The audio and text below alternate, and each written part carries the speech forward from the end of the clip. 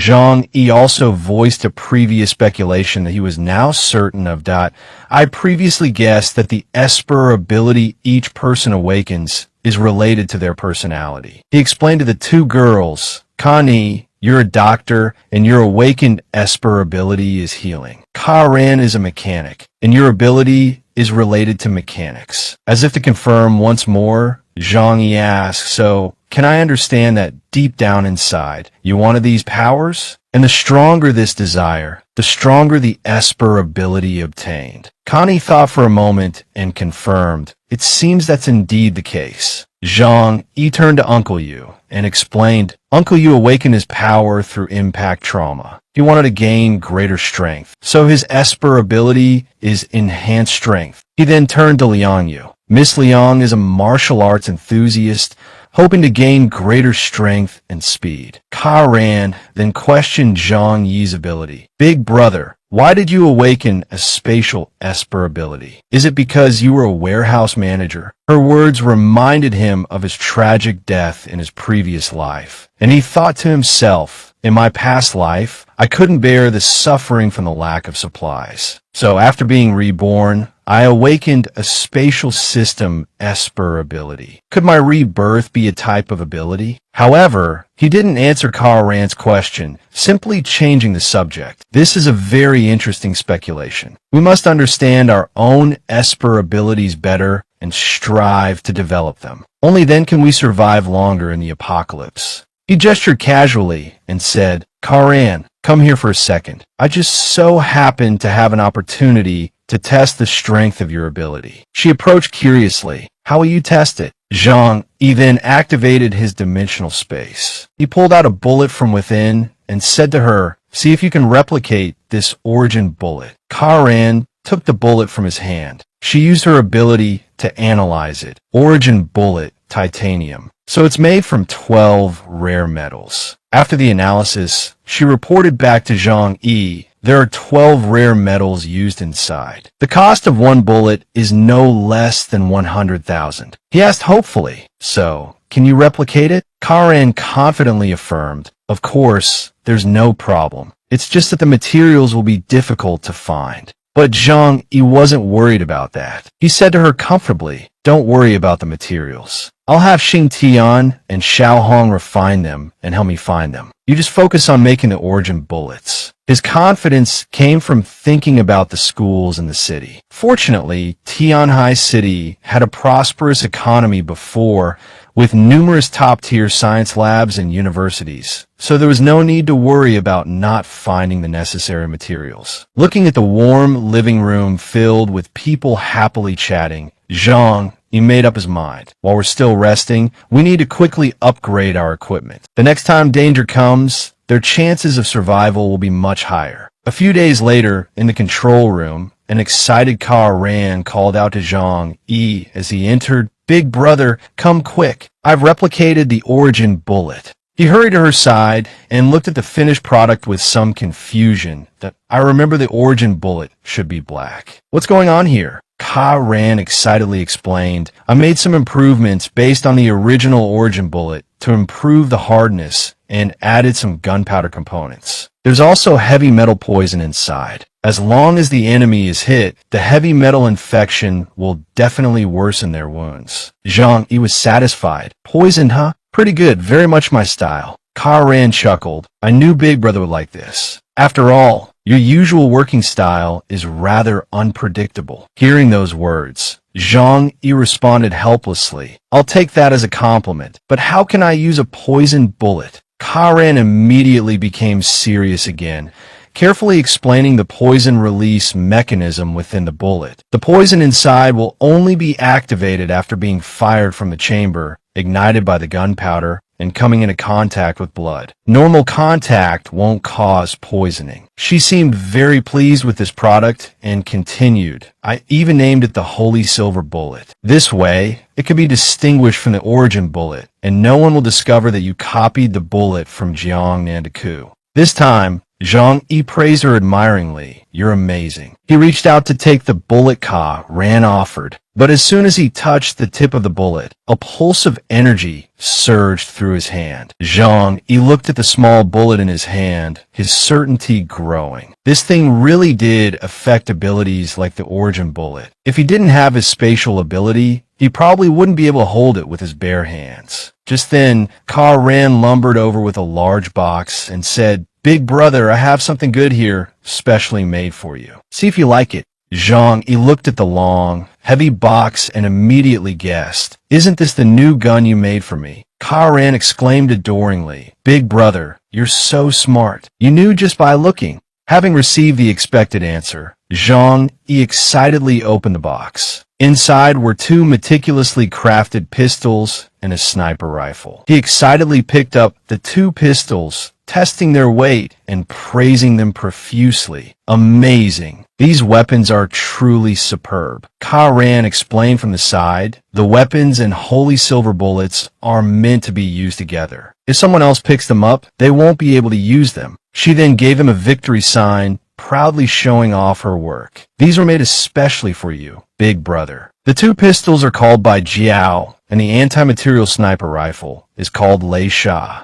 Zhang Yi was so excited that he showered her with praise. Ka Ran, "You truly are a one-of-a-kind genius. You made a great contribution this time. Tell me, what reward do you want?" Ka Ran shyly made her request, "Big brother, I want to build a mecha suit. Is that okay?" Zhang Yi generously agreed. "Go ahead. Tell me whatever you need." Having received his approval, Ka Ran was so happy, she practically glowed. "Wonderful. I definitely won't disappoint you. My divine machinist ability will definitely help me create the mecha suit of my dreams." Just then, a notification popped up on his phone. Zhang Yi looked at it, his face darkening. "By Li Chongqing stole my information." "What?" Seeing the sudden change in his expression, Ka Ran couldn't help but worry. "Big brother, what's wrong?" Zhang Yi didn't want Ka Ran to worry, so he simply said, "It's nothing. I'll go back to my room first. You can continue your work."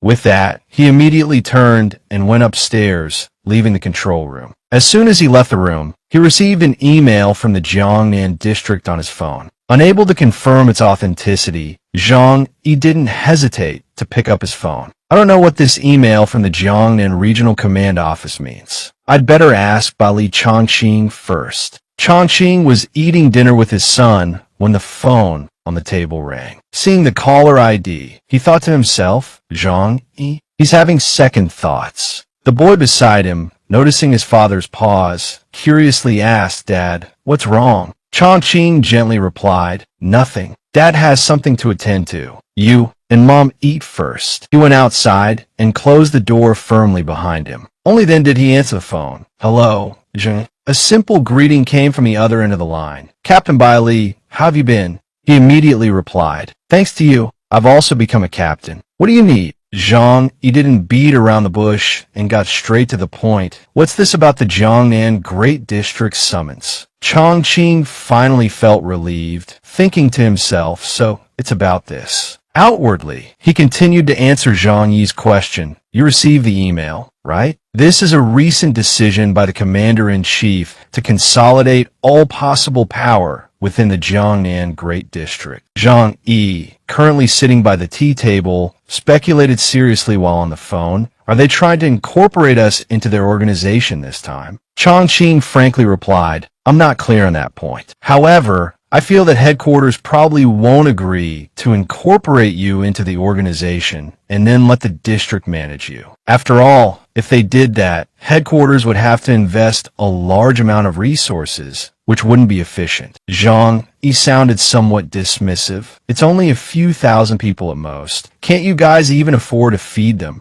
Chongqing laughed heartily. "It's not just about food, it's the special medicine used to cultivate the awakened that's scarce." Hearing this, Zhang Yi didn't miss the opportunity to accuse him. "So can I understand that the Jiangnan Great District wants us to be under unified management, but isn't willing to provide us with supplies?" Chongqing hurriedly explained, "It's not quite like that. Times are too chaotic now. The commander-in-chief wants to leverage the power of the Jiangnan Great District to avoid being attacked by unknown external forces. If the Jiangnan Great District is attacked piecemeal, it'll be carved up and divided. Hearing this, Zhang Yi pondered silently. If that's the case, it wouldn't hurt to go and take a look as long as I conceal my true strength well. He then replied to Chongqing with his decision. All right, after all this back and forth, I still need to go there personally to understand the specific situation. Chongqing excitedly promised, when you get here, I'll treat you to a drink. Zhang Yi readily accepted. Sure, you don't have to tell me. I'll look you up when I get there. After hanging up, he stretched, then thought about the others in his group. All right, I should let them know about this. A moment later, the email Zhang Yi received was projected onto the large screen in the meeting room where everyone had gathered. He briefly recounted his conversation with Chongqing. I've confirmed the situation with them. This time, we're being summoned there, and the Jiangnan Great District headquarters will organize it to determine authority and unify the management of all the powers, big and small, within the district. Next, Zhang Yi posed a question to everyone. So, let's confirm now, who's going? But immediately after, he looked towards a group of 3 people and a cat, and decided, same as usual, me, Uncle Yu, Fatty Sue, Liang Yu, and Hua Hua will go to Blizzard City. The others will stay behind.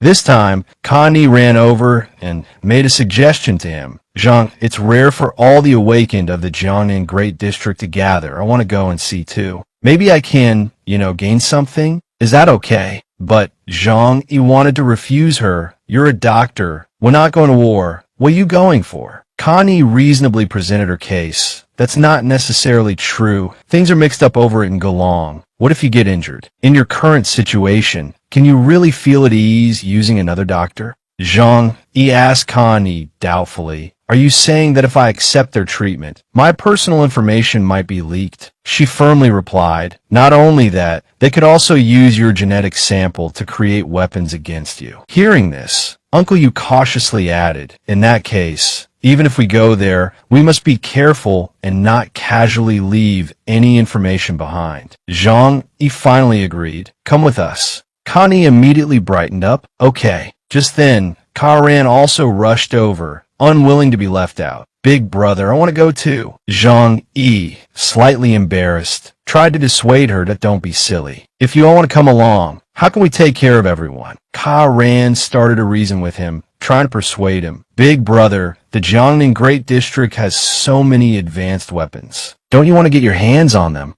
She confidently assured him, as long as I have a chance to examine them, I can analyze their material composition. There's a high probability I can replicate them. Zhang Yi's eyes lit up at that. He put his arm around Karan's shoulder and declared, let's go. We must go. Anyone else can stay, but our Karan can't miss this. Yang Mi held Hai Mei's hand, clearly aware of her own role, and gently said, then Hai Mei and I will stay home and wait for everyone to return. Huan, also understanding the situation, volunteered her own task that I'll stay too. I can provide information support. Only big brother, and I fully understand the home systems. Zhang Yi cheerfully decided, okay then 6 people and 1 cat. Let's go. He quickly messaged headquarters in the chat, accepting the summons, and immediately received information about the meeting time and transportation method. Zhang Yi was a little surprised looking at the reply from headquarters. He thought they would have to drive themselves, but unexpectedly, a special vehicle would be arranged. He then carefully turned back to instruct those chosen to go with him. There are 2 days left before the 7th. Go and prepare what you need to bring. I'll contact Xing Tian and Xiao Honglian. We'll go together. Yang Mi, knowing her place, quickly left with Hai Mei. Will go prepare dinner for everyone. After they left, Zhang Yi started an online conference call with Honglian and Xing Tian. As soon as the connection was established, he took the initiative to speak. I've replied to the Jiangnan Great District's email. They said they'll arrange a special vehicle to pick us up. What's the situation on your end? Xing Tian immediately replied. I've also replied and sent them our base's address. Honglian added, me too. Hearing that both of them had confirmed they were going, Zhang Yi continued to ask, did the Zayamayashin subway station say anything? Can we really just take the subway there? Honglien, being knowledgeable in this area, explained Huagua's transportation network is divided into two types, civilian and military. Some lines aren't open to the public. Their construction is also relatively secretive, inaccessible to ordinary people. I remember there's a special line that goes through Zayamayashin. Hearing this, Zhang Yi didn't say anything more, only instructing the other two. So that's how it is. Right, don't bring too many people. Just bring a few elite espers. Both of them agreed. Okay. Immediately after hanging up, he leaned back in his chair, exhaling and silently praying. Hopefully, nothing goes wrong when we get to the Jiangnan Great District headquarters. A few days later, at the entrance to the Zayamayashin subway station, Honglien's and Xing Tian's groups were already waiting when Zhang Yi's car arrived. As soon as everyone got out of the car, Xing Tian cheerfully went out to greet him. Zhang Yi, you're here. Zhang Yi looked at the number of people they had brought and couldn't help but joke, judging by the current numbers. I'm afraid there will be no less than 10,000 people arriving at headquarters in the end. Honglien looked a little helpless at his words, but honestly admitted, right now, we're actually a bit scared, so we wanted to bring more people for safety. Zhang Yi didn't comment further after hearing her explanation, simply saying, being cautious is good. It's almost time. Let's quickly enter the station and board the train. Honglien then reasonably suggested, Zhang, why don't you also store your car away for us? Otherwise, leaving it here might result in damage and loss. He didn't object and immediately complied with her request. If you trust me, then I'll help you. Afterward, they walked in together, but as soon as they turned around, they saw the subway entrance covered in ice and snow. Chun-Lei didn't hesitate, using his ice and snow manipulation ability. He quickly opened a path. Uncle Yu took the lead, holding a flashlight and walking down, saying to the group behind him, just follow me. The group carefully followed behind Uncle Yu and entered the subway station. Inside were empty, dark tracks, and above them was a timetable board. While waiting, Honglien took the opportunity to share the information she had gathered. I've contacted my former colleagues. I've learned that Commander-in-Chief Zhou Zheng is gathering all the major and minor forces of the Jiangnan Great District to unify management and guard against external invasions or rebellions from mutated creatures. Zhang Yi felt a bit puzzled and asked, I understand mutated creatures rebelling, but what do you mean by external invasion? Lamtin has already entered an ice age. Which country still has the power to harass us? She carefully replied, large-scale wars certainly won't break out, but I hear that small-scale conflicts in the border areas have never stopped. After all, our Huagua, no matter the time, is always coveted by others. Hearing this, Zhang Yi couldn't help but feel a headache. There are truly countless pests. You can never kill them all. But national affairs don't need small fries like us to worry about. We just need to do our best within our capabilities. Just then, Huan bristled and howled, and, at the same time, a bright light shone from deep within the tunnel. The light came from a rapidly approaching train. Zhang Yi immediately recognized it and announced to everyone, it's here. Soon, a subway train stopped in front of them, and the automatic doors opened. Inside, a female attendant was already waiting. Zhang Yi was momentarily surprised when he saw her, but Karen quickly whispered in his ear, it's a robot. He immediately understood. No wonder she didn't look alive. The attendant invited them. Everyone, please board Blizzard train number 13. The subway train continued to speed through the tunnel. It was dark. On the train, Ni and Karen leaned on Zhang Yi's shoulders, dozing. Meanwhile, he remained awake, calculating the time and wondering how much longer it would take to reach headquarters. Just then, the train slowed to a stop. A group of people wearing armor and cloaks boarded. Zhang Yi watched them and casually remarked, as expected, everyone coming to Blizzard City this time is ruthless. Hearing this exclamation, Xing Tian and Honglien broke out in a cold sweat, thinking, ruthless? Are you talking about us? If we're ruthless, then you're Satan. The train carrying them started moving again. After some time, the train finally stopped. The announcement echoed through the train, "Attention passengers, we have arrived at the final stop, Blizzard City. Please gather your belongings and disembark promptly." Zhang Yi, leading Kan Yi and Karan, ordered, "Let's go." Hong Lian and Xing Tian quickly followed. As soon as they stepped off the train, they saw several other groups also disembarking. Among them was a rather beautiful girl wearing light armor, Gu Hongyi. Nearby was a young man wrapped in a thick, cold-weather cloak, his scarf covering half his face. His name was Chun Liangyu. There was also a bald man with a fierce appearance, leading several others in armor. His name was Sun Jianming. Their ferocious looks frightened Kan Yi and Karan, who instinctively clung to Zhang Yi. They looked so scary. They whispered. They looked like they've walked straight out of a bloodbath. Tall trees catch the wind, Zhang Yi thought, and the two girls pressed closer to him. The group filed off the train.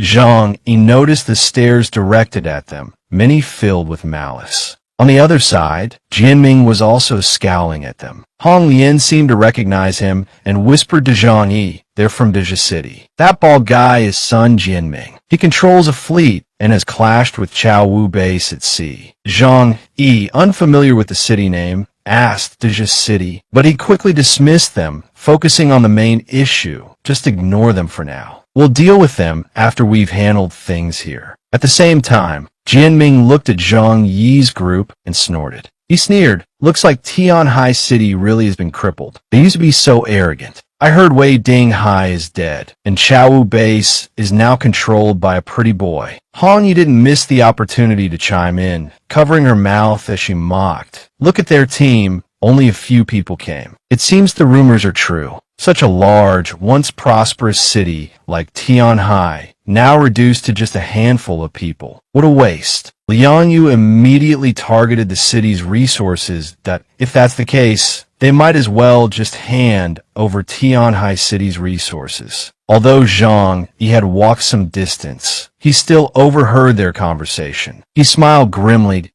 "Oh, they really think Tianhai City is empty. Interesting," he muttered. As everyone disembarked, they saw a group of soldiers waiting outside. Zhang Yi frowned, wondering, is this Blizzard City's defense force? Yin Yun, the girl with vibrant pink hair, looked around and licked her lips thoughtfully. Truly imposing and majestic. "I want to get a taste of them." She glanced at the Special Forces soldier in the distance, silently assessing him. So much for the best of the best, Special Forces of the Special Forces. Seems they're nothing special after all. Just then, the sound of authoritative footsteps suddenly rang out. Zhang Yi was also drawn to the commotion. The person who arrived was Tu Yunlai, the Minister of Operations for the Jiangnan Grand District. Seeing the aura radiating from him, Zhang Yi furrowed his brows and sighed. So powerful. This guy is probably even stronger than Bianjun Wu. The Jiangnan Grand District headquarters truly cannot be underestimated. Experts are everywhere here. As Zhang emerged into the crowd, he thought, "I must remain humble." At that moment, Yunlai suddenly spoke. "Everyone, welcome to Blizzard City. I am Tu Yunlai, Minister of Operations for the Jiangnan Grand District, and I am here on behalf of the Jiangnan Grand District to welcome you." He seriously reminded them, "Here, I want to briefly explain the rules of Blizzard City. Remember, these are very important to you, because in Blizzard City, rules are absolute. Anyone who violates them will face severe punishment." Hearing these words, Zhang Yi raised an eyebrow. He's really laying down the law right from the start. Yunlai's steady voice continued. "Tonight, I will arrange accommodations for everyone. Tomorrow, the Commander-in-Chief will personally convene a meeting. Everyone must be on time." He glanced around and reiterated, "Remember, do not cause trouble here. Leave your bad habits from the outside world behind." With that, Yunlai turned and left. "No one came to provoke me." "Well, that's good. They're being obedient. Such compliance will save a lot of trouble." At this time, a Blizzard City administrator approached and greeted them warmly. "Everyone, please follow me. I will be in charge of your hospitality during your stay in Blizzard City. If you have any questions, feel free to ask me." She continued, "In addition, I will send the regulations of Blizzard City to your communication devices. Please read them carefully. Blizzard City operates under military-style management with many rules. Please be mindful of avoiding any violations. Hearing this, Zhang Yi said, "Thank you for your hard work." Then the entire group followed her. Zhang Yi asked, "Miss, may I ask what ordinary people here do? Why don't I see any ordinary people around?" She replied, "They're all working. In Blizzard City, everyone is assigned work according to their abilities. To maintain the city's operations, ordinary people work at least 14 hours a day." Zhang Yi frowned after hearing this and asked, "What if the elderly and children are unable to work?" She chuckled softly and explained, "Unless their families can contribute enough to compensate for their lack of contribution, they are not qualified to live in Blizzard City." Luca Air exclaimed in surprise, "What? That's too harsh." Zhang Yi added, "Reserving resources for those who are more needed and valuable is quite reasonable." She said, bewildered, "But what about the children?" At this moment, the administrator's voice rang out again. "Wouldn't it be enough to just let the capable couples have more children? Our Blizzard City has birth quotas. When necessary, having children is also a mission that needs to be completed in the apocalypse." Liang Yute and Zhou Karen both frowned simultaneously at such a strict rule. After walking for a while, the administrator stopped in front of a rest area. "Everyone, this is the rest area for you during your stay in Blizzard City." The entire group then proceeded into the guarded building. A few minutes later, she pointed to a room and said, "This is the room arranged for you." After checking in, Zhang Yi lay down to rest. He didn't know how far away this place was from Bailey, Chongqing. He hadn't been lying down for long when the doorbell rang. He hurried to open the door and was puzzled to see Hong Lian and her group standing outside. "What is it?" he asked. Hong Lian walked in as she spoke. "When I arrived, I observed the situation. Our group has the fewest people. The other cities have over 100. And what's more, I can sense that the number of espers they have isn't as high as ours." Xing Tian added, "That's for sure. I've detected quite a few people watching us, and many of them have malicious intentions." She nodded. "If it weren't for Yuan Kongye, would they dare to treat us like this?" Zhang Yi, after hearing this, reassured them, "Don't worry, this is Blizzard City. Even if they have ill intentions towards us, they won't dare to act. Before we understand the intentions of the Jiangnan district, no one is to act rashly, or I won't be able to protect everyone." Hong Lian frowned in disagreement. "I'm afraid that if we keep holding back, they'll only become more aggressive. After all, we may not provoke them, but they may provoke us." He furrowed his brow and asked, "Are you saying they'll take the initiative to attack us?" Hong Lian snorted coldly. "Tianhai City has a developed economy and abundant resources. But now, only the forces of our few families are protecting it, and the surviving human population is probably less than 10,000. It's hard to avoid being coveted." Zhang Yi suggested, "Let's not think about this for now. We should focus all our energy on tomorrow's meeting. We'll talk about other things when we get back." Seeing this, Hong Lian simply replied, "All right, we'll head back first," and then left. At this point, Ka Ran and Ka Ni came up to him and whispered, "We're scared." Seeing their tears, he said, exasperated, "Then you two just sleep here. I'll make a call first. Wait for me."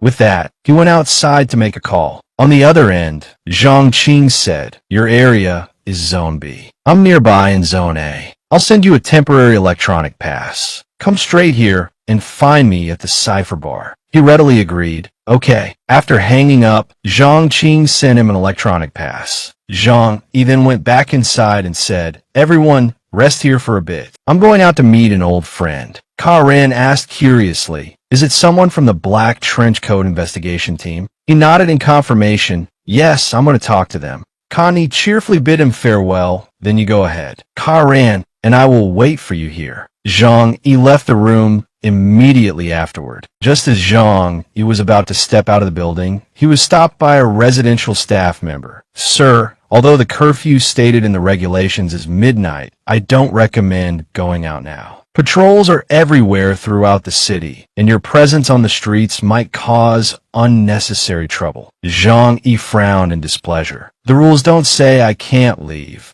the residential area." She explained, flustered, "But if anything happens to anyone outside, I might be held responsible by the higher-ups." Hearing this, Zhang Yi cursed inwardly. "Your rules are certainly numerous, but don't think you can use them to restrict my freedom." But aloud, he said, "I will abide by the rules of Blizzard City. But please remember, we are guests here, not anyone's subordinates, and certainly not criminals." After saying this, Zhang Yi walked straight out the door, leaving the residential staff member staring after him in astonishment. Upon leaving the building, he saw that it was snowing lightly outside. Looking at the numerous footprints in front of him, Zhang Yi chuckled to himself. "It seems there are quite a few people out like me." At the commander's office, Chu Zheng sat facing Tu Yunlai. After a moment, he spoke.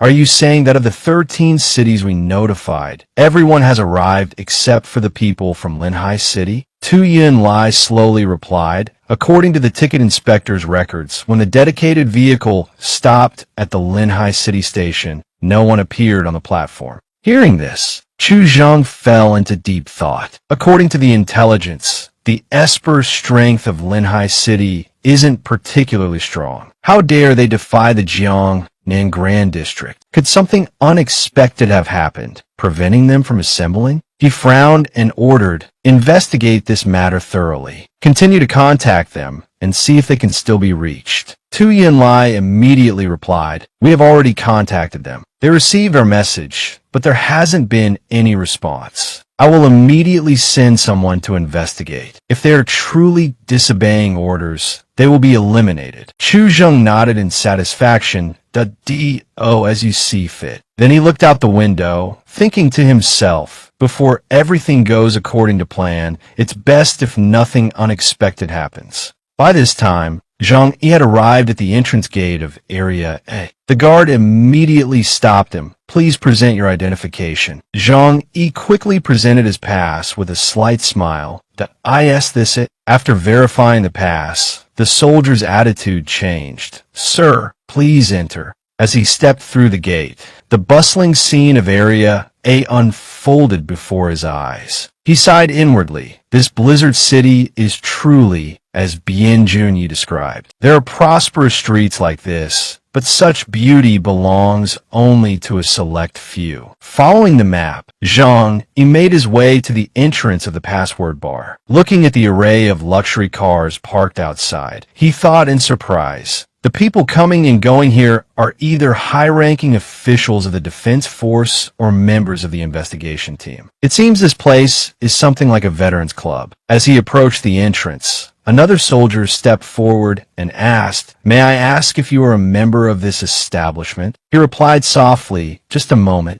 As soon as he said that, he picked up his phone and called Zhang Qing. His voice immediately rang out, "If you've arrived, give the phone to the guard at the door." Zhang Yi then obediently handed the phone to the guard. After listening, the guard bowed his head and apologized. "Sincerely sorry, sir. I didn't know you were a friend of our honored guest. Please come in." The guard respectfully stepped aside, making Zhang Yi realize something. It seemed the identity of investigation team captain was truly useful. No wonder he had wanted to become the captain from the very beginning. As soon as he stepped into the bar, a staff member greeted him warmly. "May I ask if you are Mr. Zhang Yi?" "Captain Baili Chongqing asked me to guide you." He nodded. "That's me." Hearing this, she gestured with her hand, "Please follow me." While waiting for the elevator, the staff member explained, "The first floor is for ordinary guests. The upper floors are private rooms reserved for VIPs. Zhang Yi sighed. "The class system is really strict." She then asked, "You seem unfamiliar. You must have just arrived in this place." Hearing this, Zhang Yi's eyes sharpened. "Probing my information? Do you really think I'm that naive?" Seeing him ignore her, a flicker of displeasure crossed her face. But at this moment, the elevator doors opened. A few seconds later, the elevator stopped on the 13th floor. The staff member's voice rang out again. "We're here. The people waiting for you are all here, sir. Please."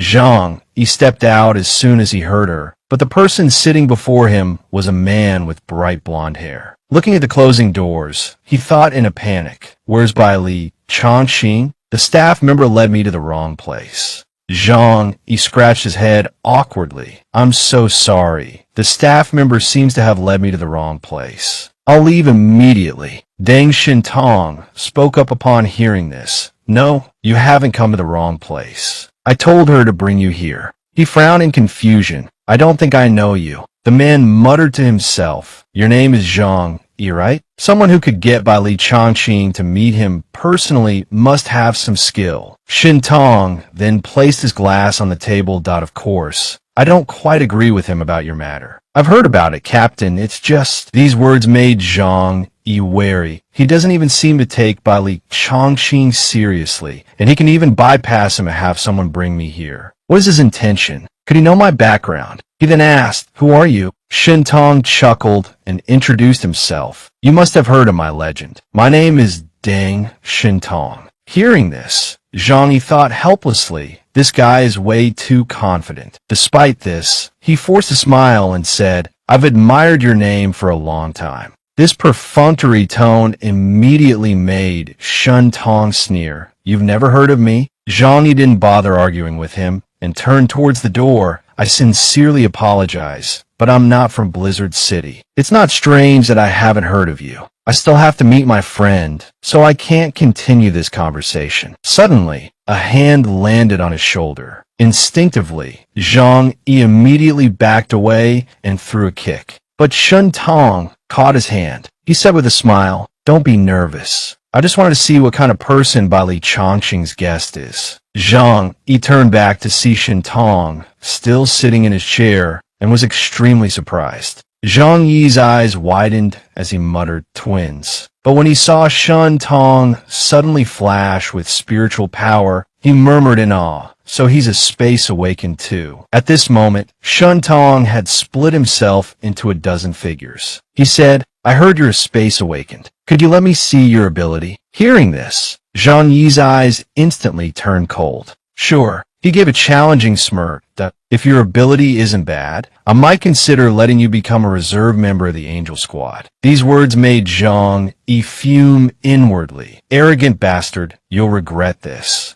Looking at the 7 Shintongs standing before him, Zhang Yi frowned. Calculating this distance, it wouldn't be impossible to let him experience a bit of my divine power. Just as Zhang Yi was about to speak, the elevator doors suddenly opened. Bai Li Changqing hurriedly called out, Zhang Yi, how did you end up here? He walked over and clasped Zhang Yi's shoulder. Come back with me. I'm still waiting for you to have a drink. At this point, Shintong sneered and said, Bai Li Changqing, I found your friend quite interesting, so I chatted with him a bit. You don't mind, do you? Changqing looked him straight in the eye and chuckled dryly. Captain Deng taking an interest in my friend is quite an honor for him. However, his expression darkened. Next time, it's best to tell me about this sort of thing beforehand. After all, we're both investigation team captains. Isn't this a bit against protocol? Shintong gave a cold, mocking laugh. Captain, if Bien Jun Wu said those words, I might give him some face, but you... He clicked his tongue regretfully. You don't seem qualified enough. Hearing this, Changqing angrily retorted, Deng Shintong, are you trying to start something in Blizzard City?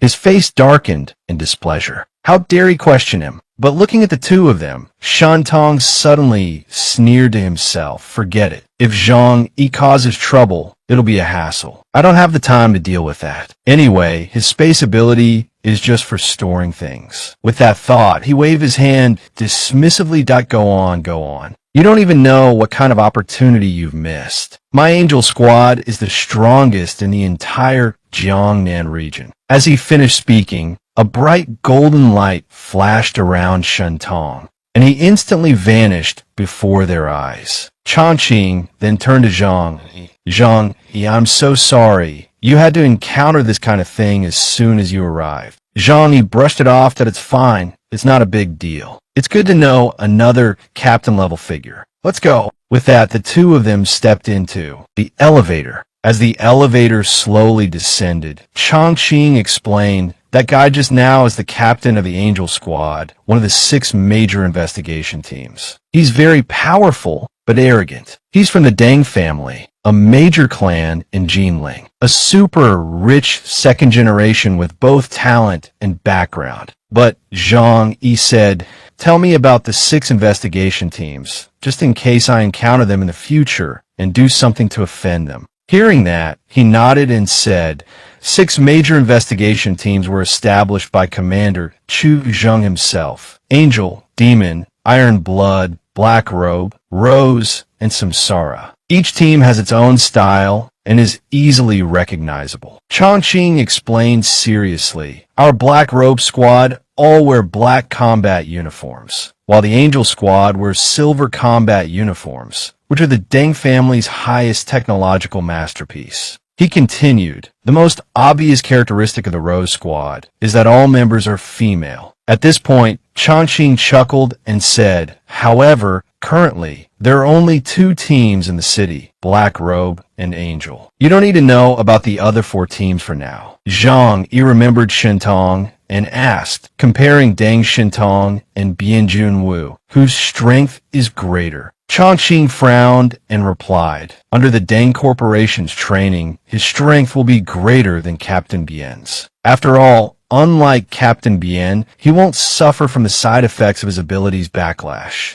Hearing this, Zhang Yi's eyes became worried at S.O. This person's strength is not inferior to mine. Recalling the power from earlier, Zhang Yi frowned and thought, "He's a dangerous character. He'd better not provoke me." Seeing his worry, Chongqing reassured him, "Of course, when it comes to combat experience, Captain Bien is miles ahead of him." Hearing this, Zhang Yi turned and asked curiously, "Then do you know what his ability is?" Chongqing retorted coldly, "Why do you ask? Even if you knew, I'd advise you not to fight him." Zhang Yi shrugged indifferently and replied, "I'm just a little curious. Being spun around by him earlier made me a little worried that he might target me in the future." Hearing this, Chongqing laughed and comforted him. "You don't need to worry about that. He is, after all, the captain of the Angel Squad. As long as you don't violate the rules of the Greater District, he won't touch you." Chongqing suddenly chuckled wryly and said, "As for his ability, I really don't know. There aren't many people in the Greater District who can make him use it." He thought to himself, "The gap between myself, Captain Bien, and Deng Shuntong is too large. I don't even know if I can continue as captain of the Black Robe Squad." At this moment, the elevator stopped at the 7th floor. As soon as they stepped out, a chaotic scene immediately came into view. Zhang Yi sat down, looked around, and exclaimed, "It's so lively." Chongqing chuckled and asked, "So, you like this place, right? Tianhai City doesn't have a place like this." He stared at the stage in front of him and said, "If I wanted to do this in Tianhai City now, wouldn't it only take a few minutes?" Chongqing replied with a forced laugh, All right, I almost forgot you're the lord of Tianhai City now. So what would you like to drink?" Zhang Yi quickly declined. "No more alcohol. Drinking impairs judgment." Hearing this, Chongqing nodded in agreement. "That's true. You wanted to ask me about the situation, right? But there are some things I can't tell you."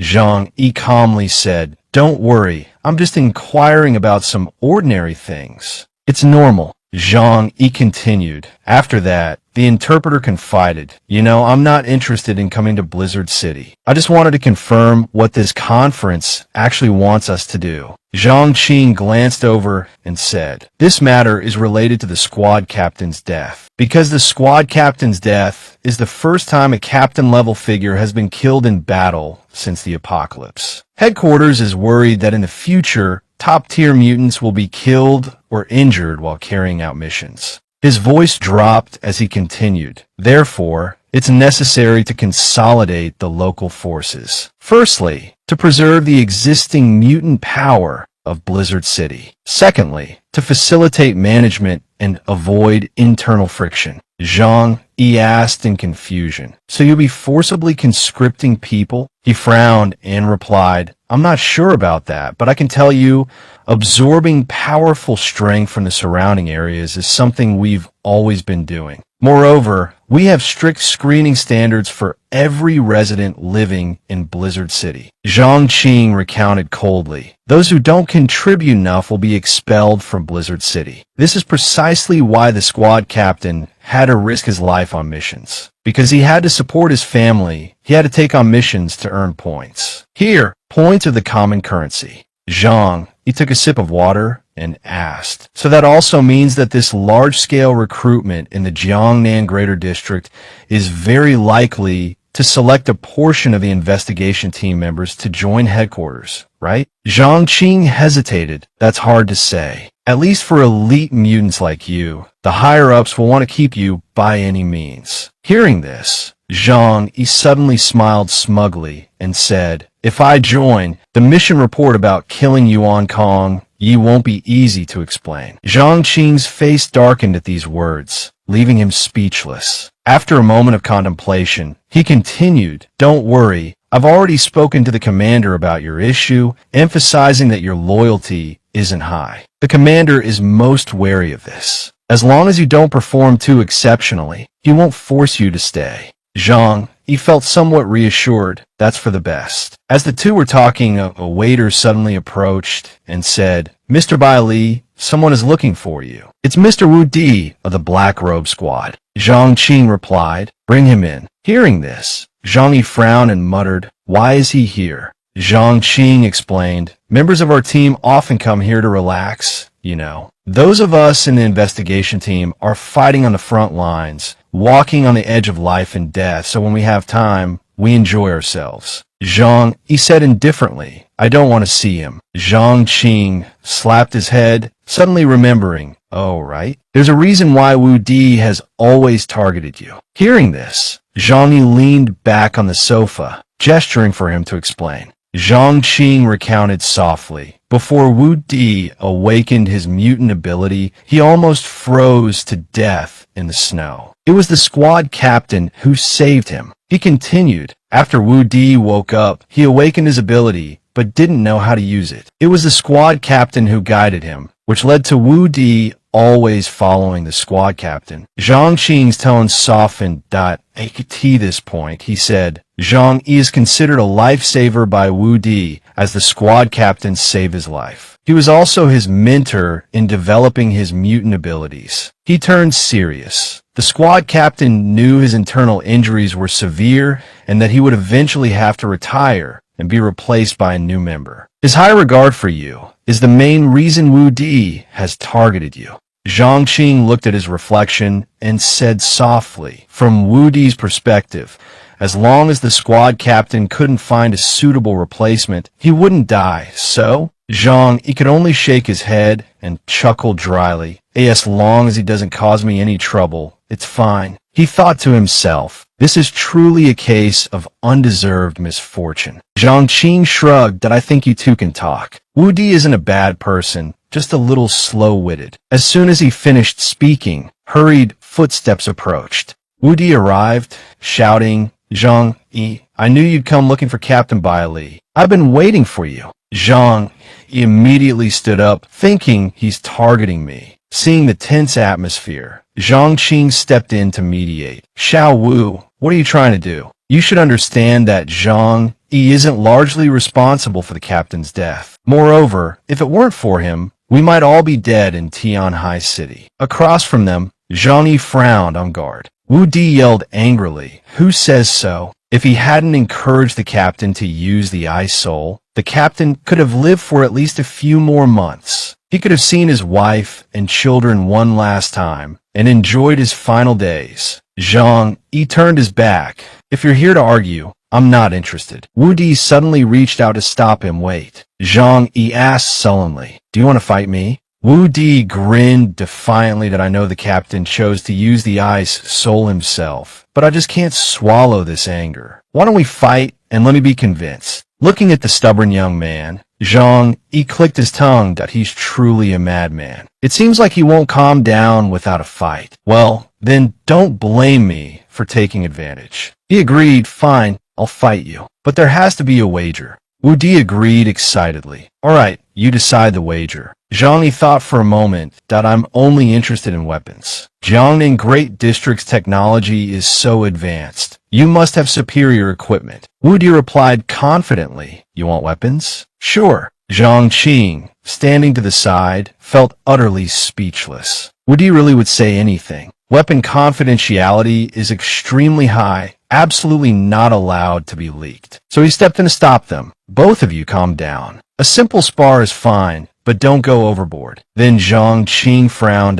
As for the wager, Zhang Yi, you can choose any melee weapon you like, but don't even think about firearms. Zhang Yi frowned suspiciously. Melee weapons. He thought to himself, melee weapons are useless to me. Seeing this, Zhang Qing immediately stepped forward to assure him, don't worry, we won't trick you with scrap metal. There are plenty of good things in our Black Cloak Squad's armory, such as weapons made from adamantium. You've probably heard of it, right? As soon as he finished speaking, Zhang Yi became extremely interested. Adamantium? Long Ming uses that material. Having one for self-defense wouldn't be bad. He thought for a moment, then immediately said, I prefer using knives. Zhang Qing immediately opened a screen to show him. The weapons we use daily are made of adamantium. Then, he showed him the selection. This is the investigation team's specialized weapon system. You can choose one you like. Zhang Qing chuckled lightly, adding, and don't mention anything about money or wagers. I'll give it to you as a gift. Zhang Yi quickly refused. A wager is a wager. I can earn it with my strength. I don't need a gift. He then began to carefully browse, looking for something that suited him. Very quickly, Zhang Yi found a suitable weapon. This knife is quite suitable for defense and blocking. Having made up his mind, he immediately spoke, I choose that one. Seeing this, Zhang Qing closed the screen and said, this is just a sparring match. I hope you two won't go overboard. When necessary, I'll intervene. Wu Di arrogantly vowed, don't worry, boss. I know my limits. I just need to subdue him, not endanger his life. Zhang Yi added with a cold smile, me too. So where will we fight? Looking at the two men standing at odds with each other, Zhang Qing could only sigh. This fight definitely couldn't be stopped. He hoped the process could be somewhat peaceful. Then he said, Blizzard City has a special martial arts arena specifically for training and combat. Only there can we legally conduct this duel. Zhang Yi agreed with satisfaction. Alright, let's go there now. Wu Di didn't hesitate to reply, let's go. After that, the three of them left the cipher bar for the martial arts arena. As they walked, Zhang Yi wondered aloud, I wonder what rare materials were used to build this arena. We should ask Liu Karen to take a look. He suddenly said, can I call my friends over? Hearing this, Zhang Qing asked, you still don't trust us? Zhang Yi quickly shook his head and explained, it's not that. It's just a precaution. In case I get injured, I'll need my own doctor to treat me. Zhang Qing chuckled confidently. Don't worry. There's a special corner right over there. Besides, he paused for a moment and glanced worriedly at Wu Di. Fighting him, could you possibly get injured? Zhang Yi countered, using your doctors. Aren't you afraid of something being discovered? Zhang Qing understood his concerns and agreed. Okay, you can call your friends over. I'll issue them passes. Zhang Yi happily replied, alright. After that, Zhang Yi took out his phone and called, Karen, bring Liu Karen and Liang Yu to the Area A arena. Something's come up. Then he turned to ask Wu Di, do you need to make any preparations? However, he replied confidently, I hope you can give it your all in the arena. Fight! The two of them clasped hands. Alright. Zhang Yi took a sip of water and looked at him, thinking, if I could use my full strength, you wouldn't be here provoking me. How clever. Just then, a voice called out, brother, did you call us over here? Seeing the three promising individuals, he gestured with his hand. Let's go over there.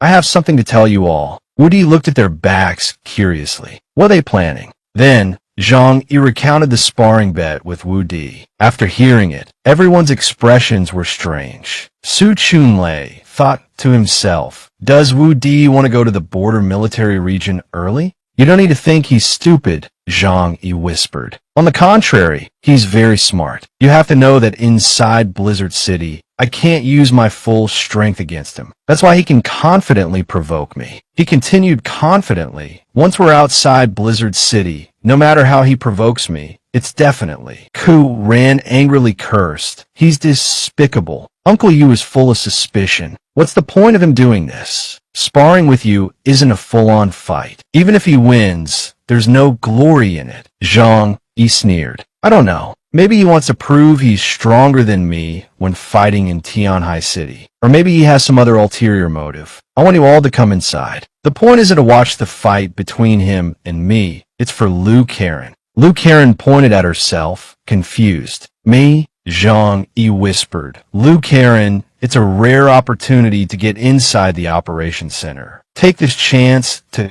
get acquainted with the materials there. Do you understand what I mean? She nodded excitedly. Guaranteed to complete the mission. While they were talking, Bai Li, Changqing also noticed them. He pulled Wu Di aside. Wu Di, Zhang Yi's current strength, is only stronger than before, not weaker. Even Yuan Kongjia couldn't attack him. Are you really sure you can beat him? A glint of determination flashed in Wu Di's eyes. Don't worry, Captain. I've studied Zhang Yi's abilities during his fight with Yuan Kongjia. His abilities are defense-oriented. Yuan Kongjia couldn't injure Zhang Yi because he lacked combat experience. But he declared confidently, the boss has reminded me more than once that the key to victory lies here. I've figured out how to beat Zhang.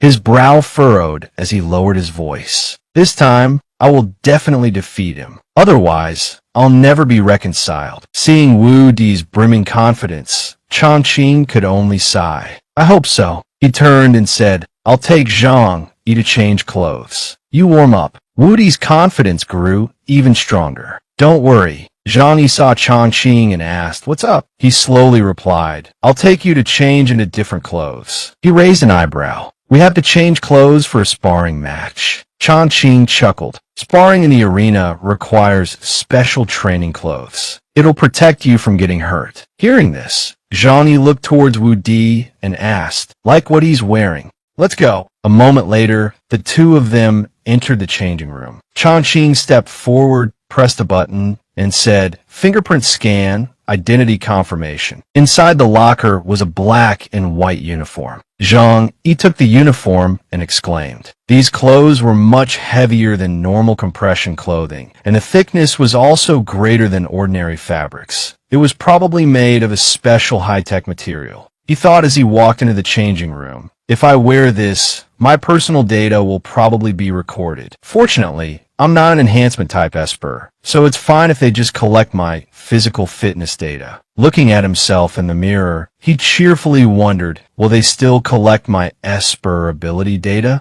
I can just suppress my power, can't I? As he was thinking, his eyes fell on a protruding black button on the glove. Without much thought, Zhang Yi pressed it. Immediately afterward, the uniform automatically adjusted its size, leaving him wide-eyed in surprise. After putting it on, he felt his body become more agile and his strength increase. He walked out of the room and asked, how does this suit work? Zhang Qing proudly introduced, the training clothes and combat attire of our investigation team are made of the same material. It can enhance our overall strength. It's no exaggeration to say that even an ordinary person wearing this can achieve the basic physical capabilities of an alpha-level enhancement type Esper. Zhang Yi marveled. There are such miraculous clothes. Zhang Qing smiled and said, this type of training clothing, in Blizzard City, only members of the Yin Yin Squad and the 6 major investigation teams are qualified to use. If you like it, you can consider joining our Black Leopard Squad. Seeing this, Zhang Yi quickly declined. I think I'll pass on that. Zhang Qing didn't force him and said, all right then, let's go to the arena. Watching him prepare to step onto the arena, Zhang Qing anxiously added, Zhang Yi, remember, know your limits, know your limits.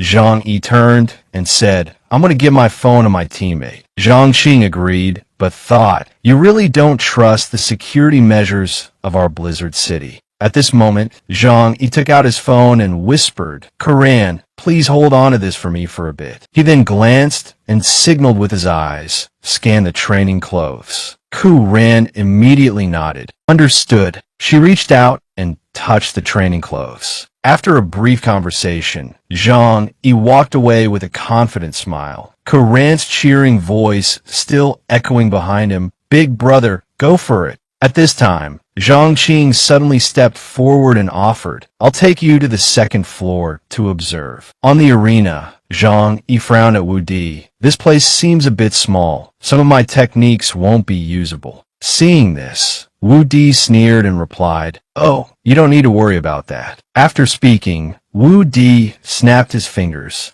and in an instant, the distance between the two changed. Zhang Yi looked around in astonishment, murmuring, "Spatial esper ability." Below, Corinne also exclaimed in surprise, "How did the arena suddenly get so big?" Seeing this, Zhang Qing explained, "This is the ability of the arena administrator. It's called performance stage, a very powerful, functional spatial type ability." At the same time, on the third floor of the arena, Deng Shentong and two others were observing the match. He smirked and remarked, if he can actually defeat Wu Di, then giving him a chance to be a reserve member of the Angel Squad wouldn't be out of the question. On the fifth floor of the arena, Chu Zheng and Tu Yunlai were also watching the match. Through the screen, Chang Qing's voice rang out. The match began. Zhang immediately drew two guns and activated his ability, precision shooting. Two incredibly accurate shots were fired towards Wu Di. The two bullets ripped through the air, heading straight for him. But at this moment, Wu Di's body was enveloped by countless orbs of light, ephemeral cannons. As the bullets approached the orbs of light, they suddenly merged together. Watching this, Deng Shentong nodded. This kid, his natural talent isn't bad. Zhang Yi fired continuously, thinking, let's see if you have more mental strength or if I have more bullets. Wu Di said confidently, useless. I've figured out your attack method. This kind of attack won't even scratch me. As soon as he finished speaking, a white beam of light shot toward Zhang Yi. He smirked in response. I understand you pretty well too. Immediately after, Zhang Yi opened a spatial gate, absorbing the entire white beam. Deng Shentong stroked his chin, commenting, a spatial ability, and it can absorb attacks. I wonder if it can absorb infinitely. Can he counter my attacks? A member of the Angel Squad replied, spatial abilities rarely have powerful offensive methods, but I'm quite interested in sparring with him. Chun Wu added, someone with a close combat spatial ability like you is rare. Wouldn't fighting him be bullying? He scratched his head sheepishly. That's true. Deng Shentong spoke again. It doesn't matter. I just want to use his item storing ability to help us carry supplies during missions. He gave a calculating smile. However, if he can give me a little spatial fluctuation, that would be even more interesting. Down in the arena, Wu Di continuously used his ability. Zhang Yi's biggest trump card is probably Divine Might. Before he uses it, space will distort. If I can dodge Divine Might or wait for him to reload, that's my chance to counterattack. As soon as he finished this thought, Zhang Yi on the opposite side began to reload. Wu Di spread his arms, smirking, now's my chance. At the same time, Zhang Yi finished reloading. Wu Di confidently declared, take this. As soon as he finished speaking, the sparks of light suddenly scattered everywhere, all targeting Zhang Yi. Unfazed, he continued firing. Origin Gate. Looking at the light before him, he frowned and wondered, is he trying to launch an AoE attack on me? He suddenly sneered. The squad leader said your ability can counter my ephemeral cannons, but how can you defend against this kind of omnidirectional attack with no blind spots? Immediately afterward, a series of terrifying explosions sent smoke and dust billowing everywhere. Wu Di confidently declared, this time, even with your strange spatial ability, you can't defend against this. Then he raised his fist and roared, explode. The mass of light surrounding Zhang Yi instantly detonated. Thousands of firecrackers exploded, creating a brilliant stream of light. Liang Yu stammered, you really came prepared, so Zhang Yi's two-layer gate is having a hard time defending. Chu Yu added, Zhang Yi's defensive abilities aren't that strong to begin with. Even the damage from the small, ephemeral explosive firecrackers will still hurt him. Deng Shentong wondered aloud, is that it? That can't be right. As soon as he finished speaking, his eyes landed on a spatial gate hidden behind the smoke. Seeing Zhang Yi emerge from the explosion unharmed, Wu Di was stunned.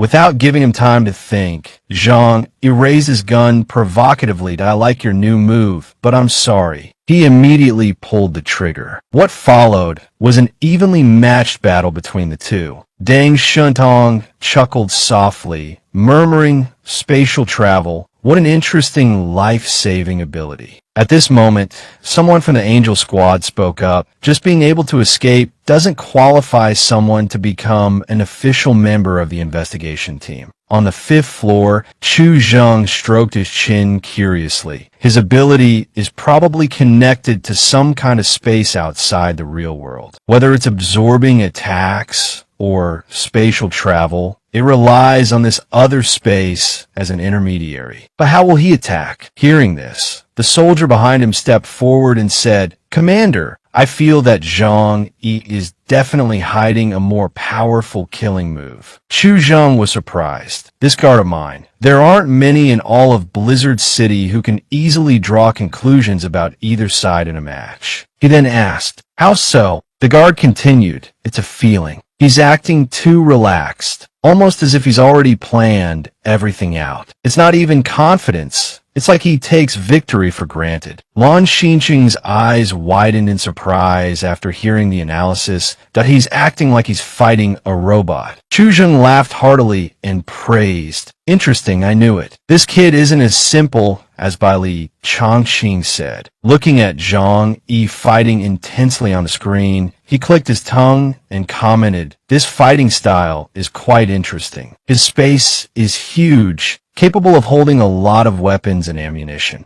It's like he's a walking arsenal, perfectly suited for attrition warfare." Down in the arena, Wu Di suddenly spoke, "Looks like you want to wear me down." He then jumped into the air. "Sorry, but all of this is within my calculations." Seeing this, Zhang Yi couldn't help but feel puzzled. Although both he and Wu Di were long-range attackers, his two-layer gate could freely change the distance between them. What was the point of Wu Di increasing the distance now? Wu Di quickly widened the gap between them and said confidently, "This distance is the limit of your spatial travel, right?" Immediately after, he summoned a massive number of light spheres and declared, "Zhang Yi, try this move of mine. If you can withstand it, I'll admit your strength surpasses mine." Looking at the tens of thousands of light spheres surrounding him, Zhang Yi frowned as he listened to him continue. "I specially prepared this move for you. It's called Ephemeral Storm Image, a total of 300,000 miniature ephemeral cannons. The detonation time lasts for 2 minutes." Wu Di wasn't joking. As soon as he finished speaking, the 300,000 spheres began to explode consecutively, causing the spectators in the stands to widen their eyes in astonishment. Deng Shentong excitedly jumped up and asked, "What do you guys think? Will he dodge, or will it just end like this?" Liang Yute worriedly muttered, "This move is completely tailored to target Zhang Yi." Meanwhile, Deng Shentong was still confidently thinking to himself, "Come on, hurry up and announce it. Say the match is over." Zhang Yi lost, but the scene that followed shocked him so much that his jaw dropped. How is this possible? After the smoke cleared, Zhang Yi's figure appeared before everyone's eyes. Seeing this, Deng Shentong became even more interested. Interesting, truly interesting. Judging by his appearance, he's even stronger than what's recorded in District A's intelligence reports. Elsewhere, Chu Zheng also couldn't help but praise. How did this kid do it? Based on his strength, he shouldn't have such flawless defensive capabilities. At this moment, the guard standing behind him suddenly spoke. "I think I roughly understand what happened." He continued to explain, while Chu Zheng secretly signaled to someone named Yun Lai. "It's indeed an incredibly interesting defensive skill. This guy's defense skill is maxed out." The guard continued. "The moment the explosion occurred, he activated a perfect defensive wall, absorbing all attacks from all directions." Chu Zheng looked at the screen in front of him and softly said, "Arena, analyze the previous combat scene." Immediately after, a mechanical voice responded, analyzing data. After a moment, it said, Zhang Yi's expanding spherical barrier is also a spatial origin technique. The origin gate he used before has a similar attack absorption function. This is likely its expanded form. Hearing the analysis, Chu Zheng exclaimed in surprise, absolute defense. The guard behind him couldn't help but praise. There's no such thing as absolute defense in this world. If there is, it just means the attacking force isn't strong enough to break the defensive barrier. Lan Xinqing finally spoke up. He's just been defending from start. Isn't that too careless? In the arena, Wu Di was so frightened that he collapsed, muttering, how is this possible? How could you block my attack? I studied you so thoroughly. You shouldn't have been able to avoid this move so easily. You should have at least been injured, he said, then a determined glint flashed in his eyes. I don't believe it. This time, it'll definitely work. Just then, Zhang Yi's voice rang out. Don't waste your effort. Watching Wu Di focus his energy, Zhang Yi created a barrier while thinking, if it were me from a few months ago, I might have been injured by this move. But now, my energy has been enhanced. With this barrier, what separates me from the real world is an entire spatial origin dimension. At this moment, Wu Di seemed to have lost his reason. He roared and fired all his ephemeral cannons towards Zhang Yi. Nonsense. Whether it's useless or not, won't we know after trying? Zhang Yi thought to himself. If I weren't concealing my true strength, I would have already ended this match with my newly comprehended ultimate move. However, Wu Di doesn't deserve to die, so I'll just use an origin bullet. He calmly loaded an origin bullet into his gun, then immediately raised it and pulled the trigger, firing with pinpoint accuracy. In the blink of an eye, Wu Di was struck in the chest by the origin bullet, causing him to cry out in pain. Wu Di clutched his wound, unwilling to accept defeat as a robotic voice announced. Match concluded. Wu Di, you lose it. A moment later, Wu Di stared blankly at the bullet in his hand,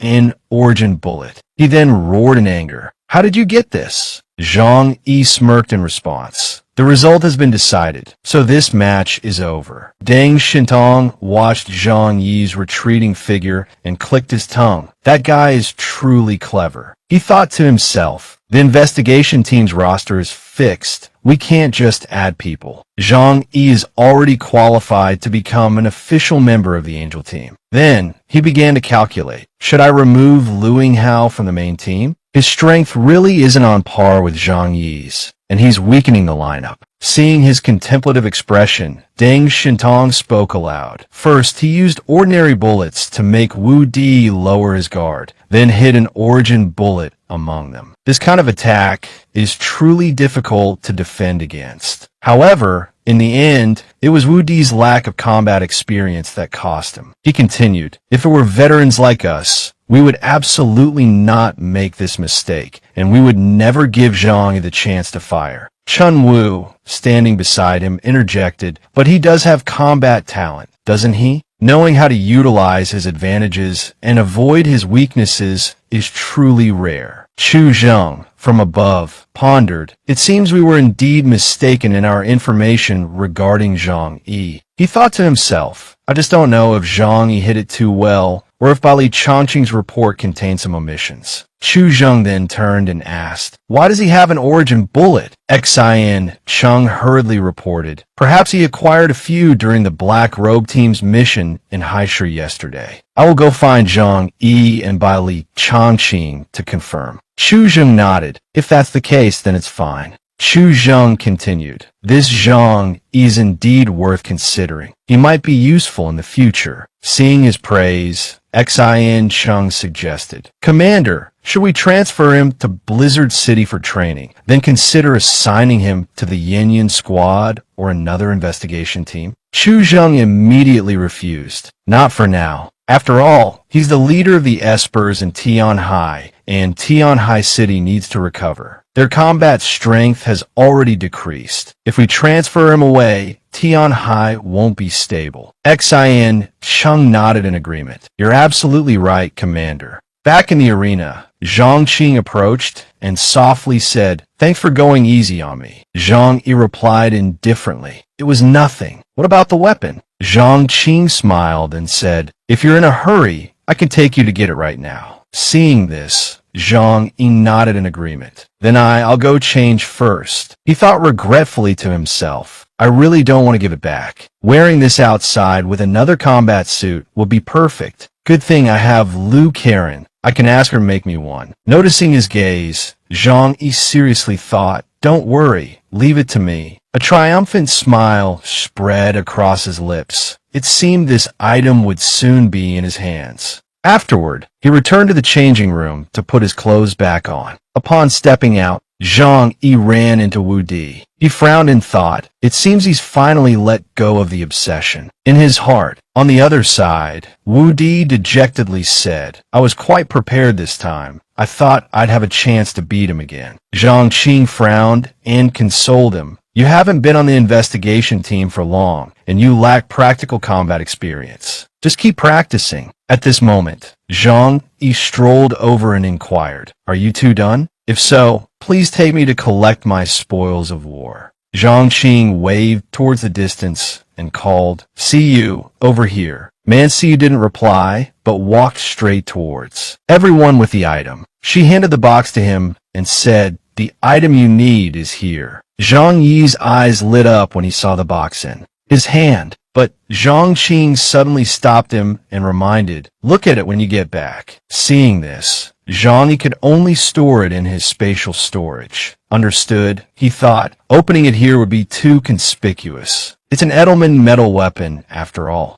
Zhang Qing requested of the two, all right, now that this match is over, let's consider all past grievances settled. I hope you can be a good friend from now on. Zhang Yi wasn't very interested inwardly. Friends? Forget it, just pleasantries. Doesn't cost me anything. But on the surface, he still appeared friendly. We'll look out for each other more in the future. Wu Di shook his hand in agreement outside the arena. Zhang Yi turned his head and bid farewell. We'll go back and rest first. We have a conference tomorrow. Zhang Qing replied with a smile. All right, after your conference is over, we'll find some time to get together. I didn't get to treat you to any good wine today. I haven't been a very good host. Zhang Yi was completely understanding. When we're free, we can definitely have a few drinks together. Deng Shintong, watching from the upper floor, thought, Zhang Yi's strength isn't bad, but I've already met him today. Going to find him so hastily isn't my style. He said with a hint of disappointment. He hasn't even heard of my title, Great Shintong. It's not surprising, though. He's from a small place, after all. Later, you go find Zhang and tell him to come to my place after the conference. All right, take him to see the cumulative points leaderboard on the way, so he knows who Deng Shintong is. Chun Wu obeyed the order. Yes, Captain. Shintong smirked arrogantly. Those who can get on the heavenly board are all elite talents who go out on missions and earn a lot of cumulative points, and I've always held a top spot. Only by letting him know my strength will he be willing to join our team. It would be such a waste if he joined the Black Cloak Squad. On the way back, Zhang Yi pondered, I won't need to share Long Ming with Liang Yud anymore, but I wonder which is better, mine or Long Ming's. I hope my battle with Wu Di didn't attract too much attention from the higher-ups of Blizzard City. It wouldn't be good if they covet my strength and force me to stay. A voice called from afar, Mr. Zhang Yi, please wait. Bai Chunwu of the Angel Squad walked towards them. Zhang Yi, naturally not knowing this person, asked, who might you be? He immediately introduced himself. Bai Chunwu, a member of the Angel Squad. I just witnessed Mr. Zhang Yi's fight with Wu Di of the Black Robe Squad. Your combat thinking is exceptional, and your abilities are quite intriguing. Zhang Yi immediately thought of Deng Shintong. Was the Angel Squad trying to recruit him? Chun Wu, following his superior's instructions, said, after you participate in the conference, our captain hopes you can meet with him. Those of you who come from the outer city aren't very familiar with the situation in Blizzard City. You might be inadvertently tricked into going somewhere you shouldn't. If I'm not mistaken, Baili Zhang Qing of the Black Robe Squad also intends to recruit you into their team, correct? Zhang Yi chuckled inwardly. Baili Zhang Qing didn't have the guts. Even if he wanted to go, their captain couldn't keep him. It seemed Baili Zhang Qing had already extended an olive branch. Chun Wu, unaware, continued his persuasion. After the death of the former captain, Bien Junwoo, the Black Robe Squad's strength has declined, and their unit might even be disbanded in the future, so I hope you'll be more cautious. Zhang Yi carefully considered his options. He didn't plan to join Blizzard City, but he couldn't refuse outright. It's not wise to offend someone, especially since Deng Shintong's status was higher than Bien Junwoo's. Finally, he made the wisest decision. Then, after the conference concludes, I will go meet Mr. Deng Shintong. Chunwoo, satisfied, suggested, in that case, I'll come find you then, and also give you a chance to learn about the history and strength of the Angel Squad. The young man behind him praised, Boss, you're like a shining diamond now, attracting attention from all sides, unable to escape. Hearing this, how could Zhang Yi not be pleased? With my strength, it's inevitable that they would be interested. He was proud of himself. He had to remember that even before absorbing Yuan Kong Ye's origin force, he had already caught Bien Junwoo's attention. Being too exceptional was also a kind of burden. Seemingly sensing everyone's thoughts, Zhang Yi spoke up, Don't worry, even if I don't want to join Blizzard City, they won't make things difficult for us. The young man breathed a sigh of relief. That's good. Otherwise, we'd be in over our heads. Then, Zhang Yi took out a box for everyone to see. He said, Let's go back and take a look at this. Deng Shintong was currently extremely eager, truly anticipating the next meeting.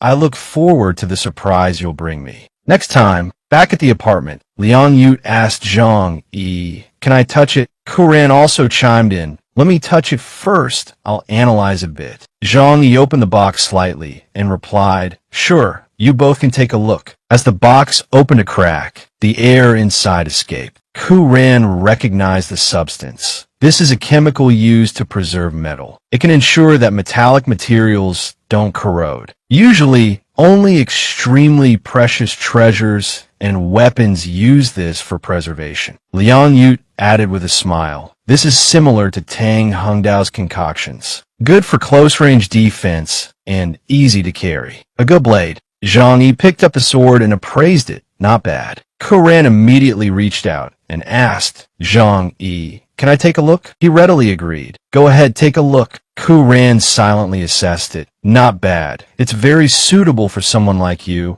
Zhang Yi, whose physical strength isn't particularly great. She focused her eyes, activating her divine mechanism manipulation ability. Zhang Yi looked curious. So, can you replicate this type of metal? Kuran replied, It's not impossible. It's just very complicated. Even though I can create it with divine mechanism manipulation, it would take too much time. Besides, I need to think carefully about what kind of weapon to make with it. Zhang Yi encouraged her. If you can easily unlock and refine the top-tier cold weapon materials in the area, wouldn't they all be at our throats? There's no need to rush. Just take it step by step. Hearing this, Kuran became more determined. I will definitely devote myself to thoroughly researching it and the production process of that black combat suit. Liang Yute also had a similar request. Can I have a look too? Zhang Yi called to Kuran. Give it to her. She likes these kinds of cold weapons more than I do. Liang Yute was thrilled as soon as she touched it. Really not bad. She thought, with this blade, Zhang Yi finally won't need to share Long Ming with me anymore. Then she said to him,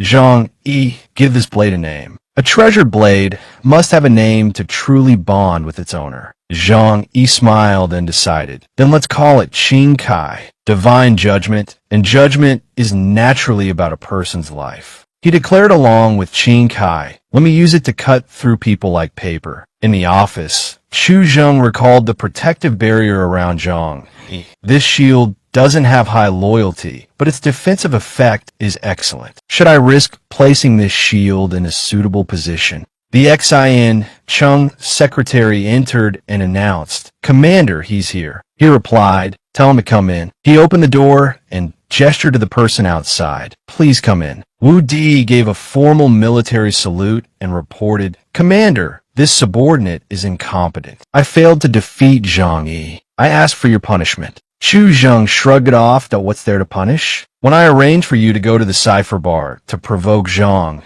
I just wanted to ascertain his strength. He frowned and thought. Zhang Yi's offensive methods are lacking. He's only suitable as a chess piece, a shield that can be used at specific times. Chu Zheng chuckled at the person before him, thought, "It hasn't been more than 3 months since you awakened your ability and joined the Black Robe Squad. Your abilities are strong, you just lack combat experience. Otherwise, you wouldn't have lost to Zhang." His expression turned serious as he instructed. "However, the Black Robe Squad's strength has been severely damaged. You need to grow quickly. In the future, you and Zhang Qing must carry the banner of the team." Wu Di clenched his fists, determination filling him. That's right, a momentary victory or defeat doesn't prove anything. There's still unlimited room for growth. I must become everyone's support and live up to the captain's expectations. He immediately saluted. "Understood, Commander. I will definitely not disappoint you." At the base, a knock echoed, waking Zhang Yi from a deep sleep. He went to open the door and saw Hong Luyan and Wei Nam standing outside. Hong Luyan spoke, "We've come to get you for dinner."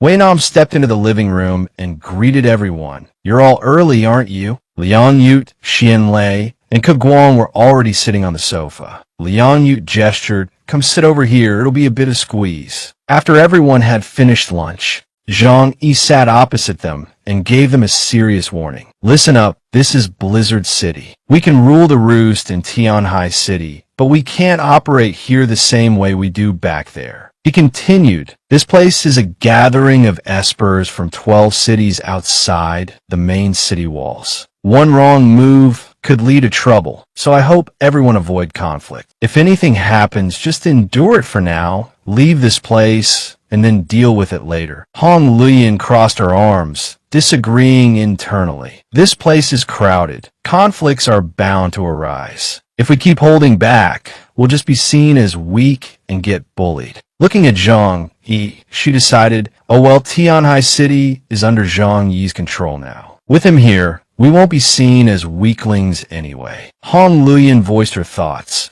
"Zhang Yi, we've decided to see you as our core leader and will definitely obey you." He pointed to himself and chuckled. "Me too." Zhang Yi reassured them, "Don't worry. If we don't cause trouble, we won't have any. If someone is blind enough to mess with us, we'll just deal with them, won't we? It's no big deal." The group responded in unison. "We trust you." At the Tianchong restaurant in the center of the hall, everyone took their seats. Sitting in the back, Zhang Yi leaned back with his hands behind his head, yawned, and thought, "They told us to be here at 9:30, and it's already 10:30. Connie nudged him and asked, "Zhang Yi, how much longer do you think we'll have to wait?" He looked ahead and replied, "It's fine, just act normal. Let's wait a bit longer. He can't make us wait until the afternoon for the meeting, can he?" The image zoomed out, and Glasses Zhang Yi reminded everyone, "Please remember what he just said." Glasses Zhang Yi pressed a button on the remote and adjusted the display. "Now, let's rewind the timeline back to 7 a.m., the commander's office at the Central Operations Center. In the commander's office, Yin Lai reported, "As per your instructions, I sent people to Linhai City to investigate why they haven't reported to Blizzard City." He recalled the scene. All 3 factions that were completely massacred. Chu Zheng tapped his fingers on the table and asked, although the factions in Linhai City weren't particularly strong, they still had a few thousand people, plus over 50 espers. It would be very difficult for ordinary people to wipe them out. Have you investigated who did it? Yin Lai gritted his teeth in frustration. After our people arrived there, they were ambushed. One of the 4 survivors who returned, named Chen Shi, said that those people all spoke Japanese. Chu Zheng's eyes widened in surprise upon hearing this. Japan. A man in the Jiangnan district propped his chin in his hand, pondering, declare war? On the other side, Yin Lai continued his report. According to the information gathered so far, their numbers are small, likely just a vanguard. Request permission to lead troops to eliminate them. Chu Zheng silently contemplated. The Esper organization in Linhai City was completely annihilated, which wasn't a loss for him. But this incident was perpetrated by Japan, meaning those islanders are once again harboring intentions of invading Hua Nation's territory. He considered another possibility. If it were just Japan, the Jiangnan district's forces alone could flatten them. But behind Japan are many other countries. Pulling one thread could unravel the whole thing. It wouldn't be easy to casually declare war. Chu Zheng looked up and asked, "Where is Chun Chi of the Yin Guard?" Yin Lai replied, "He's waiting outside to report to you." He turned and called to the person standing by the door. "Let him in." A nurse helped a man with half his face bandaged slowly walk in. Chu Zhang seriously asked, "Chun Chi, tell me exactly what you saw when you went to Linhai City." Chun Chi sat down in the chair in front of him and honestly replied, "When we arrived, we saw corpses strewn across the ground, a truly tragic sight. As we were returning to report, we encountered a group speaking Japanese. After they conversed amongst themselves, they immediately attacked us." Chu Zheng urgently asked, "How many were there?" He frowned slightly, as if trying to remember. "We only saw 3. From beginning to end, only one used a blade. His blade was incredibly fast. With one stroke, he severed someone's arm." Chun Chi recalled the scene, tears welling up in his eyes. "After engaging them, we realized we were on completely different levels. So the remaining 3 of us did our best to hold the opponent back, creating an opportunity for me to return and report." He clenched his fists, his face filled with grief and hatred. "Commander, we must kill all these bastards and avenge our fallen comrades." Chu Zhang's face darkened as he seriously assured him, "Rest assured, we will absolutely not stand idly by and watch. These Japanese dared to come to Huan Nation and act so recklessly. Their fate is sealed death." His eyes burned with fiery intensity as he instructed, "You go back and recover. Leave the rest to the district to handle." Chu Zheng pondered grimly. He needed to contact the higher-ups in the Shengjing District's Foreign Affairs Department, the Japanese side, to confirm the identities of these Japanese individuals. He reached for a nearby mobile device, scoffing, "Just a team of Japanese espers, daring to show off their might in our Huan Nation's territory. They're courting death." In the center of the hall, the invited guests began to complain restlessly. "Is this meeting ever going to start? It's been so long, and we haven't seen anyone." Another person spoke up. "Do they think they can disregard others just because this is the Jiangnan district?" Someone else chimed in, "And they won't even let us leave for lunch. This meager boxed lunch. Who are they insulting?" While everyone else had a simple boxed lunch, Zhang Yi's group had eaten their fill. Xianlei picked his teeth and laughed. "What's wrong with the food? You guys are so picky." Someone sitting above them overheard and said with displeasure, "Could you be a little quieter?" Xianlei frowned and retorted, "This is the food our boss brought. Are you jealous?" One of his blonde friends patted him on the shoulder and advised, all right, stop causing trouble." Zhang Yi winked and used his ability to retrieve the empty boxes they had finished eating from. He stretched and complained, "I don't know when this meeting will start." Kan Ni massaged his arm, and Hong Luyan speculated, "Are they messing with us, deliberately ignoring us like this? What's the reason?" Zhang Yi calmly replied, "Power is the strongest reason." Suddenly, he caught sight of a familiar figure in the distance. Hong Luyan wanted to say something more, but they were interrupted. Zhang Yi held up a hand to cut her off. "It's useless to talk too much. Circumstances are stronger than people. There are dozens of Esper organizations here from 12 cities. Someone will inevitably reveal themselves. We just need to avoid being the first bird." She frowned but nodded. "I understand what you mean, but are we just going to sit here and wait?" Zhang Yi smiled meaningfully. "Just consider the meeting as having already started. You wouldn't hear much in a formal meeting anyway." Having said that, he stood up. "All right, I'm going out for a bit." Connie also wanted to stand up. "We also." Zhang Yi looked at them and instructed, "You guys stay here and don't wander around. I'm going to find Chuang Tan and talk to him for a bit." As soon as he stepped out the door, a guard outside loudly said, "Where are you going? Get back inside." This also attracted Chuang Tan, who hadn't gone far. He turned around and said, "Don't mind him." Chuang Tan smiled in greeting Zhang. Zhang Yi walked over and asked, "Do you know what's going on?" He put his arm around Zhang Yi and pulled him away. Let's go over there and talk. Once they were a bit further away, Trong Ton leaned in and whispered something big happened up top. The commander can't come for the time being. He has to deal with that matter first. It's not that they're deliberately ignoring you. Once there's a result over there, he'll come and see you right away. Zhang Yi curiously asked, "Can you give me a general idea of what happened?" He shook his head, expressing, "I don't know about that. Our investigation team is just an armed force, responsible for carrying out the orders of our superiors. We don't know about other matters." His eyes turned serious. It seems like the Jiangnan district is about to experience some upheaval. Zhang Yi looked back at the crowded hall and thought, after all, there are so many espers who have come to the Jiangnan district. Everyone can barely look after themselves. Why should we invite trouble? He turned back, puzzled. If that's the case, then just inform us so we can go back and wait. Why make us wait here and waste our time? Trong Ton frowned and replied, "You guys wait here, and we also have to maintain order in the surrounding area. But I heard that the incident is very urgent,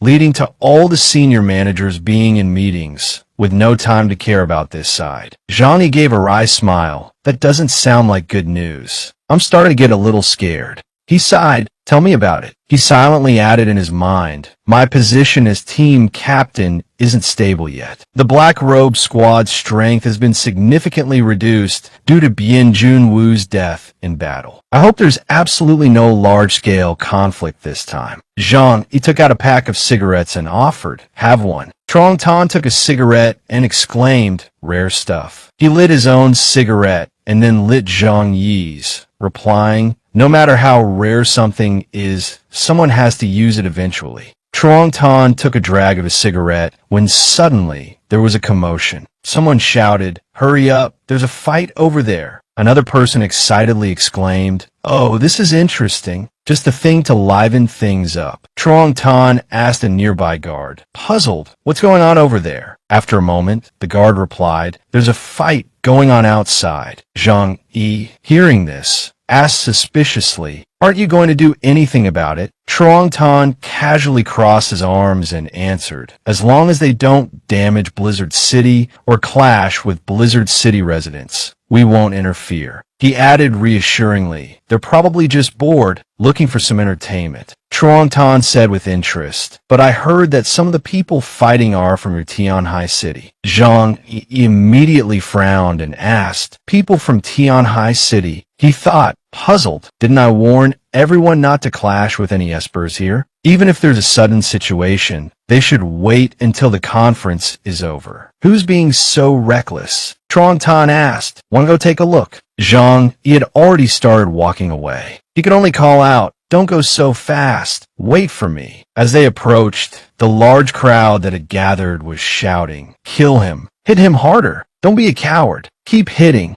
Trong Ton coughed, attracting attention. The crowd immediately parted, creating a path in front of the two men, giving them a clear view of the situation inside. One of the fighters was Tin Quan, the current captain of the True Vu base, and the other, a large man, was Qianmin. Zhang Yi seemed to understand that it's these two. No wonder. Previously, under Din Hai's leadership, the True Vu base had repeatedly fought against Qianmin's forces. Qianmin, seeing the True Vu base weakened, was likely trying to take advantage of their vulnerability. The guards approached and called out, "Captain Baklai." Trong Ton turned around. He asked, "Why are they fighting?" The guard honestly replied, "They wanted to fight. They asked us for permission, and of course, we had no reason to refuse." Zhang Yi looked at Qianmin and assessed. Qianmin's ability must be an enhancement type. Tin Quan is no match for him. Qianmin taunted, "If Din Hai were still alive, maybe he could have put up a fight against me. Were you to even compare yourself to me?" Tin Quan angrily retorted, "You're not even worthy of mentioning our base leader's name." The two men charged at each other again, both using their Esper abilities. Qianmin grabbed Tin Quan's struggling body with both hands, going for the kill. Tin Quan, tightly gripped, was stretched so far that he spat out blood. The onlookers, seeing this scene, cheered excitedly. One person shouted, "Well done." Another person skeptically criticized, "This is an Esper from Tianhai City?" So weak. Someone else commented, I heard he's the second in command in Moat Fuang's forces. Another person beside him said in disbelief, no way. That's all he's got? It seems Tianhai City doesn't have any real experts now. Another person scoffed, TSK, I'd only heard about it before, but now I've seen it with my own eyes. There's no doubt about it. This kind of person can dominate a region there. What a waste of such a good place. A black-haired man on the outside sneered sarcastically, Tianhai City is rich and populous. That's all. Vainam clenched his fists angrily, about to step forward and argue with the crowd. Hong Lian held him back. Now's not the time to act. Let's see what Zhang Yi does first. He turned back and forth, searching. Where did Zhang Yi go? She pointed in a direction. Over there. The two of them immediately walked over. Vainam spoke up and asked, Brother Zhang Yi, do you need to intervene? Zhang Yi scoffed. Trong Tan looked over, sweating with worry, thinking, he's not going to fly into a rage and kill everyone here, is he? No, I have to stop him. He immediately put on a smile and inquired, do you need me to step in and stop them? After all, it's not convenient for you to take action. Zhang Yi smirked and replied, no need. Isn't this quite entertaining? It's a good way for everyone to let off some steam. Besides, I don't want to cause trouble. He crossed his arms and asked seriously, but as for those who think Tianhai City is weak and come to steal supplies, I suppose I can act in self-defense, right? Trong Ta nodded. Yes, you can. Zhang Yi watched Qian Min, who was still tormenting Tin Quan, and thought, this is a good opportunity to let them suffer a bit. Let's see if they dare to disobey my orders again in the future. He turned around and sighed. A one-sided beating is so boring. Trong Tan instructed the guard. In a moment, use the excuse that no one is allowed to kill to stop them. The guard immediately replied, understood. He called out after him, Zhang Yi, wait for me. Zhang Yi waved his hand in response. I'm going back to sit down for a bit. You just do your job. Don't worry about me. Truong Tan, hearing this, could only stop and watch his back disappear behind the door. The onlookers dispersed, leaving one after another, chattering as they went. Tianhai City really is weak. When we get back, let's look for an opportunity. Another person laughed and agreed. All right. Inside the hall, Luong Tet sat back in his chair and sighed. Things have become troublesome this time. If Tin Quan loses, it will make everyone think that Tianhai City is no longer a powerful force, that it's weak and easy to bully. Xian Lei clutched his chest anxiously. We're doomed. Will they brutally attack us before the conference ends? Kukwang, much calmer, comforted him. It won't come to that. Blizzard City won't let them act recklessly. Zhang Yi spoke up indifferently. Don't worry. Once the first bird comes along and runs into bad luck, I'll let them know that Tianhai City still has strong people. Xian Lei breathed a sigh of relief. With those words from the boss, I'm relieved. Hong Lian and Vainam walked in, followed by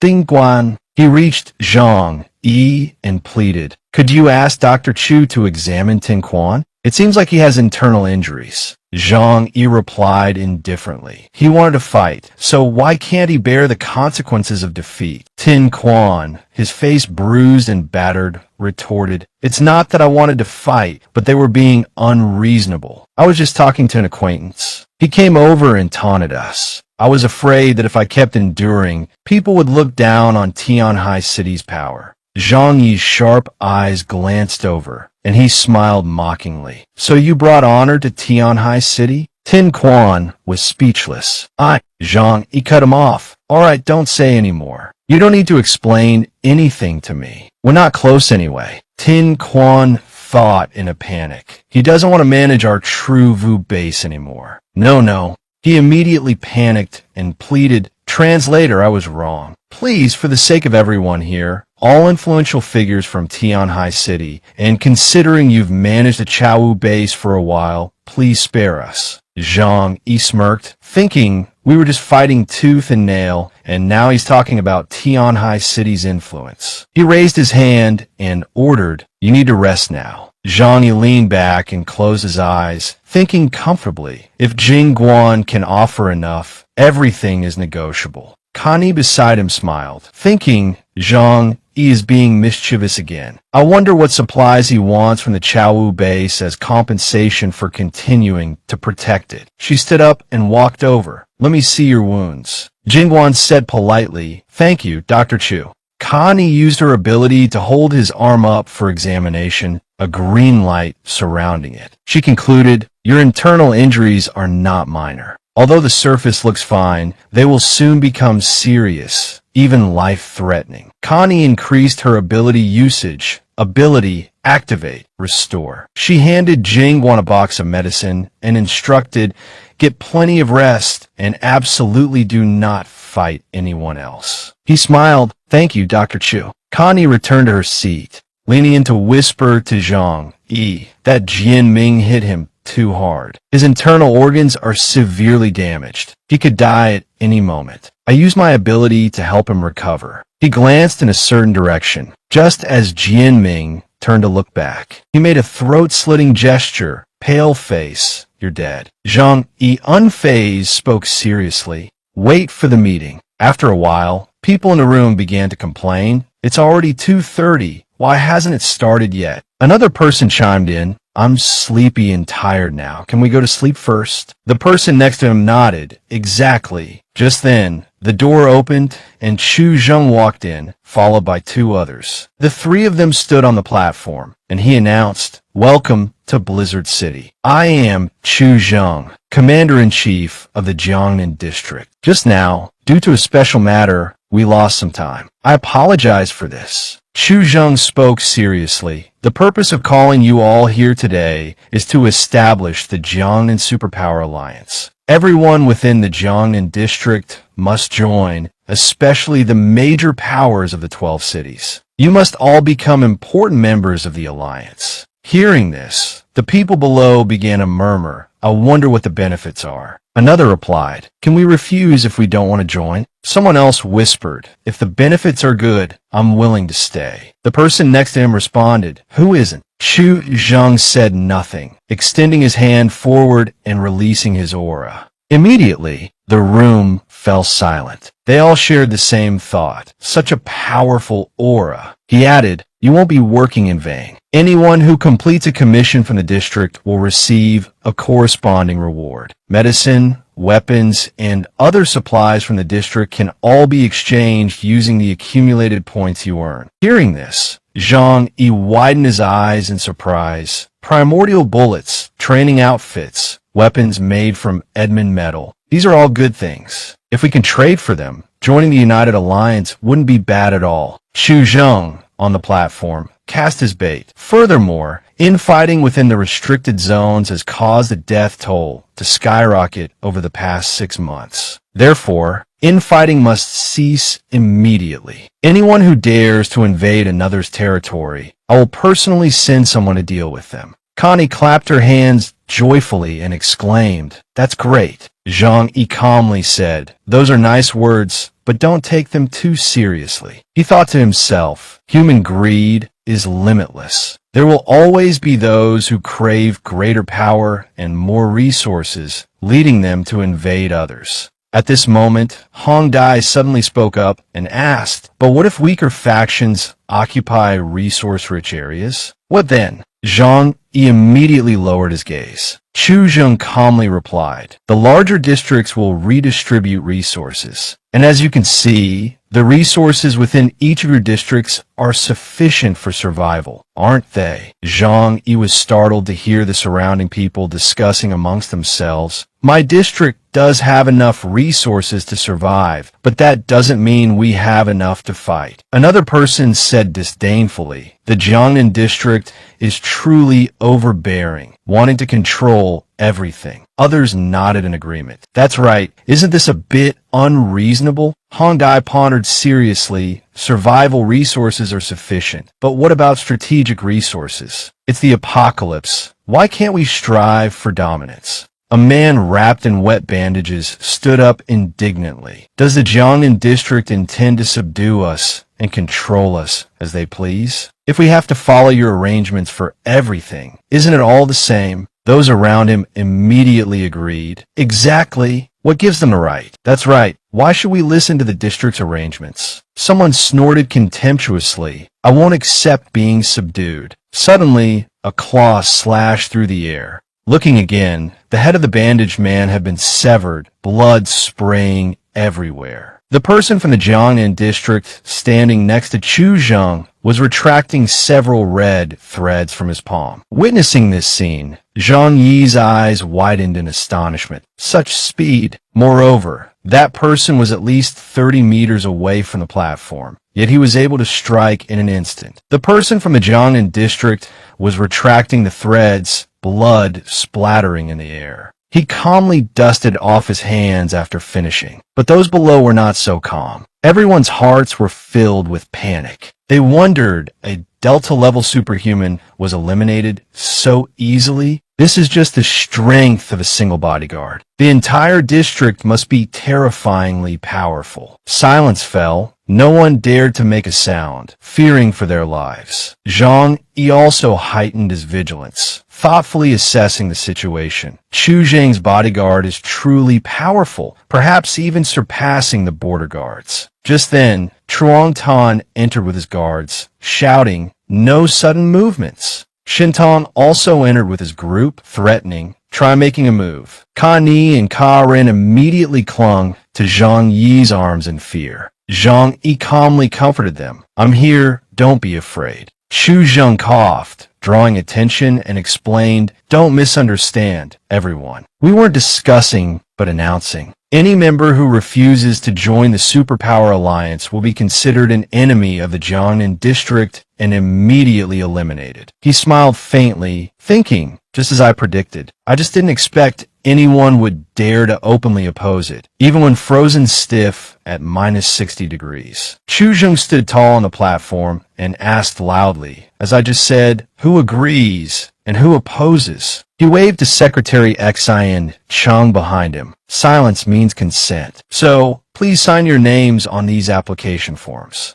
The secretary immediately followed the order, going down to distribute the forms to everyone. Chu Zheng concluded, "As long as you sign this application form from now on, you will officially become members of the organization under the Jiangnan District's administration, accepting its dispatch." Zhang Yi held the form and smiled. "It's just signing a form. There's no real binding contract. One must be flexible." He signed and returned the form with his signature to the secretary. After everyone had signed, Chu Zheng assured them, "Rest assured, your efforts won't be in vain. Every month, you will receive supplies, including special equipment from the district. If you complete missions assigned by the district, there will be special rewards." He held up a vial in front of everyone and introduced, "This is called compound number 2. Its effect is to help activate and enhance supernatural abilities, unlocking your potential. Simply put, after using it, your abilities will become stronger." The people below looked at it in astonishment. "With this, we won't have to rely on fighting and plundering to increase our strength." Someone murmured, "If they had mentioned this reward from the beginning, I would have signed immediately." Another agreed, "Who could refuse becoming stronger? All we have to do is complete the missions assigned by the district." It seemed quite appealing, and they seemed to have guessed something, and oh wonder the Jiangnan district has so many powerful espers. It turns out they have this enhancing drug. Zhang Yi remembered June was conditioned, thinking, it seems June was the one who used compound number 2. The mutation side effects on him were also caused by that chemical. It seems we can't use this carelessly. Chu Zheng put away the vial and announced, "Currently, there's a mission. Not long ago, an organization of elders from the Nohong Nation appeared in Linhai City." He provided the information. This organization has a total of 13 members, and they have occupied Linhai City. Whoever can eliminate these elders can receive 10 vials of compound number 2 and control of Linhai City. Discussions erupted below. Oh, they think they have the right to be arrogant just because the apocalypse has arrived. Another person was eager. "Kill them. Kill all those damned elders. Leave no one alive." Someone beside him hesitated, but those 13 people wiped out the entire city's Esper organization. How strong must they be? Another retorted, don't boost the enemy's morale and destroy our own. If you're scared, go home and drink your mother's milk. Zhang Yi seemed lost in thought. Nohong elders, how dare they come to Huan Nation's territory, destroy the local forces, and occupy a city? Keguang clenched his fists and cursed these bastards. Kill them all. Above them was a projection of a group of elders. Chu Zheng introduced them. These elders are from northern Nohong. They're a ruthless extremist organization known locally as the Corroding Moon. After dominating Guanlong, they set their sights on Huan Nation's territory, which is why they crossed the sea to get here. Zhang Yi crossed his arms and listened intently as Chu Zheng continued. We've spoken with Nohong senior officials. They claim these people's actions are not officially sanctioned by Nohong, but are individual acts. So, you can hunt them down without worry. Chu Zheng emphasized, of course, their abilities are not weak. You'll need to be fully prepared for that. However, he added, we have the advantage of numbers, as long as you're willing. Anyone can take on this mission. What I want to see are the heads of all 13 of them. A man with brown hair, after some thought, pointed out a flaw. Nohong senior officials claiming these people weren't sent by them isn't very credible. What if we're attacked by Nohong while carrying out this mission? Those around him agreed. Exactly. Everyone knows how two-faced the Nohong people are. Do they ever tell the truth? What if these people are just the vanguard of Nohong's forces and reinforcements are on their way? We'll certainly be put in danger, another added. Chu Zheng smiled and said, that's not important. What matters is that their officials haven't acknowledged any connection to these people. Therefore, we can freely apprehend these rogues. Nohong won't dare to say anything. Otherwise, he pointed towards the sky, suggesting a plan that if we can prove these people are connected to Nohong senior officials, then this will be easy to resolve. If they strike first, we can naturally use any means to retaliate. A metaphorical fire seemed to ignite within the crowd, and they became instantly enthusiastic. So, we can resolve this peacefully, one said. Another chimed in, historically speaking, we have just cause. Another exclaimed excitedly, what should we do? Now I'm hoping Nohong is connected to these rogues. Someone else nodded, absolutely. Keguang approached Zhang Yi hesitantly. Zhang Yi, can we also participate in this operation? Zhang Yi stroked his chin thoughtfully. Why wouldn't Chu Zheng send the investigation team? Even though the Black Robe Squad's combat effectiveness has significantly decreased after losing Guanwu, the Angel Squad is still intact. Not to mention, they still have the 5,000 Yin guards. He looked upwards in contemplation. Everyone has their own motives. If Chu Zheng wants to keep the elite forces in reserve and use these superpowered individuals as cannon fodder to test the enemy's strength, it's understandable. Zhang Yi replied to Keguang, we can't act rashly. Chu Zheng gestured reassuringly. All organizations participating in this operation can come to headquarters to receive all necessary supplies, including weapons and equipment. Zhang Yi looked directly at him, frowning thoughtfully. This is to confirm exactly how many factions are participating. If the number is too low, I suspect he'll have to start assigning specific tasks. The group below immediately erupted in clamor. We'll take this mission. Others chimed in, us too. Someone laughed heartily. How could we miss out on such a good opportunity? Zhang Yi watched the enthusiastic volunteers with amusement, thinking, if that's the case, I won't risk it for now. If they can wipe out these raiders, that's the best outcome. If not, I can still gather more intel. Waiting for the right moment to strike will give me a better chance of success. Secretary Xin Chung gestured in a direction. Everyone, please follow me. Chu Zheng clapped his hands to get everyone's attention. Thank you all for your hard work. This meeting concludes here. You are free to move about Blizzard City. If you need anything, we will contact you through your communication devices. Dismissed. After speaking, he stepped down and left, followed immediately by the two people behind him. Zhang Yi looked at the excited crowd in front of him and thought, just 13 people wiped out all the factions in Linhai City. Just how strong is this Corroding Moon team? Are they on par with the investigation team? He stood up. If that's truly the case, I wonder how many of those going to apprehend them this time will lose their lives. At the Commander-in-Chief's office, Secretary Xin Chung reported, Commander-in-Chief, a total of 10 factions have registered to go to Linhai City to wipe out Corroding Moon. That's quite a number, a very strong force. Chu Zheng glanced over the list in his hand. There isn't a single faction from Tianhai City on here? Tianhai City is very close to Linhai City, and Zhang Yi's strength is considerable. Yet he's afraid and avoiding this fight. It's truly disappointing. He sighed and concluded, this man prioritizes his own benefits. He's truly not suitable to be recruited into Blizzard City. Secretary Xin Chung continued his report. Tianhai City, after the previous chaotic tide, is now practically deserted. Not only is the population low, but the factions have also suffered heavy losses. With their current strength, they can't shoulder the responsibility of maintaining stability in the region. He smiled slyly and suggested, now, Zhang Yi's performance has also caused dissatisfaction. Why not consider fostering a new batch of factions?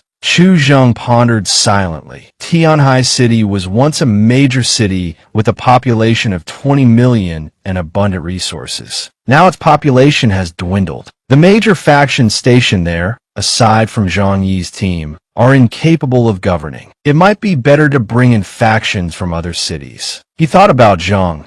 Firstly, it can ensure the stability of Tianhai City. Secondly, it can restrain Zhang Yi, preventing him from monopolizing Tianhai City. Chu Zheng tapped his finger on the table and ordered, this can be included in the plan. It just so happens that there are 10 factions participating in the mission to Linhai City. When a mission is complete, if one Linhai City isn't enough to divide amongst them, then we'll lead some factions to Tianhai City. A knock came from the door. Secretary Xin Chung asked suspiciously, who is it? A voice came from outside. Commander-in-Chief, Captain Chen Tong of the Angel Squad requests a meeting. Chu Zheng waved his hand, and Secretary Xin Chung immediately responded, letting him in. He guessed it was Chen Tong coming to request participation in the battle. Chu Zheng nodded with an approving smile. Chen Tong was young, strong, and eager for a fight. Every time there was a mission, he was the most active. He had dominated Blizzard City's cumulative points leaderboard for nearly 2 months now. He was a true talent. As soon as Chen Tong entered, he asked doubtfully, Commander-in-Chief, why aren't we being allowed to carry out this mission? He crossed his arms and analyzed. Although a large number of teams have been dispatched for this mission, they're not professional. Moreover, there's infighting among them, making it difficult for them to cooperate effectively. Chu Zheng suddenly asked, do you understand the Corroding Moon? Chen Tong honestly replied, we've never had any contact with them before, so we can't obtain any intel. He spoke seriously. Currently, Nihong is divided into 2 factions, Guangdong Yinsu and Guanxi Dihu. The Corroding Moon organization falls under Guangdong's jurisdiction, but Yinsu is tied up dealing with them. Chu Zheng pointed out gravely, the strength of these raiders is comparable to your investigation teams. I can't agree to let you risk yourselves before we have accurate intel. The 6 investigation teams are the pillars of Blizzard City. Chen Tong scoffed. Nihong is just a small country. How strong can a rampant, superhuman organization there be, even at its peak? Chu Zheng shook his head and advised, don't underestimate your opponents. Underestimating them is tantamount to underestimating yourself. Remember, our National Guard suffered heavy losses in the war that year. He instructed, we can underestimate the enemy strategically, but we must take them seriously tactically. We absolutely cannot be careless. Chen Tong came to a realization. So, your intention is to let the forces outside the city go to Linhai City first, effectively letting them gather intel on the Corroding Moon. Chu Zheng nodded. Exactly. If they can handle those superhumans smoothly, that's the best outcome. But if they fail, at least we can obtain intel, which will be beneficial for your deployment. Chen Tong shook his head and commented, with their abilities, I'm afraid it will be very difficult for them to succeed. He suddenly asked, is Zhang Yi from Tianhai City going? Chu Zheng smiled and remarked that kid, he didn't register to participate in this operation. How cunning. Chen Tong replied, it's more like he's smart. At least he knows this mission isn't as simple as it seems. Chu Zheng disagreed, retorting, if everyone considered themselves the center of the universe like him, the Superpower Federation wouldn't be able to function. Chen Tong smiled and waved his hand. Different people have different aspirations, Commander-in-Chief. I'll take my men to train. We're dedicated to serving Blizzard City at any time. Chu Zheng waved him off. Go on then. Go on. Before teleporting completely, Chen Tong thought to himself, I must try to recruit him into the Angel Squad. It would be a shame otherwise. A golden light flashed, and Chen Tong's figure completely disappeared. Elsewhere, Zhang Yi led his people out. He turned back to look at Hong Luyan.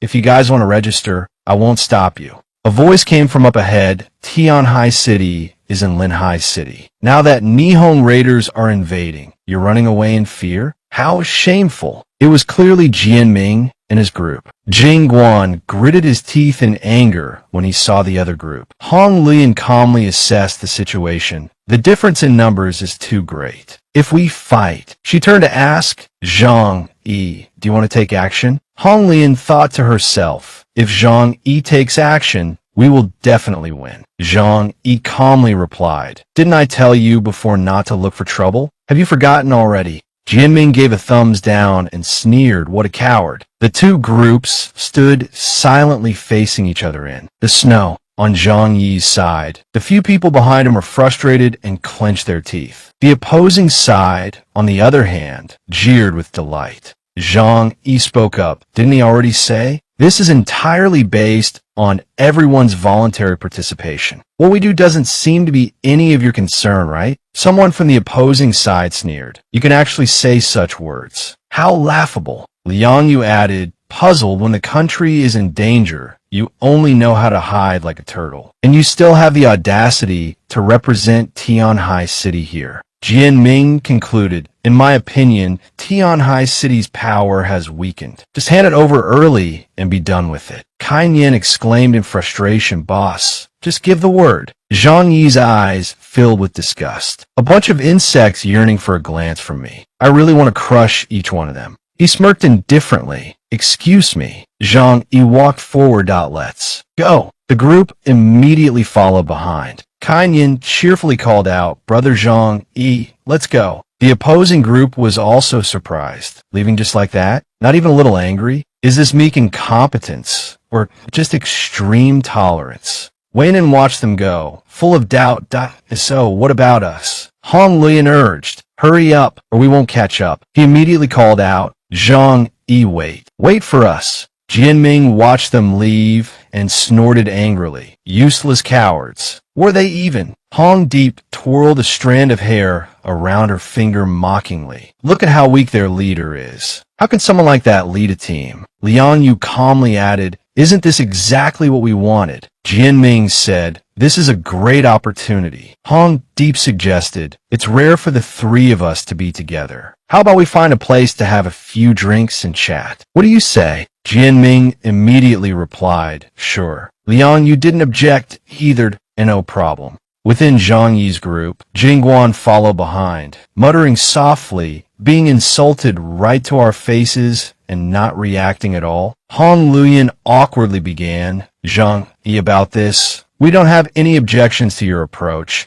It's just that we felt your treatment of them just now was a bit unnecessary. He turned and asked, what treatment? She had to continue, yes, it felt a bit weak. You clearly didn't have to do that. Zhang Yi asked, puzzled. So what do you think I should have done? Fought with them and been penalized for violating Blizzard City's rules? Or immediately argued back, cursed at them, and bickered like women? There were so many of them. Could we have an argument? He turned his head indifferently. Don't engage in meaningless things. Hong Lian protested loudly. But then people will think Tianhai City is weak and easy to bully. Zhang Yi turned back and smiled. I asked that my fault. Jingguan behind him flinched when his gaze. He looked back. He paused thoughtfully. Was Zhang Yi mocking me? Hong Lian soothed him. Don't be angry. I was just asking. Zhang Yi interrupted. Do I have to explain myself to you when I'm working? This immediately stunned Hong Lian. Zhang Yi coldly walked ahead, returning to his room. Hong Lian watched his retreating figure, wanting to say something but stopping herself. Wei Nan placed a hand on her shoulder and advised, things are different now. We can't rely too much on Zhang Yi. We might as well take this opportunity to think about our future path. Hong Lian nodded. That you're right. In Zhang Yi's room, several people were gathered. Liang Di spoke up. Zhang Yi, when we make our move? Zhang Yi calmly replied, we can't be the ones to initiate. We have to wait for them to make the first move. She asked doubtfully, wait for them to make the first move? Won't that put us at a disadvantage? He responded with an amused, oh, and asked, then tell me, what should we do? Xian Lei jumped up, clenching his fists in anger. Those bastards are so hateful. I can't believe they humiliated us in front of so many people. I can't stand it anymore. I say we go straight to the road they'll take back to Deja City and slaughter them. He declared confidently, with the boss's abilities, dealing with them should be a piece of cake. Zhang Yi asked, do you know the extent of their power? Xian Lei scratched his head awkwardly, stammering, well that. He continued, do you know the extent of my power? Xian Lei immediately froze.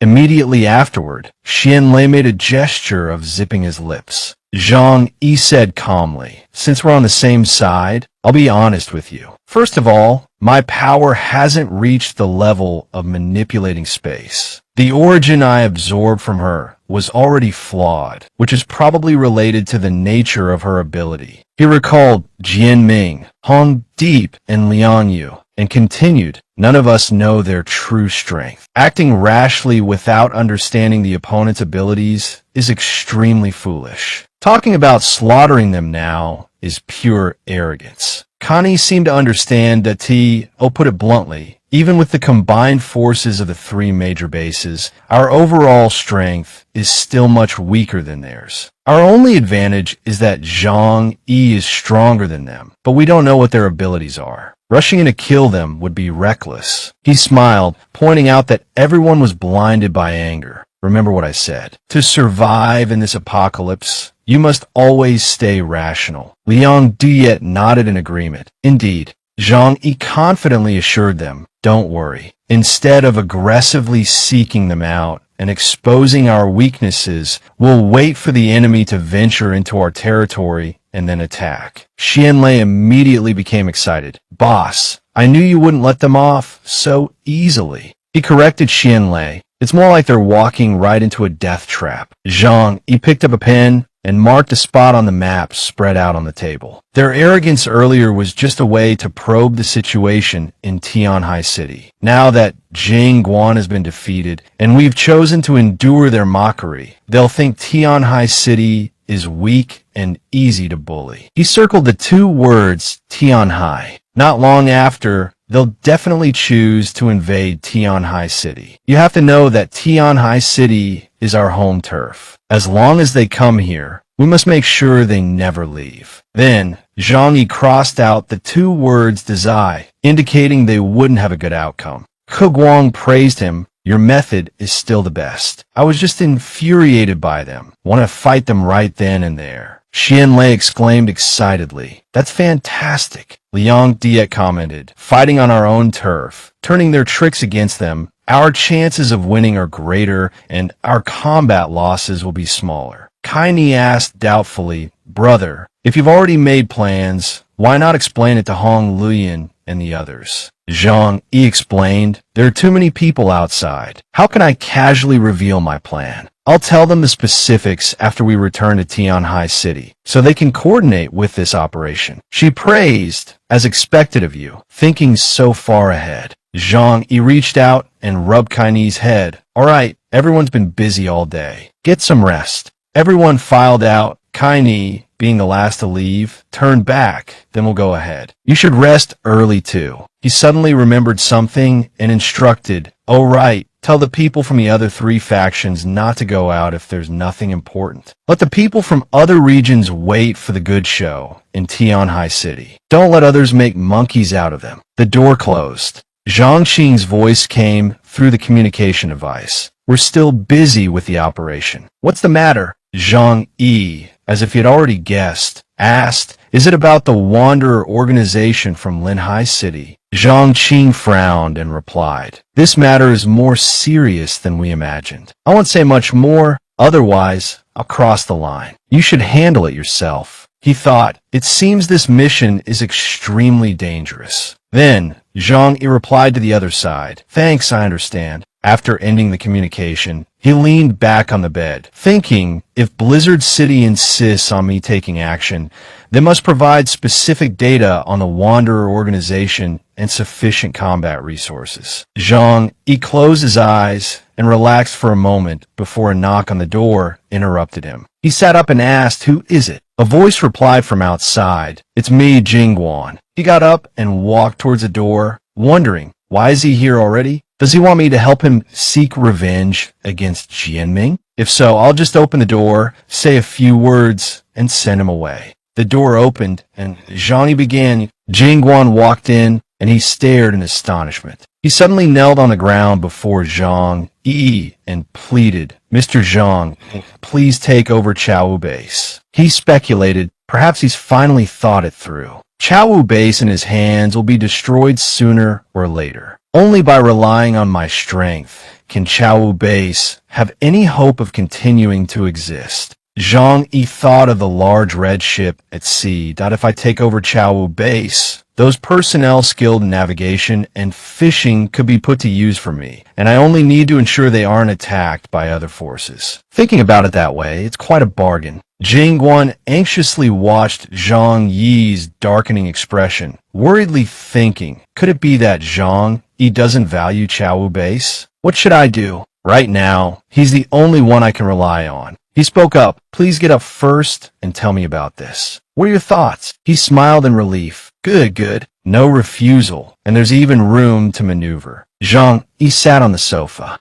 Jingguan sat opposite him and said honestly, within the Chaowu Base, Wei Lauda is the strongest, followed by me. But my strength isn't enough to protect the base. If the base is destroyed, I don't know what will happen to the brothers. Zhang Yi commented, your worries are valid. If outsiders invade Chaowu Base, no one can predict what they'll do. Zhang Yi thought, if we encounter something brutal, a massacre is unavoidable. We can't gamble on human nature. There won't be a good outcome. He smiled approvingly that you're quite clever. You know I'm lazy and don't like managing so many people. Even if the people of Chaowu Base acknowledge me as their leader, wouldn't the management still fall to you? Jingguan happily clasped his hands. I wouldn't dare disobey any of your orders. He clasped his hands seriously. As long as you can protect Chaowu Base, we will meet any of your requests, whether it's food,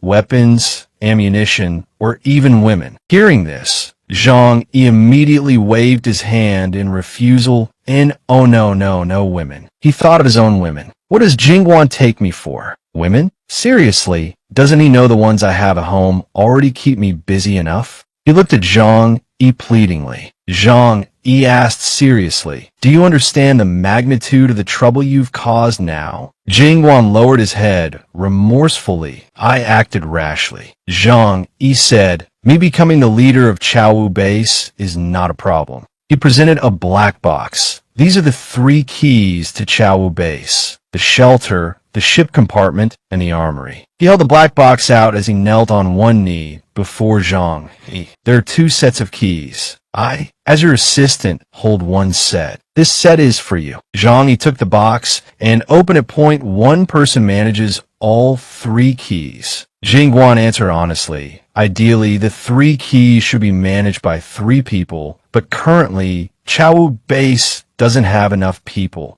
Zhang Yi nodded, understanding the situation. All right, I understand. Jingguan breathed a sigh of relief and smiled. Zhang Yi stored the box in his spatial storage. Jingguan stood up and bowed respectfully. Thank you, leader. Zhang Yi instructed, you'll continue to be responsible for the daily management of Chaowu Base. I'll give you further instructions when necessary. Jingguan immediately obeyed. Understood. He thought to himself, I'm really suited to be an assistant. Following the boss is great. He leaned closer and made a throat-slitting gesture. Boss, what do we do next? Return to Tianhai City or find an opportunity to deal with those people from Dazai City? Zhang Yi spoke calmly that I will deal with the people from Dazai City. For now, just return and wait for my notification about when to return to Tianhai City. I'll give you further instructions regarding Dazai City after we arrive in Tianhai. Jingguan bowed. Then I'll take my leave, leader. Zhang Yi waved his hand in agreement.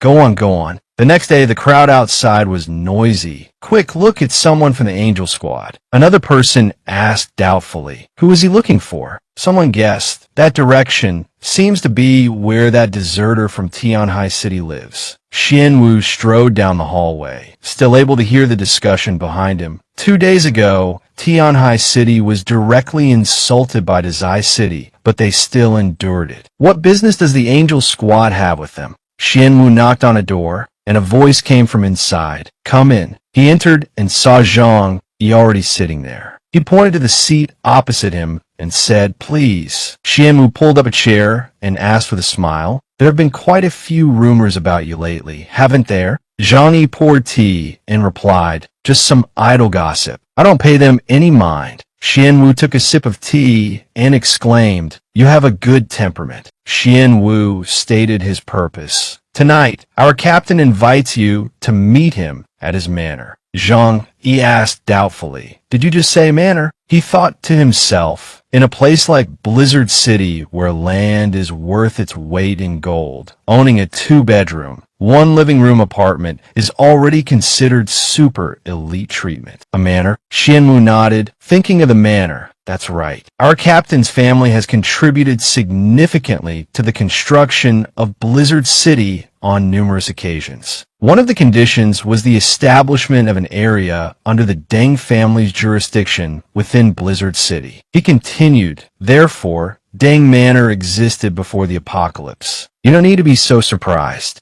Zhang Yi scratched his cheek in embarrassment. My apologies. I'm being narrow-minded. I've never heard of the Deng family before. I don't know what kind of family they are. Xianwu explained, before the apocalypse, the Deng family was a secretive entity. It's natural that you wouldn't know about them. He elaborated, now, it's no longer a secret. The Deng family possesses immense power and wealth. Many corporations in Jiangnan are their properties, most famously those in the high-tech sector. Xianwu gave a comparative example. How should I put it? You've probably seen the origin bullets and the combat suits worn by the investigation team members, right? Those were all manufactured by the Deng family for the district. It could be said that without the Deng family's support, the Jiangnan district's combat power would be reduced by 20%. Hearing this, Zhang Yi's jaw dropped in astonishment, thinking to himself, filthy rich. Outwardly, he exclaimed, that impressive, Xianwu concluded. So, you probably understand how much of an honor it is for you to be valued by our captain, right? Zhang Yi nodded with a smile. Indeed, it's a great honor.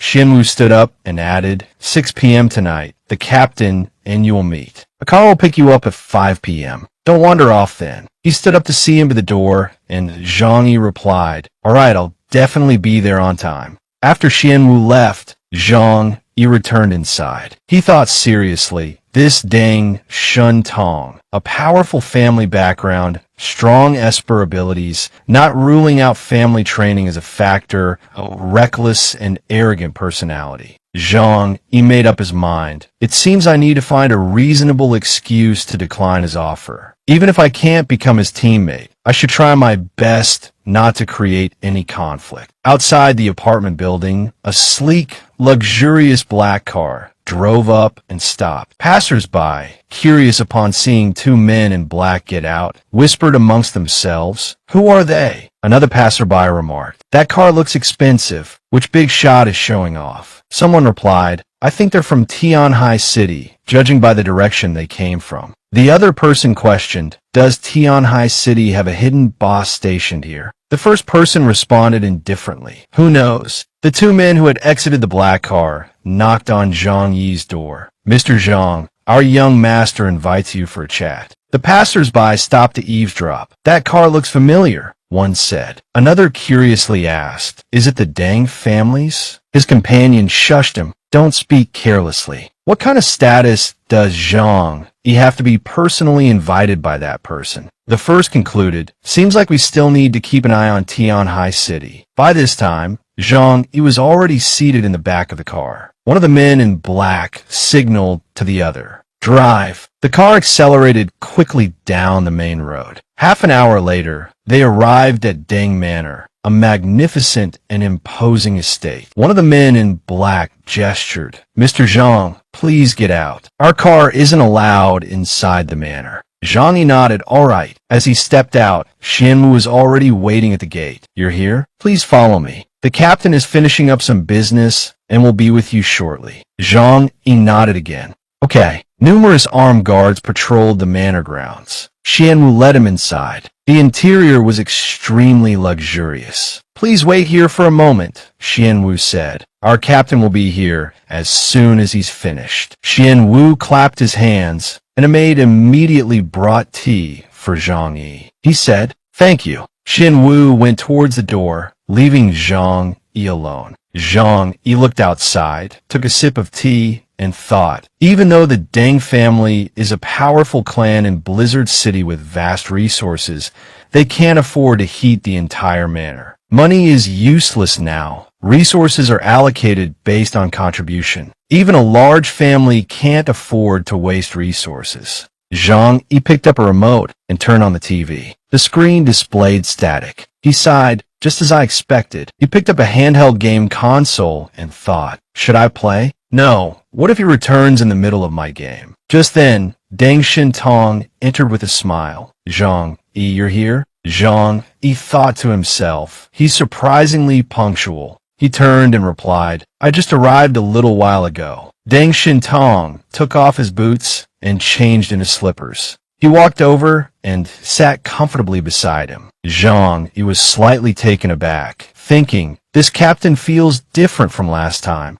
Deng Shintong, noticing Zhang Yi staring at him, asked, is there something on my face? Zhang Yi smiled and replied, no, it's just that you're very handsome. I couldn't help but look a few more times. Deng Shintong was momentarily speechless at his response. After a moment, Deng Shintong broke into laughter, slapping his thigh. You're quite amusing. By the way, I heard you didn't sign up for N.I. Hong's operation against the True Moon organization. He asked with interest, what are your thoughts on that? After listening to the translation, Zhang Yi voiced his thoughts. Jiangnan has more than a dozen cities. Even if the investigations by Blizzard City and Yin turn up nothing, there are still dozens of other factions from other cities. One more person like me won't make much difference, and one less won't matter either. The main thing is that Tianhai City shouldn't start a war. Deng Shintong thought for a moment and replied, that makes sense, but your strength is higher than the other awakened ones outside the city. If you go, the chances of killing the rogue awakened will be slightly higher.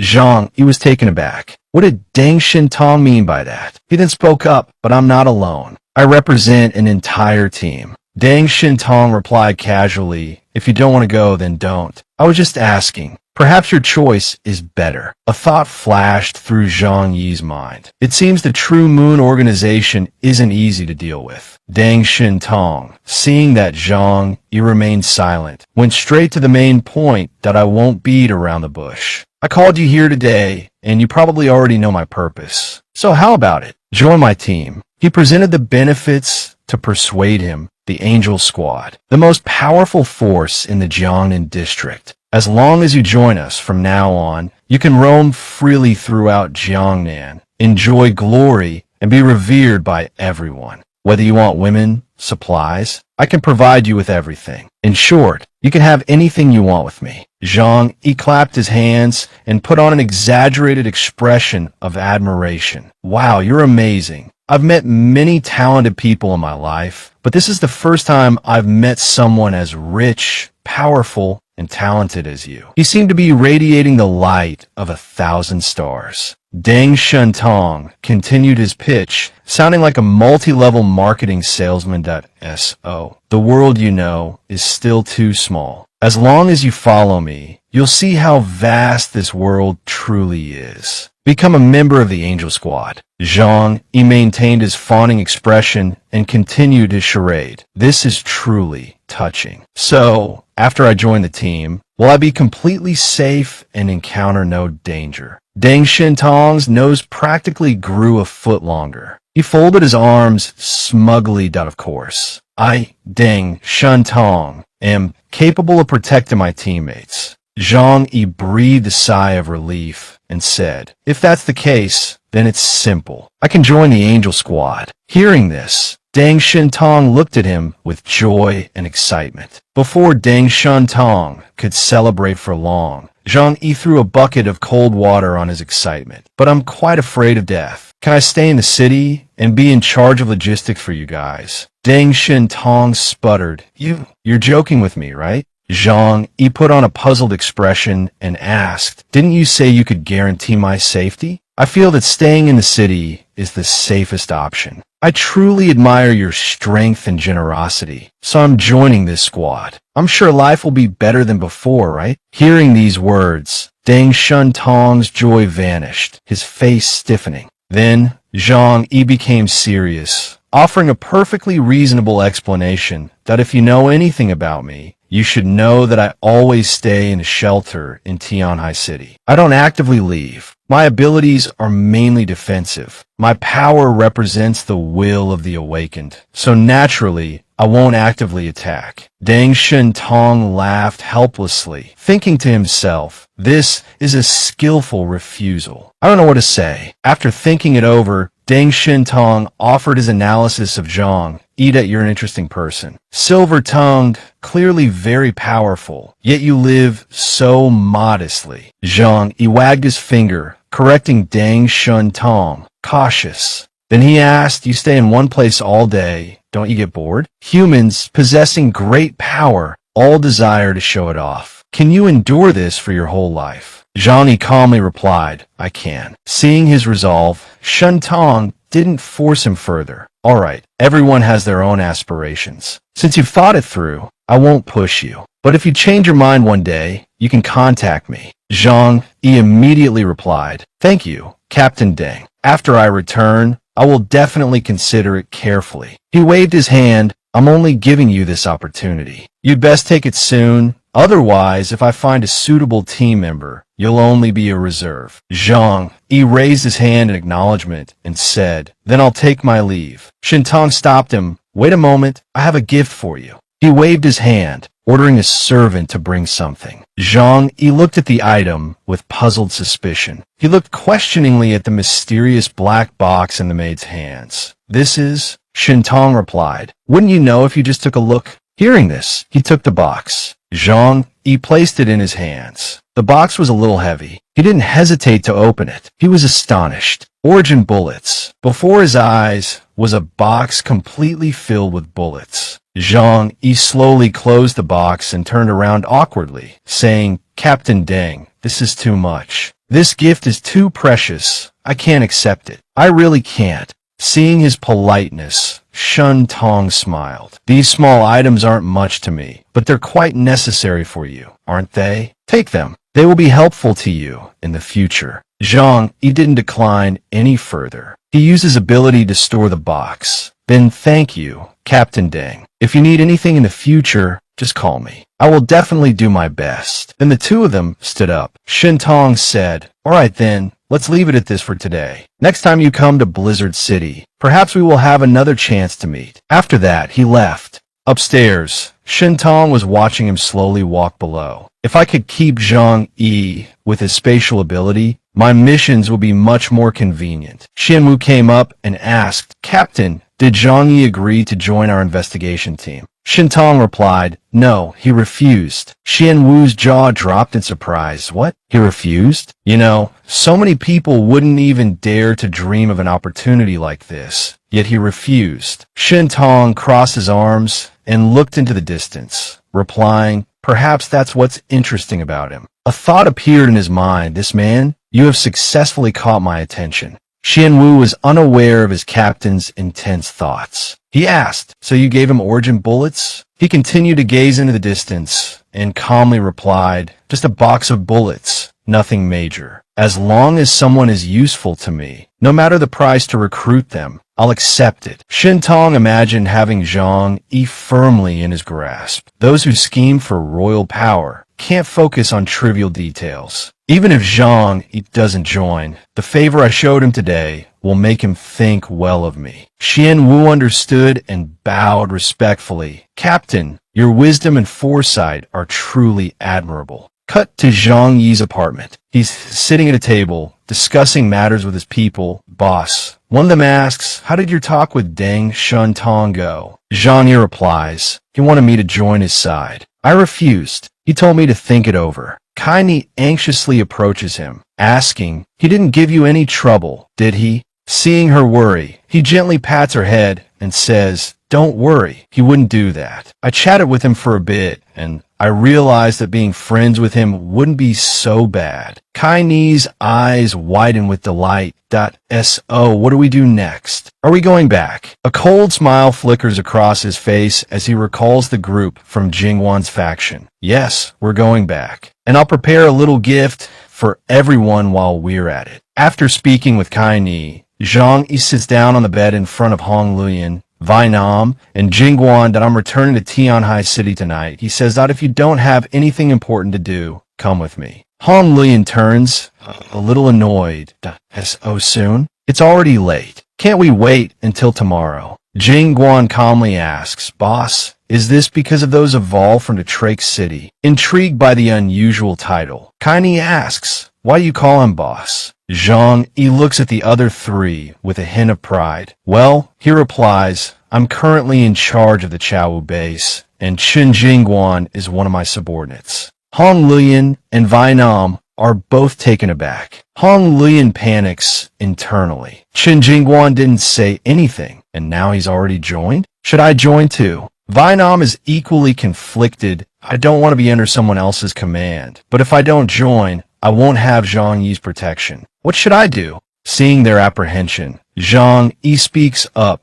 I know you're all angry about what a Trake City did. I said before that everyone should put aside their differences until the Grand District meeting was over. Now that it's concluded, we can focus on dealing with them. The current situation is that the Trake City sees Tianhai City as a piece of meat on a chopping block, ready to be carved up. It's likely they'll try to take advantage of the situation and attack us in Linhai. That's why we need to go back and prepare as soon as possible. Jingguan is impressed by Zhang Yi's analysis that you're so smart, boss. Planning everything out before acting. We'll let them mistakenly believe Tianhai City is weak, then exploit their carelessness. We'll cast a wide net and take them down when they least expect it. He grows more excited as he speaks. Then we can show everyone the true strength of Tianhai City, so they won't dare to target us again. Understanding dawns on Hong Luyan. She asks seriously, do you have a plan? How can we help? Zhang, he spreads his hands. Will adapt to the situation. I don't know how they'll act, but fighting on our own turf gives us the advantage. What you need to do now is return and strengthen our defenses, prepare our weapons, and stay vigilant. Don't let your guard down for a second. As for the next step, we'll have to see what they do.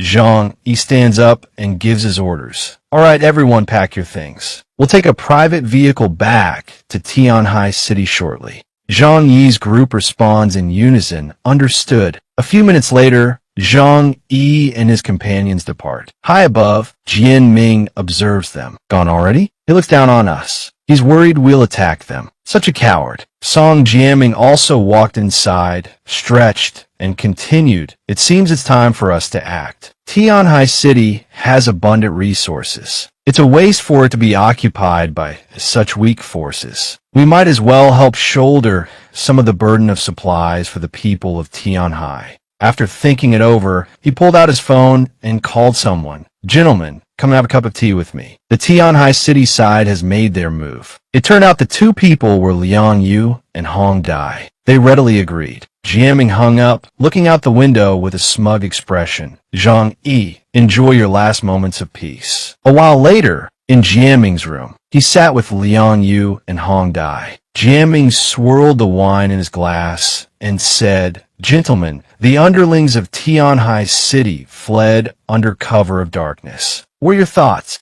Hong Dai looked at him and replied frankly, if we're all going to take a bite out of this Tianhai City fat, let's not beat around the bush. Song Jiaming, just tell us what you're thinking. She turned to look at Liang Yu.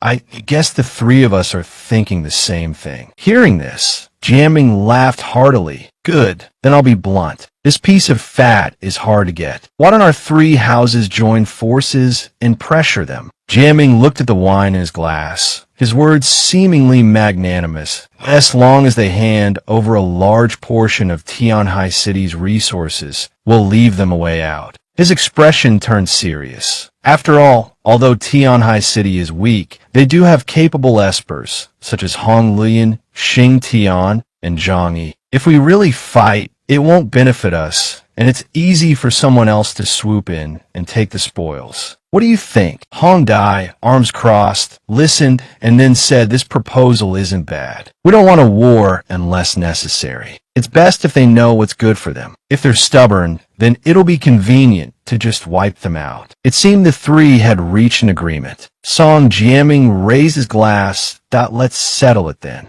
Liang Yu also raised his glass in response. Then let's act while it's still early, so no one else comes to steal our prize. The three of them clinked glasses cheerfully and said in unison, happy cooperation. After some travel, the group led by Zhang Yi arrived at their destination. He turned and gave orders to the three others, Hong Lian, Jingguan, and Xing Tian. Take your people and immediately return to your respective bases and begin making defensive arrangements. Hong Lian didn't reply, but she was scheming inwardly. Now that Chaowu base is managed by Zhang Yi, based on his personality, if a war really breaks out, he'll be most concerned with his own interests and those of his people. That puts Xing Tian and me in a very passive position. Having thought this through, Hong Lian asked, if the people from the Trake City attack us, will you come to our aid? He quickly replied, of course. Despite Zhang Yi's words, Hong Lian was still worried. Her hands trembled slightly.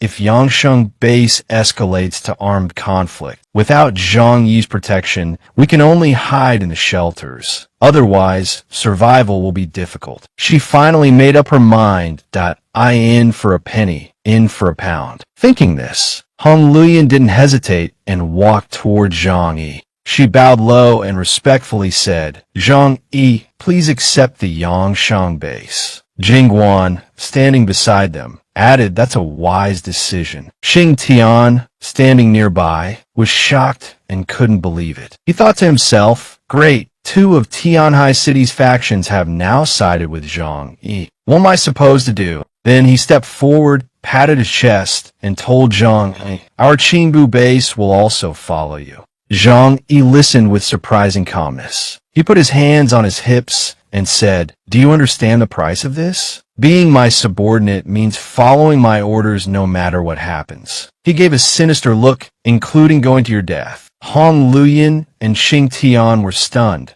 Go to our death. Xing Tian and Hong Lian exchanged nervous glances, beads of sweat forming on their foreheads. Zhang Yi is reminding us that if we want to follow him, we have to obey him completely. At this point, they had no way out. Hong Lian spoke first. No matter what, as long as you give the order, we will follow. We only hope that you will protect everyone so they can live in peace. Xing Tian added, we cooperated quite well before. You won't treat us badly, will you? Seeing their apparent agreement, Zhang Yi said cheerfully, I don't care what you do on a daily basis, but you must follow my instructions on important matters. Hearing this, Hong Lian and Xing Tian felt reassured. They turned to leave, their worries lessened. Understood. They called back, that will go ahead then. I'm off too, awaiting your orders, Lao Zhang. Jingguan also waved goodbye. Boss, we're heading back. After bidding farewell to his subordinates, Zhang Yi used his ability to retrieve a vehicle from his spatial dimension. All right, he said, let's go back too. Then,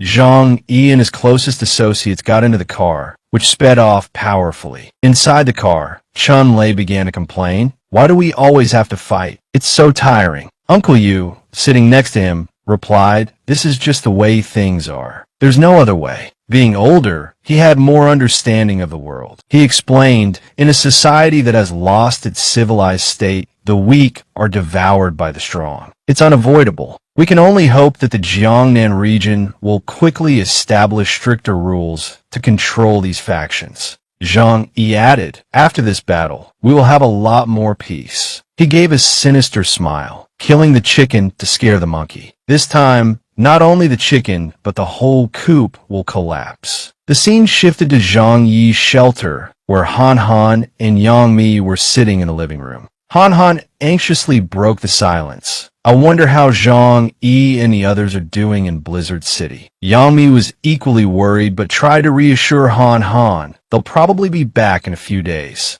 Suddenly, the sounds of a car engine reached Yang Mi. Her hearing seemed to be very sharp as she picked up the noise. She looked outside, puzzled. I think I hear a car. Hearing this, Han Han quickly put down her teacup, a little flustered. How could that be? Mei was calmer. She suggested, let's go and see. The three of them headed towards the door. Before anyone could open the door, Zhang Yi walked in. Han Han, overjoyed to see him, ran and hugged him tightly to your back. Seeing Han Han's excitement, Mei gently patted her shoulder. Han Han, she said, let's give them some space. It's cold outside. Let them come in and have some hot tea to warm up. She then brought out several cups of hot tea for everyone. Uncle Yu softly expressed his thanks. After that, Mei sat down next to Uncle Yu and asked, what's wrong with you all? You seemed quite serious when you came back. Zhang Yi, holding a cup of hot tea, replied, nothing serious. But he also added a warning. It's just that everyone should stay in the shelter for the time being. There are forces in Blizzard City that look down on our Tianhai City and intend to swallow it whole. Hearing this, Han Han looked over in surprise. Yang Mi was 3 parts worried and 7 parts helpless. Are they fighting again? Seeing Mei's worried expression, Uncle Yu gently placed his hand on her shoulder to comfort her. Don't worry, he said, and no matter how big the problem is, we'll handle it. You just need to stay home and do your jobs. Don't worry too much.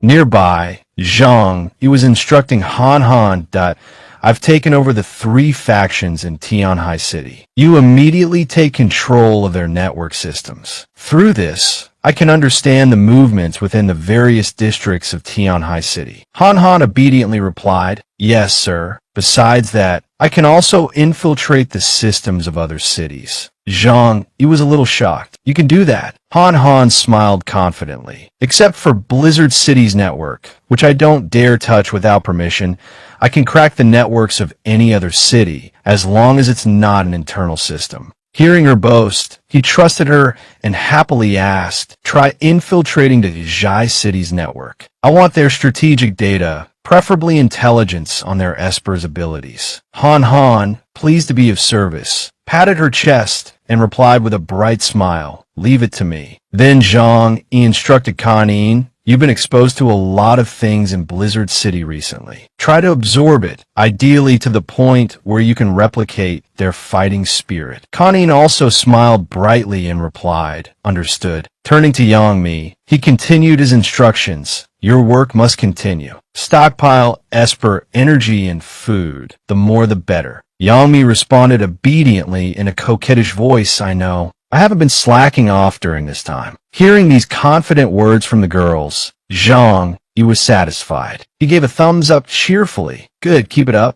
Then he addressed the others.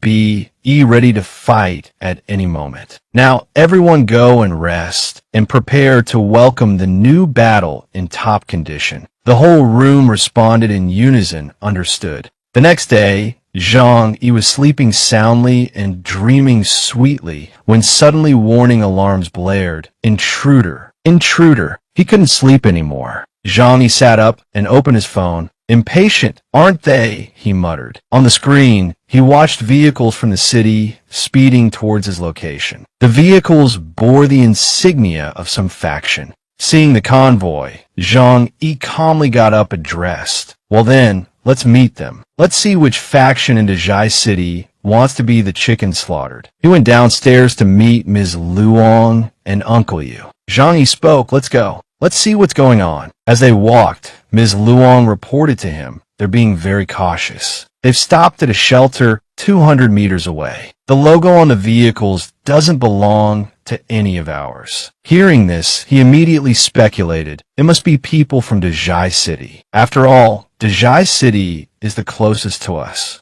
They're here. Uncle Yu asked, puzzled. Are they here to declare war? Zhang Yi didn't answer, instead posing his own question. Declare war? Have you ever seen anyone with any martial spirit give you advance notice that they're going to start a war with you? Uncle Yu was even more perplexed. Then what do they want? Zhang Yi chuckled coldly, probably to intimidate us, to make us surrender without a fight. Still confused, Uncle Yu continued, not to mention Zhang Yi's strength isn't weak. Even if Tianhai City's overall military power is poor, we still have the ability to put up a fight to the death. Why would they dare to try and intimidate us? Zhang Yi sighed and waved his hand dismissively. Why worry so much? I'll go see for myself. Won't we know where their confidence comes from then? Everyone in the room looked at Zhang Yi with a mixture of seriousness and worry. Seeing their gazes fixed on him, Zhang Yi reassured them. What are you looking at me for? It's fine. Just go about your business. Hua patted over and hopped onto Zhang Yi's shoulder. He continued, without missing a beat, Uncle Yu and Ms. Luong, come with me. After addressing everyone, he used his dimensional shield ability, creating layers of barriers around the three of them. Without further delay, Zhang Yi, Uncle Yu, and Ms. Luong headed out. Let's go. The three stepped outside. Zhang Yi observed the vehicles parked in the distance. Be careful, he cautioned. They slowly approached the vehicles. Inside were soldiers from Dajai City, fully armed and armored. A man with a silver beard spoke up. They're here. The man beside him sighed disdainfully and scoffed. They look weak. Just give them the letter, and let's not waste any more time here. A gaunt-faced man chimed in. We rarely come here. Why leave so soon? This place will be our territory soon. A man in the back added scornfully, well, I hope they know what's good for them and hand this place over quickly. By now, Zhang Yi, Hua, Uncle Yu, and Ms. Luong had reached the vehicles. Zhang Yi questioned them. Who are you? What are you doing here? The silver-bearded man produced a letter from inside the vehicle. We're from Dajai City. We're messengers from the three major powers there. This is a letter from their leaders to you. We hope you'll read it carefully. Zhang Yi's face remained impassive as he observed the letter and the silver-bearded man. The man grew impatient and his face darkened as Zhang Yi continued to stare without taking the letter. After a moment, he finally accepted it, pulling it into his spatial storage. Thank you for your trouble. The men in the vehicle looked on in surprise as Zhang Yi used his ability. One of them, calmer than the others, chuckled lightly. Ooh, a rare spatial ability. Not bad. The silver-bearded man spoke to Zhang Yi, his voice tinged with disdain. That will give you 1 day to decide. That means from now, you have 19 hours after deducting the time it took us to get here. So, until we meet again, good luck. With that, he and his companions departed. Zhang Yi remained, watching the two vehicles drive away. Uncle Yu, sitting in the back, was a little annoyed. He asked Zhang Yi, why not deal with them? These guys are too arrogant. Zhang Yi calmly replied, I'm not interested in small fries. Besides, acting rashly will only alert the enemy. We might as well see what they have to say. He then slowly walked back inside.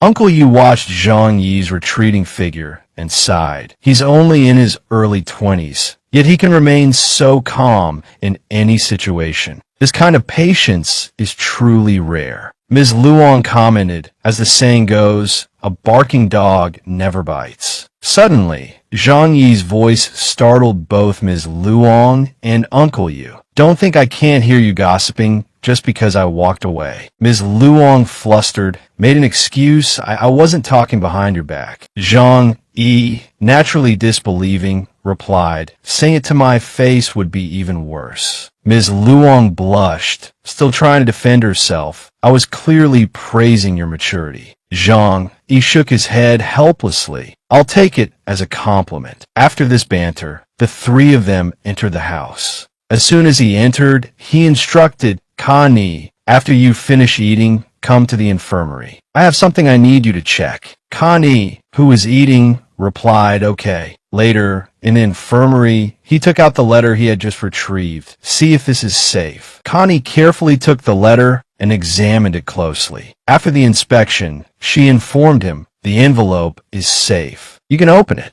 Zhang Yi, also being cautious, used tweezers to slowly open the envelope. He carefully took out the letter. Zhang Yi gently placed it on the table. He then used his ability to retrieve a helmet and put it on. Now able to read the letter, he saw it written, Tianhai City is currently experiencing war, and the civilian casualties are heavy. Attacking this place, the various factions are unable to mount a defense. The three factions in Zhai are friendly neighbors, willing to assist in the defense in the spirit of humanitarianism. We hope you will not refuse. Zhang Yi burst into laughter after reading it. What a noble reason. These people are interesting. Knowing this kind of thing, they must have learned it from the military. Yi, not wearing a helmet, presumably couldn't read the letter. She asked curiously, what does it say? Zhang Yi replied, avoiding the core of the question, I have to say, these people are very clever. If they use this method to obtain our resources, then even if Jiangnan District wants to criticize them later, they'll have a justification.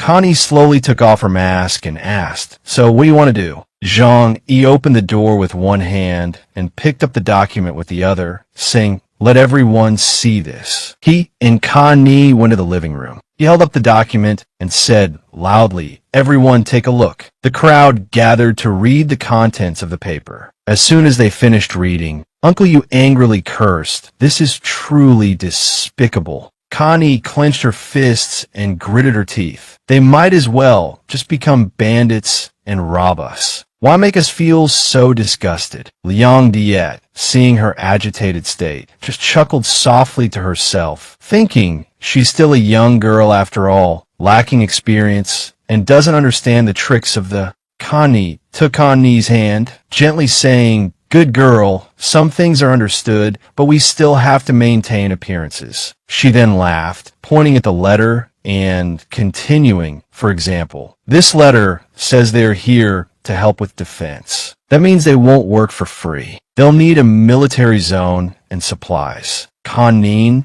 looking gloomy, said, so if we don't give them anything, won't they just take it anyway? What explanation will they give then? Yi shook her head, explaining, silly, then they'll have an excuse. They'll say we're not upholding our moral obligations, that their people had no choice but to take action. They'll loot everything and then offer a simple apology. Hearing this, Yi's anger flared. How can that be reasonable? They're the ones stealing, and we're defending ourselves. How is that our fault? Zhang Yi finally spoke up. They're just looking for an excuse. Whoever wins is right. This gives the Jiangnan District a way out, so they don't lose face right after the supernatural union was formed. It's just rhetoric. Liang Diet, looking determined, said firmly to him, Zhang Yi, let's fight them. Uncle Yu clenched his fist in agreement. Right, let's fight them. Teach them a lesson. Xian Lei chimed in. These shameless people dare to look down on us. We must teach them a lesson.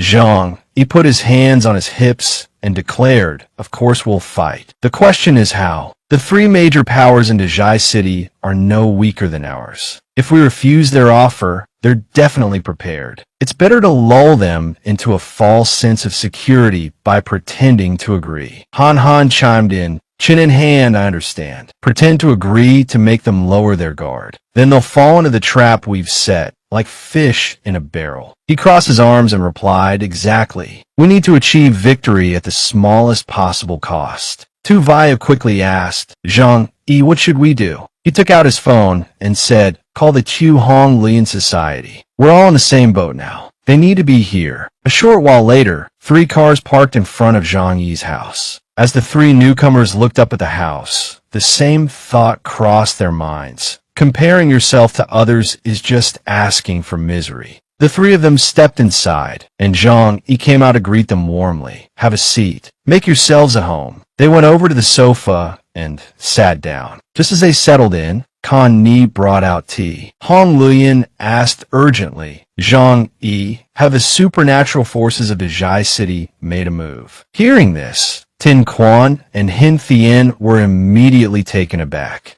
Zhang Yi took a slow sip of water and said, "You guessed right. It does indeed concern us." Tin Quan spoke up worriedly, "Boss, you're not going to ignore us, are you?" Hong Luyan's face slowly reddened as she stammered, "Bo boss, you have to help us decide on this matter." Watching her expression, his lips twitched. He thought to himself, this woman is truly pragmatic. More importantly, the speed at which she changes her tune is remarkable. He raised his glass and said seriously, "I've thought this through. You don't need to worry too much. Just cooperate with me." He continued, "Right now, what we need to do is lure them to Tianhai City and then take further action. You guys need to cooperate with me in putting on an act." She said seriously, "Understood." Xing Tian chuckled, "Don't worry, I'm the best at acting." At this moment, in the meeting room of Dezhai City, a letter appeared on the TV screen. Its general content expressed dissatisfaction and a firm resolve to oppose this action, along with a threat from the Jiangnan district. Finally, it conceded, wanting to maintain peace for the greater good. The letter was sent from Tianhai City, the sender being Zhang Yi. After reading the letter, Jian Ming slammed his hand on the table, laughing loudly. This letter was written by Zhang Yi? It's killing me with laughter. Clearly scared to death, yet still trying to save face. Does he really think he can scare us just by mentioning the Jiangnan district? Hong Dai covered her mouth, laughing. This little brother is so cute. I've decided, after we take Tianhai City, I'll keep him as my little brother, specifically to tell me jokes. Liang Yu spoke with a serious face. Don't talk about cute or not. If he really doesn't know what's good for him, we'll have to take action. She playfully suggested, I don't think we need to take action. If we can avoid fighting, we should. He seems pretty scared already. We just need to scare him a little more. He speculated, I wonder if that's possible. After a pause, he continued, is he just putting on an act for us right now? He said indifferently, are we being overly cautious? Whether he's pretending or not, everyone knows Tianhai City is weak. As soon as our troops arrive, everything will be swept away. He retorted in a deep voice, it's not that simple. We should talk to Zhang Yi again. If we can resolve this peacefully, no one wants to pay the price in blood. She said excitedly, then let's talk to him one more time. As long as they obediently hand over their territory and resources, sparing their lives isn't impossible. People, as long as there's hope of survival, won't fight to the death. He stroked his chin thoughtfully and then said, all right, if you insist, we'll talk to him again. But let him know our patience has limits. We don't have time to mess around with him. Looking at the letter on the screen, Han said excitedly, got you. Characters immediately flew out one after another. Collecting data, please wait. She looked at the screen and said confidently, we've got him. We can't let him go. Zhang Yi typed continuously on the keyboard. Based on current intelligence, the scale of these three forces is not small. Although they can't compare to the 5 most powerful forces during Tianhai City's golden age, they're not too far off. He smirked, intrigued, interesting. No wonder Chun Jingwan was defeated so easily. Han exclaimed in surprise, what? Zhang Yi turned his laptop screen towards her. On the screen, a person's information was displayed. He scrolled down and said, Sun Jianming is an enhancement type ability user. His ability is called Dark Gene. It has armor-piercing and body-penetrating effects. In close-range combat, it ignores external defenses and attacks the enemy's internal organs. Qin Jingwan happened to be his perfect counter. Han nodded repeatedly, her mouth agape, as if she had just learned something new.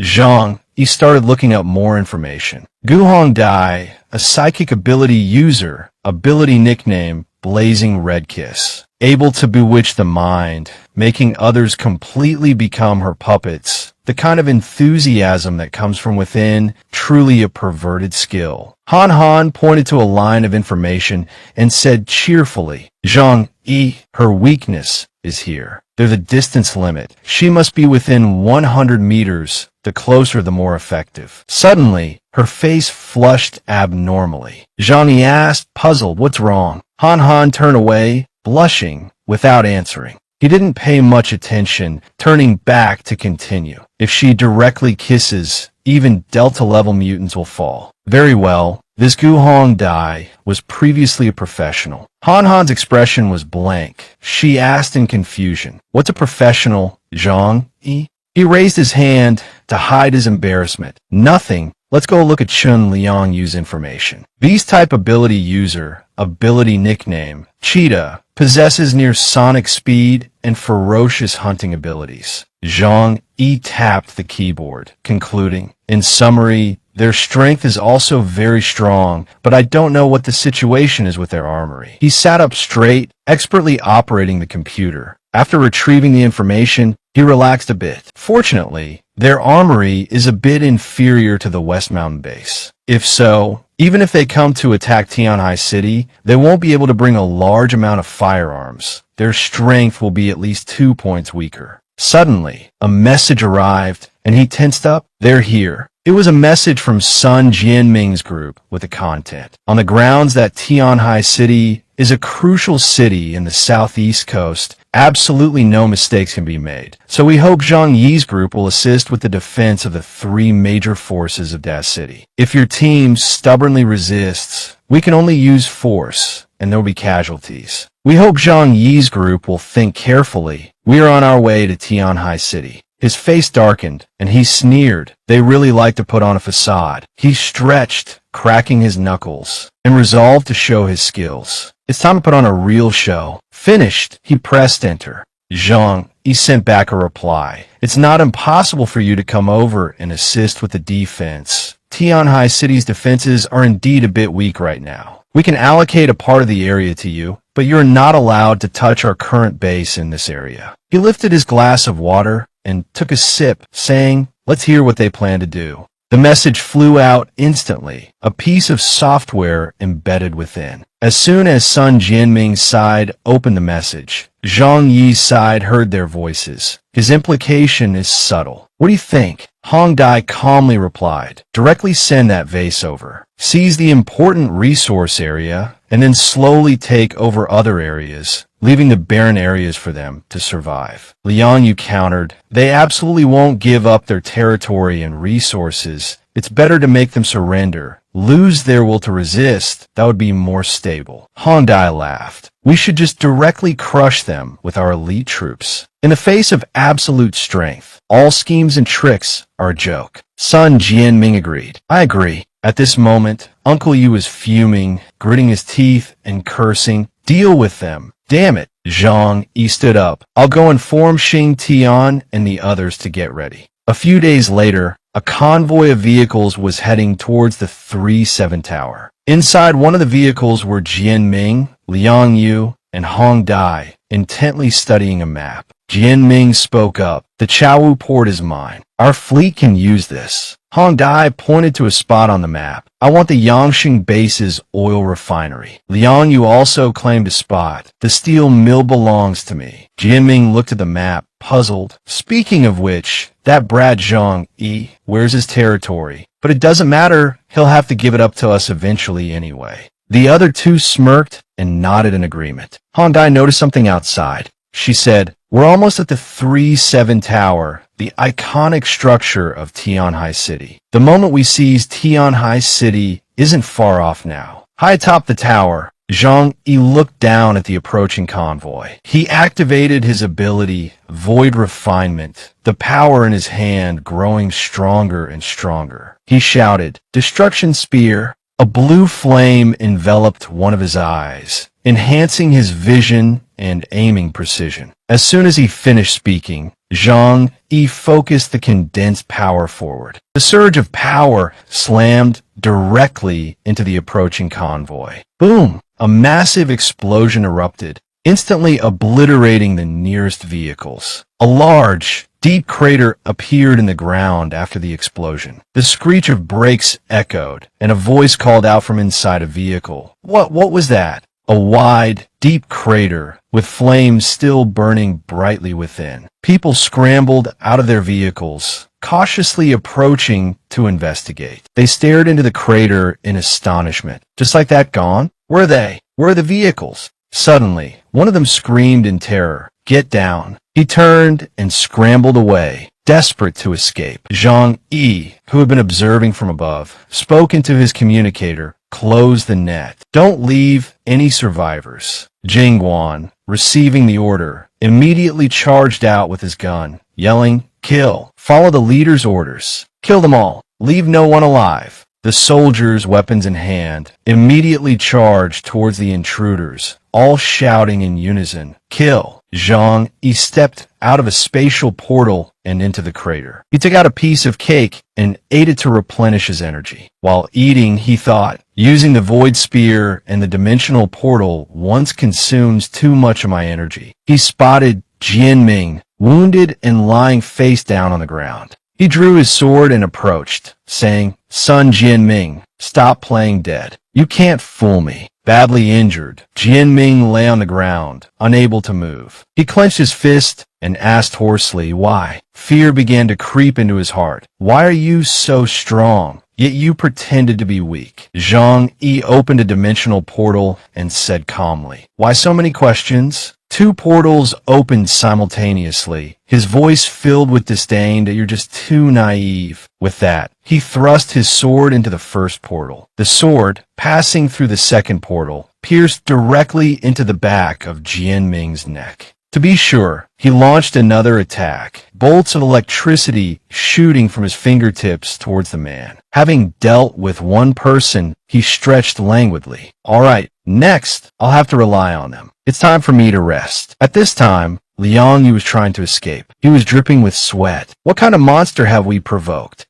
Suddenly, a blaze of fire erupted fiercely. He was astonished. This is Hong Luyan and Qing Ting emerged from within. She smiled and said, We've been waiting. Half an hour later, Zhang Yi was relaxing in a chair, looking at his phone that it's been taken care of. The group gathered in front of him. Hong Lian held up Liang Yu's severed head and announced, The leader of one of the three major forces in Dazai City, Chen Liang Yu, is here. He stood up and said to Liang Yu, Take a head count and see if it matches the figures Hanin gave us. She took the severed head from Hong Luyan and replied, I'm afraid that will be a bit difficult. After all, most of them were killed instantly by you with a single move. There aren't even any remains. Zhang Yi closed his eyes and said smugly, True enough. Then he looked down at everyone and began to give orders. Tonight, don't let her guard down. I've already said it. The espers from Dazai City are attacking. Don't leave a single one alive. Also, everything that happened tonight, no one is allowed to reveal it to the outside, not even to the Baoshua city side. Understood.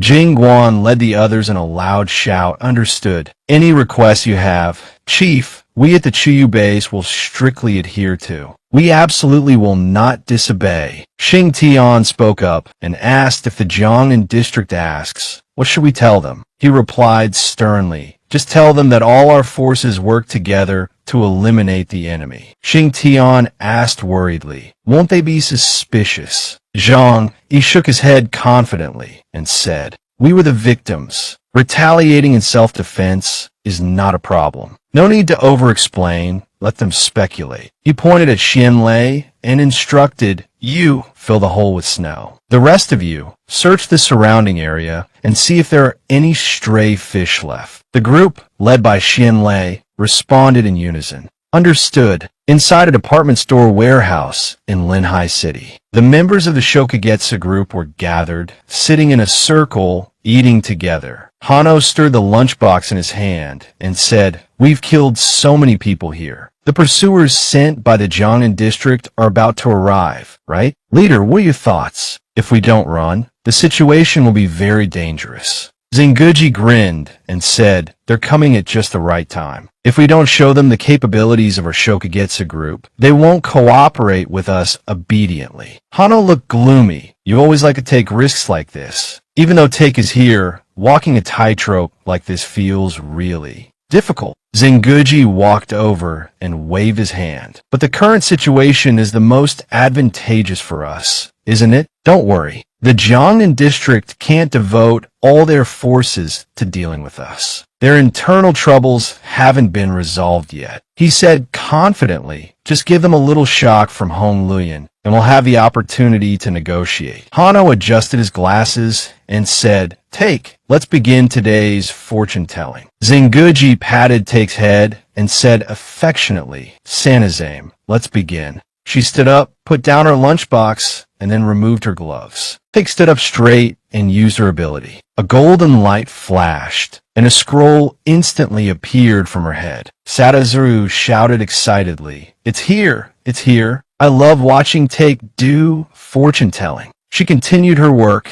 unrolling the scroll she had just taken out. Take then took out a brush pen. She quickly wrote a few lines on the blank scroll. Zenguji walked over, picked up the scroll, and said with a loud laugh, Their people are coming, and there are a lot of them. He then began assigning tasks. Taki and Gasai, you two go southeast. Nobunaga, you go west. The enemies that are suited for you. Taku, you go east. Your luck is there today. They immediately took their positions and shouted in unison. Understood. After saying that, they filed out of the room, heading to their assigned locations. In the room, a pot of soup was steaming. Zenguji took a spoonful to taste. His face was full of satisfaction, truly an excellent flavor, enough for a full meal. In the southeast of Linhai City, a group of people were gathered, their expressions grave. Hung Jiala, the leader of the Hattieing mutant squad, was looking around, his tone uncertain. Only one person is coming. He turned and said, Get ready to fight. Watch out for ambushes. Don't act rashly. Let's see what he does first. A hand suddenly appeared, flipped a switch, and released a current of electricity towards Jiala's group. Taki, standing in the distance, pressed the switch firmly and whispered, Electric cannon. The electric current grew,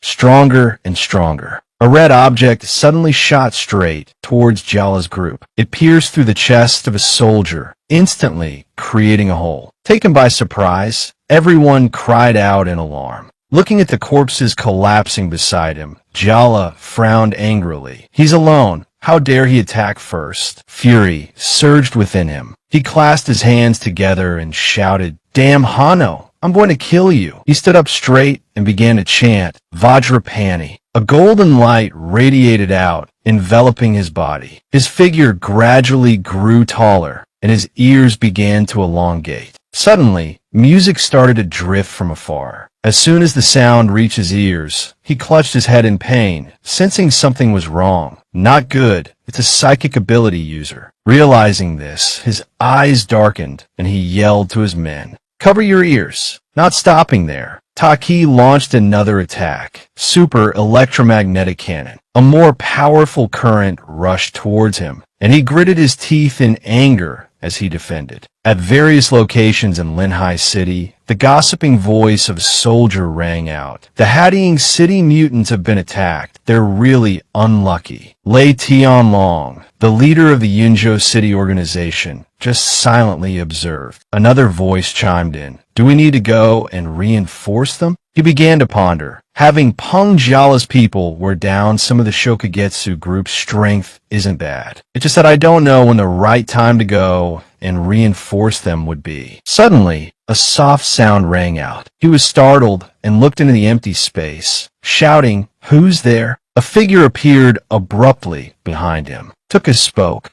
Itoriu. A flash of a sword, the sharp blade, sliced through the air. The heads of the soldiers in the room were severed, blood splattering everywhere. His eyes were cold, his expression unchanging. Lei Tianlong's eyes widened in terror as he stammered. How is this possible? How did you know where we were hiding? Tuka didn't bother with words, lunging towards him. At the Jiangnan headquarters command center, the surveillance screens now clearly displayed the gruesome scenes of the battle. Yun Lai slammed his fist on the table and stood up. How could this happen? He stared at the screen, thinking, could we have leaked information? He shook his head, frowning. Impossible. The command center's security is extremely tight. Every piece of information sent from here is intercepted. No one can bypass the security network and transmit information. Yinlai pondered, could someone in the True Moon organization possess reconnaissance skills? But could they cover such a large area? Meanwhile, Li Guoqiang, the leader of the Backing organization, scoffed. Just one person dares to fight against 40, 50 of us? He's practically offering himself up. Kill him. At his command, the group took their positions, aiming their guns. He was caught in the sights of sniper rifle, riddled with bullets. But Yoshi simply smiled faintly, calmly taking off his coat. An aura radiated from him, his body completely unharmed. Man Thursday Trin, the leader of the Sihuan City organization, observed with a serious expression. So, an enhancement-type mutant. Guoqiang sneered. An enhancement type? Huh? Isn't that just perfect? He chuckled in agreement. Indeed, we just happen to be enhancement type as well. With that, Thursday, Trin immediately activated his ability, Falling Snow. The hair on his head slowly lengthened, swirling around him as if alive. Guoqiang also activated his ability, Ironclad Body. An emerald green light enveloped his body. Both of them advanced towards Josie. He pulled a long saber from a box, a knowing smile playing on his lips. Looking at the two mutants before him, Josie chuckled softly. Take's prediction was spot on. Guoqiang, still unaware of the danger, pointed and yelled, "Charge! Take him down!" Josie activated his ability, Roaring Tide Tiger. His human form instantly transformed into a Tiger Man. Guoqiang finally panicked. He's a beast type with the mythical Tide Tiger ability. Josie began to swing his saber, drawing a circle in the snow. The blade flashed in the air, its cold light sweeping past. Two cries of pain rang out as Thursday Trin and Guoqiang's bodies were cleaved in two by the single strike. The soldiers immediately panicked, screaming, "No way!" Two powerful Delta-level enhancement type mutants killed in an instant with just one move. Boss! Panic erupted, and the soldiers scattered.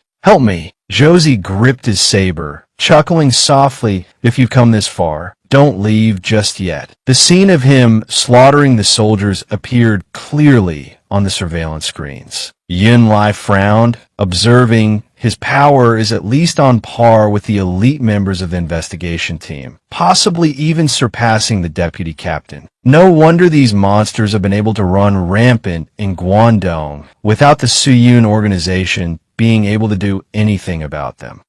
Kill them all. Josie raised a hand, absorbing the essence from the corpses. Sated, he licked his lips with a greedy look, truly exquisite. I hope the Jiangnan district can send more food, preferably of higher quality. Yinlai stared at the tiger on the screen, his eyes filled with hatred. After a moment, he regained his composure and said, "Switch the screen to Peng. The staff member replied, "Yes, sir." The image of a heavily injured Jala appeared on the screen. Yinlai worried. Peng is fighting two people alone. I wonder if he can leave behind any useful information. He's currently struggling against his opponents. The soldiers have been defeated, and only he remains, still fighting. Taki flicked her wrist, sending streams of electricity flying. Jala raised his hand to block them, thinking to himself, the one the corner attacks with sound, disrupting my focus. I should deal with her first. He acted on his thought, moving towards the rock where Gassa was hiding. She muttered, "It seems Take's minor auspicious divination referred to me." She brought her flute to her lips and began to play a mournful melody. The sound permeated the air. Jala clutched his ears, trying to endure. He was astonished. The sonic attack can penetrate my defenses and strike directly at my body. Jala murmured, "It seems I can't directly deal with the one hiding in the shadows. If that's the case, even if I die, I'll take one of them down with me." As if sensing something, Taki's eyes widened in surprise. Jala, with all his might, charged towards her. Jala unleashed a powerful attack. Taki hastily raised her hands to defend, but was forced back several steps. Seeing the situation turn unfavorable, Gassa increased the tempo of her music. Jala stopped his attack, clutching his ears in pain. His body began to swell, his hands gripping his head as he groaned in agony. With a bang, Jala exploded, his flesh and blood splattering everywhere. Taki looked at his severed leg and breathed a sigh of relief. Her body nearly drained of strength. Gasa emerged from behind the rock and said, "That was close." She proposed, "If it weren't for my help, you would have had a hard time dealing with him. So let me have him." Taki glanced at her and replied, "If it were a one-on-one fight, I could definitely defeat him. It's just that his support was too much, and it wasted a lot of my energy." Gasa stuck out her tongue playfully and said, all right. His ability restrained you, but I'm the one who can restrain him. So, in this operation, I was the main force." Taki clutched her injured arm and coldly replied, "The next source energy will belong to me." The screen on Yinlai's side was now blank, showing no image. He fell silent. A staff member ran over and reported, "Report, all 10 mutant squads have been eliminated. The communication equipment has received the analysis data of the battle between the 10 mutant squads and the members of the True Moon organization." Yinlai turned around and said, "Understood. I'll report to Commander Chu.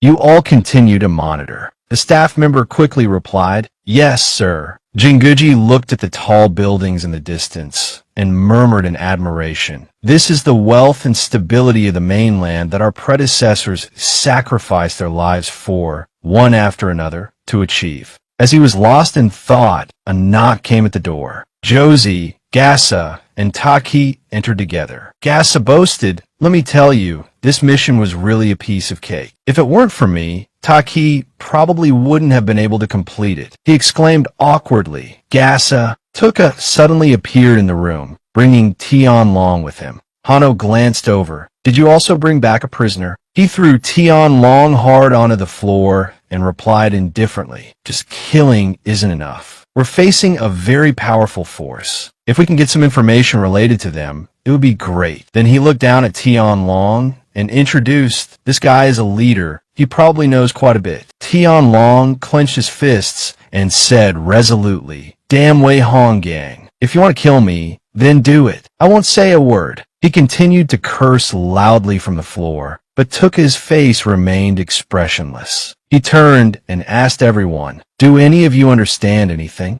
Setozu pointed to the clothes he was wearing. "There's a translation system on the combat uniform." Tuka replied indifferently, "That suit only affects my draw speed." Setozu walked up to Tian Long and activated the translator on his suit. "That I should still keep this on," he said. Tian Long was still cursing. "Don't even dream." Satozu didn't say much and began to use his ability, Five Hearts Fist. A purple light shone from his chest directly onto Tian Long. He immediately fell silent. Satozu moved the aura around Tian Long's head. Tian Long's eyes rolled back, and he collapsed Wuli Ly onto the floor. Satozu adjusted his glasses and said admiringly, "Boss, we really caused a huge commotion this time." Satozu's face was full of mischief. "Now the entire Jiangnan district is surrounding us. They're so eager to kill us, but unexpectedly, we escaped here and were able to cause such a big stir." Hano frowned worriedly, holding his forehead. "That what's there to be happy about? This only brings us more trouble. They're really going all out against us. Even if Yumi were here, I'm afraid it would be difficult for us to retreat." Satozu made a face and replied, "Don't worry, Uncle Phoenix. I've already confirmed this." He was very confident. The top strategic investigation team of the Jiangnan district only has 2 branches remaining at headquarters. One of them just lost their captain-level strategist. So now is our best opportunity. Guji crossed his arms and suggested, "Tell everyone about the memories you probed." A diagram appeared in Satozu's mind, and he began to analyze. The Jiangnan district now has 13 cities guarded by large mutant organizations. Their headquarters is in Snowstorm City. Guji looked at the body on the floor and seriously assessed. "The forces that ambushed us today are probably from the 12 cities outside. They don't pose a big threat. The real threat is the government troops in Snowstorm City." He began to analyze. Judging from the attitude of the Snowstorm City government, they probably don't want to lose their own elite forces. That's why they sent troops from the outer cities to deal with us. Hano understood immediately that that means we still have a chance to negotiate. Jinguji spread his arms wide with excitement. Before this siege, we probably didn't have a chance to negotiate with Snowstorm City. But now, we'll use our strength to tell them. If they don't want to suffer losses, they'll negotiate. Hano said, but I don't think they'll easily agree to our demands. After all, their true elites haven't been deployed yet. These vanguard troops are just here to probe our capabilities. Next time, their 6 major investigation teams will come. It's bound to be a tough battle, Jinguji added. Isn't this something we have to go through? If we want to take root in this land, we have to go through this fierce battle. He continued, after that person discovered the new continent, he died in a battle with the locals. But his death changed the world's perspective, bringing enormous wealth to his country. He grinned. We are the pioneers. We will also be recorded in history. Satozu agreed. That's right, boss. We're the pioneers. We get to enjoy this land first. Tukin said, a warrior never flinches. Gasai said excitedly, I can't wait. He looked to take that. What's more, we have this trump card. Luck will always be on our side. Satozu pointed at the prone Tian Long. Is this guy still useful? If not, I'll eat him. Jinguji said, no, he's still useful. We have to let him go. Let him deliver a message to the higher-ups in the Jiangnan district. He stroked his chin that we are pacifists. We don't like fighting and killing. If we can negotiate peacefully, that would be best. Snowstorm City, reporting casualties from the battle. All members are dead. Chu Zheng's face paled. This is impossible. He said, even if the reality squad is strong, they can't kill our 10 Esper teams so easily. Let alone them. Even our investigation teams couldn't do it. Du Yinlai replied, under normal circumstances, it is indeed impossible. So I suspect the other side might have our intel. Chu Shui ordered, to speak plainly, don't beat around the bush. Yinlai replied, currently, there are only two possibilities. 1, there's a traitor within our ranks, leaking information and the locations of our 10 Esper teams. 2, the enemy possesses reconnaissance espers, accurately grasping our movements and personnel deployment. He frowned out. We've analyzed it thoroughly. The reason the reality squad members achieved such a swift victory is that the people they sent out perfectly countered the squads at the corresponding locations. You understand, in a surprise attack, if abilities are countered, an Esper's combat effectiveness will plummet until they become useless.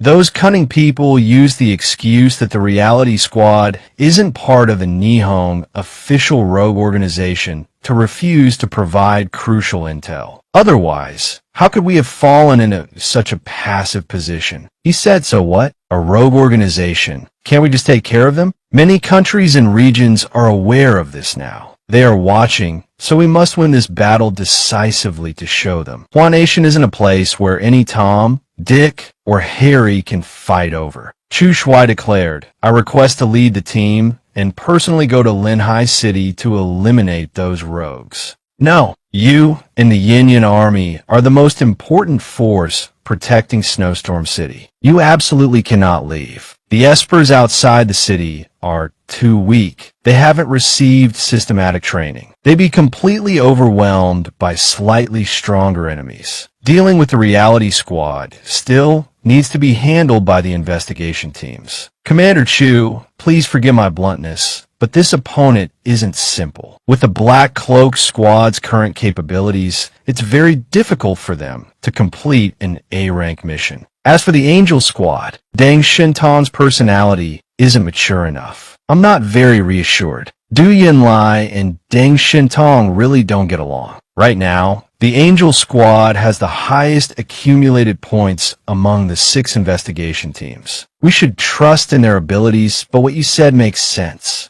We can't afford another failure. Therefore, this operation not only needs to mobilize the Angel Squad, but also requires us to summon more forces. Let me lead 500 Yin guards there. No, I've already said this isn't your mission. It's really frustrating to lose this opportunity. We need to mobilize a group of powerful espers from other cities. The purpose of the last operation was reconnaissance. This time, it will be a complete siege. Come here. You can leave now. Yes, come in. Commander Chu, something interesting has happened in Tianhai City recently. Our most urgent task right now is dealing with the reality squad in Linhai City. Why suddenly bring up Tianhai City? I'm afraid it's not that simple. There must be a reason. Oh, what happened there? Tianhai City. I remember that's Zhang Yi's territory, isn't it? According to the intelligence from the reconnaissance department, last night, 3 large-scale esper organizations in Daz City assembled a large force and entered Tianhai City's territory. The team, led by 3 Delta-level espers, also included 72 other espers and 800 elite soldiers, and they brought a large amount of weaponry and ammunition. Are they planning to attack Tianhai City? Those bastards. At a time like this, they're disregarding the Great District's regulations and slaughtering each other. Well, with Tianhai City's current strength, I'm afraid it's already fallen, right? No, Commander Chu. According to the latest intelligence, Tianhai City is very quiet right now. There are no signs of conflict. The Daz City force has completely disappeared. Disappeared? Yes, disappeared. We tried to contact them, but haven't received any response. Even using satellites to scan the entirety of Tianhai City hasn't revealed any trace of a large-scale force. What are they playing at? Could they be planning a rebellion? Have you contacted the local forces in Tianhai City? Not yet. However, the forces in Tianhai City are already too weak. They probably couldn't have wiped out the entire Daz City Esper Alliance, could they? Call Zhang Yi. I want to talk to him. Yes. With such a big incident, the Jiangnan Great District will probably call to make a perfunctory inquiry. Hello? What a coincidence. I was just thinking about them, and they called. Zhang Yi. Commander Chu, long time no see. Although it's only been 3 days since we last met, your valiant and resolute image has been deeply etched in my mind. All right, enough with the flattery. It's useless on me. Tell me, has something happened in Tianhai City again? The 3 major forces of Daz City intended to invade the territory and resources of Tianhai City. They ignored our strong protests and launched an attack. In the end, under the tenacious resistance of the espers in Tianhai City, they were completely annihilated right here. We adhered to the will of defending our country based on the fundamental principles issued by the Jiangnan Esper Association. We took legitimate and compliant actions, resolutely repelling all invading enemies. We have achieved high standards and strict requirements, such as being able to fight, knowing how to fight, and winning battles. Stop. Where did you learn all that roundabout talk? So, are you saying that all the espers from Daz City were eliminated by you? That's right. I also have evidence of their initiating the invasion, which I will send to the Great District immediately. I request the leaders to help us arbitrate this matter. How did you manage to do that? The 3 major esper organizations of Daz City are not weak. Commander Chu, we also have our own secrets. This is our 0000000 survival strategy. Please forgive me for not being able to disclose it. After all, you know the current situation in Tianhai City. We also need some tricks to survive. Want to keep secrets from us? Please forgive us. We don't dare to take the risk. Not that we're being disrespectful to you. Alright, it's just that I'm extremely curious. I'm afraid that even if you continue to investigate, you won't find anything. By the way, come to Snowstorm City in the next 2 days. There's something I need you to do. There again? I don't want to go at all. We just finished a battle, and we have a lot to do. Just you coming alone is enough. I underestimated Zhang Yi before. This kid has a lot of secrets hidden within him. I must bring him along for this operation in Linhai City. May I ask why you wanted to go there? The Esper organizations sent to Linhai City have all been eliminated. What? How is that possible? Those were 10 Esper organizations. They were all wiped out in less than 3 days. Is the reality squad that powerful? Next time, we will form a stronger team to deal with these rogues. At that time, an investigation team will lead the troops, and you will be responsible for support. Understood. I'll get there as quickly as possible. What happened? The 10 Esper teams sent to eliminate the reality squad have been completely annihilated. Now, the Jiangnan Great District is calling me over there. I plan to bring 2 people with me. Liang Yu. What about the second person? The second person? Of course, haha. What about us? Zhang Yi, are you planning to leave us behind this time and face the danger alone? This concerns the honor of the nation. I am a discharged soldier and absolutely cannot stand idly by. What's the problem with going there? We can face it together. This time, we also hope to be of help to you. Everyone's intentions are good, but this is war, not a game of brotherhood. You have to understand, the first top 10 Esper teams that were sent, none of their forces were weaker than the Tianhai City base. Their team leaders were all Delta-level Esper captains. Even such a large formation was completely wiped out by the rogues. Do you think we'll go over there and not become cannon fodder? I'm currently only Gamma level 3. Forget it, boss. If you don't let me go, I won't go. This time, we're just going over there to understand the situation in Linhai City. If we need help, I'll contact everyone so you can come over. All right, you have to remember to call me then. Agreed, right? Please inform the other bases for me. I have to get over there quickly. Why do I have a feeling this operation will be very dangerous? Is this opponent really that terrifying? Aren't there only 13 of them?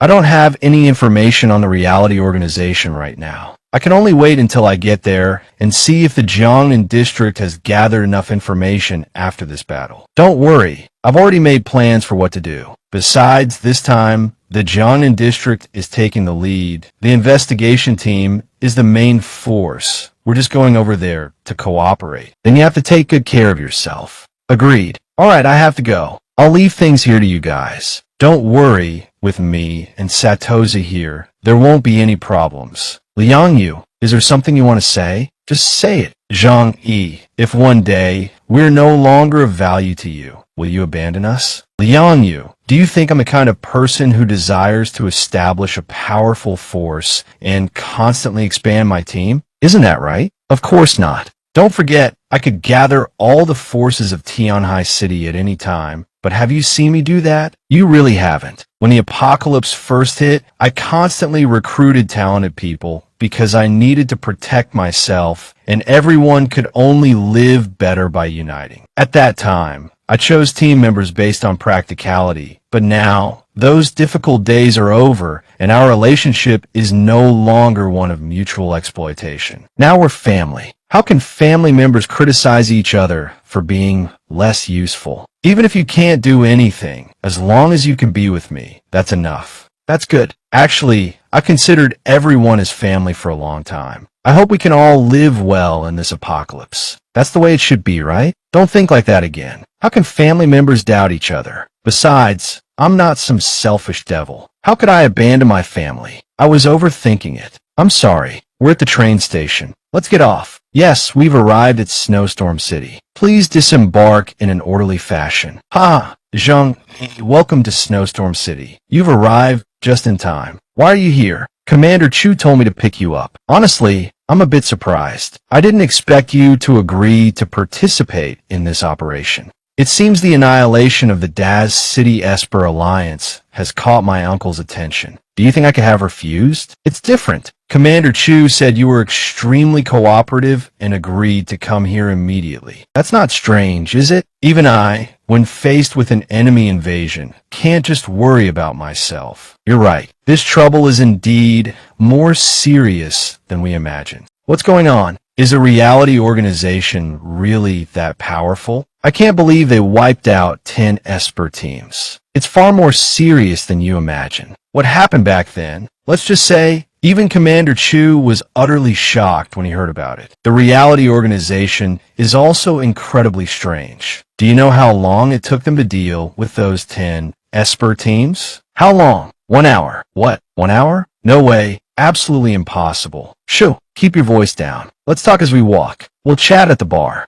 Shouldn't you take Zun to see Commander Chu right away? Commander Chu asked by Li Changqing to pick me up, but by Li Changqing took me for a drink. That's not normal at all. Don't be impatient. Commander Chu is truly furious this time. He summoned experts from all over the Jiangnan region, so we have to wait until everyone arrives. There's also a meeting he needs to have with the other senior managers. I'm not entirely clear on the specifics, but that's the gist of it. You know, I'm just a combat member. So let's go. It seems Bai Li Changqing's influence is too weak. Even as the captain of the Black Cloak Squad, he's not recognized by others. Otherwise, he wouldn't be in the dark about the situation, specifically in a private room at the bar. 2 bottles of whiskey for Zhang Yi and Liang Yu. What will you two have? I like 2 glasses of milk. Drinking milk in a bar? Only you. Commander Chu might summon me at any moment. Do you want me to go see him reeking of alcohol? Good point, but I don't think you understand. Commander Chu often has a drink himself. After all, the weather is so cold. White liquor has become an essential beverage. I'll have a cup of oolong tea. That's all. You can go prepare it now. Yes, the situation in Linhai City is very complicated. Regarding the reality organization, we've actually gathered some information through our own intelligence channels. They are very powerful. Every single one of them is a Delta-level Esper. They used to run rampant in the Guangdong region of Yihong. Even Su Yun, the highest authority in Guangdong, couldn't handle them. But even so, they shouldn't be able to wipe out 10 Esper teams so easily without any preparation. What do you mean?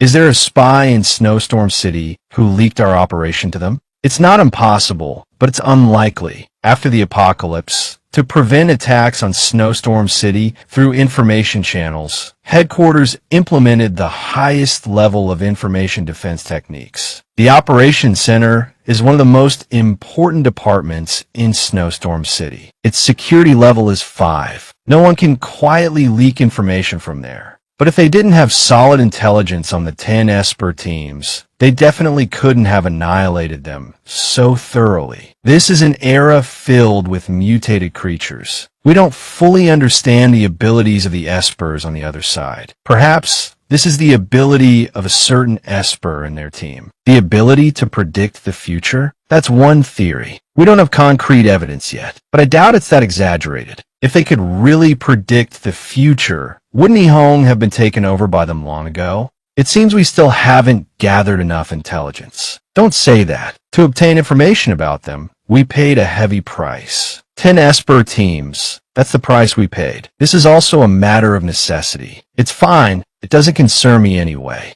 Right? Among them, do you think any of them are Epsilon rank? No. There was video transmitted back from the battlefield at that time. We clearly saw those wanderers make their move. Although their strength isn't bad, it definitely hasn't reached Epsilon rank. If that's the case, then it's manageable. Actually, you don't need to worry too much. For this operation, those of you from outside the city are only here for support. If it weren't for the shortage of investigators, you wouldn't even be needed here. Are you taking 3,911 there? The higher-ups said that our injuries from the last mission haven't healed yet, so we don't need to participate in this operation. You don't have to worry. If nothing unexpected happens, the Angel Squad will take over this mission. If they take action, they've never failed. It seems you have a lot of confidence in them. Although no one in the investigation teams accepts anyone else as superior, and it's hard to distinguish high and low, the Angel Squad does indeed have the highest mission completion rate. The points they've accumulated have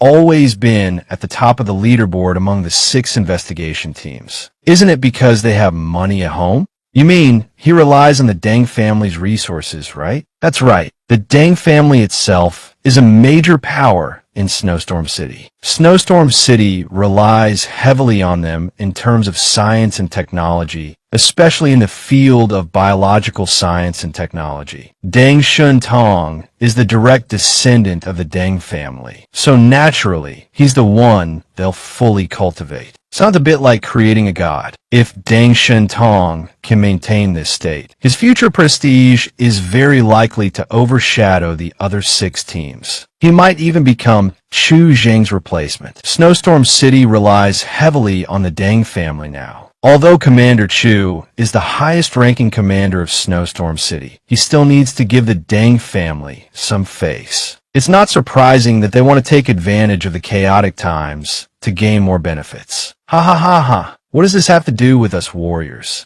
Whoever takes the top spot, as long as they let everyone live comfortably, will follow orders and do our jobs. Let's drink. Let's drink. This was in Scarlet Heavenly Dragon's pocket. Let's open it and see. Hello, everyone from the Jiangnan district. Greetings, everyone. It's a pleasure to meet you. I am Saikaro from the Jinguji Temple, the leader of the Real Moon Group. It's a pleasure to meet you all. Saikaro from the Jinguji Temple is speaking in Nihongo right now. The higher-ups are all wearing translation devices. Recently, it seems that there have been some conflicts between our two sides, which has really caused us unpleasant. I think we should calm down a bit now. In fact, we shouldn't become enemies, because if we continue fighting, neither of us will benefit. What we need is very simple. Just a piece of land in the area you call the Central Plains to allow us to survive. After all, so many of your country's people have died, and you can't possibly use all that vast land. It would be better to give some of it to pitiful wanderers like us. Of course, we would be extremely grateful for your kindness. We will forever remember your great favor. If you continue to fight, your outcome will be the same as those previous mutant troops. Please think it over. I await your answer. These damned wanderers, they're so arrogant. I can't believe they have such wild ambitions, coming to our Huan nation's territory and demanding land. We must annihilate them, leaving no one alive. Dealing with them, why make it so complicated? Just use the kiss of death, wouldn't that do it? Uncle, they're just a bunch of wanderers. Why such a massive deployment? I can lead the troops there and wipe them out. Shintong, sit down. Calm down. Young people are prone to hot-headedness. Why not use your brain first? Dang, the kiss of death isn't used like that. After all, the Jiangnan district supply of kiss of death is limited. Every use must be cleared with the other districts. Besides, if we use a weapon of mass destruction on our own territory just to deal with a wanderer organization, wouldn't that be telling everyone that the Jiangnan district is devoid of capable people? I'm afraid the whole world will laugh at us then. Face isn't as important as substance. Many ants can kill an elephant, let alone when they're hyenas.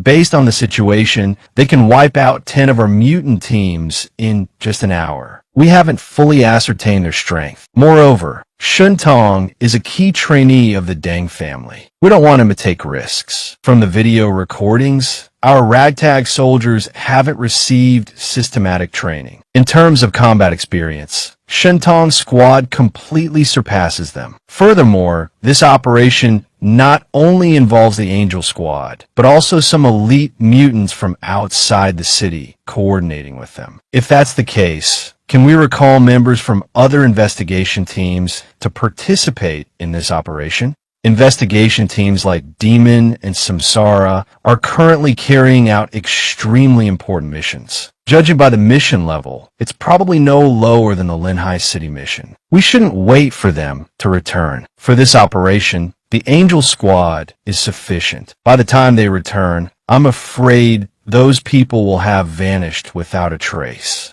Exactly right. Time waits for no one. What if those people flee to another city and start a massacre? So, the Angel Squad will be in charge of this operation. We must quickly end this farce. Understood, Commander. I thought Commander Chu wanted to discuss private matters with me. It seems I was overthinking. After all, this time, many experts have been summoned from outside the city. It's inconvenient for Commander Chu to meet with everyone individually. It's more convenient for everyone to talk together. This is good too. I didn't expect the usually cold and aloof CEO, always acting high and mighty, to be rather cute when she acts coquettish. Let's have a drink together, alright? Let's drink to our heart's content today. It's late, so I've booked a room. We'll stay here for the night. You two rest well. So where do I sleep? The sofa? Wait a minute. They're both gone? They're gone. Were you pretending to be drunk? Not really. Even if I'm drunk, my mind is still clear. Warm this up for me. This time, they abandoned their numerical advantage and used an elite force to attack. So what's the role of outer city mutants like us? The Real Moon organization only has 13 members, which means our side definitely has more people than them. Could it be that we're meant to restrain the real moon organization, creating an opportunity for the angel squad? What? The way I see it, do they just want us to make sure those wanderers don't escape? After all, capturing them is much harder than eliminating them. That's possible. Deciding victory or defeat is easy, but this is a war. They'll use every method. If they can't win, they'll run. Liang Yu, I want to ask you something. If a rat takes a flame and runs into an ammunition depot, what should we do? Then have a cat take some water and chase after it. We're the cats. Real moon is the rat. So we're the water and fire. Fire probably refers to the negative influence those wanderers bring. As long as they exist, the inner workings of the Great District won't be stable. Outsiders will also think that the Jiangnan Great District is incompetent. If it's water, I'm not so sure. Perhaps the water is us. Us? I don't quite understand. We're acting alongside the Angel Squad, and the main force is obviously the Angel Squad. So maybe we're the ones to be sacrificed. If necessary, I believe the higher-ups at Great District Headquarters wouldn't hesitate to use our lives in exchange for the lives of the Real Moon organization, right? Don't feel burdened. It's fine for the Jiangnan Great District to do this, but that doesn't mean I'll abandon everyone. I'm saying these things just to remind you. No matter what happens, you must prioritize your own safety. Even if we run away and cause the mission to fail, it's okay. Don't overestimate your own importance. If the Jiangnan Great District wants to eliminate Real Moon, they can do it no matter what. There's even one possibility. Suppose the price to pay is too high. It's not certain they won't negotiate with Real Moon. Allow them to exist in this territory. Impossible. Aren't they afraid of being ridiculed? From the day Snowstorm City summoned all the mutant organizations of the Jiangnan Great District for a meeting, establishing the Superpower Alliance, it meant that Snowstorm City couldn't control the entire Great District. You have to know, the world unites after a long period of separation and separates after a long period of unity. Instead of worrying about the future, it's better to rest well. We still have a meeting tomorrow. Rest.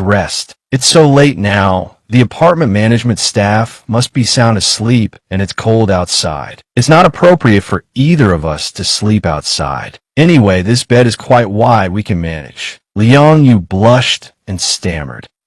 Without waiting for her to say anything more, Zhang Yi quickly pulled Liang Yu onto the bed. Looking at him lying on top of her, she blushed and stammered.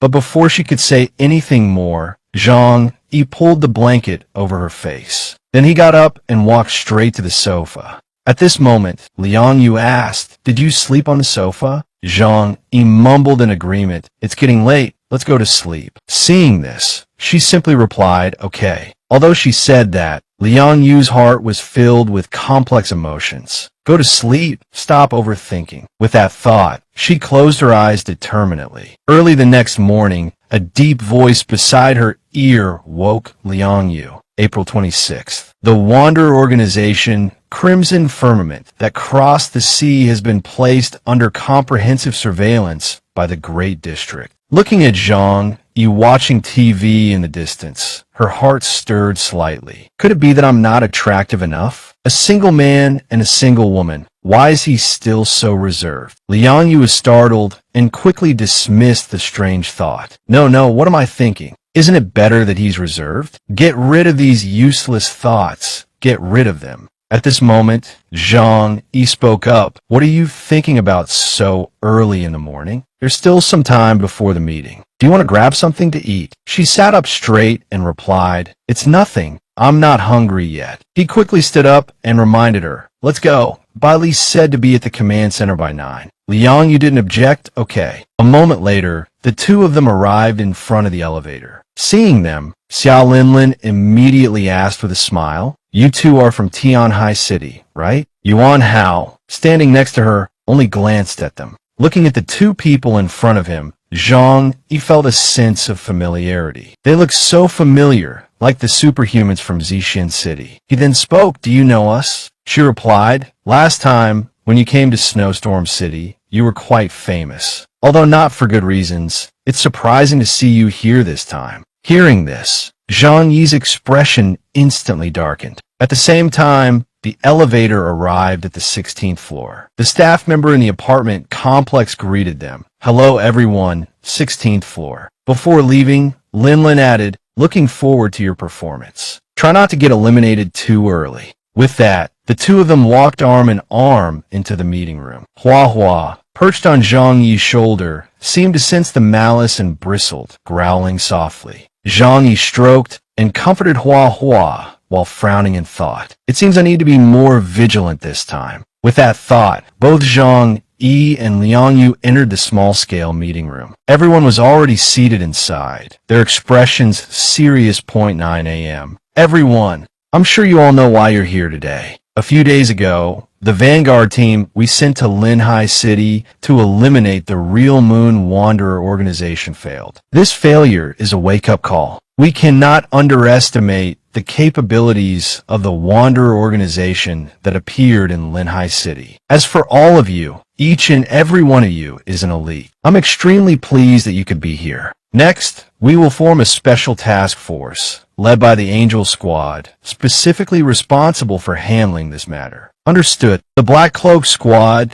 just finished their mission in Tianhai City and are currently resting and recuperating. They will not be participating for the time being. However, Bai Li Changqing is a veteran and can provide tactical support for this operation. If you have no objections to the arrangements for this operation, then next, I will show you a video with intelligence related to Real Moon. This Wanderer organization can perfectly counter superhuman organizations. They are not simple. More than 3 hours later, in addition to the materials gathered at the scene, our headquarters has also collected intelligence on the Real Moon organization through various intelligence channels. Please take a look. The combat video has been edited. Although the combat capabilities of those people are clearly visible, some small details are still easily overlooked. I wish I could watch it a few more times. Also, I will send all the video data to everyone later. Fortunately, I have a separate copy. I have to watch it several times to study their combat characteristics. The Real Moon organization has a total of 13 members. Before the apocalypse, they were just employees in various professions, not professional combat troops. Jinguji Saishiro is the leader of this organization. In their homeland,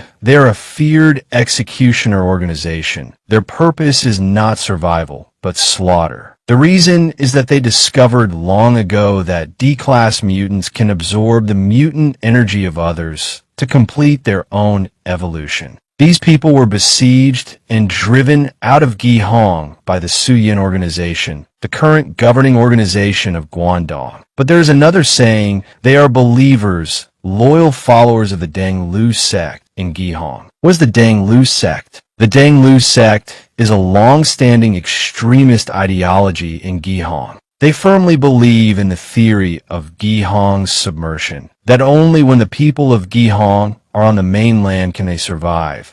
So the other side of the coast has become the new base in their ideals. That's not right. If they want to land, landing on Silla and Beach would be the easiest. Moreover, such a small place probably doesn't have any strong defensive capabilities, right? You're right. If it were the Danglu sect of the past, they would indeed choose Silla and Beach to attack first, and then plot against Huagua's territory. But now it's the Ice Age. They're worried that after the glaciers melt, Gihong will be submerged by the rising sea levels. The leader of the Real Moon organization sent a video demanding that we hand over a piece of land in the Central Plains region to them. These damned bridge bandits, they even dare to covet the Central Plains region. How audacious. We must kill them all, and then show those bastards on the island the consequences of offending us. Next is some information we have compiled. The content is quite extensive, so I won't read it. Please take a close look, everyone.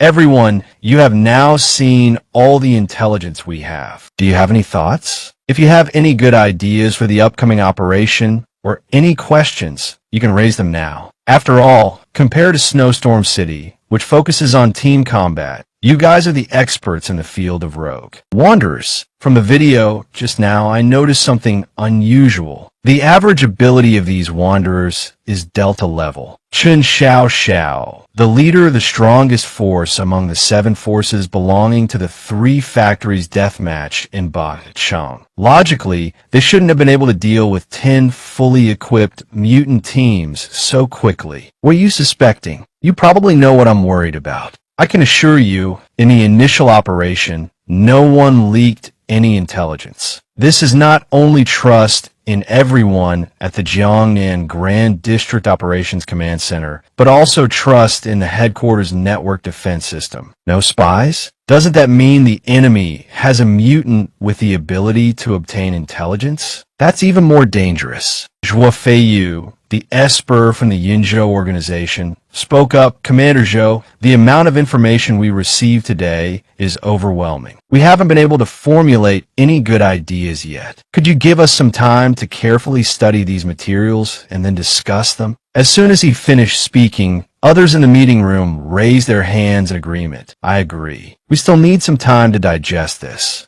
Seeing this, Commander Zhou Zheng agreed. That's fine. But you don't have too much time to consider this, because time waits for no one. Every day we delay. Who knows where those wanderers will run off to? By then, our compatriots in this area will be in danger. Hearing this, Zhang Yi frowned in thought. Among the people of the 12 cities, in order to survive, when the Espers plundered supplies, they killed countless people. Do they really care about the lives of ordinary people? At this point, Commander Zhou Zheng spoke again.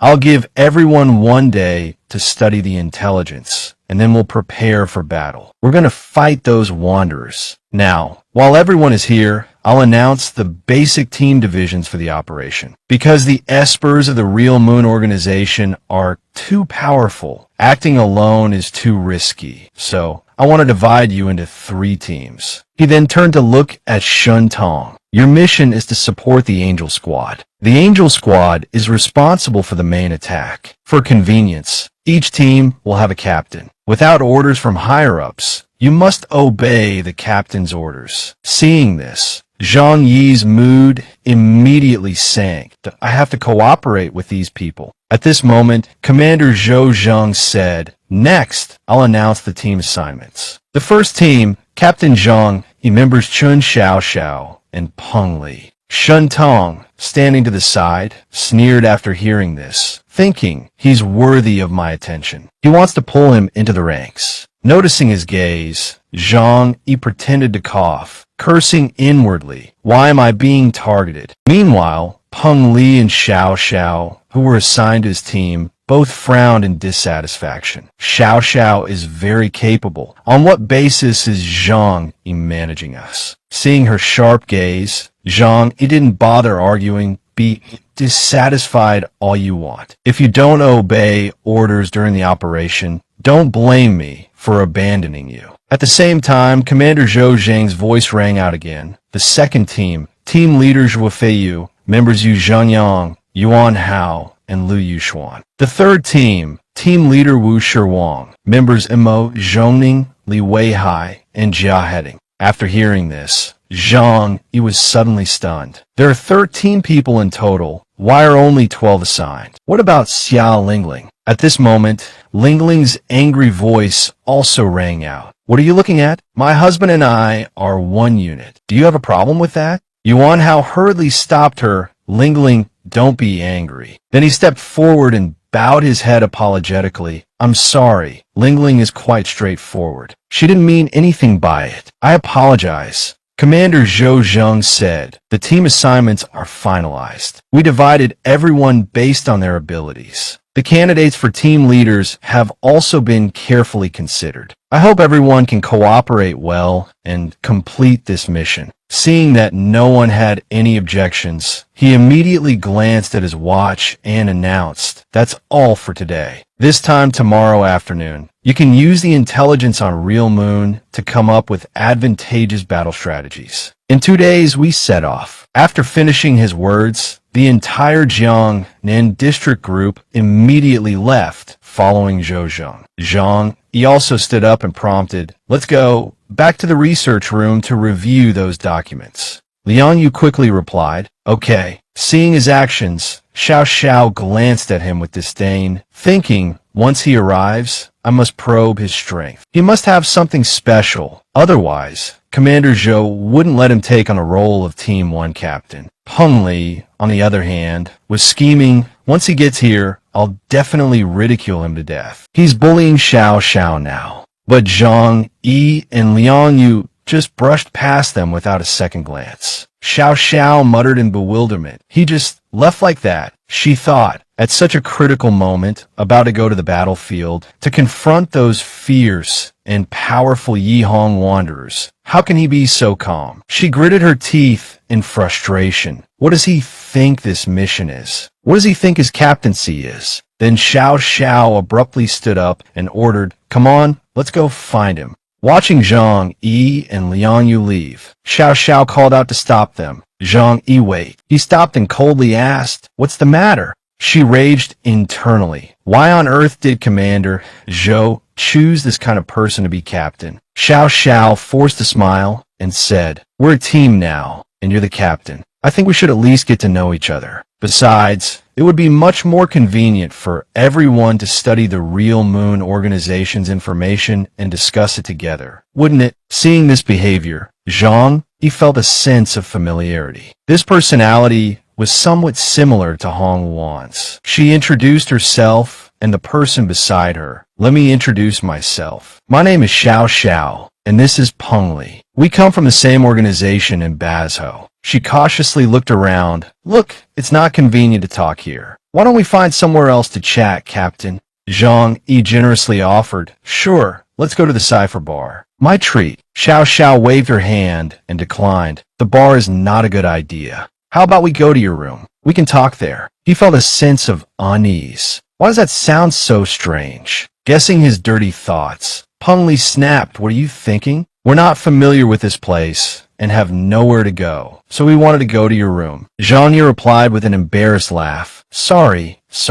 It's settled then." In the apartment room, all four people gathered. Peng Li thought arrogantly, "What's so good about this effeminate guy compared to my Xiao Xiao? What bad luck?" Zhang Yi asked indifferently. "All right, what do you want to talk about?" Xiao Xiao calmly replied, "Since the district has assigned us to a team, we should follow the district's arrangements, cooperate, and fight against the Real Moon Organization's espers." Xiao Xiao wanted to know more. "So, we need to know each other's abilities, right?" Zhang Yi smiled brightly in agreement. "Sure, I think that's a great suggestion." She explained herself thoroughly. "Then I'll introduce myself first. My ability is Ice Dancer, an enhancement type esper. Because I've studied Brazilian war dancing for 10 years, I focus on kicking techniques in combat." Next, Xiao Xiao detailed Peng Li's abilities. Peng Li's ability is Priest, a conjuration type esper. His ability is support-oriented, capable of enhancing others' basic physical abilities and healing injuries.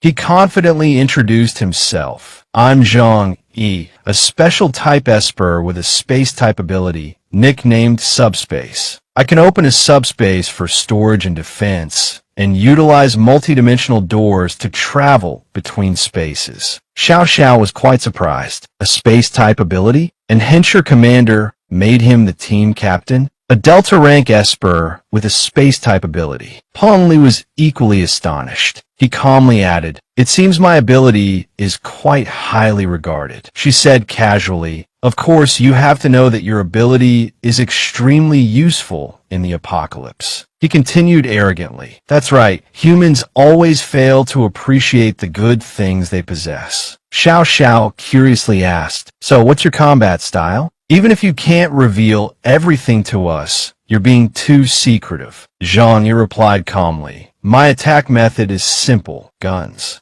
Both of them exclaimed in surprise, "Guns?" Zhang Yi carefully explained, "My ability can support my shooting, increasing range and attack power. It can even cause damage to espers, except for enhancement type, and those beast-type espers with ultimate defense." This made Xiao Xiao extremely excited. "Then we're really lucky to be on the same team as you." Not only do we not have to worry about logistics and supplies, but you also specialize in defense, making us safer by your side. Peng Li's attitude softened. So that's how it is. Then Zhang Yi introduced the silent Liang Yu. This is Liang Yu, an enhancement type esper and a martial arts master. Anything else about him seems irrelevant to introduce. Xiao Xiao pointed at Hua Hua suspiciously and asked, "What about it? Don't tell me it's just an ordinary pet cat. You know, no pet can survive in minus 60-degree ultra-low temperatures." He praised her observation skills. "Your observation is quite good. Indeed, my Hua Hua is not an ordinary cat. It's a mutated creature, and based on the human esper ranking system, it's also Delta rank."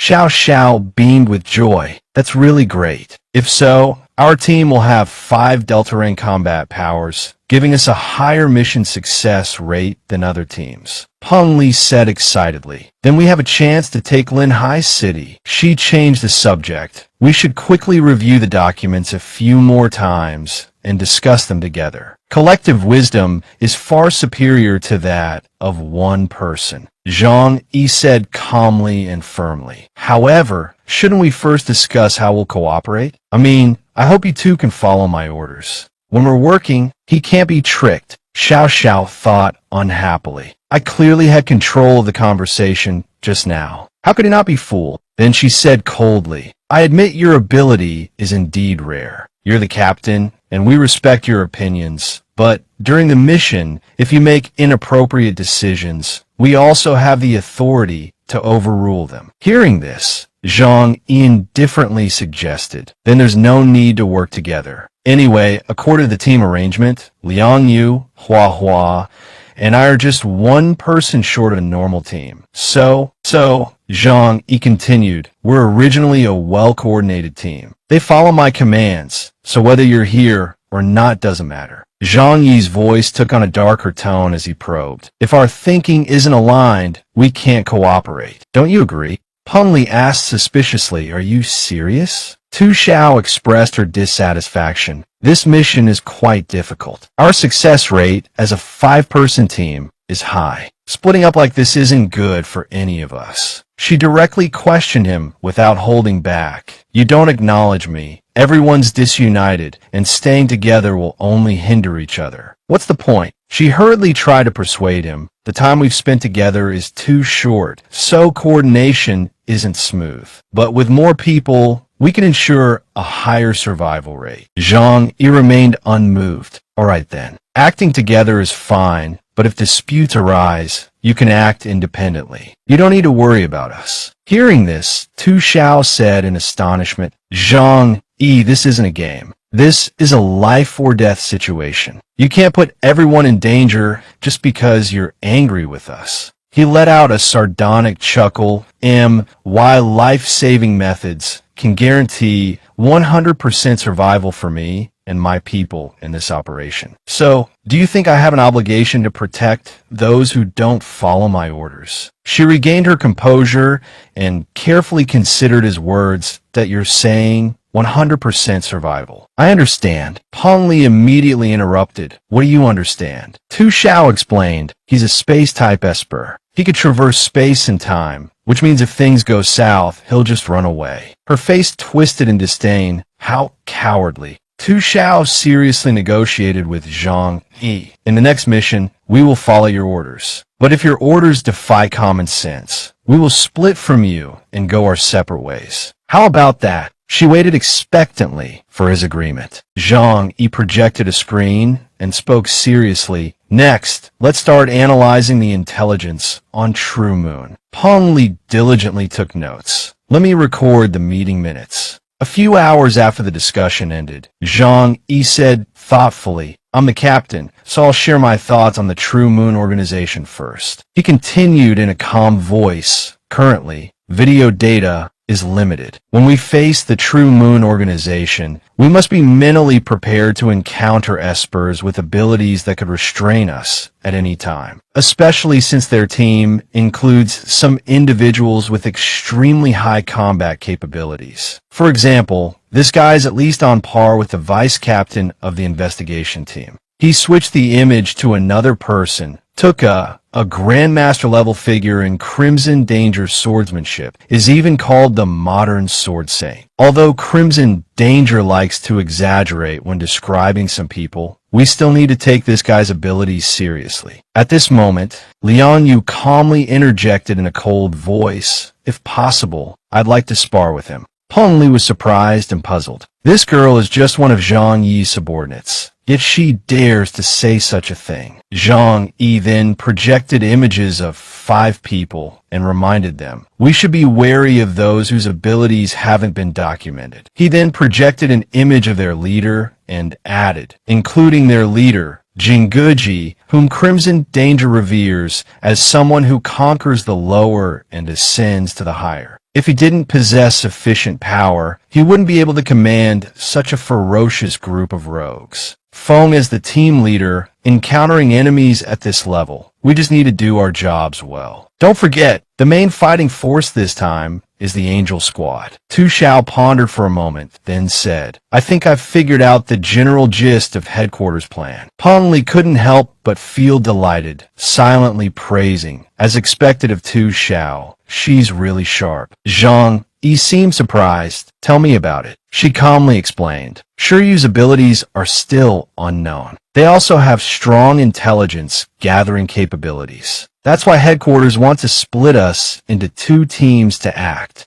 Tu Xiao continued to analyze the operational method. Our 3-branch team is the first line of defense, and we need to force Shiryu to make a move and reveal their strength. Even if they choose a suitable strategy to counter us, we still have a second layer of protection, the Angel Squad. As long as we find members of the Angel Squad whose abilities are different from ours, but complementary, and have them follow behind us, we can perfectly counter their tactics. After she finished speaking, she imagined them providing support from the rear. Tu Xiao smiled confidently and said, "I don't think their abilities can defeat us, especially with our numerical advantage. They won't be able to disrupt our plan. In this operation, we have the upper hand." Zhang Yi nodded in agreement with satisfaction. "Exactly, I think so too." Then he casually said, "If it's just like this, then this mission is quite simple. After all, I'm best at being a decoy and stalling for time." Peng Li stopped writing and spoke seriously, reminding him, "Don't forget, we're not just decoys. We also need to make contributions to have a chance to take Linhai City." Zhang Yi asked suspiciously, "So, what about it?" Hearing this, Peng Li eagerly analyzed, "So what?" Linhai City's resources are extremely abundant. As long as we can capture it, even if we only get a small area,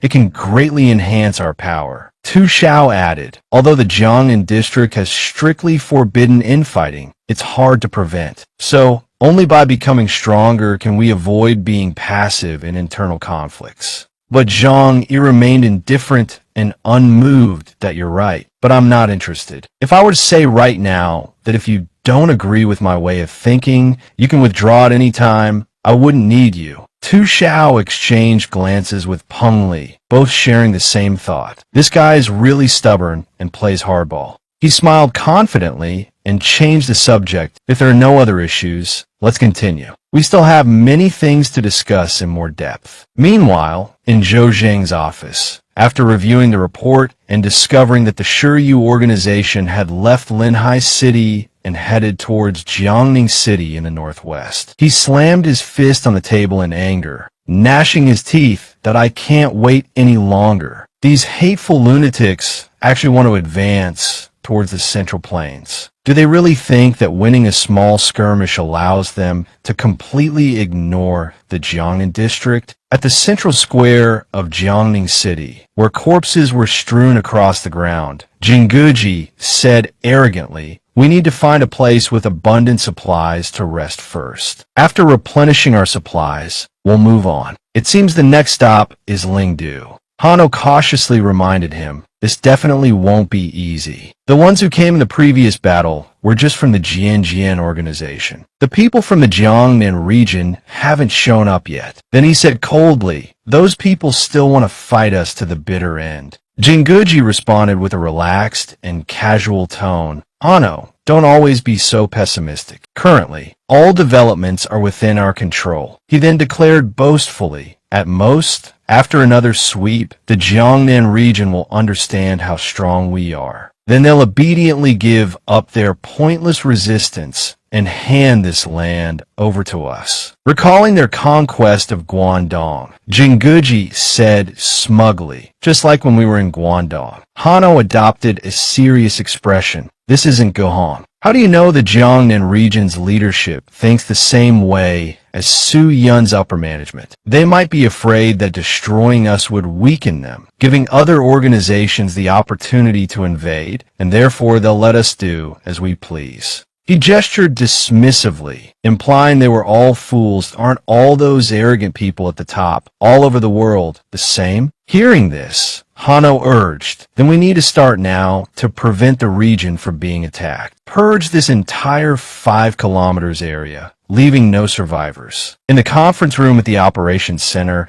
Zhou Zheng gravely announced, everyone, I have some very serious news to share. This morning, sure you left Linhai City and went to the neighboring Jiangning City. Shi Fang, the leader of the Esper organization in Jiangning, roared angrily, What's the situation in Jiangning City right now? He gestured for him to sit down and said in a calming voice, Shi Fang, don't get agitated, sit down. We've already notified our people in Jiangning City, telling them to hide and avoid conflict with Shiryu. Zhou Zheng continued, they've already occupied Jiangning's central square. It's safe to assume that the organizations in that area have been eliminated. At this moment, Shi Fang gritted his teeth in anger, thinking, although only the organizations around the square have been eliminated so far, my own forces aren't safe either. He resolutely stood up and said, Commander Zhou, I need to go back and make arrangements for my group's internal affairs. Qin Sheng immediately retorted with annoyance, nonsense, Shi Fang. Do you have any idea what time it is? Can you just do as you please? Your most important task right now is to cooperate with headquarters and complete the operation to eliminate Shiryu. Zhou Zheng gestured for him to stop. All right, Qin Sheng. He's just worried about his comrades and family. It's understandable. Feeling understood, Shi Fang said in surprise, Commander Zhou. Then Zhou Zheng carefully analyzed the situation. Haste makes waste. Those people just arrived in Jiangning City. Their numbers aren't large, and they can't eliminate all the forces in Jiangning in a short period. Zhou Zheng then got straight to the point. Today, we must finalize our plan of action. Tomorrow morning at first light, we'll depart for Jiangning and swiftly crush them in the coastal area, preventing them from encroaching on the Central Plains region. He wanted everyone's input. Now, I'd like to invite the 3 team captains to share the results of yesterday's discussions within their teams. Zhang Yi, let's start with you. He stood up abruptly and stated seriously, yesterday, we analyzed the situation. Whether considering firepower, manpower, or Esper abilities, we can crush the enemy. The key is to thoroughly understand the abilities of all members of the Real Moon organization, especially figuring out how to disrupt their intelligence gathering. He added, that's all I wanted to say. Chu Zhang felt this was quite reasonable. Zhang Yi's analysis was very accurate. The Great District will provide everyone with weapons and equipment. Shi Fang, looking startled and incredulous, asked, are you planning to use conventional weapons for positioning and attacking? Chu Zheng immediately denied this. No. Zhang Yi agreed with this sentiment internally. That's right, before the Wu Yi incident, hadn't Chu Zheng wanted to use missiles for an area attack? Why not use them this time against the Real Moon organization? He calmly explained, Real Moon possesses satellite jamming equipment that can affect satellite reconnaissance within a 5 kilometers radius. This means our nebulous system can track their approximate location but not pinpoint it. Covering a 5 kilometers radius with artillery would be difficult, but rest assured. This time we've prepared something else, guaranteed to give them a big shock. At this point, Zheng Yang spoke up, suggesting, based on the failure of the first operation, we've realized we can't split our forces too much. Even if we divide into 3 teams, we must ensure the distance between each team doesn't exceed 2 kilometers. We also need to establish that if one team encounters real moon, the other two must quickly provide support. We can't let them lead us around. If their specialty is targeting the Esper abilities of each team by deploying Espers to restrain us, then we can adapt to the battlefield situation and switch opponents accordingly. Hearing this, Zhang Yi found it intriguing. Switching opponents? That's a great idea. Chu Zheng nodded. That's a good suggestion. I'll consider it. Then he addressed Shi Fong. Shi Fong, it's your turn. Tell us the results of your team's discussion. He replied, I think we can prioritize using our forces to deplete the enemy's strength. Deploy 10,000 soldiers to blockade Jiangning Square, each equipped with origin bullets. Through conventional weapon fire, we can force them out. Bali scoffed internally at this suggestion. Nice thought, but if we had that many people, would we even need to bring you guys along? Shi Fong continued. I believe that no matter how powerful an Esper is, they can't withstand such an overwhelming force. Qin Sheng immediately shook his head in disagreement. Oh, you think origin bullets are that easy to manufacture? Even at the Jiangnan Great District headquarters, only a few are equipped with them, let alone 10,000 people. Even 1,000 is unrealistic. Shi Fong retorted, irritated,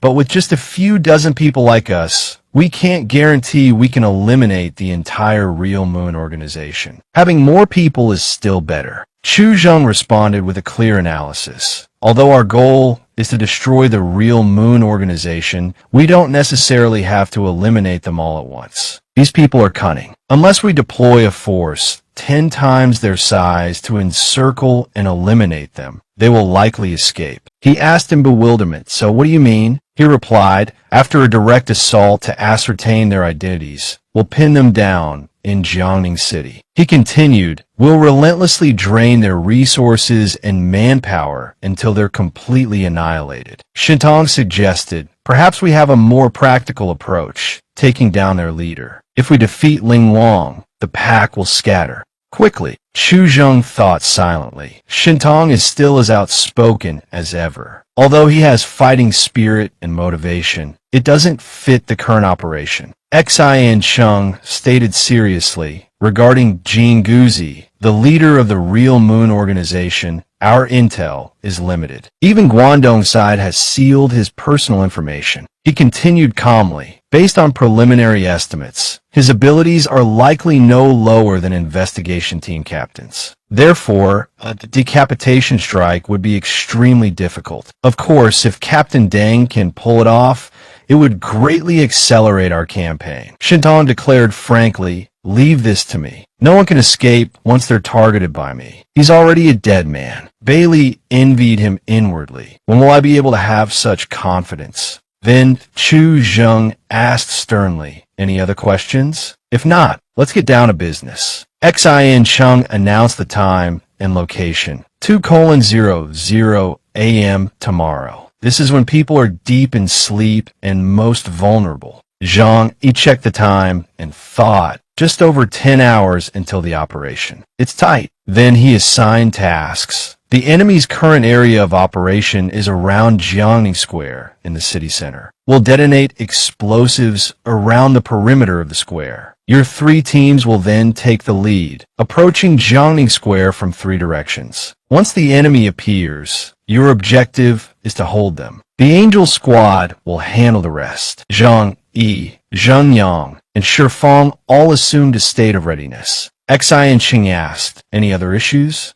Golden Hair smirked, thinking to himself, aren't we just the first wave sent to attack the Real Moon organization? Bait essentially, as long as we complete the mission, we'll reap considerable benefits. What other issues could there be? He then dismissed everyone. All right, everyone prepare for battle. Yin Lai calmly added, headquarters has prepared specialized weapons used by the Yin Yin squad for this operation. You can collect them for me later. Chu Zheng declared loudly, everyone, this battle concerns the honor of the Jiangnan Great District, the honor of our families. Therefore, I expect everyone to fight with all your might and completely eradicate these villains. Everyone responded in unison. Yes, sir. Chu Zheng gestured with his hand and said in a level tone, "The meeting is adjourned. Captain Bailey Chongqing of the Black Cloak Squad will now lead you to collect your equipment. Deng Shintong, Yin Lai, please stay. I have something else to discuss." After the order,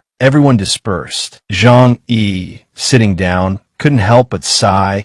They're all investigation team captains, but Bailey Chongqing can only lead us to collect equipment, not participate in the core command center. Chongqing pointed at the various weapons displayed on the rack and said casually, "Everyone can choose weapons here freely. Take as much as you can." Looking at the impressive array of weapons before them, everyone gasped in admiration. Zhang Yi, also interested, crossed his arms and surveyed the room. Seeing Zhang Yi's attitude, Zheng Yang understood what he was thinking. His lips twitched, and he glanced at Zhang Yi, saying, "I mean weapons you can carry on your person. Space-type ability users are not allowed to store equipment in their space." Zhang Yi walked over and whispered in Chongqing's ear, "That's superfluous. I don't need these ordinary things." With that, Zhang Yi turned and went to search for weapons. Watching his back, Zheng Yang sighed. He truly is Zhang Yi. Zhang Yi looked at the equipment hanging on the wall, feeling a surge of emotion. Touching this battle suit felt completely different from the mask he wore in the arena that day. He scanned the equipment, frowning slightly in dissatisfaction.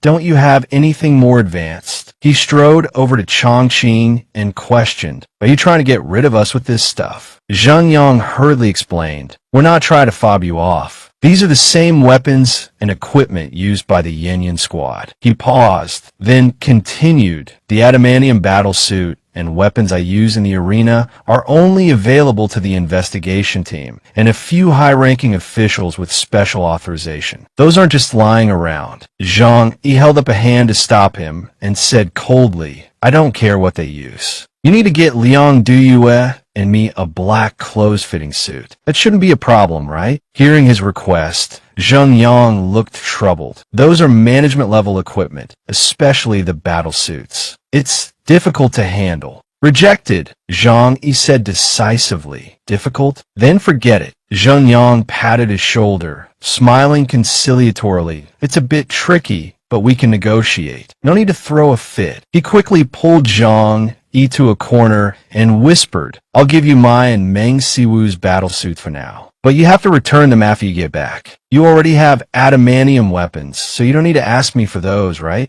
Zhang Yi nodded in agreement. "All right, it's a deal. I'll go pick out some other equipment as a cover." He then returned to choose weapons and equipment with the others. Zheng Yang walked over and announced, "After you've made your selections, you can stay at the command center and await further instructions. Someone will escort you when it's time." Everyone filed out of the armory. Walking at the back of the line, Zhang Yi turned to Liang Due and instructed, "Come with me later." She nodded, yes. The two of them separated from the group and followed Chongqing. In the Black Robe Squad's private quarters, Chongqing went to his desk and retrieved 2 battle suits. Glancing at Zhang Yi, he reminded him, "Don't forget to return them after you're done." Zhang Yi replied with a smile, "Don't worry." He handed one of the suits to Liang Due, who took it, secretly impressed that Zhang Yi had managed to acquire even this. It was truly remarkable. Zhang Yi took his suit and went into the restroom.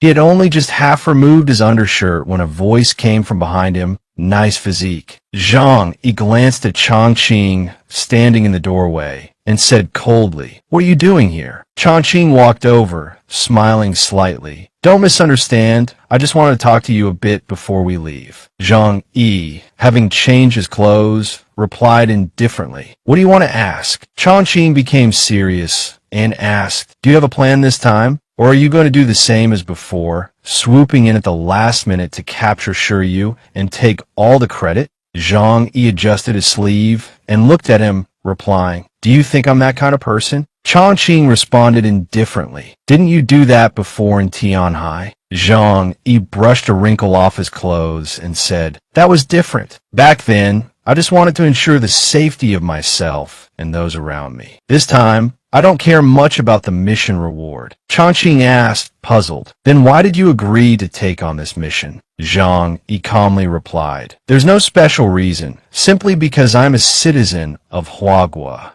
Hearing Zhang Yi's answer, Changqing breathed a sigh of relief. I see. I'm sorry. I thought you had another motive. Zhang Yi declared resolutely. If people don't have national pride, how can they protect their home under this roof? Zhang Yi's expression turned serious as he clarified. But this time, the Angel Squad is the main force. I won't take the lead or reveal my identity, but rest assured, I will act when necessary. He then gestured with his hand, but I hope you can keep this a secret for now. Changqing sighed, thinking to himself, if this secret is discovered, how will I face Master Chu? This is a headache. But he replied, don't worry, I understand. Zhang, he put his hands on his hips and continued, I believe you won't disappoint me. Changqing just smiled without replying and changed the subject. Let's go. I have to take everyone to the airfield early in the morning. Zhang Yi's head was full of question marks. With this temperature, can we still fly? Changqing replied, military aircraft and civilian aircraft are different. Major areas have some types of cold-resistant fighter jets. They can engage in combat, but short-distance travel isn't a problem.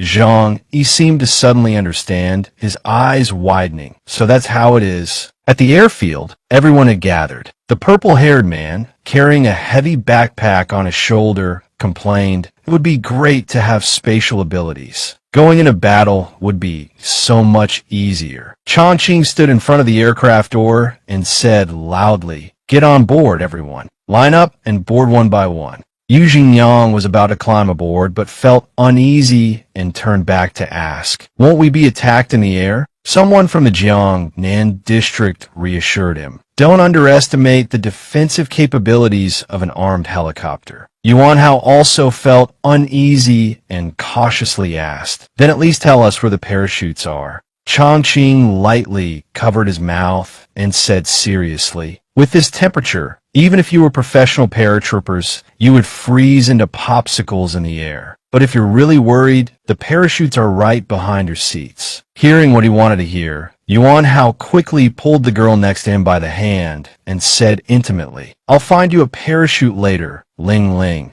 After settling in her seat, she said, can you not be so cowardly? Being called out, he stammered, I'm just worried something will happen to you. She said unhappily, such a jinx. Can't you say something nicer? Listening to the two of them bickering, Zhang Yi just glanced over, thinking to himself, these two are really lively. His gaze suddenly fell upon a group of people outside through the airplane window, his heart stirring slightly. Could that be the Angel Squad? Outside, the group chatted animatedly. Chunwoo spoke up, we finished the mission early today. I'm going back to have dinner with my wife. Another member of the Angel Squad teased, it's not even 1 o'clock yet. By the time you get home, your wife will probably still be asleep. Shintong quickly reminded them, hey, don't get too complacent. This time, the opponent is not weak. Be careful. Yuan Ba, with his hands clasped behind his back, slowly approached. Shintong, seeing him, was slightly surprised and said, Uncle, why are you here personally? Yuan Ba spoke seriously. I just want to give you a little advice. Those fanatics are willing to die for their beliefs. So in this battle, you must be extremely careful. Don't let your guard down. Shintong confidently replied, don't worry, Uncle, I will win this operation. Yuan Ba patted his shoulder and said with satisfaction, good. I'll be here waiting for your victory report. As long as you eliminate the True Moon organization and make a name for yourself, it will give us more room to operate. After saying their goodbyes, Shantong turned and walked towards the helicopter. As he walked, he thought to himself, I wonder how the chairman's arrangements are going.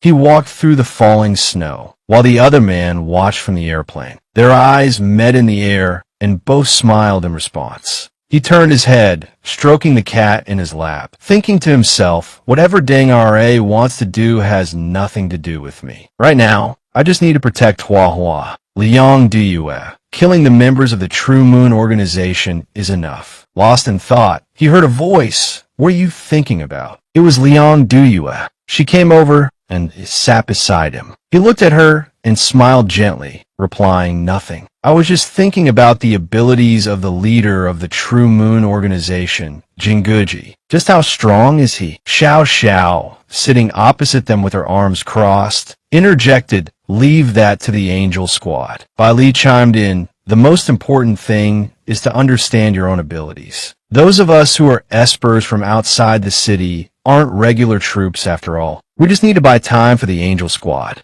He smiled gently and replied, "Yes, you're right. I think so too." At the command center, Zhou Zhang was observing everyone on the plane through the surveillance screen. Seeing that everyone was ready, he gave the order, "Depart now for Jiangning City." The plane immediately started up and took off. He looked at his wristwatch and said, "They can move now too." In a warehouse near the central square of Jiangning City, Take, with a contemplative expression, said, "Ichizo, danger is approaching." Ichizo looked up at the ceiling and replied indifferently, "Danger from the heavenly kingdom?" Hana began to worry, saying, "I knew it. Those people definitely won't let us go. This is such a pain. This time we'll be wiped out." Ichizo's expression gradually became sinister as he grinned. "Of course not. The ones who will die are them." Night had fallen, and the two helicopters were still flying through the sky. He looked down through the window. As he looked down, he was startled. What is that? A bonfire.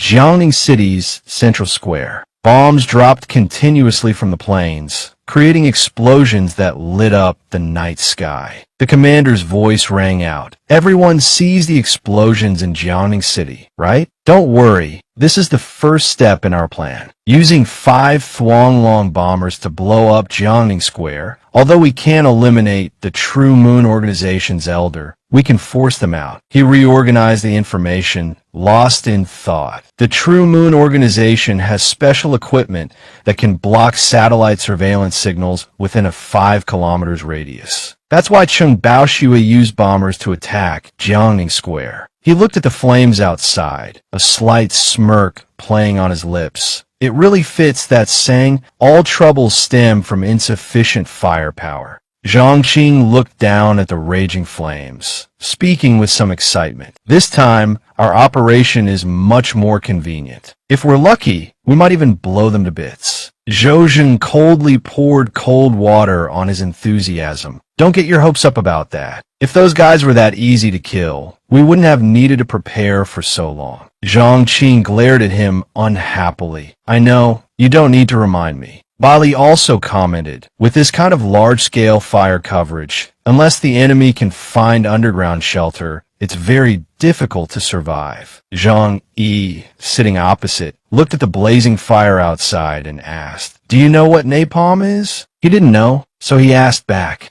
"What is that?" He pointed to the flames outside, replying, "Incendiary bombs don't have inherent destructive power. Right now, headquarters can't use real bombs to blow up everything within a 5-mile radius. So they're mostly using napalm. I don't believe those guys will just let themselves burn, especially with the current weather." Xiao Xiao also nodded in agreement, saying, "He's right, but it will be much easier for us to find the enemy next. At least we won't be ambushed, right? Falling into the troublesome situation of street fighting." 10 miles outside Jiangning Square, the plane was slowly descending, touching down on the ground. As soon as the plane landed, a remote-controlled aircraft flew over. People immediately secured it, quickly establishing a blockade. At the command center, a soldier rushed in to report, "Commander, we have completed the information blockade of the Jiangning Square area. They cannot use communication equipment to contact anyone. They can't request outside assistance." Zhou Zheng sat cross-legged in his chair, arms folded, and said leisurely, "Very good. First, let them become headless flies, then crush them one by one."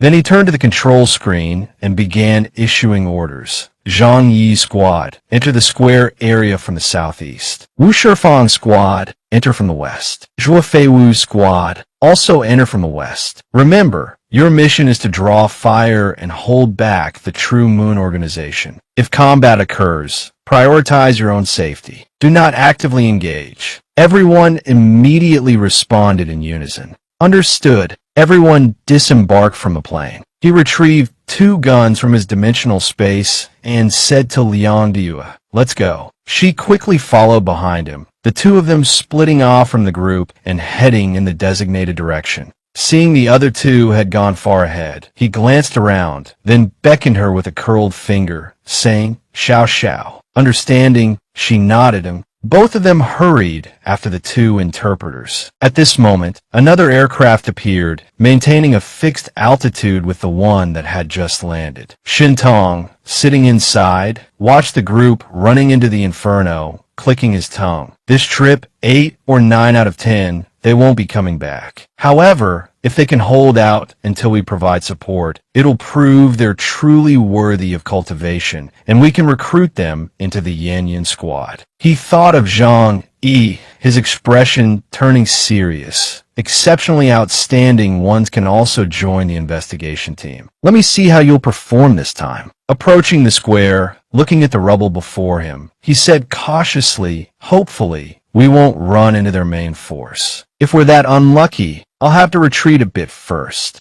The 4 of them entered together. He tilted his head, looking at the cat on his shoulder, and inquired, "Hua Hua, can you smell any living people?" It started sniffing towards the front. Then, it listlessly lay back down on his shoulder, meowing twice. He frowned. "I guess it because of the fire?" Seeing the situation wasn't optimistic, she asked, "Captain, what should we do next?" He spread his hands, calmly replying, "Wait for them to come to us." Xiao Xiao and Bai Li were dumbfounded by his words, thousands of question marks popping up in their heads. Zhang Yi stroked his chin, silently calculating my specialty is long-range attacks. If I'm ambushed by a close combat expert like Daigo or Tuka, there might be a 0.01% chance of danger. I can't be too careful. Bailey said anxiously, "Captain, we're here to besiege them, not for them to besiege us." Xiao Xiao agreed. "Exactly. Is waiting here really a good idea?"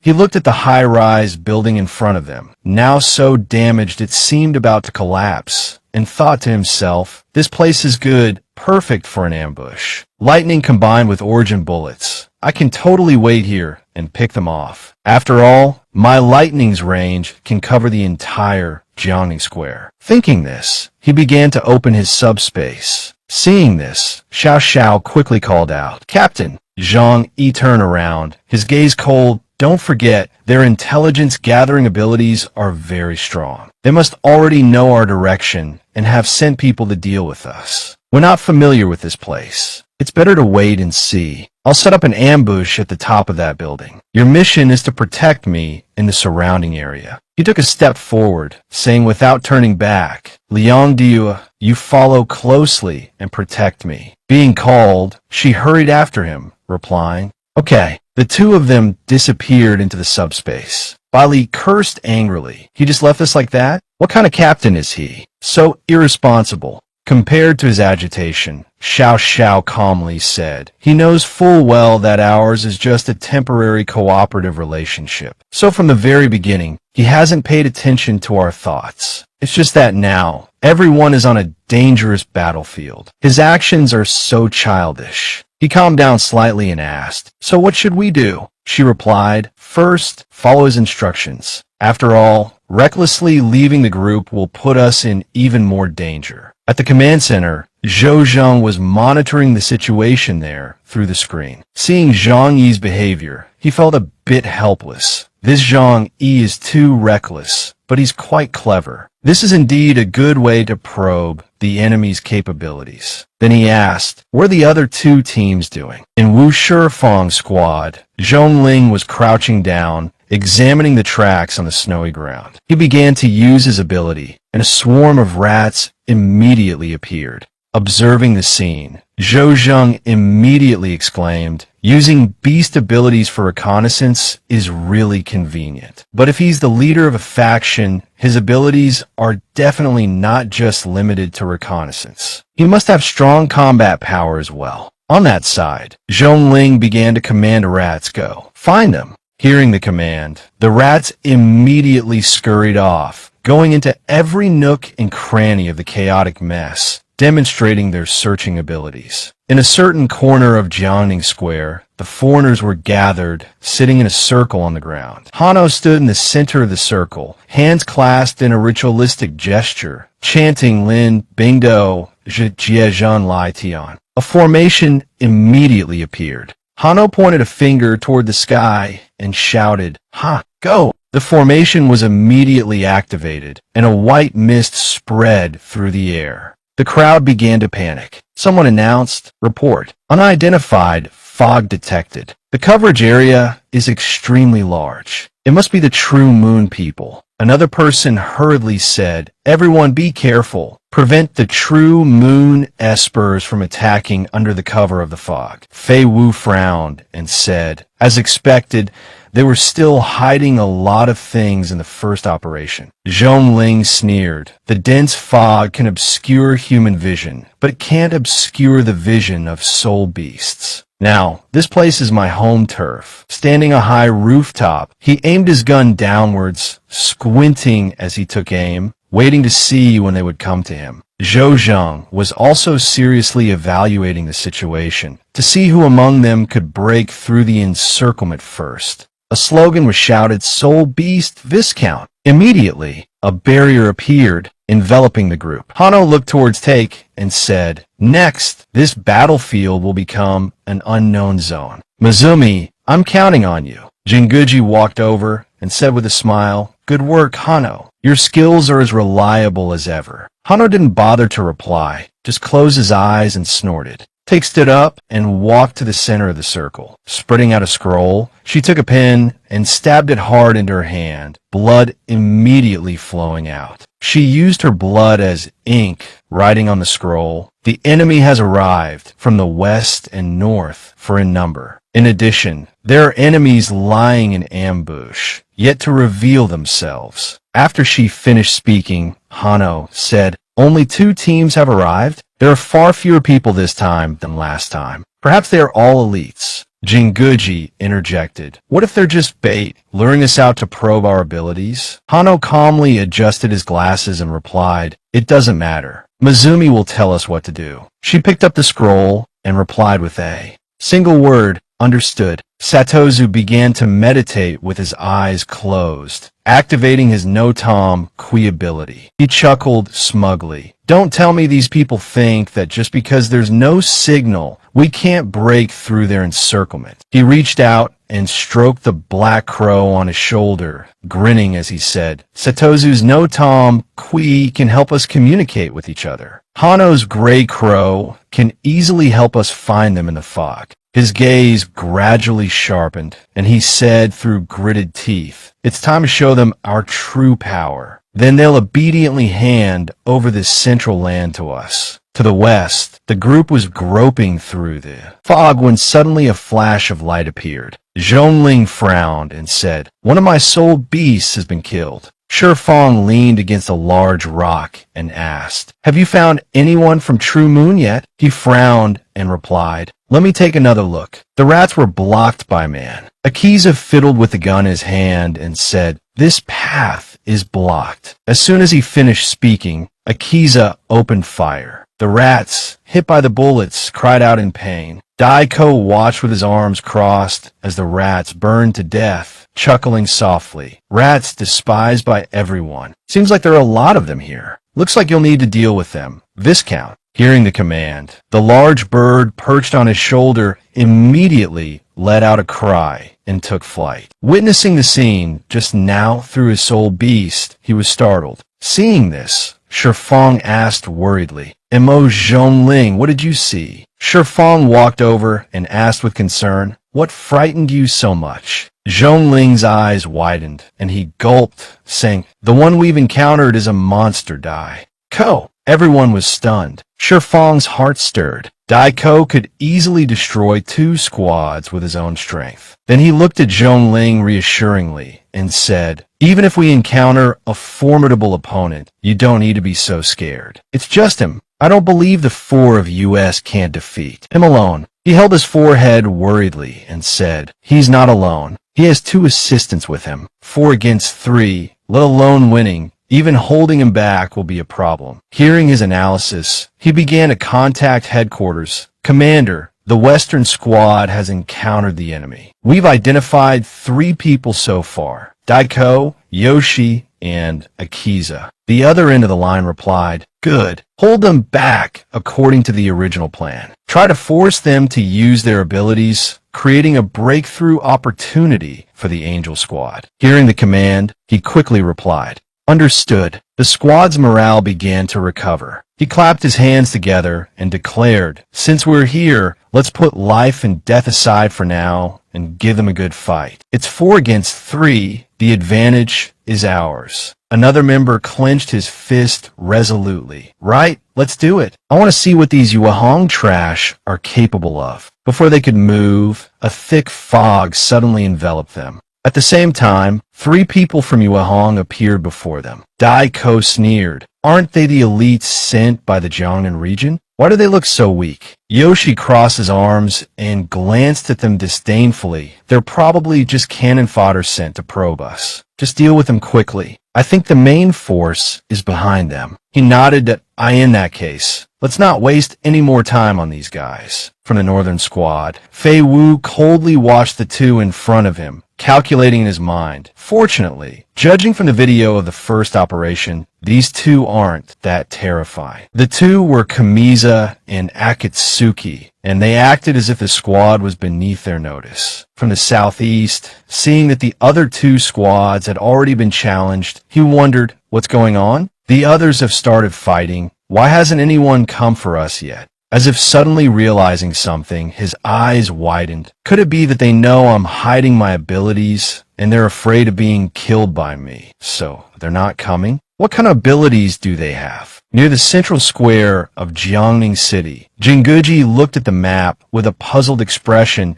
that Mizumi's divination can't be wrong. That means there are no enemies from the east to the south. What are they planning? Toka crossed his arms, his face expressionless. It's not that complicated. I'll go take a look. He looked at her sitting to the side, his brow furrowed slightly. Anyway, Mizumi said that the southeast is favorable for me today. He began to give orders. What Mizumi says is definitely correct. Toka, you're in charge of the southeastern vicinity. Taki and Gazan, go with him and see what they're up to. They immediately acknowledged the order. Yes, boss. The large bird let out a loud cry as Shi Fong used his ability to create a phantom image of himself. Another figure, identical to him, instantly appeared. He shouted, "Come on." Daiko curled his lip in disdain. What good is that? Is it to make you look more imposing? He gripped his blade tightly and chuckled. Shi Fong drew his bowstring taut, arrows flying out one after another. He commanded his phantom, "Charge." Hearing the command, the phantom immediately rushed forward. The arrows flew straight towards Daiko. Shi Fong's phantom was also closing in, 2 attacks launched simultaneously. Daiko calmly deflected the arrows, preparing to meet the second attack. 2 weights slammed down from above. He raised a hand to catch them, commenting, "Not bad strength." Shi Fong stumbled back a few steps, gritting his teeth and muttering, "I can't believe he blocked my attack with just 1 hand. Damn it." Daiko gestured provocatively. Well, suddenly, a crab appeared in the air, enveloped in a golden light. It flew straight towards him. Boom! A cloud of smoke erupted from the explosion. Zhongling said excitedly, "It worked. It seems he's not as scary as we thought." A section of Daiko's back was now scorched, revealing a patch of flesh. Yoshi held his forehead and sighed. "Oh no, they ruined Daiko's suit. That's what I like best." He was completely enraged. Ripping his remaining suit, he roared, "You bastards! I'll tear you all apart." He got into a fighting stance and declared, "Effective attack. Let's continue." He stared in disbelief. Why Soul Beast's self-destruction couldn't even blow him up? The 2 clashed, the light from their weapons flashing. Repeatedly. After only a short exchange, he was overpowered. Panic set in. They clearly weren't on the same level. His opponent, holding the crab that had just injured him, casually crushed it. He sneered, "These are your tricks? Too weak. Aren't you just here to die?" His arrogance was short-lived. Suddenly, he cried out in surprise, "What? Xia Jiading, Esper from Huazhou City. You possess beast-type abilities, alias Earthwalker. Before the apocalypse, you were proctologist. Standing on the snow, it spoke. No matter how strong you are, without a foothold, you're useless." It raised a hand and chanted Millennium Kill. It shouted Beast Tide. Immediately, both he and his bird were enveloped in a golden light. He began to transform, turning into a beast. It burrowed in the ground, chuckling sinisterly, "I'm underground. What do you do to me? Just give me the right opportunity, and I'll rip your guts out."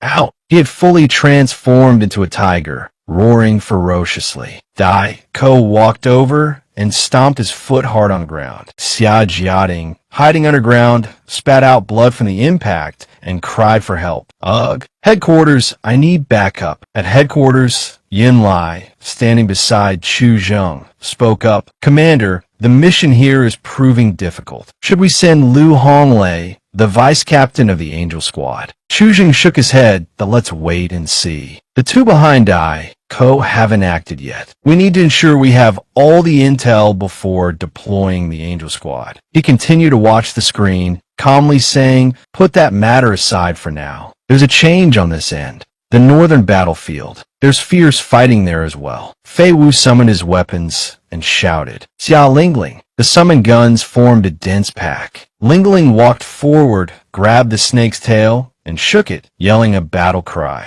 The snake's tail swayed with emotion. Under attack, it thrashed its tail and lunged at her. Akatsuki, riding on the snake's back, scoffed. "You think that can hurt me? Ridiculous." Akatsuki continued confidently, "I'll cripple them all in no time." The snake's tail swept towards the guns. He just smiled and beckoned with his hand. Seeing his gesture, Akatsuki sneered, "Telekinesis? Interesting." He ignored the taunt and pointed. The guns activated, firing a barrage of bullets. They struck the snake, but it didn't flinch. No pain, no reaction. Suddenly, a bullet hit the snake directly in the eye. Blood spurted out, and it writhed in pain. Akatsuki leaped off the snake's back and appeared behind Yuan Hao, intending to attack him by surprise. He turned his head in fear, shouting, "Ling Ling." Akatsuki slashed downwards, laughing sinisterly. Ling Ling rushed forward, raising her hand to block the attack. Akatsuki thought to herself, "This person's body is so strong." Yuan Hao, a support-type Esper, enhanced the team's strength. She gritted her teeth and said angrily, "How dare you attack my husband? Do you want to die?" He stood behind her, cheering happily, "Ling Ling, go for it. Ling Ling, go for it. You're the best." Akatsuki said excitedly, "Arrogant brat. Then let's see who dies first after I kill your support." She declared boldly, "Anyone who dares to touch my husband will die." Akatsuki charged forward with her staff. "Then I'll just have to eliminate you first." Watching the surveillance screen, Chu Zheng asked with some confusion, "Why hasn't anyone from Zhang Yi's side appeared yet? Is there a problem with Zhang Yi? Or do the people from True Moon have another plan?" Yin Lai, who was standing beside him observing, quickly offered a suggestion. "Commander Chu, with Zhang Yi fighting like this, our plan can't proceed. We should order the Zhang Yi group to continue advancing into the square." He picked up the walkie-talkie and informed the other side. "Zhang Yi, I need you to continue advancing inward to probe the enemy's movements." The other end immediately replied, "Understood." Zhang Yi looked at the thick fog in front of him, frowning in thought. "If we continue forward, we're highly likely to encounter True Moon's team. Taking such a risk is too troublesome. Facing 8 people who haven't revealed themselves yet, confronting them is even more troublesome." Liang Yu asked with some worry, "What orders did headquarters transmit?" He said with a serious face, "They said the enemy's actions here are strange and told us to investigate further." She anxiously pressed, "Investigate further? If we do that, the risk will be even greater. What are you going to do?" He glanced at her and said, "What else can we do? Headquarters has given the order, we just follow it." Having said that, he directly opened the dimensional gate. She looked at him, muttering to herself. Since when did Zhang Yi become so obedient? Something's not right. He must be suppressing some sinister motive. The two of them exited the dimensional gate and went to the initial attack location. Seeing Xiao Xiao and Bali hiding behind a rock observing, he said, "There are no enemies here. Headquarters told us to continue forward." Xiao Xiao nodded and replied,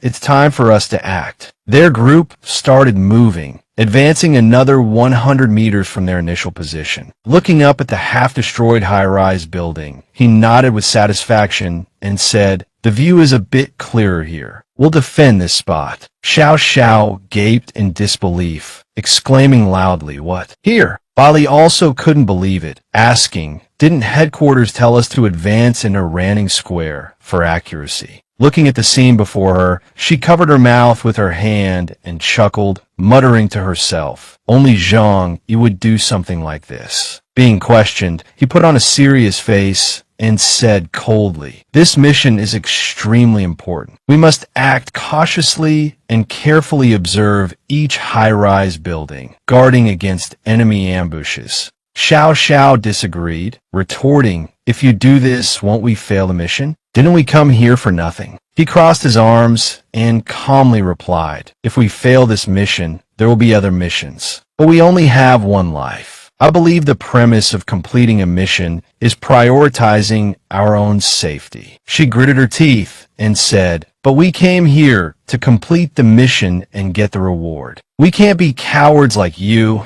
and let the renegades run rampant in our territory." He clapped his hands and chuckled, "Well said. I also said that if you don't agree with my command, you can leave the team." The other man flew into a rage, put his hands on his hips, pointed at him, and yelled, "Fine, we'll leave. Following a cowardly captain like you, we won't earn any points. You're useless." He then grabbed Xiao Xiao's hand and said, "Xiao Xiao, let's go on our own." She stood still, her eyes fixed on Zhang Yi, and started to think, if we encounter True Moon experts after we leave, we're not sure we can handle them. But Zhang Yi's approach is too unreasonable. It doesn't align with our beliefs. She thought of the Angel Squad and began to waver. However, our mission is to lure out True Moon, not defeat them. So, we might as well try leaving. After all, we have the Angel Squad backing us up. Even if we encounter danger, we won't be afraid. Having made up her mind, she looked up at Zhang Yi and resolutely said, "All right, since we can't agree, let's part ways here."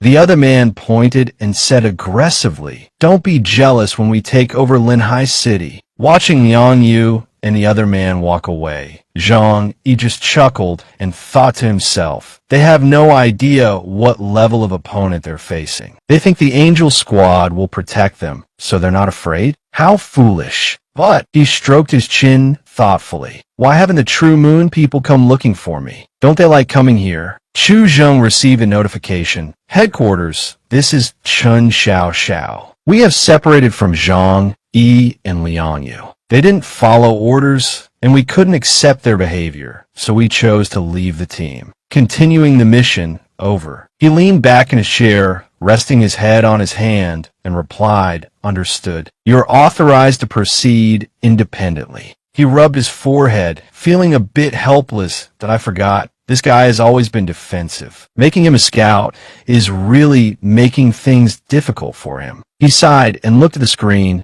Just keep observing. On the western battlefield, Zhongling formed hand seals and shouted, "Hold him back." He thought to himself, just wait until I unleash a large number of self-destructing soul beasts. I don't believe I can't blow him to smithereens. Shifeng looked back at his afterimage and ordered, "Attack." He threw away his bow, grabbed two weights, and charged towards the bridge with the other person. The enemy just smirked. "You want to stop me? You're not even close." With a single wave of his hand, he sent both of them flying. Shifeng lay on the ground in pain, blood trickling from his mouth. He thought, damn it, if I weren't an enhancement-type Esper, that collision would have killed me. Dai Kao, with his foot on his opponent's chest and his blade poised to strike, was interrupted by another member of the team who rushed forward, chanting, "Teleportation." As the incantation finished, the teammate was yanked into the air by an unseen force.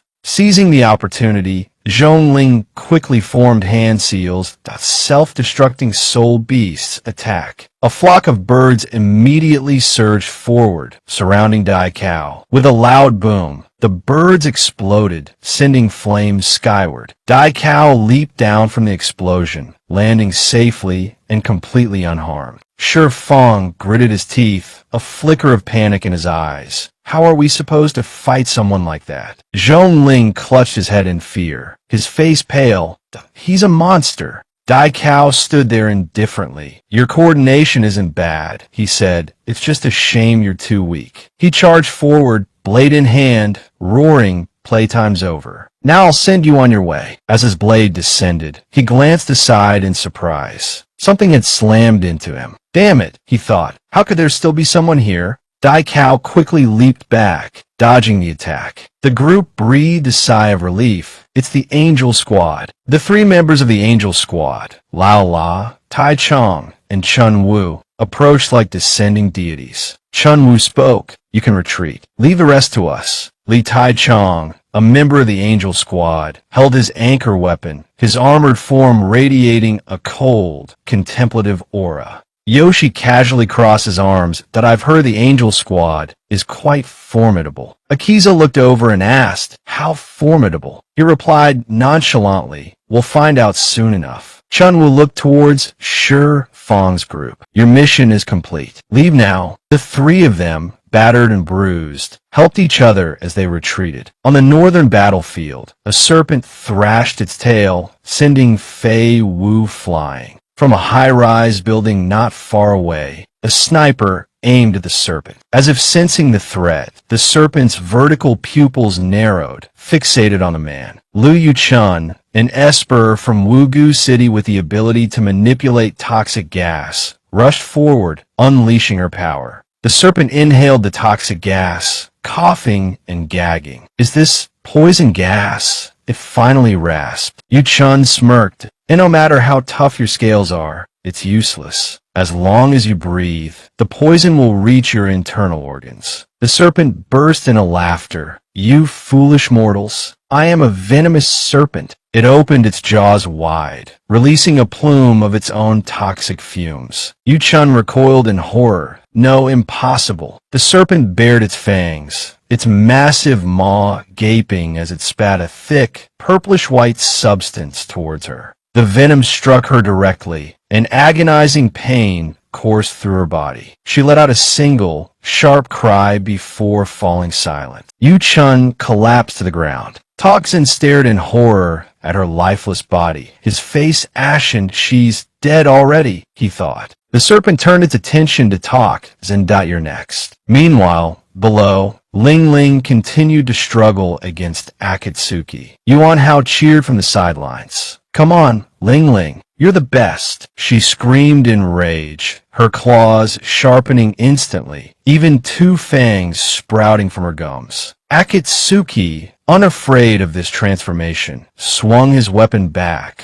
lunged forward, and said with disdain, the game ends here. Consider it an honor to die by my hand. With a single slash, Ling Ling's body was cut in 2. Yuan Hao cried out in horror. Ling Ling. His spirit nearly crumbled, his face pale, his eyes fixed in anguish on Ling Ling's corpse. He clenched his fists. He roared furiously, you bastard! How dare you injure my Ling Ling? Akatsuki glanced at the body on the ground, thinking, injure? She's been cut in half. That's considered an injury. Suddenly, a jade-green light enveloped her body, and the severed parts began to reconnect. In moments, the wound was completely healed. Akatsuki's eyes widened in astonishment. He yelled, what? Watching Ling Ling slowly rise, Akatsuki smirked with interest at what's this? A Jiangshi. Yuan Hao, a support-type esper, the leader of the Sihuan City espers, possesses the ability to control Jiangshi. He patted Ling Ling's shoulder in a grotesque manner and said, darling, are you all right? It's a good thing you were already dead, otherwise that attack would have killed you. He affectionately wrapped his arm around hers and chuckled. As expected, killing you earlier was the right decision.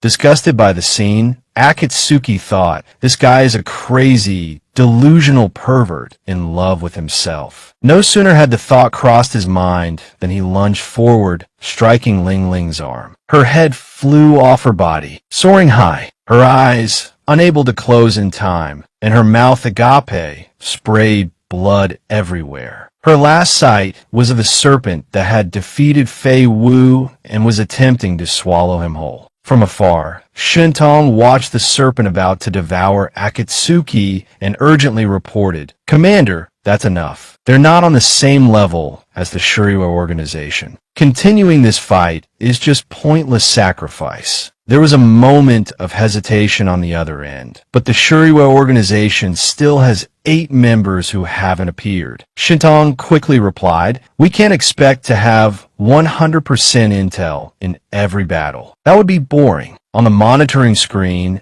Akatsuki toyed with the metal bar in his hand. "Hey," he said, "let me kill you. You can reunite with your woman down below." Chuzheng picked up the walkie-talkie and conceded, "All right, I authorize you to engage." He grinned with satisfaction and said to his squad, "Our turn, boys." On the northern battlefield, Akatsuki raised the metal bar, smirking triumphantly. "Farewell." Before the bar could descend, it was struck by an unseen force. Before Akatsuki could react, a hole was ripped through his chest, blood gushing out, soaking his clothes. The serpent recoiled, cursing inwardly. "Damn it, it's the Jiangnan Special Forces." Members of the Angel Squad approached, looking at Kamiza, who had reverted to his original form. "Your abilities are impressive," one of them said, "but against us, you're as good as dead." Hano, observing everything through the air currents, mused, "They finally appear, the Angel Squad." Akatsuki, kneeling on the ground, clutched his chest and said with difficulty, "No wonder my horoscope today said minor auspiciousness." He then asked in confusion what.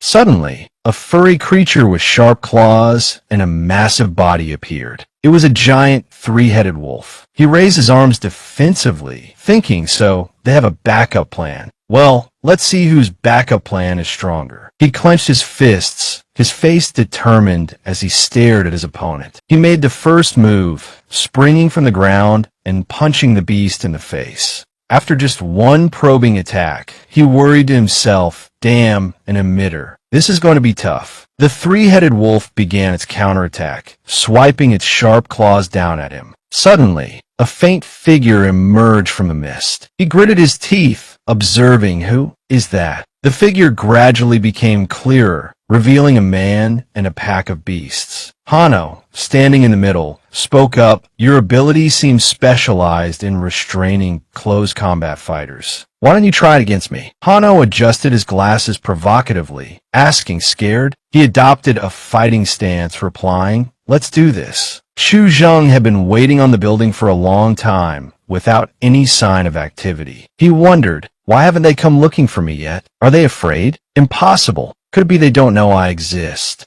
He saw a flash of light in the distance, and thought, if I cause the mission to fail because of my inaction, the losses will outweigh the gains. I might as well go. Chu Zheng began to retract his gun into his subspace. He bent down and picked up Hua Hua from his feet. Holding it, he said, "Hua Hua, do you remember the sin of Chun Xiao Xiao and Peng Li?" It nodded in response. He said with satisfaction, "Good. Then help me find them." Liang Diyue said calmly, "You've changed your mind." Chu Zheng frowned and replied, "The situation on the battlefield changes in an instant. Nothing is absolute." She continued, "Then why didn't you contact them directly?" He smirked, "They wouldn't believe me. It's better to let them scout the way for us, reducing the risk." Gasa said with some worry, "This is the first time we've encountered an enemy that Mizumi couldn't predict. I hope it's just a fluke." Tuka said calmly, "I don't think so." Taki, tilting his head in confusion, received an explanation. "I've studied Hua Xia's siege tactics. They typically employ a 3-sided encirclement, intentionally leaving an opening as bait. Once we break through the encirclement here, we'll be ambushed by their main force." She moved closer and asked, "So, we're the ones in the most danger, right?" He replied, "According to the art of war, that's correct. Taki laughed unconcernedly. Don't worry, don't scare yourself. The fortune teller told me today was extremely auspicious. Suddenly, the crow on his shoulder spoke. Gasa, two enemies have suddenly appeared in your direction. I suspect they are espers from the Jiangnan Special District. Be careful. Hidden in the mist, he said uncertainly, are those two members of the Jiangnan Special District Special Team. At this moment, two figures emerged from the fog, Xiao Xiao and Peng Li. Peng Li gritted her teeth. Worried out of all times, they appear right after we separated from Zhang Yi's group. He's starting the meeting. What should we do? Should we run? Xiao Xiao was also worried, but tried to reassure Peng Li. Stay calm. She's contacting headquarters. This is Chun Xiao Xiao and Peng Li. We found members of the True Moon sect to the southeast. There are 3 of them. Seeing their appearance, Ka began to doubt. Could they be just small fry? Well, whatever they are, I'll find out soon enough. Thinking this, he drew his sword and lunged towards the 2 of them. Xiao Xiao activated her ability, Mirror Image. An identical figure appeared beside her. She channeled flames into the image. Power level 1, speed level 1, defense level 1. She raised her leg high and shouted, Brazilian war dance. Stinky ring. As soon as she finished speaking, she kicked directly at Ka's incoming sword. The 2 coordinated smoothly. Peng Li stood behind, her hands emitting flames, while Xiao Xiao fought at the front. She spun back and forth, her legs suddenly frozen. Ka sneered, all bark and no bite. With that, he swung his sword, a cold light flashing. Xiao Xiao's body was struck. Her eyes widened in shock and fear. How is this possible? Xiao Xiao quickly channeled flames towards her mirror image. Restore. The wound slowly began to heal. Clutching her injured body, she thought, his blade is so fast. Peng Li called out from behind, don't move. Your wound is too severe. It'll take some time to heal completely. Ka sheathed his bloodstained sword, slightly surprised. What? So they're just weaklings? Gassy yawned. Hurry up and finish them off. At this moment, 3 blurry figures appeared in the fog. Ka frowned. Not yet. The real opponents seemed to have just arrived. Xiao Tan, a member of the Angel Squad, arrived carrying a massive greatsword on his back, followed by 2 other members. Seeing the Angel Squad, Peng Li exclaimed joyfully, you're finally here. Zhang Yi and Liang Duyue had also arrived. Zhang Yi immediately spotted the Angel Squad. Seeing Xiao Tian, he said irritably, you guys wasted too much time, so our superiors sent us to take over. You can just take these 2 useless girls and leave. Xiao Tian chuckled softly. Since the professionals are here, we don't need to stay any longer. Let's go. Zhang Yi looked at the injured Xiao sitting on the ground. Can you walk? Xiao pursed her lips, her face flushing slightly, but remained silent. Hua chirped and jumped down from Zhang Yi's shoulder. It activated its ability, transforming its body into a larger form. It lay down on the ground. Understanding, Peng Li helped Xiao onto Hua's back. Settled on Hua's back, Xiao said, Zhang Yi, thank you. He turned his head, replying indifferently, don't mention it. Just a small favor. Liang Du muttered, we came here on a mission, hoping to earn some merit, but who would have thought we'd become a laughingstock? Liang Du approached, whispering, why didn't you intervene just now? With your abilities, dealing with those 3 shouldn't be a problem, right? Zhang Yi frowned, replying, do you have a clear understanding of their abilities? She insisted, no matter how strong they are, they can't be stronger than you, can they? He calmly stated, we came here out of a sense of duty, not to show off or compete for mission points. Liang Du pouted, saying, humph, I can't see through you more and more each day. Zhang Yi responded, no need to see through me. Just follow my instructions during the operation. Satoyu's voice came through, Gasa, are you 3 alright? Respond if you can hear me. Taki replied, we're fine. What's wrong? Satoyu sounded worried and urgent. The 3 of you just disappeared from Mizumi's divination. Looking at Take's frightened face, he calmly said, Tuka's side reported no danger. Tuka, her eyes filled with fear and confusion, said, "No, there must be something there obscuring my vision. I can't see clearly. I really can't see clearly." Jinguji walked over and said, "Ask them what just happened." Satoyu quickly replied. Tuka said they encountered two small fries. Then they were confronting three members of the Angel Squad, but those two small fries were taken away by two espers and a mutant beast that arrived later. His eyes flashed with ruthlessness. "So the problem lies with them, especially the two espers and the mutant beast that came later. We must find them and eliminate them." On the southeastern battlefield, Tuka said indifferently, "Leave these three to me. You two go after those who escaped. Make sure to bring their heads back to the leader." Taki replied, "All right, we'll leave this to you then. Don't die." Gasa chanted, "Kamaitashi." A whirlwind immediately appeared beneath her feet. She reached out and pulled Taki, and they both flew up. Seeing the two escape, the members of the Angel Squad immediately gave chase. He slammed his sword into the ground, instantly creating a long, deep chasm. Pointing his sword, he said coldly, "Your opponents are here. Where do you think you're going?" A member of the Angel Squad said worriedly, "What should we do? With the abilities they displayed earlier, they would have definitely been killed if we hadn't intervened." Xiao Tian said coldly, "It's fine. Being able to use their lives to hold back two members of True Moon is already a good deal. Our mission is to kill the True Moon member. 3 against 1. He's dead for sure." Hua Hua sensed something, its eyes flashing. Suddenly, it turned in one direction and cried out, "Zhang Yi." Turning around, he narrowed his eyes and said, "Someone's following us." Taki chuckled, "Hey, those small fries haven't run far." Before even landing, Taki hastily used his Esper ability, chuckling, "Weren't you guys coming after us? Why are you running?" Zhang Yi stopped Liang Duyue, saying, "Your abilities aren't suited for dealing with them. Let me go. I don't have time to waste on these insignificant nobodies." He walked leisurely towards them. She said smugly, "Is he surrendering?"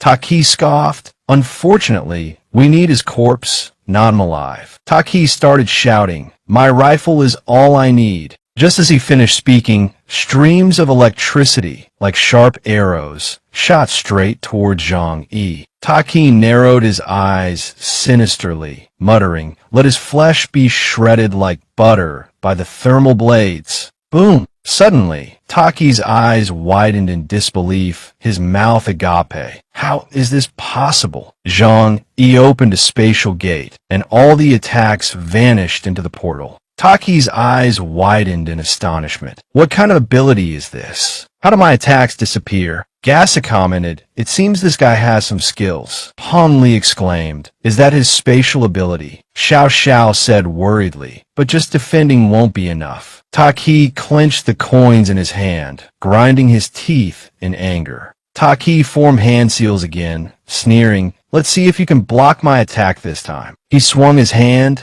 and shouted, "Supercharged electric cannon." Streams of electricity, like sharp blades, swarmed toward Zhang Yi. Zhang Yi used his ability, manipulating space. As soon as he finished speaking, a solid shield appeared in front of him, blocking all the attacks. Taki stared at the scene, stunned, his heart trembling. This attack can penetrate even battle armor. How can it be useless against this brat? Gasa, who was observing from the side, finally pointed out, "He absorbed all of your attacks. Look, the coins disappeared. They were pulled to another location. This guy possesses a space-type ability." Zhang, he didn't say much, just stood there indifferently. Taki looked up and exclaimed in surprise, "Where is he?" Zhang Yi emerged from the spatial distortion, appearing right behind them, and calmly said, "Here." Without giving them much time to react, he used his ability again, opening a dimensional portal. The previously absorbed electrical currents flew back towards them.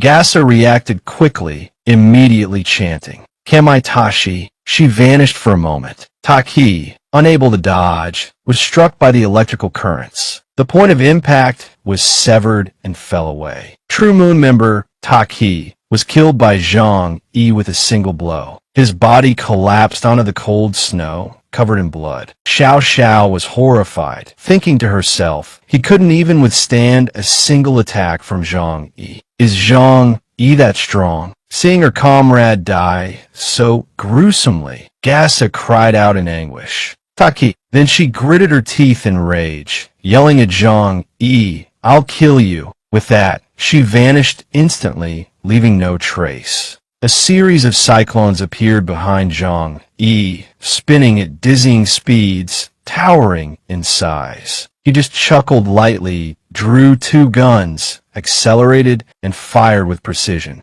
20 shots. With just a few shots, Gasa was hit and fell out of the cyclone. True Moon member Gasa was shot dead by Zhang Yi, her body riddled with bullet holes, blood flowing continuously. At the command center, Uncle Zheng watched the battle on the screen in astonishment. 30 seconds, and he's finished off 2 True Moon members. Chong Qing said confidently, he always brings unexpected creativity. Inside the laboratory, alarms blared around the measuring equipment. A guard urgently reported, the situation on the northern front is unstable. There's a problem on the western front. Could something have happened to the Red Thunder dose? Uncle Zheng questioned Yunlai. How could this happen? Where's Deng Shuntong? He quickly reported back that he set out alone, saying he wanted to destroy the enemy's headquarters. If he succeeds, True Moon will be divided. Uncle Zheng gritted his teeth in worry. But even if he manages to destroy the True Moon sect, the Angel Squad will suffer heavy losses. We can't afford that. He addressed Zhang Yi, don't retreat yet. Immediately return to Zhiyuan for the nearest northern front. The others can go back first. Zhang Yi replied, understood. Zhang Yi ordered Liang Duyue, you take them back first. I have to go to the northern front. She asked suspiciously, aren't you coming with us? They can probably leave on their own. He declined. Your current strength isn't enough. Liang Duyue was annoyed. Who are you looking down on? Zhang Yi watched her with amusement. All right, now's not the time to joke around. Just listen to me, okay? Liang De, embarrassed and blushing, looked away. Fine, I'll listen to you. She muttered, why are you acting like this? It's unbearable. Zhang Yi quickly left. I'll go ahead. You all can head straight back. She replied, MHM. At True Moon's sex headquarters in Jiangning City's central square, Satozu collapsed in fear. Jinguji rushed over and asked, Satozu, what's wrong? He panicked. Taki and my wife are dead. Jinguji and Take were both horrified. Impossible. This is absolutely impossible. Take shouted that why divination can't be wrong. Their fortunes today were extremely auspicious. How could this happen? Satozu speculated. Could it be related to the Esper who appeared beside the sect leader? Jinguji was furious. Could someone actually mask Take's divination? Satozu worriedly guessed, perhaps distorted. Taki and my wife died chasing that person. Doesn't that mean he can alter causality? Take's entire being was shrouded in a cold, dark shadow. Someone is beyond fate. I can't see his future. I can't predict anything related to him. Jinguji embraced Take comfortingly.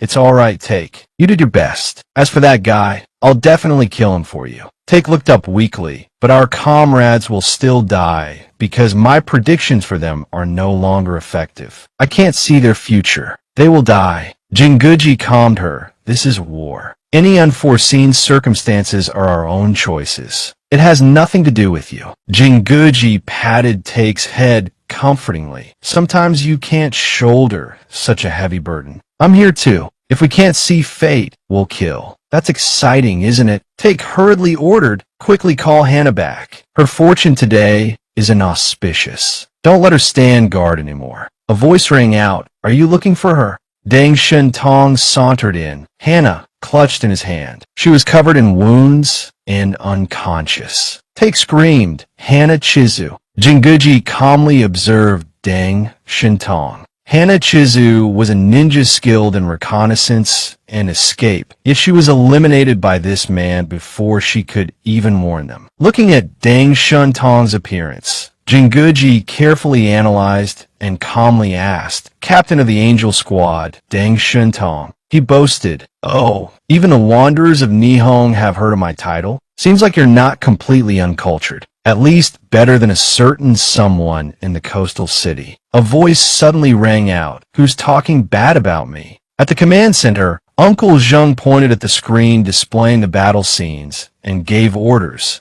Zoom in on Deng Shintong's side. Zoom in all the way. Shintong defiantly replied, looks like I'm pretty lucky. There are 4 of you here. If I kill you all, this farce can finally end. However, which one of you is the general? He taunted, whatever. You're all going to die anyway. Killing you all will do. Shintong watched Jean Guzi tremble, his shoulders shaking. Scared, are you? He gave a dark, vicious laugh. Captain of the Angel Squad, the highest level combatant in the Jiangnan region, right? If I kill you, those fools from Jiangnan won't bother me anymore. Jean Guzi asserted fiercely, you're going to die here today. Satozu pulled Take aside to hide. She signaled for silence. Sure, let's not say anything. Otherwise, the aftershocks from those 2 will kill us. Take agreed, I know. Western battlefield. Daiku and Chun Wu, leading the 2 sides in battle, stared each other down. Daiku said curtly, make it quick. We don't have much time to linger here. He began to use his technique, Snowdrift Human World. Daiku was surprised that he disappeared. Kamiza said cautiously, no, he's around here somewhere. A flurry of snow rushed towards Daiku. He scoffed, is that all? The falling snow shimmered and then created a large explosion. Daiku slashed repeatedly, swung his sword fiercely. Get off. Chun Wu gloated, no matter how strong you are, can you cut through snowflakes? He was stubborn. So what? You can't kill me now anyway. Chun Wu chuckled coldly. Not necessarily. Daiku was taken aback. What? Tai Chong suddenly rushed forward, using his anchor to attack him. Daiku blocked the attack. That snow power? Quite interesting. Tai Chong was furious. Arrogant. Kamiza immediately provided support. Gravity field. Chun Wu was pinned to the ground by the heavy pressure. Daiku was delighted. Now let's see how you use your snowflakes. Tai Chong trembled with rage. Your opponent is me. Daiku lunged forward, swinging his blade. Take this. Tai Chong quickly dodged the attack by a hair's breadth. He retreated a distance away from him. Daiku's missed attack slammed into the ground. Tai Chong calmly stated, in terms of technique, I'm number 1. And the same goes for strength. Tai Chong rushed forward, engaging in a fierce battle with Daiku. Chun Wu, pinned down by the gravity field, yelled, Lao La, help me take care of that gravity controller. Lao La replied, got it. Lao La spread his wings and soared into the sky. Snow Mountain Lightning Hawk, Lightning Eye. He opened his mouth and fired a beam of electricity at Kamiza. Kamiza dodged the attack effortlessly. Lao La continued to use a stronger power. Thunderfall. Kamiza pulled out a cannon. Hunting time is over. The cannon blast hurtled towards Lao La, who nimbly dodged it. Chun Wu seized the opportunity, using his technique to gradually disappear into the snow. A voice called out, Lieutenant, come help me. Tai Chong, battling Daiku, was gradually losing ground. Lieutenant. Daiku used a swift blade strike to knock the dagger out of Tai Chang's hand. 1 against 10, understand? He taunted. Tai Chong raised both hands to shield himself, shouting in alarm, Lieutenant. All that remained in his hand was the chain wrapped around his arm. Daiku raised his blade for the finishing blow, but the chain wrapped around his ankle. Tai Chong turned and ran, pulling hard, causing Daiku to stumble and fall to the ground. Chun Wu urgently instructed Lao La, you hold off those 2 behind us. I'll go help Lieutenant Tai Chong deal with that brute. Lao La quickly flew off. All right, leave it to me. Lao La shot multiple bolts of electricity down at the 2 remaining men on the ground. On the other side, Daiku was being slashed repeatedly by Chun Wu's ice attacks. Enraged, he spun his blade like a whirling fan, generating a terrifying force that summoned a massive swirling vortex behind him. Chun Wu turned and fled. You won't trap me with this. The vortex pulled at Chun Wu, drawing him closer to its center. Damn it, damn it.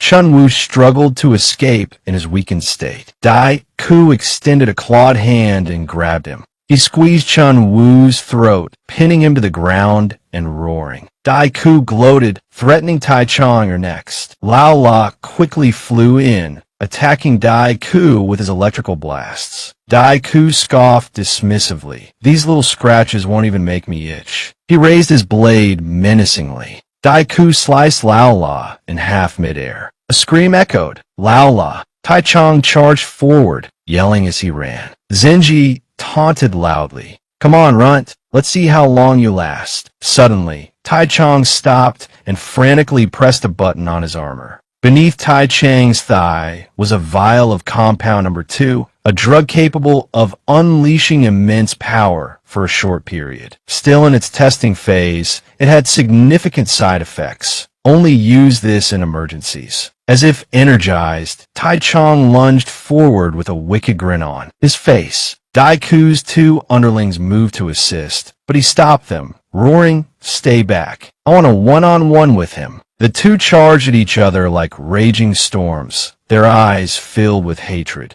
Elsewhere, on a monitor, a large explosion was observed. The marshal's face paled, and he gritted his teeth, thinking my angel squad wiped out just like that. Zhang Yi, having quickly defeated everyone, was surrounded by bodies and the thick stench of blood, a horrifying scene. The northern front had completely fallen. He felt unsatisfied, craving more fighting. That it's over already? What a shame. I haven't had this much fun in a long time. Kuzosaka chuckled in response. The outcome of this battle was predetermined. Lady Takechi's divination has never been wrong. At the edge of the northern battlefront, he contacted Zhang, giving him a few instructions. Deng Shuntong has infiltrated the True Moon sect's headquarters. The northern battlefront must hold, giving Deng Shuntong enough time to kill the leader of the True Moon sect. Zhang remained silent, listening and contemplating. Those 2 colliding forces must be Deng Shuntong and the leader of the True Moon sect. Should I go there and provide support now? He didn't think much longer and quickly ran off. Forget it. If the person at the True Moon sect headquarters restrains me, the losses will outweigh the gains. It's better to use Deng Shuntong as bait and test the leader's strength. The location is nearby.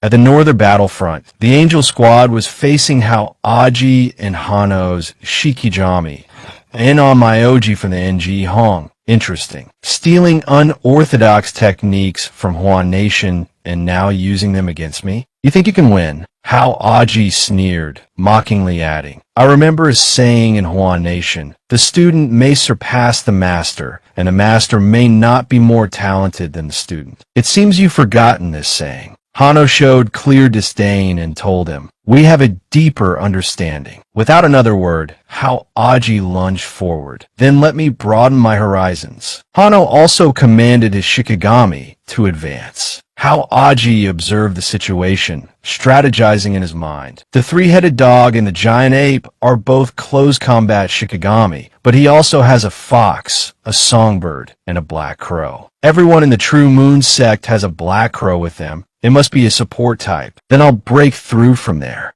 He then unleashed a punch like a flash of golden lightning, causing the gorilla to stumble backward. Suddenly, a swirling energy source appeared behind the gorilla. That energy directly entered the gorilla, restoring it to an even stronger state. After regaining its strength, the enraged gorilla slammed down, sending Hao Aji flying. This Kanemaru is too strong. Luckily, it's only formed from condensed psionic energy without a life force. Otherwise, no creature could withstand its blow and remain intact. He quickly got up, but something bothered him. But without a physical body, how can I kill it? Before he could figure it out, he was suddenly attacked by the 3-headed dog's laser beam. Immediately after dodging the surprise attack, he took a defensive stance. If I can't deal with the Shikigami, then I'll deal with the Onmyoji. He watched the beast blocking his path and cursed under his breath. Damn it, I can't get to him. Suddenly, a voice rang out in his earpiece, guiding him. Onmyoji used talismans to summon Shikigami. You just need to destroy the Shikigami's talisman to kill it. Lu Honglei, how Aji muttered, thank you. Do you want to see how big they are? And how big a talismans are? How am I supposed to find them? Whatever, I'll give a shot. Ending the conversation, he charged forward. He delivered a swift punch to the gorilla's head, stunning it. After punching it, he immediately retreated. It seems the talisman isn't in its brain. Hano watched from afar and chuckled to himself. You've read too many comics. How could the talismans be placed in predictable places like the heart or the head? The already intense battle escalated as Hano commanded, "Go, six-tailed fox." The fox began to summon its power. From the energy ball it created, it directly fired a purple beam straight at his arm, causing him to cry out in pain. Immediately afterward, a massive explosion erupted, shaking the earth and tearing space apart with light and sound. Suddenly, he appeared on top of the monkey Shikigami, chanting, "100 steps God fist." Then he tightly gripped the monkey's waist, and instantly it shrunk. He picked it up and ripped it apart in front of Hano. "You hit it well, but too bad." Hano, unafraid, continued to fight. Go. Suddenly, another monkey Shikigami appeared. Hano said, "No regrets, I have plenty of these." He didn't want to waste any more words and immediately drew his weapon. "Looks like I have to finish this quickly." The bullet grazed Hano's cheek. Hano flinched slightly. "So this is the origin bullet that can kill Delta-level individuals." Then Hano also declared, "Indeed, we must finish this quickly." As if striking a nerve, Hano angrily commanded, "Continue the attack. Kill him." He thought for a moment, then threw several gray vials forward. "If I can't get close to him, and guns are useless, then I'll try obscuring the Shikigami's vision and then grab that damned onmyoji." The vials flew forward, startling Hano. Then they exploded, emitting a blinding light. Hano quickly ran for his life. Damn it, but he still caught up, his face full of triumph. "You're dead." Hano didn't surrender, and with a sinister smile, said, "We'll see who dies." Hano grabbed his hand and shoved him hard. Suddenly, a massive explosion ripped through the air, sending debris flying everywhere. The scene was chaotic. At the command center, the commander, observing the situation on the screen, was stunned. "Where's Hano?" Elsewhere, on the northern battlefront, Hano calmly stood, smoking a cigarette. "Who said the onmyoji would appear in the center of the battlefield?" "That was a human puppet I made with a large amount of explosives and talismans. Thanks to that person's intel, otherwise I might be dead." He was furious, his face darkening. "That was a vice captain level individual, the vice captain of the Angel Squad, top of the accumulated points ranking. A 100% mission completion rate. Are both vice captains really dead?"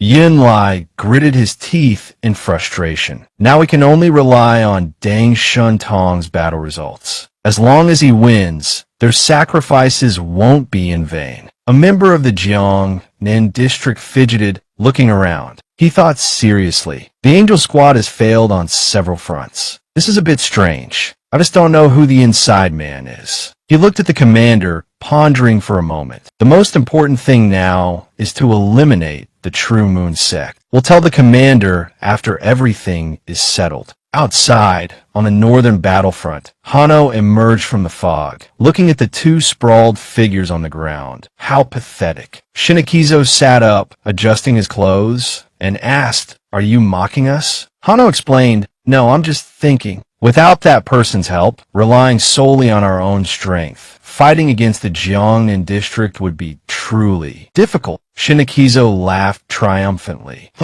No matter how formidable they are, haven't they still fallen at our hands?" Hano recognized the issue. "We can't underestimate the enemy. Don't forget, the Jiangnan district doesn't only have the Angel Squad. If we encounter another investigation team next time, we might not win so easily." Shinikizo, unconcerned, displayed a complacent attitude. "We've won this time, haven't we? That's all that matters." Shinikizo excitedly recounted. As expected, Lady Takechi's fortune-telling was spot on. "My reading for today was minor auspiciousness. Even if slightly injured, I would survive as usual." His joy was short-lived. A bullet appeared before Shinikizo. "Look out!" Shinikizo was immediately hit. Akatsuki Shinikizo, of the True Moon sect defeated and eliminated. Shinikizo was down. The other two, realizing the situation was dire, shouted, "Ambush!" But immediately after, Naikizo also took a bullet. Kamizana Ichizo of the True Moon sect defeated and deceased.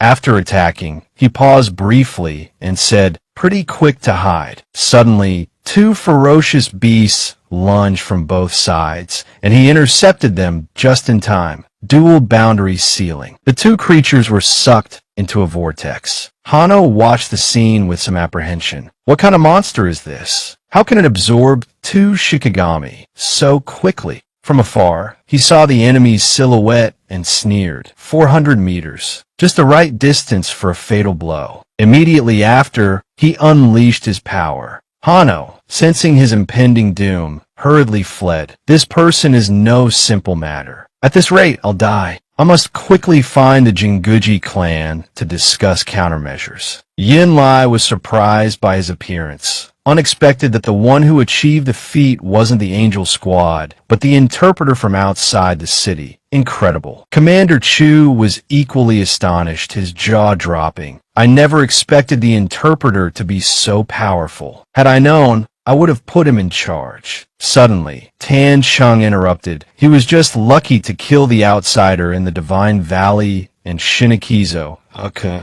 The commander reminded him. Don't forget he also scared the Phoenix Institute into retreating. The True Moon couple were also killed by his own strength. Tan Chung was somewhat unconvinced, arguing. Then why did he hide his strength before? If he had reinforced the other battle lines earlier, perhaps the situation would be completely different now. Tan Chung didn't fully trust the interpreter, advising the commander to be wary. Commander Chu, I still feel that although this person is powerful, he isn't entirely loyal to Blizzard City. Suddenly, laughter rang out. Tan Chung, annoyed at being mocked, snapped. Bali Chongqing, what are you laughing at? Chongqing, still stifling his laughter, replied, Nothing. I just think it's inappropriate to hold an outsider to Blizzard City standards. Tan Chung, clearly irritated, continued his rant. He has the ability to support his comrades, yet he deliberately concealed his strength. This is something the elite of our Blizzard City would absolutely never do. Commander Chu, unable to bear it any longer, said, All right. He opened his communicator and contacted him. Interpreter, your mission is complete. Return now. Suddenly, Tan Cheng's expression changed to one of alarm as he shouted, Commander Chu. He looked at the large screen with a bewildered expression and said, Deng Shintong has already charged into the True Moon sect's headquarters. Even if Zhang Yi's strength is considerable, he's only at the squad leader level. Hastily sending him to provide support might just be a burden on Deng Shintong. It's better to just have him return. Elsewhere, as Zhang Yi returned, someone rushed towards him with a first aid kit. He waved his hand and said, I'm fine. Then he approached the helicopter to examine the situation. No wonder she wasn't included in the mutant count outside the city. As he stepped into the helicopter, Xiao asked, Zhang Yi, did you complete the mission? He simply replied, something like that. Zhongling was incredibly surprised by Zhang Yi's recent victory. You took down a member of the True Moon sect? No way, those guys are like monsters. Tianlong chimed in, extremely proud. Only the elites of the Angel Squad can fight them. We're just cannon fodder. Then, he replied with a statement that stunned Tianlong. That's because you're too weak. Suddenly, a look of doubt crossed Zhongling's face as he asked suspiciously, Have you encountered members of the True Moon sect before? Tianlong's voice took on a reproachful tone. You really think that providing support fire and sniping a few shots means the members of the True Moon sect are weak? You're so naive. He humbly replied, Perhaps you're right. The True Moon sect is very strong, and I was just lucky enough to encounter 4 weak members and end their lives. That's all. Yuan Hao, upon hearing this, couldn't believe his ears and sat up abruptly. What did you say? You actually killed members of the True Moon sect? And 4 of them? Are you kidding me? Zhang Yi paid no attention to the question, turning to look outside, lost in thought. Now we just have to wait for the results of Deng Shintong's battle. He has the backing of Blizzard City in the Deng Corporation. His strength isn't weak, so there shouldn't be any problems. At the central battlefield, Saichizo looked at Shun Tong with a cunning smile. If I can take care of you here, I think those old geezers in the Jiangnan district will finally come to their senses. Shin Tong didn't hesitate to provoke him. You can try. Saichizo began to gather his power. Phoenix. He was ready and said, come on, let me see your strength. Shin Tong coldly replied.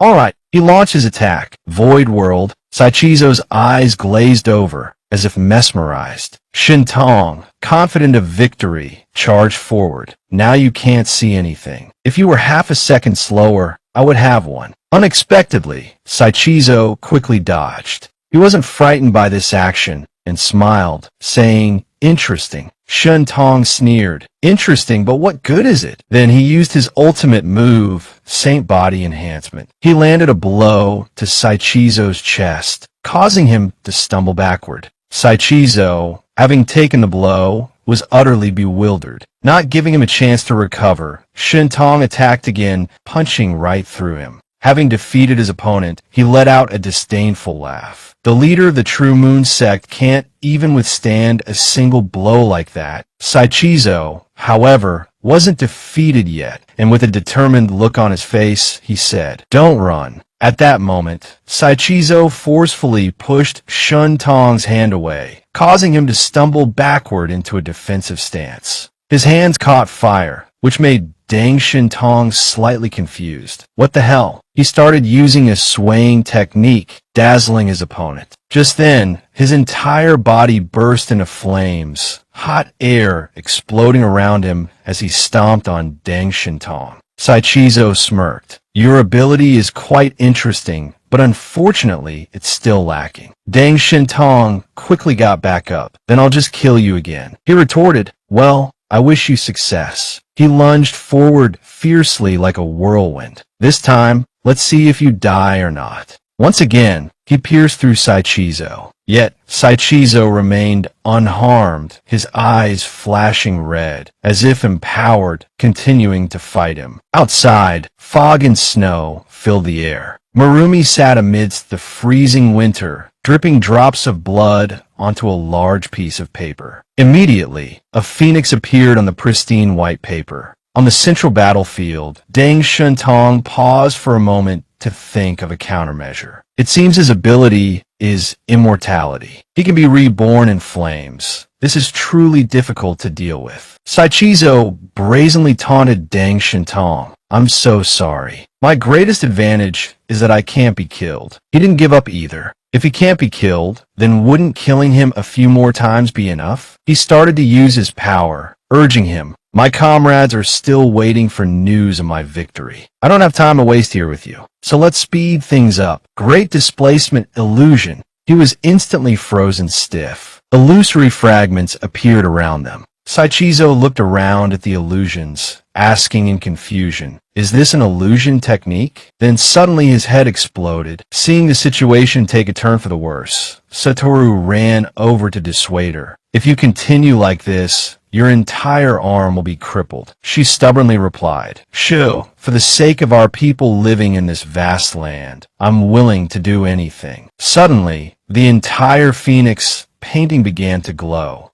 Deng Shin Tong thought in confusion, impossible. How can he not consume any energy after regenerating? Normally, just recovering from injuries would consume energy. He thought of a daring plan and rushed forward. As long as I kill him a few more times, I can definitely make him disappear completely. While Saichizo was off guard, he quickly ambushed him from behind. Come here, let me see how many more times you can die. Saichizo just managed to block the kick. The whirlwind from Deng Shin Tong persistent, but immediately after, he ducked down to punch Saichizo, but what he blocked seemed to be an afterimage of Deng Shin Tong. Once again, he punched through Saichizo, sending him falling backward. Saichizo's expression was blank as he stood motionless, while Deng Shin Tong observed what he would do next. Let's see what happens now. He pulled out his gun and fired a shot at Saichizo, who immediately collapsed forward, blood starting to flow. Yet, In an instant, he regenerated, leaving Deng Shentong somewhat helpless. I really can't kill him. No, there must be a way. As long as I completely deplete his energy, I can definitely kill him or seal him.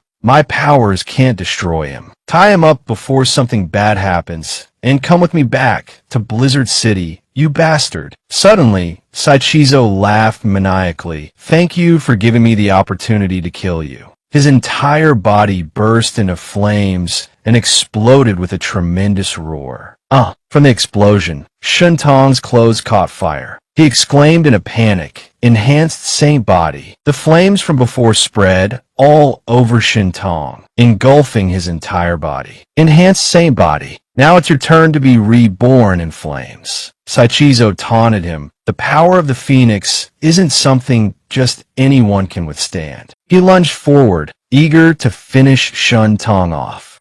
Shentong thought, filled with resentment. Am I really going to die here? Saichizo delivered a powerful knee strike to Shentong's body. Gasping for breath, a determined thought suddenly struck Shentong. So that's it. Their target is me. I can't die like this. I have to get this intel back. Saichizo looked at him in pain and said triumphantly, farewell. Shentong struggled with all his might to get up, his face contorted in agony. Saichizo reached out with a gloating laugh to check on Shentong's condition. Suddenly, Shentong exploded, sending Saichizo sprawling backward with a look of utter shock. It wasn't just an ordinary explosion, but a massive one that shook the ground and everything around it. At the command center, both Zhang Qing and Yunlai were stunned by the explosion. Zhang Qing stammered in disbelief. Deng Shentong chose self-destruction. Commander Chu, seeing his elite squad perish one after another, raged. I assembled the most elite team, and now they're all gone. Secretary Tan Chung gently addressed him, Commander Chu, but was cut off. The commander, choked with rage, sputtered, Immediately order all troops to retreat. Immediately. Now, Yunlai coldly acknowledged the order. Okay. Burning with a desire for revenge, Commander Chu roared, prepare the Angel of Death. Level Ning, Jiang City. Let those bastards be buried with the Angel Squad. Everyone responded in unison, yes, sir.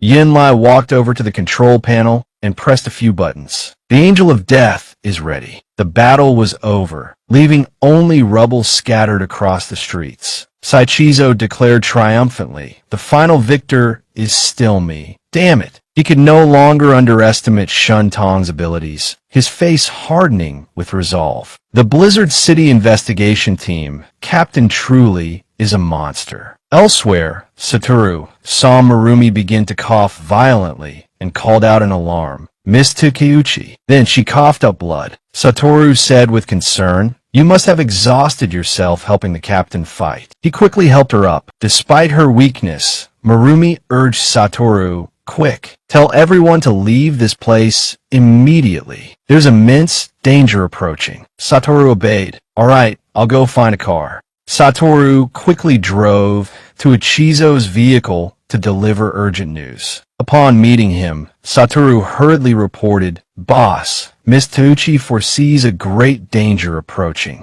Ichizo, upon hearing this, had a suspicion. It seemed the enemy intended to use a large-scale destructive weapon to wipe the area clean and escape immediately. He got into the vehicle and, seeing Marumi severely injured, pondered for a moment. Marumi Takeuchi is crucial to us. We must find someone to treat her quickly. Suddenly, a loud noise outside caught his attention. Ichizo looked out, a knowing smile on his face. The Blizzard City forces have arrived. We'll meet again. Hano, sitting in the back, spoke up. Puzzled leader, we still have more than half our members left. What should we do next? Do we continue to advance? Ichizo spoke sternly. We'll rest here for a bit. Then, looking out with a cheerful expression, he added, however, we are the victors this time. Next time, I'll give them a huge surprise. Hano, intrigued by his plan, questioned, how do you intend to do that? We have no reinforcements. Ichizo responded confidently. With our strength, are we afraid we won't find people who will see the light, abandon Blizzard City, forsake the Jiangnan district, and join our cause? They sat in the vehicle, laughing heartily. The vehicle sped off into the snow and fog. Zhang Yi, sitting in the helicopter, watched the vehicle below and couldn't help but ponder. If Deng Shintong had won, we wouldn't need to retreat so hastily. Could it be that Deng Shintong has failed, perhaps even perished? He was somewhat shocked by the True Moon sect's calamity and fearful for the future of Jiang. And if this is the case, the True Moon sect's strength is truly unfathomable. After all, even the elite troops of the Jiangnan district suffered losses at their hands. He imagined Commander Chu's fury and felt apprehensive and fearful, unsure how the commander would react in his rage and madness. Liang Yute, sitting beside him, noticed his strange demeanor and inquired, "What's wrong?" He simply replied, "Nothing. Let's wait patiently and return." Suddenly, an explosion ripped through the air, a sound that seemed to tear the sky apart, causing everything around them to tremble and the ground to shake violently. Zhongling, with a grave expression and a hint of disbelief, remarked, "I never expected the True Moon sect's people to be so powerful. Headquarters even deployed the Angel of Death. They're clearly all espers. But why is the disparity in strength so vast?" Tianlong offered an explanation. "They aren't ordinary espers. I heard they rampaged through Guangdong under the Nihon banner, calling themselves Guangdong's strongest assault team." He looked out at the situation unfolding below and added, "But no matter how strong they are,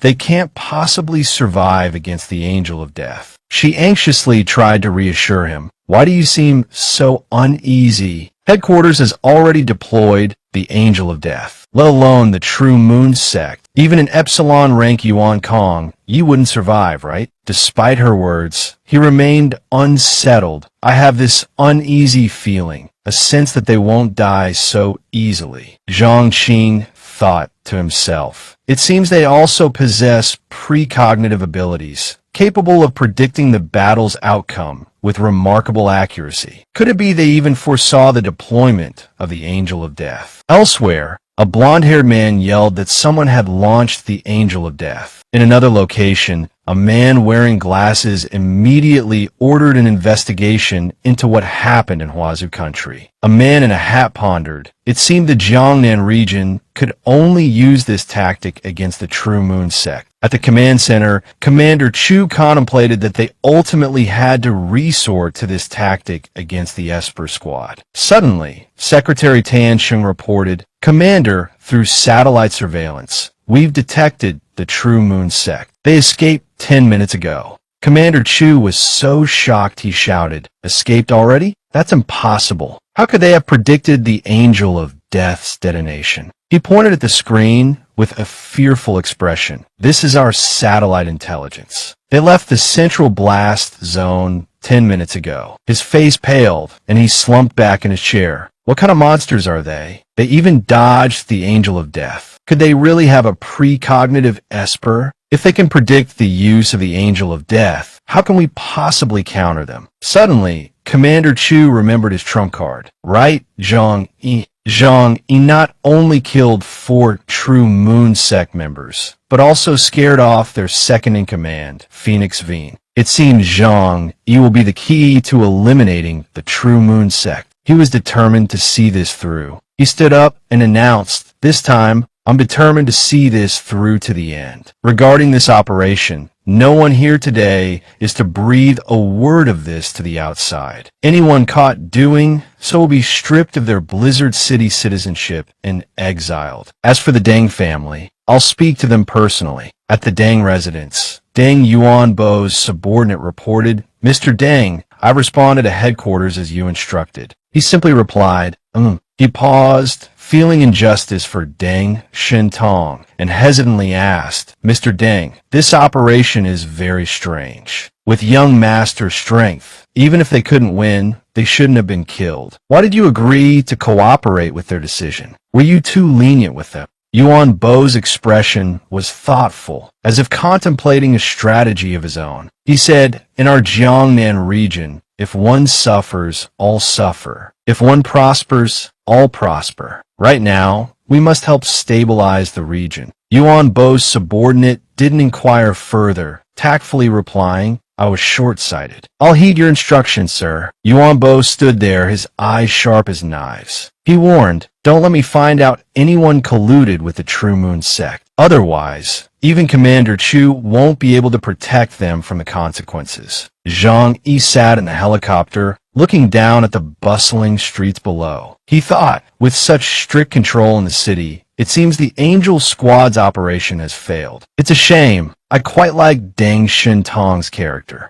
The helicopter landed gently. One by one, people emerged from the helicopter, all greeted by cheering Yan family soldiers. "Welcome back, Mr. Zhang Yi." The Yan soldiers expressed their deep gratitude, saying, "Thank you for your outstanding contributions during this operation. Using your own strength, you killed 4 members of the True Moon sect, saving our Jiangnan region and upholding the dignity of the Huaxia nation." Suddenly, someone behind them handed the leader a small box covered with a white cloth. The leader then took out a card and said cheerfully, "This is the accumulation card you earned during this operation. With this card, you can make purchases in Blizzard City and exchange it for various supplies at headquarters. Your accumulated points for this operation total 420 million, and it's practically equivalent to currency in the outside world." Zhang Yi smiled with satisfaction, put his arm around the leader's shoulder, and asked, "With this, I can buy anything, right?" The leader of the Yan soldiers replied seriously, "Some supplies require authorization to purchase. However, considering your contributions, the vast majority of supplies will be available to you. Your accumulation points are high level, which unlocks the corresponding supply depot. But right now, you can't go anywhere." Hearing this, Zhang Yi became suspicious. There's something else." The Yan leader explained seriously, "We've received orders from higher-ups. Currently, you are required to operate within the designated area, and any actions must be reported to the authorities."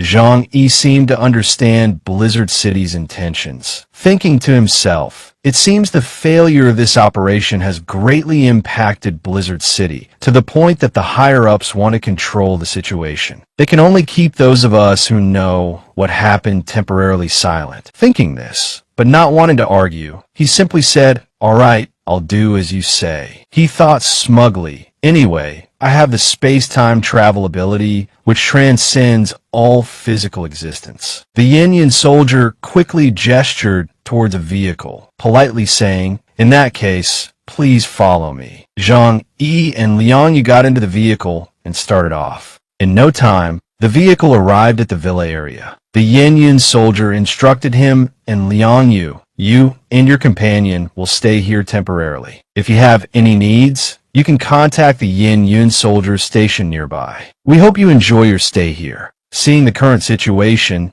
Zhang Yi could guess what was happening. That it seems things have gotten really chaotic. He and Liang Yu went inside to rest, and she immediately became annoyed that the Jiangnan region trying to put us under house arrest. We clearly put in the effort for the region and made contributions. So why are they treating us so unfairly? Zhang Yi was also quite bothered by these issues. It must be because the stakes in this operation have changed the situation in Blizzard City. It might have led to a power struggle in the upper echelons. But in short, as long as our safety isn't threatened, it's fine. I don't care about anything else." Zhang Yi put his hand to his forehead, rubbed his head, and sighed wearily. "It's just that if they want me to be the captain, I'll have to figure out how to refuse. Being too outstanding is also a kind of burden." Liang Yu suddenly remembered something and asked, "Shouldn't you call your family to let them know you're safe? You said that if the True Moon sect escaped Jiangning City, they might flee back to Tianhai City, because with Tianhai City's current strength, they wouldn't be able to defend against them."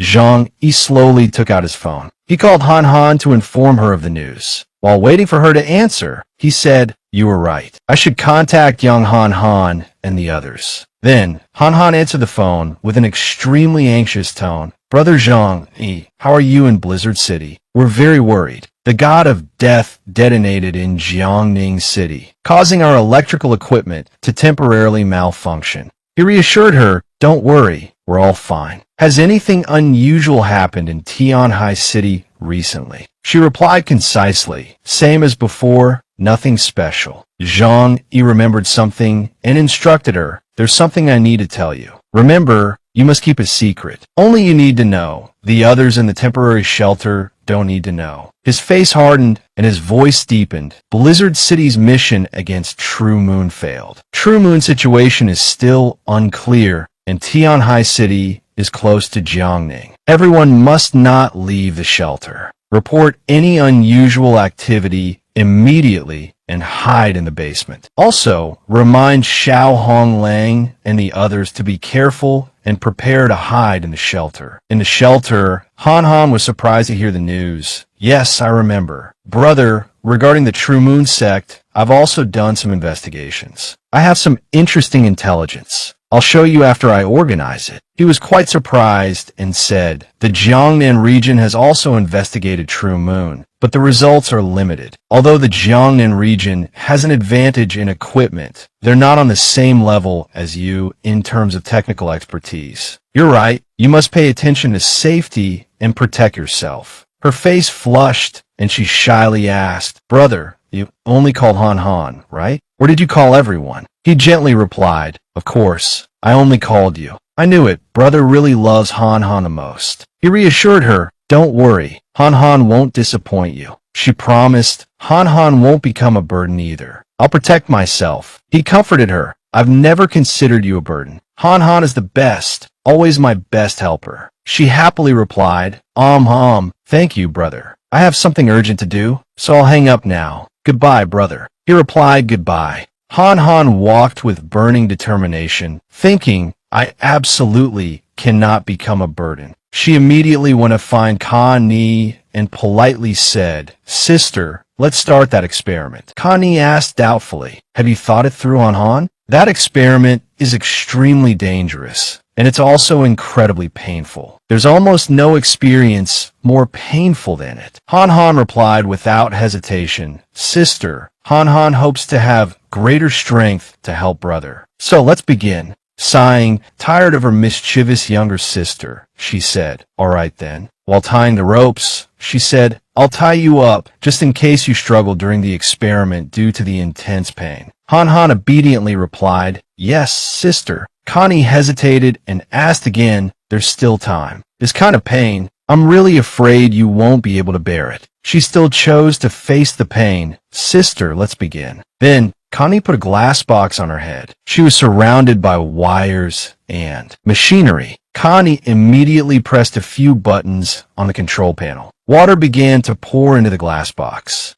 In an instant, the water submerged Han Han's entire face. Connie was extremely nervous and afraid, constantly checking her heart rate. Wait a moment. Connie watched the clock. 2 minutes have passed. All right. Next, drain all the water from the glass box. Han Han suddenly woke up, coughing and sputtering, then cried out. Her eyes filled with sadness as she said, did the experiment fail? Connie, unsure, reassured her, I've studied your cells and discovered they've been affected by gamma radiation, causing mutations in some of them. However, this doesn't guarantee you'll awaken your ability. You need to be prepared, as this near-death experiment can stimulate this ability, but success isn't certain. Connie, looking worried, hesitated before saying, originally, you could have possessed an ice shard. Han Han, still lying there, explained about abilities to Connie. You think the method of awakening an ice shard is flawed, but you're forgetting the conclusion we reached in our previous analysis. What determines the strength of an ability is willpower. When someone is near death, the obsession in their heart transforms into an ability after awakening, and the strength of the ability depends on the intensity of that obsession. Connie, seemingly understanding Han Han's meaning, said directly, everyone who awakens their ability through an ice shard gains a support ability. This confirms your thinking. You want greater power, and you believe you can only obtain it through a near-death experience. She stepped closer to comfort Han Han. Even without an ability, you can still be a great help to Zhang Yi. But Han Han was not reconciled. That's not the same. With determined eyes and burning resolve, she declared, I must become an Esper. I don't want to be a weak girl who needs protection.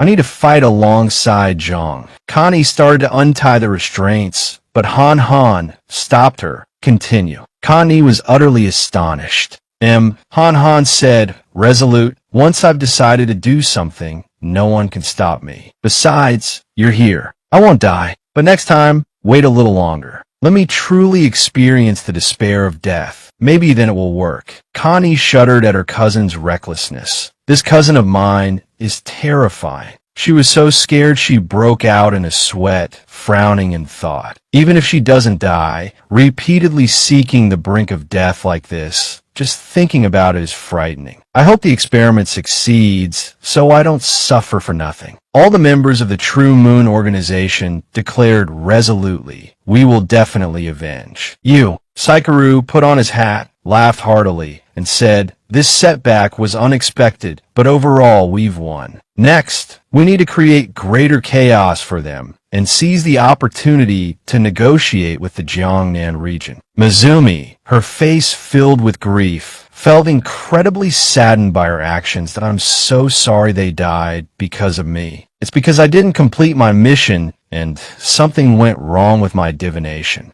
He rushed to comfort her. Take, it's not your fault. It was foreseen that something would happen to Hanachira, but none of us expected the captain of the Tenjin squad to suddenly appear. Suddenly, his face darkened with suspicion. However, the deaths of Kamiza and the others. Strange, Hanu said gravely. Among those people, I encountered a very dangerous individual. The other man asked, puzzled, more dangerous than the prodigy, Deng Shintong? But Hanu shook his head and, oh, it's a completely different feeling. He explained, this person is a powerful space elemental user. The projectiles he fires aren't just abnormally strong. They actually devoured 2 of my Shikigami. Komodo interjected, he also seemed quite impressed with Zhang Yi's techniques. I think I have some impression of the person you're talking about. He was among the group my wife, Nanako, and Taki were pursuing. They likely died at his hands. Satoru's eyes widened in shock. In other words, 4 of our 5 fallen comrades were killed by the same person. Saikaru suddenly remembered something. Could he be the one who nullified Mizumi's prophecy? He continued, a mixture of surprise and apprehension in his voice. He's an unexpected factor. If he interferes with our future operations, we'll be at a severe disadvantage unless we find a way to eliminate him. He rallied the others that, don't worry, I intend to learn more about him. I will have my chance to kill him. They continued their journey on the True Moon warship. Several days later, at the villa, he stood observing the corpses, thinking, these 4 are all elite level. Absorbing their power will undoubtedly make me stronger. He didn't hesitate, approaching one of the bodies and uttering share. He was bewildered when nothing happened. What's going on? Why hasn't my supernatural power improved significantly? Finding it strange, he called out, Liang Diyue, come here, Hua Hua. You can absorb the energy from these 3. Both Liang Diyue and Hua Hua approached the 4 bodies, absorbing the power within them. After they finished, Hua Hua exhaled deeply. Liang Diyue remained silent, leaving him pondering their level of advancement, suspecting Delta might be higher. He then remembered something he needed to discuss with Bailey. Putting the others aside for the moment, he called Bailey that what's the High Command's new direction? The only response was a recorded message. Sorry, the number you have dialed is powered off. He figured they were still dealing with the aftermath of the failed operation. While waiting, he opened a document to study, deciding to research the True Moon organization's files. Looking over the information on the members, a thought struck him. So, it's still the mundane. The legends are truly fascinating. Based on the laws of supernatural abilities, each ability is linked to an obsession. This person's ability is related to memories. Zhang Yi was suddenly startled, realizing something. Impossible. This kind of ability shouldn't be effective. Then the Takuchi family. Could it be the prophecy? Staring at his phone, he muttered, so within True Moon, the most terrifying person isn't their leader, Jinguji Saikaru, but Tochi Mizumi. She's the true core of True Moon. After reading the news, Zhang Yi paced restlessly, lost in thought. If Mizumi could predict the future, why hadn't she reacted when he dealt with those four people? He wandered around his home, asking himself unanswerable questions. Were they too focused on the Angel Squad to notice me? No. They shouldn't be able to distinguish our identities. How can I neutralize her ability? What if I could defeat True Moon? Suddenly, his phone vibrated with a new notification. He opened the message from Secretary Lan Xinqing. Hello, Zhang. Please come to the operations center tomorrow morning. Zhang Yi propped his chin in his hand, rereading the message several times. It seemed they had come up with a solution. In the blink of an eye, morning arrived. Zhang Qing greeted him, offering a polite hi. Zhang Yi clapped him on the shoulder, chuckling, "Don't worry, brother. Hopefully, Commander Chu is in a good mood and will forgive you for helping me hide my abilities." Lan Xinqing bowed politely, but Zhang Yi thought to himself, no matter how many times I see Lan Xinqing, I still don't like him. Lan Xinqing directed them, "Gentlemen, please come upstairs. Commander Chu has been waiting for you." The three of them slowly ascended the stairs to meet with Commander Chu. As Zhang Qing and Zhang Yi entered, Lan Xinqing quietly closed the door behind them, providing privacy for their discussion. Zhang Yi and Zhang Qing approached Commander Chu. He gestured for them to sit till you've arrived. "Please sit down." Zhang Qing responded with a loud, "Yes, sir," while Zhang Yi politely replied, "Thank you, Commander." Commander Chu spoke seriously. "Zhang Yi, your contribution to the operation against True Moon was immense. I'm quite surprised. I never expected such a powerful esper to exist in the outer city." He chuckled, pleased with his discovery. "You hid your abilities well, young man."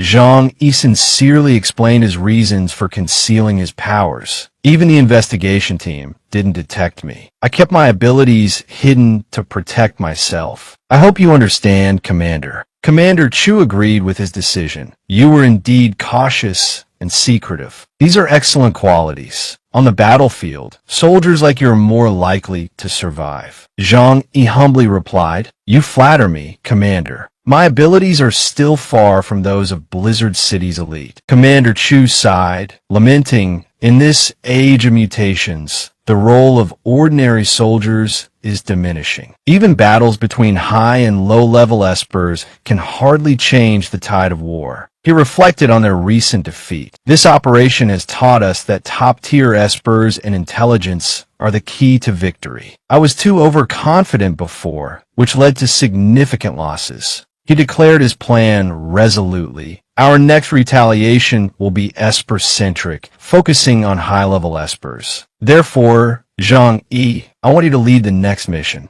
Zhang Yi and Zhang Qing were taken aback by this announcement. Then he smirked, as if he already had a plan. Zhang Yi thought to himself, bewildered. "I figured they'd want me to lead, but I didn't expect him to decide so quickly. I have to find a way to refuse." Then, he decided on a polite refusal. "I don't think my abilities are sufficient for such a great responsibility. How about you find someone else?" Suddenly, Commander Chu changed the subject. "Takeuchi Mizumi of True Moon has the ability to see the future." His expression grew more serious as he spoke. "Every single one of our actions is predicted by her. The deaths of our comrades are all within her calculations." He continued to describe her power. "It's hard to imagine, but minutes before I even make a decision, she already knows what I'm going to do." Zhang Yi was taken aback upon hearing this. "If that's the case, then how was I still able to kill 4 of their members?" he blurted out. "You've hit the nail on the head," Commander Chu said. "It's precisely because I've recognized a flaw in her ability that I've asked you to lead the high-level espers. We've discovered that she can't predict Zhang Yi's actions, or rather, her precognitive abilities are nullified in your presence. It's quite extraordinary." He then posed a question to Zhang.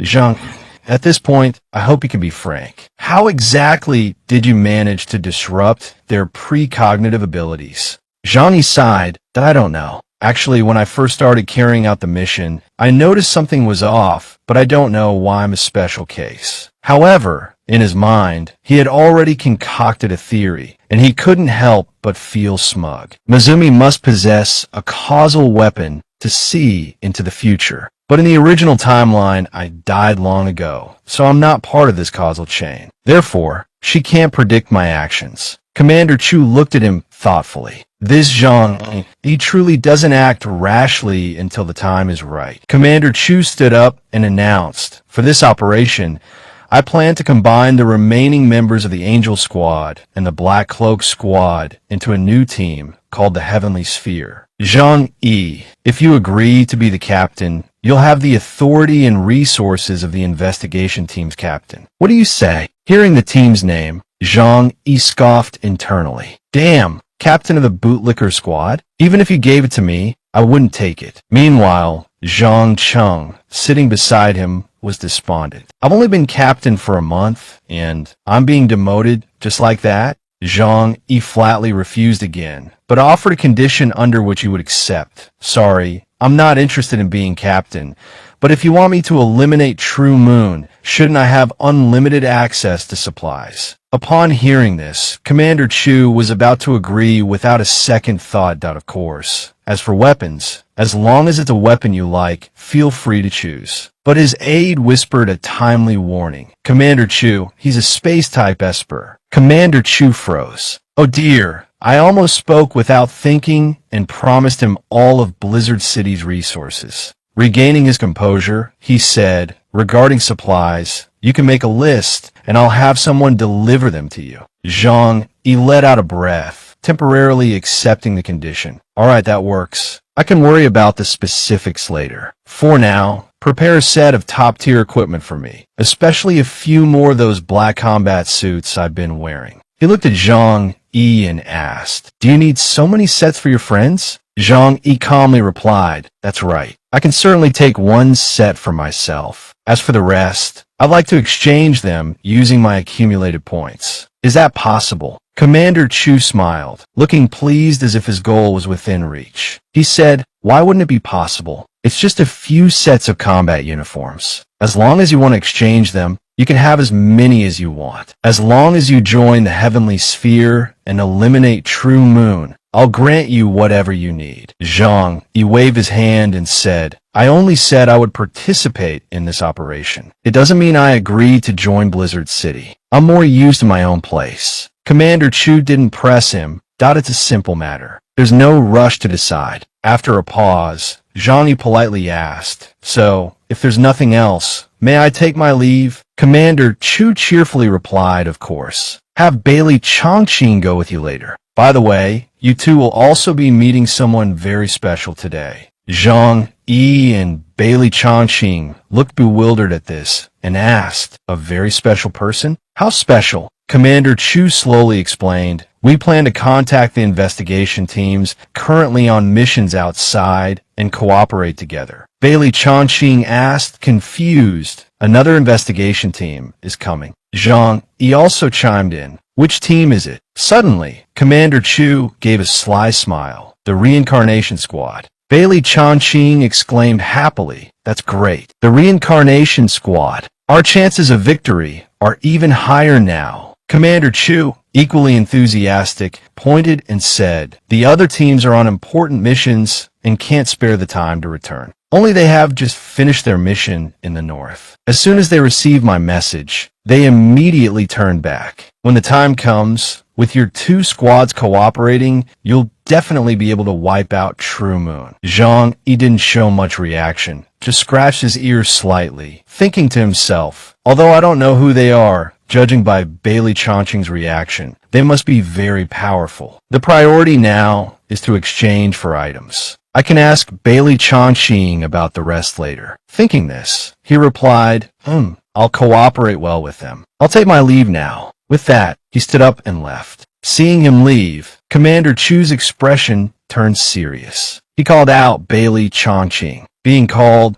Bailey Chongqing gave a slight, Nervous, yes? Commander Chu. Bailey Chongqing responded. Commander Chu rested his chin on his hand, not looking directly at him, and said in a low voice, "Seize this opportunity. I don't want to see another incident where Zhang Yi's abilities are concealed." Bailey Chongqing immediately straightened up and replied loudly, "Understood." As soon as he left the room, Bailey Chongqing breathed a sigh of relief, thinking to himself, "I've managed to get past this hurdle for now." Walking into the corridor, he saw Zhang Yi standing there, arms crossed, who casually said, "Everything all right?" Bailey Chongqing walked over and replied, feigning composure, "Nothing much. Commander Chu just gave me some encouragement, told me to do a good job." He then let out a forced laugh. Seeing his demeanor, Zhang Yi just thought to himself, a middle-aged man obsessed with appearances. Bailey Chongqing then said to Zhang Yi, "Let's go. Take me to exchange for weapons. Right now, I only need those black combat uniforms. The rest doesn't matter." As if remembering something, Bailey Chongqing continued, "Well, the redemption points are quite high. Are you sure you want to use them for this?" Hearing the question, Zhang Yi didn't hesitate, coldly replying, "Besides that, I don't need anything else for now. Moreover, when the time comes to besiege True Moon, won't I be able to get plenty of weapons and equipment? I don't believe Commander Chu will be stingy when it comes to weaponry." Bailey Chongqing softly said, "You're a shrewd calculator." Then he moved closer, lowering his voice, "You still underestimate the resources of the Great District. The truly good stuff isn't what you've seen." Zhang Yi glanced at him, displeased. "Just say what you mean. You know I don't like riddles." Bailey Chongqing didn't prolong the suspense, explaining, "Those weapons and equipment can only enhance our basic combat strength. Gene medicine can raise our limits." Zhang Yi frowned, asking, "Are you talking about the gene medicine with serious side effects? Like the kind the border troops use?" Bailey Chongqing quickly replied, "The border captain was part of the first trial group. After continuous improvements, the Esper ability drugs have become increasingly stable." He then rolled up his sleeve, revealing bulging muscles, proudly stating, "Look, my body doesn't have any problems."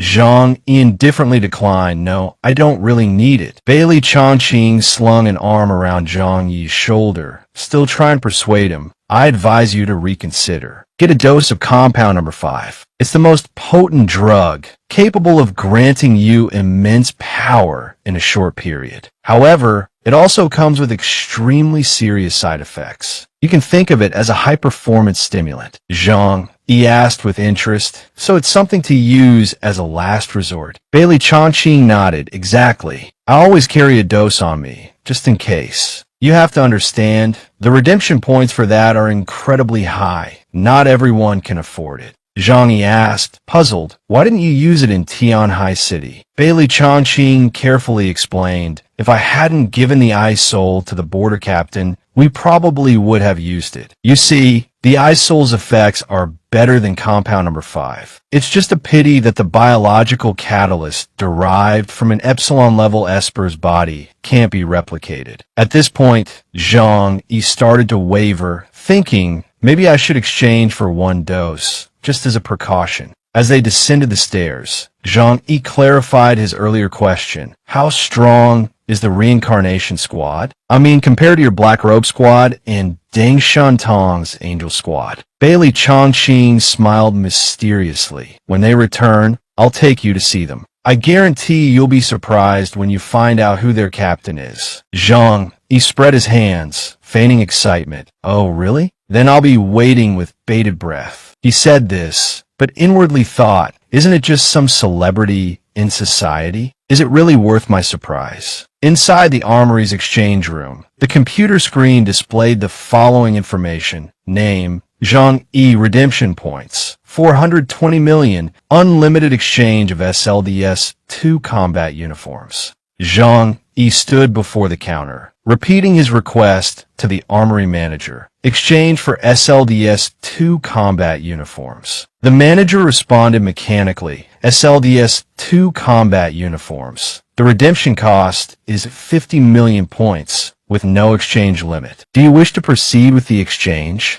Zhang Yi stroked his chin, slightly frowning in contemplation. Then, the warehouse manager spoke up. Could you check for me if my authority is sufficient to exchange for compound number 5? He tapped his keyboard, checking the information. Then he replied, compound number 5 requires level A authority to exchange, and the redemption cost is 100 million points. You meet the exchange requirements. Do you wish to proceed? Zhang Yi nodded in agreement. Yes, exchange 1 unit for me. He started thinking to himself, this will be perfect to bring back to the shelter. I'll have Chu Kashi and Lu Karen analyze its composition and see if we can produce it ourselves. He then confirmed, all right, 1 unit of compound number 5. Taking the opportunity, he also asked, what are the effects of the other compounds? The warehouse manager began to explain. Compound number 1 increases the probability of Esper awakening by 20%. The redemption cost is 150 million points. Compound number 2 enhances Esper abilities. The redemption cost is 120 million points. Compound number 4 is a military stimulant that can increase an Esper's abilities by 20% for 12 hours after use. The redemption cost is 20 million points. Zhang Yi asked, puzzled, what about compound number 3? He replied, compound number 3 is not on the exchange list. Zhang Yi commented with interest, quite mysterious. However, the redemption points for these compounds are really expensive. Chang Qing chimed in. After becoming a member of Blizzard City's investigation team, there's an internal price. Some materials not available to the public can be exchanged. Hearing this, a cunning thought flashed through Zhang Yi's mind. He leaned close to Chang Qing and whispered, could you exchange them for me? I can transfer the redemption points to you later. Chang Qing immediately refused. That won't work. Exchanging these special items requires registration. Trying to play tricks is unwise. Zhang Yi sighed and said, all right then, exchange 1 unit of each of the 4 compounds for me. He had already made up his mind. The combat uniform isn't urgent. After all, when the time comes to fight True Moon, Commander Chu will definitely give me one. It's better to exchange for 1 unit of each compound and give them to Lu Karen and Chu Kashi for research. After logging in on the computer, the warehouse manager retrieved the 4 compounds and brought them over. Here you go. In total, you've spent 390 million redemption points. Please take your card and the compounds. Zhang Yi extended his hand, storing the compounds in his spatial storage, and turned to the manager, saying, if there's nothing else, I'll head back to Tianhai City. Seeing that Zhang Yi was about to leave, the warehouse manager suggested, the reincarnation squad is returning today. It just so happens you could meet them briefly, then ask Commander Chu about returning to Tianhai City. It would be better that way. Zhang Yi chuckled lightly and patted the manager's shoulder, replying indifferently, I'm not the captain of that lapdog squad, or whatever. I'm not in a hurry to meet him. The manager anxiously said, besides you, there's no one more suitable. Moreover, even if you weren't the captain of the Hound Squad, I'd still hope to introduce the captain of the Reincarnation Squad to you. He's a friend of mine. Hearing this, Zhang Yi nodded in agreement. A friend? All right, if that's the case, meeting him once won't hurt. At this moment, the courtyard was crowded with people, all buzzing with excited chatter. The Reincarnation Squad has returned victorious. They truly live up to their name as the pride of the commoners, unlike the Angel Squad, who says only the children of the great families can achieve great things. Us common folk are no less capable than them. Zhang Yi stared wide-eyed at the crowd, his mouth agape in astonishment. The warehouse manager chuckled. So what do you think? Eye-opening, isn't it? Large billboards were held aloft, one of which read, a promise to the army, never forgotten. Accept the army's promise and be protected for life. Zhang Yi frowned. Don't they have to work? And they're idolizing someone. The manager explained, these girls who came to welcome the Reincarnation Squad either have parents in high-ranking professions, earning enough points to support them. Or he paused, then continued, they're ordinary people who are willing to risk everything for their idols. It's quite a gamble. If they lose their jobs and can't earn enough points, they'll end up sleeping on the streets, without even enough to buy food or utilities. Zhang Yi was slightly surprised. Isn't the captain of the reincarnation squad, Gao Changkong, the same Gao Changkong who dominated the national basketball scene before the apocalypse? Then joined the NBA, played for the Red Sun of Xiqing for 12 years, and won 3 championship rings. The manager replied proudly, "That's right. He's an incredibly talented individual."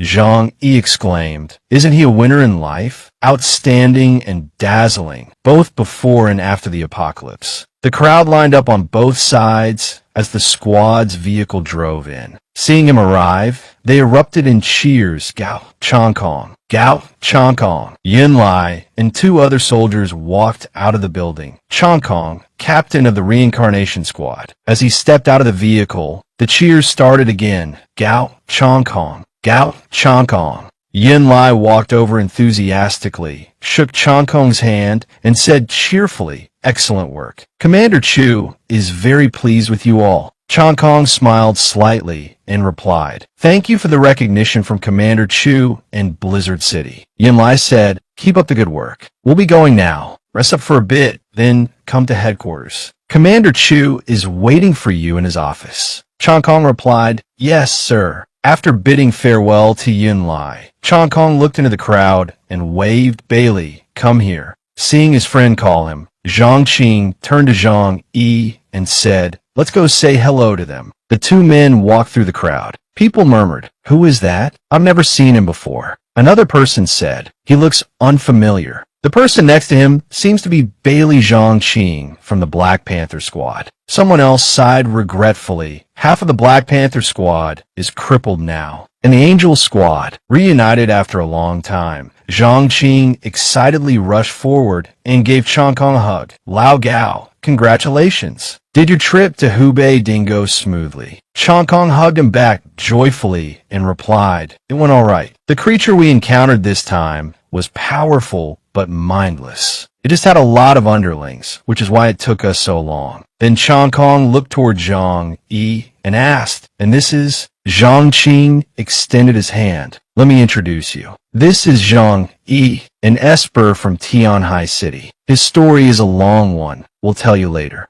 They both started getting acquainted. Changkong, without extending his hand, spoke first. "Zhang Yi, hello. I am Gao Changkong, captain of the reincarnation squad." He quickly extended his hand in return and said, "Captain Gao, I've admired you for a long time." He immediately thought, the reincarnation squad has a total of 9 members. The 2 people behind Gao Changkong are probably his 2 deputy captains. The one on the left is Gu Man, deputy captain of the reincarnation squad and Gao Changkong's girlfriend. The one on the right is Kai Yushin, also a deputy captain of the reincarnation squad. Changkong stepped forward and waved to the crowd. Thank you everyone. We have returned safely. Thank you for your concern." The crowd started to shout frantically, "Gao Changkong, reincarnation squad. Hey, you should go deal with the Neihong gang." Looking at the noisy crowd, Zhang Yi thought to himself, they truly are ignorant. Standing still in one place isn't scary. They're always arrogant and look down on their opponents, but they don't realize this will only make their opponents happy. Changkong looked at him and said, "I'll go to headquarters to report to Commander Chu first, then we'll find a place to have a few drinks. I've been away for a long time, so I'll take this opportunity to hear about the recent situation in Blizzard City from you two." Zhang Qing scratched his head and said, "You've returned victorious, so the higher-ups should throw a welcome party for you." Changkong quickly replied, "I declined. When headquarters told me to return, I heard some things related to True Moon. It's not appropriate to be too ostentatious right now. It would be misunderstood." Zhang Qing laughed and said, "If that's the case, then we'll get together later." After saying that, they all piled into the car. As soon as they got in the car, Changkong couldn't contain his curiosity and asked, "What's the situation with the True Moon organization?" Looking at the attitudes of the 2 higher-ups, Zhang Yi assessed silently. Their relationship seems very good. Zhang Qing, while driving, answered the question, not very optimistic. The members of the Angel Squad were almost completely wiped out. Only 3 returned. Changkong frowned and asked, did Deng Shuntong fail? Zhang Qing chuckled and pointed behind him, replying, you'll have to meet with Commander Chu for the specifics. He'll definitely tell you. But let me tell you, the guy behind you single-handedly took down 4 members of the True Moon organization. Zhang Yi quickly waved his hand and said, don't exaggerate. I got lucky with 2 of them. Changkong turned around to look at him and said, that's not surprising. The Divine Continent is vast and densely populated. Talented individuals emerge constantly. It's not just those born in the metropolis or those with powerful backgrounds who possess formidable abilities. After saying that, he turned back around, his face serious as he pondered. It seems at this time, before joining hands with the True Moon organization to overthrow Chu Zheng, we have to deal with this troublesome fellow first. While walking, Zhang Qing said, you reported back pretty quickly this time, only an hour and a half. Changkong simply replied. Commander Chu was very concise. As soon as they stepped into the bar, the people inside greeted them enthusiastically. Hi, Gao. Changkong. Welcome back. You must have completed the mission perfectly again. A staff member also came over excitedly and said, we're counting on you to deal with the Nei Hong gang from now on. You must bring glory to our Hua Xin nation. The manager led the group into a private room, bowed respectfully, and said, Captain Gao, you've worked hard. Everything's on the house tonight. Have a good time. Changkong walked over and sat down on the plush sofa, then spoke with a puzzled tone. Why didn't I get this kind of treatment before? Zhang Qing chuckled and said, because everyone's pinning their hopes on you now. He sighed, then reluctantly said, ultimately, it's because of the Angel Squad's failure. Everyone's scared, so they're making me into their beacon of hope. Zhang Qing picked up his glass, said sadly, Deng Shuntong, then sighed again, not continuing the topic. Changkong turned to him, wanting to change the somber atmosphere, and said, Chu Shui told me about your situation. I was truly astonished. Someone like you, in Blizzard City, should definitely be an investigation squad captain or a detachment commander in the Yin Army. Zhang Yi raised his glass for a toast and said with a smile, you flatter me. I still have much to learn from Captain Gao. He replied with a smile, you're too modest. Then, they both raised their glasses and drained them. Zhang Yi tilted his head and inquired tentatively, what else did Chu Shui tell you? Is it alright to share? Changkong simply replied softly, there's nothing I can't share. Like merging the Angel Squad and the Black Robe Squad into the Heavenly Hound Squad. He then turned and pointed at Zhang Yi, continuing, Chu Shui told me he really hopes you'll take the position of captain. Hearing this, he patted the seat and replied, but I declined. I'm not afraid of you laughing at me. I'm just an ordinary warehouse manager in Tianhai City. I don't have leadership skills, and I'm not very decisive, so I'll be managing inventory my whole life. Zhang, he spread his hands and continued, now that Captain Gao is back, you'll definitely be in charge of this operation, and you'll also manage the Heavenly Hound Squad, won't you? Hearing him say this, Changkong lowered his eyes slightly and calmly said, that's impossible. Senior management won't agree to hand over the Angel Squad and the Black Robe Squad to me. Zhang nodded and said, that's true. By the way, Captain Gao, there's something I'd like to ask, if it's all right about your investigation squad's missions. He said casually, you can tell me which aspect you'd like to ask about first. Our missions aren't particularly confidential. Zhang Yi put down his glass and said seriously, the Jiangnan region has 6 investigation squads, frequently carrying out missions outside. Even with the emergence of the Esper and I Hong this time, not all the investigation squads were recalled. Is your missions ranking higher than even the True Moon organizations? Changkong said, regarding this matter, I can only say that each mission is different, varied, and all sorts of strange. Like the Black Robe Squad, they mainly deal with people. He pointed at Zhang Qing and continued, if there's a large-scale disturbance in any city, they're responsible for handling it. Then Chong Kong pointed at himself and continued, as for my reincarnation squad's recent missions, they've all been about dealing with beasts, mutated beasts. At that time, the 5 cities around Lake Hubei Ding were occupied by beast tribes, with full support from Blizzard City. It took us 3 months to retake those places. That, Zhang Yi thought in surprise. A large-scale beast tide. He continued to ask, fortunately, I live by the sea, and the seawater is all frozen. What about the other investigation teams doing similar missions? The man replied, let's just say each team has its own troubles. Zhang Yi raised his glass and said sincerely, you've worked hard. The man also raised his glass to him, his tone gentle, just serving the people. The 3 of them cheerfully clinked glasses. Zhang Qing chimed in. I hope our upcoming collaboration can be just as pleasant. He then let out a hearty laugh. Chu Zheng sat in his office chair, the chair swiveling slightly. He replied to the person on the other end of the phone. All right, see you then.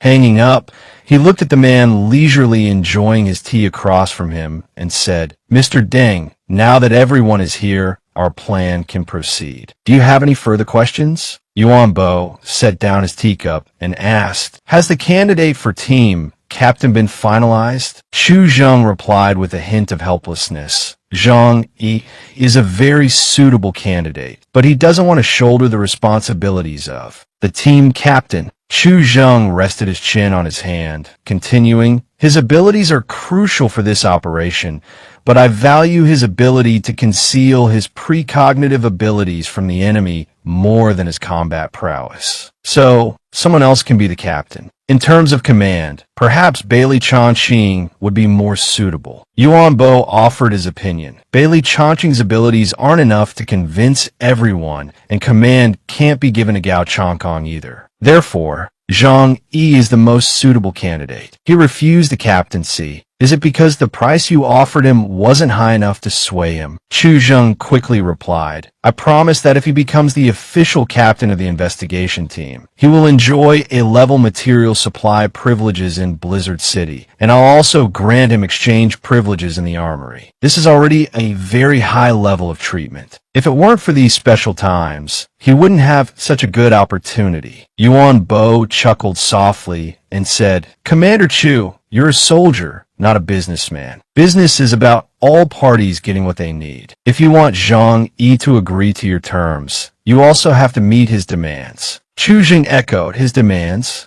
Yuan Bo took a sip of tea and said with a hearty laugh, if you find this difficult to handle, why not leave it to me? Chu Jing narrowed his eyes, thinking, I knew this old fox wouldn't work for free. Despite this thought, he asked, what is it? Yuan Bo stroked his chin, a meaningful smile playing on his lips. However, if I successfully persuade Zhang Yi, you must agree to one thing. Chu Jing thought to himself, I knew it. This old man won't work for nothing. He asked aloud, what is it? Yuan Bo stated, in the upcoming operation to encircle and eliminate True Moon, I want Zhang Yi to take the lead. Not only that, but his reputation must be publicized. Chu Zheng tapped his fingers on the table, looking at him and saying, are you worried that Gao Chongkong will receive too much fame in Blizzard City because of this, thus affecting your Deng family? Yuan Bo didn't answer directly, but gave him a knowing look and said, Commander Chu, I don't think you want your subordinates to outshine you, do you? His voice rang out. I can consider what you've said. The agreement settled. He stood up and said enthusiastically, all right, if that's the case, let me go persuade Zhang Yi. Seeing Yuan Bo about to leave, Chu Zheng asked, that person of yours, is he still all right? He turned his head and said, that incident was a huge shock to him. Don't bother him for now. Chu Zheng replied, all right,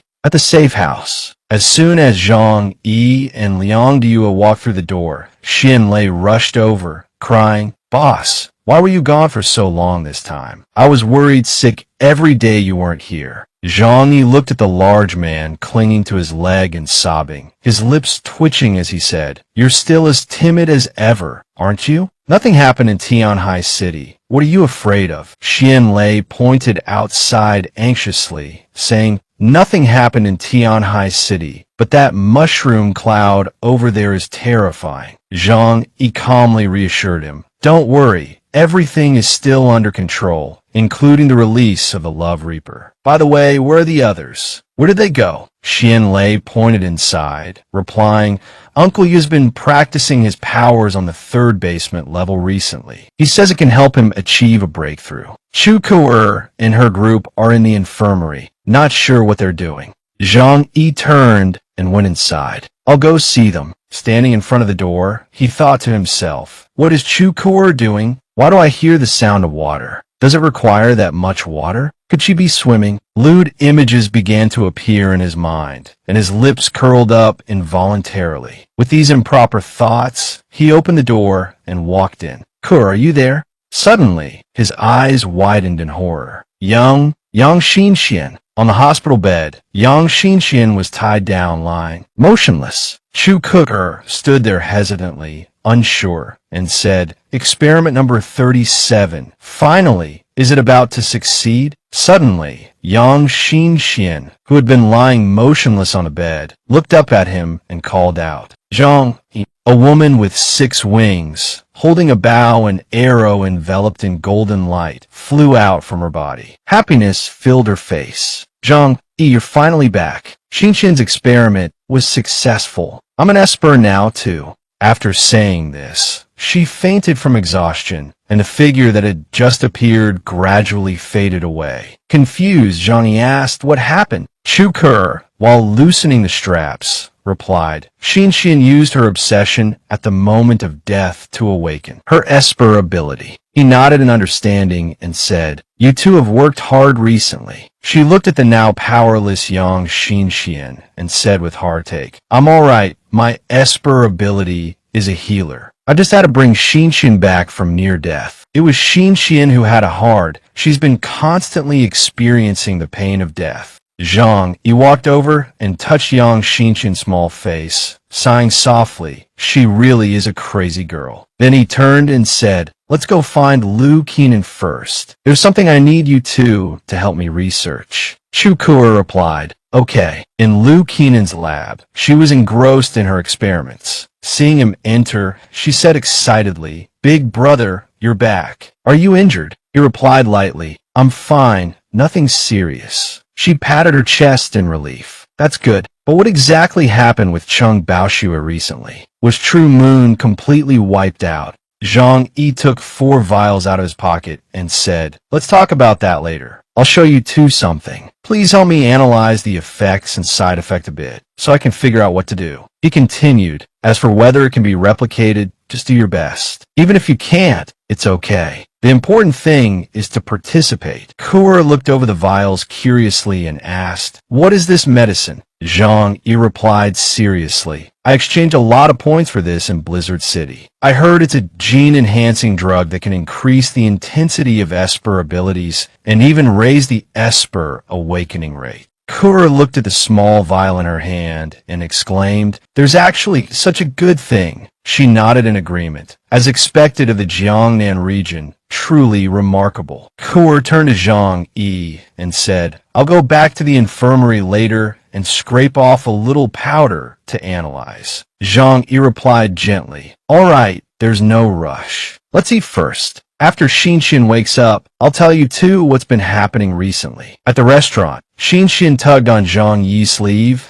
and said coquettishly, Xinxian can help you from now on. Zhang Yi gently tapped the tip of her nose and said softly, You've always been my best helper. She replied, This is different. He asked curiously, What exactly is your esper ability? Tell me. Her face immediately flushed red, and she leaned closer, saying suggestively, Do you want to try it? Zhang Yi said seriously, Let me see if your ability is non-combative. Xinxian said shyly, I won't use my ability on you. Confused, he asked, So, what exactly is your ability? She shyly explained, My ability is called Angel of Desire. I can control people's hearts. As long as someone is hit by my angel, their feelings of love or hate will be amplified, and they'll be controlled by those emotions. Xian smiled mischievously and said excitedly, being able to play with people's hearts at will, what a wonderful ability. Zhang Yi forced a smile, thinking cautiously, the ability to play with people's hearts, it really suits this Yandere girl's inner nature. No, I have to be careful. If this girl ambushes me and makes me fall in love with someone or hate someone, I'm doomed.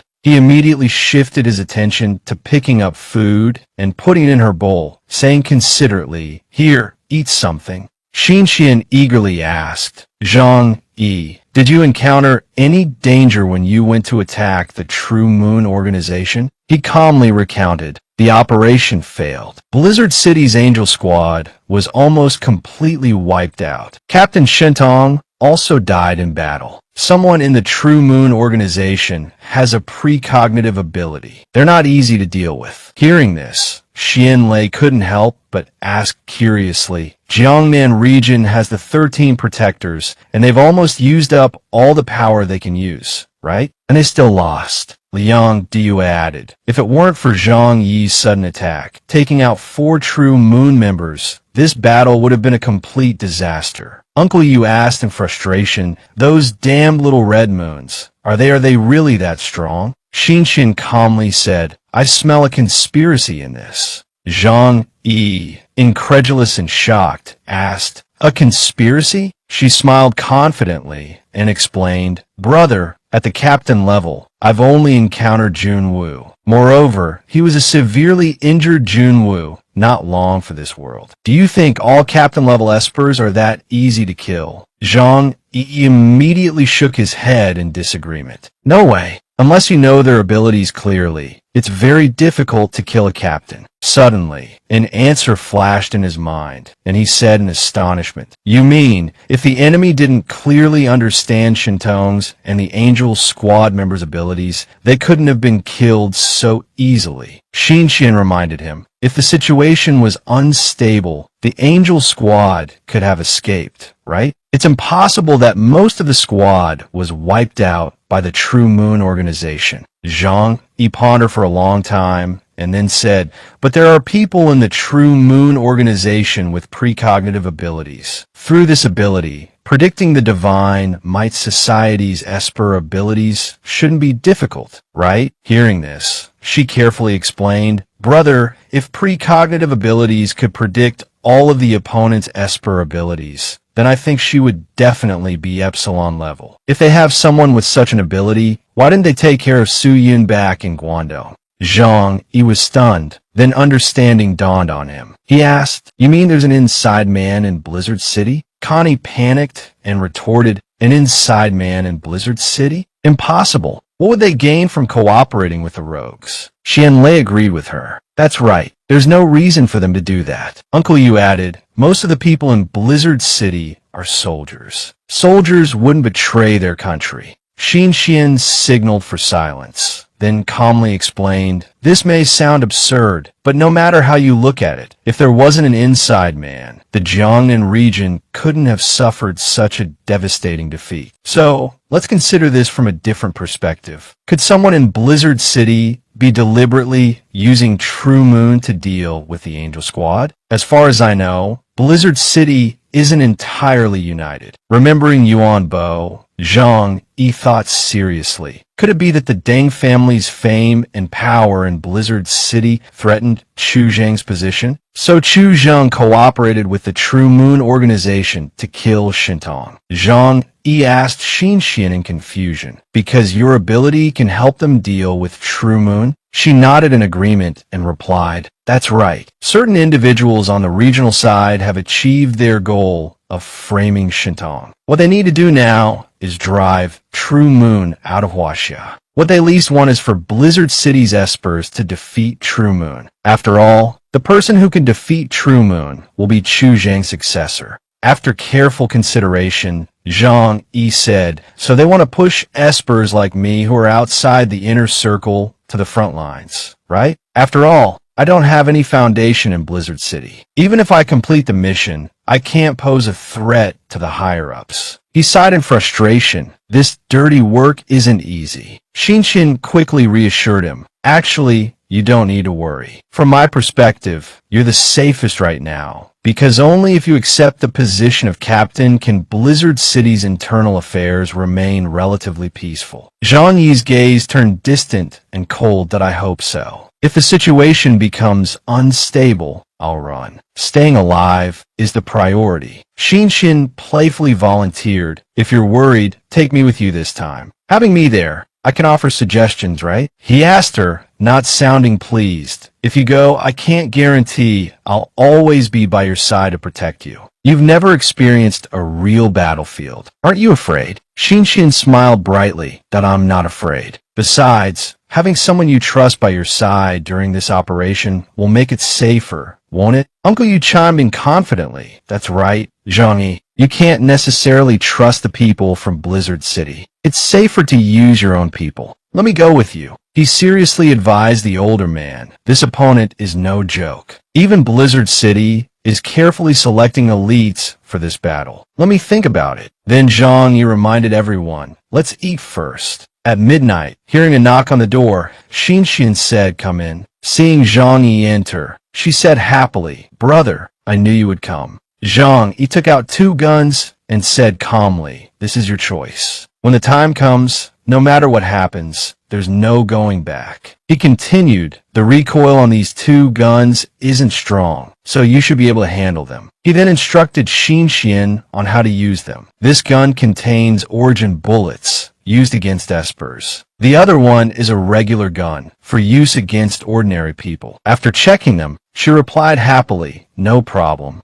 Zhang Yi realized with surprise. So you've been secretly practicing with guns, just waiting for me to bring you along. Shinshin laughed heartily. Of course. I've been preparing for this day for a long time. He patted her head gently. When we get to Blizzard City, I'll get you a fitting battle suit. While I'll be responsible for your safety. On the battlefield, I'll do my best to keep you close. But if we encounter a powerful esper, you need to get away from me quickly. Hearing Zhang Yi's words, Shinshin exclaimed with joy, brother, you're so good. He hugged her and said softly, don't worry, I'll definitely bring you back safely. The next day, in the living room, Waynon asked anxiously, Zhang Yi, you called us here early this morning. Is there a problem with True Moon? He calmly recounted the events. Linhai City has been destroyed. Jiangning City is almost destroyed as well. Now, the True Moon organization has fled elsewhere. I'm afraid their next target is our Tianhai City. Seeing everyone's fear, Zhang Yi sternly warned, it's good that you're scared. When they get here, just stay put in the base for me. Especially you, Waynon. If the enemy attacks Tianhai City, they'll most likely attack from sea, so your people need to pay close attention to the coastline. Hearing this, Jingguan immediately agreed. I'll arrange patrols along the coast. They won't be able to get through. He continued to advise, I'll be returning to Blizzard City shortly, but I don't want to see Tianhai City suffer the same fate. So everyone, be careful. Waynon readily agreed. Understood.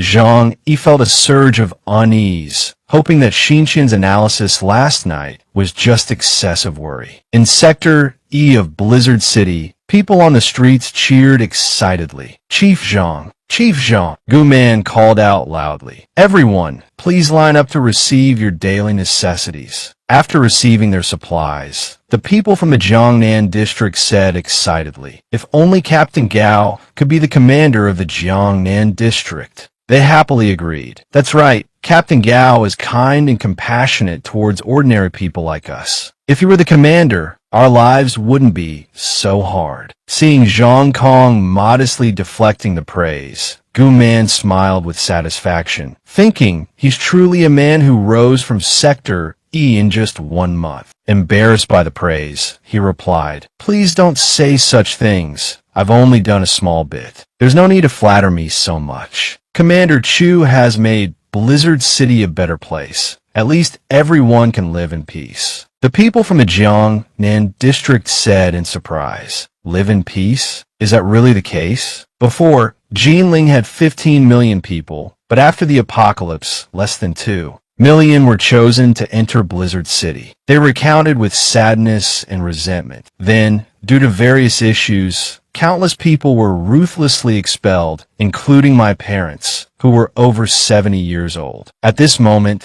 Zhang Kong declared resolutely, "Please believe me, this world will gradually become a better place." The people from Jiang Nan district cheered joyfully. "We believe you." Before leaving, he bid them farewell. "Everyone, take care of yourselves. We'll be going now." As Zhang Kong left, he said cheerfully, "Let's go grab a cup of coffee and take a break." Yushin readily agreed. All right. A while later, in Sector A of Blizzard City, the three of them sat in a cafe. Yushin calmly said, "I thought we could rest for a while, but it turns out the higher-ups have assigned us another mission. This Jiang Nin district really can't function without us." Zhang Kong replied casually, "It just so happens that we're free. If it were another investigation team that returned, they would have to carry out the mission as well." Gu Man said with a playful smile, "This is what they call better late than never, right?" He replied calmly, "Indeed, sometimes it's mainly a matter of luck. If we had made it in time for the mission in Tianhai City." She sighed dejectedly. Unexpectedly, what was supposed to be a simple zombie clearing mission turned into an encounter with an Epsilon-level variant, resulting in casualties for the military and serious injuries for the Black Widow squad. At this point, Yushan eagerly stated, "Captain Guman, once we successfully complete this mission, the Samsara squad will become the #1 team among the 6 investigation teams. By then, our fame will reach unprecedented heights. After all, this is about repelling the enemy." After listening to him, Zhang Kong seriously reminded, "It's not that simple. The higher-ups won't easily give us the credit." Yushin confidently tried to persuade him, but right now, they have no one else to use. They can't deploy the Yan army to eliminate them, can they? We're the best option right now. He excitedly calculated the benefits. "Captain, by then, the position of commander of Blizzard City will most likely belong to you." Zhang Kong just coldly advised, "You guys are thinking too simply. I'm just from a common background, no power, no connections. Even if I make great contributions, it'll be very difficult to climb high."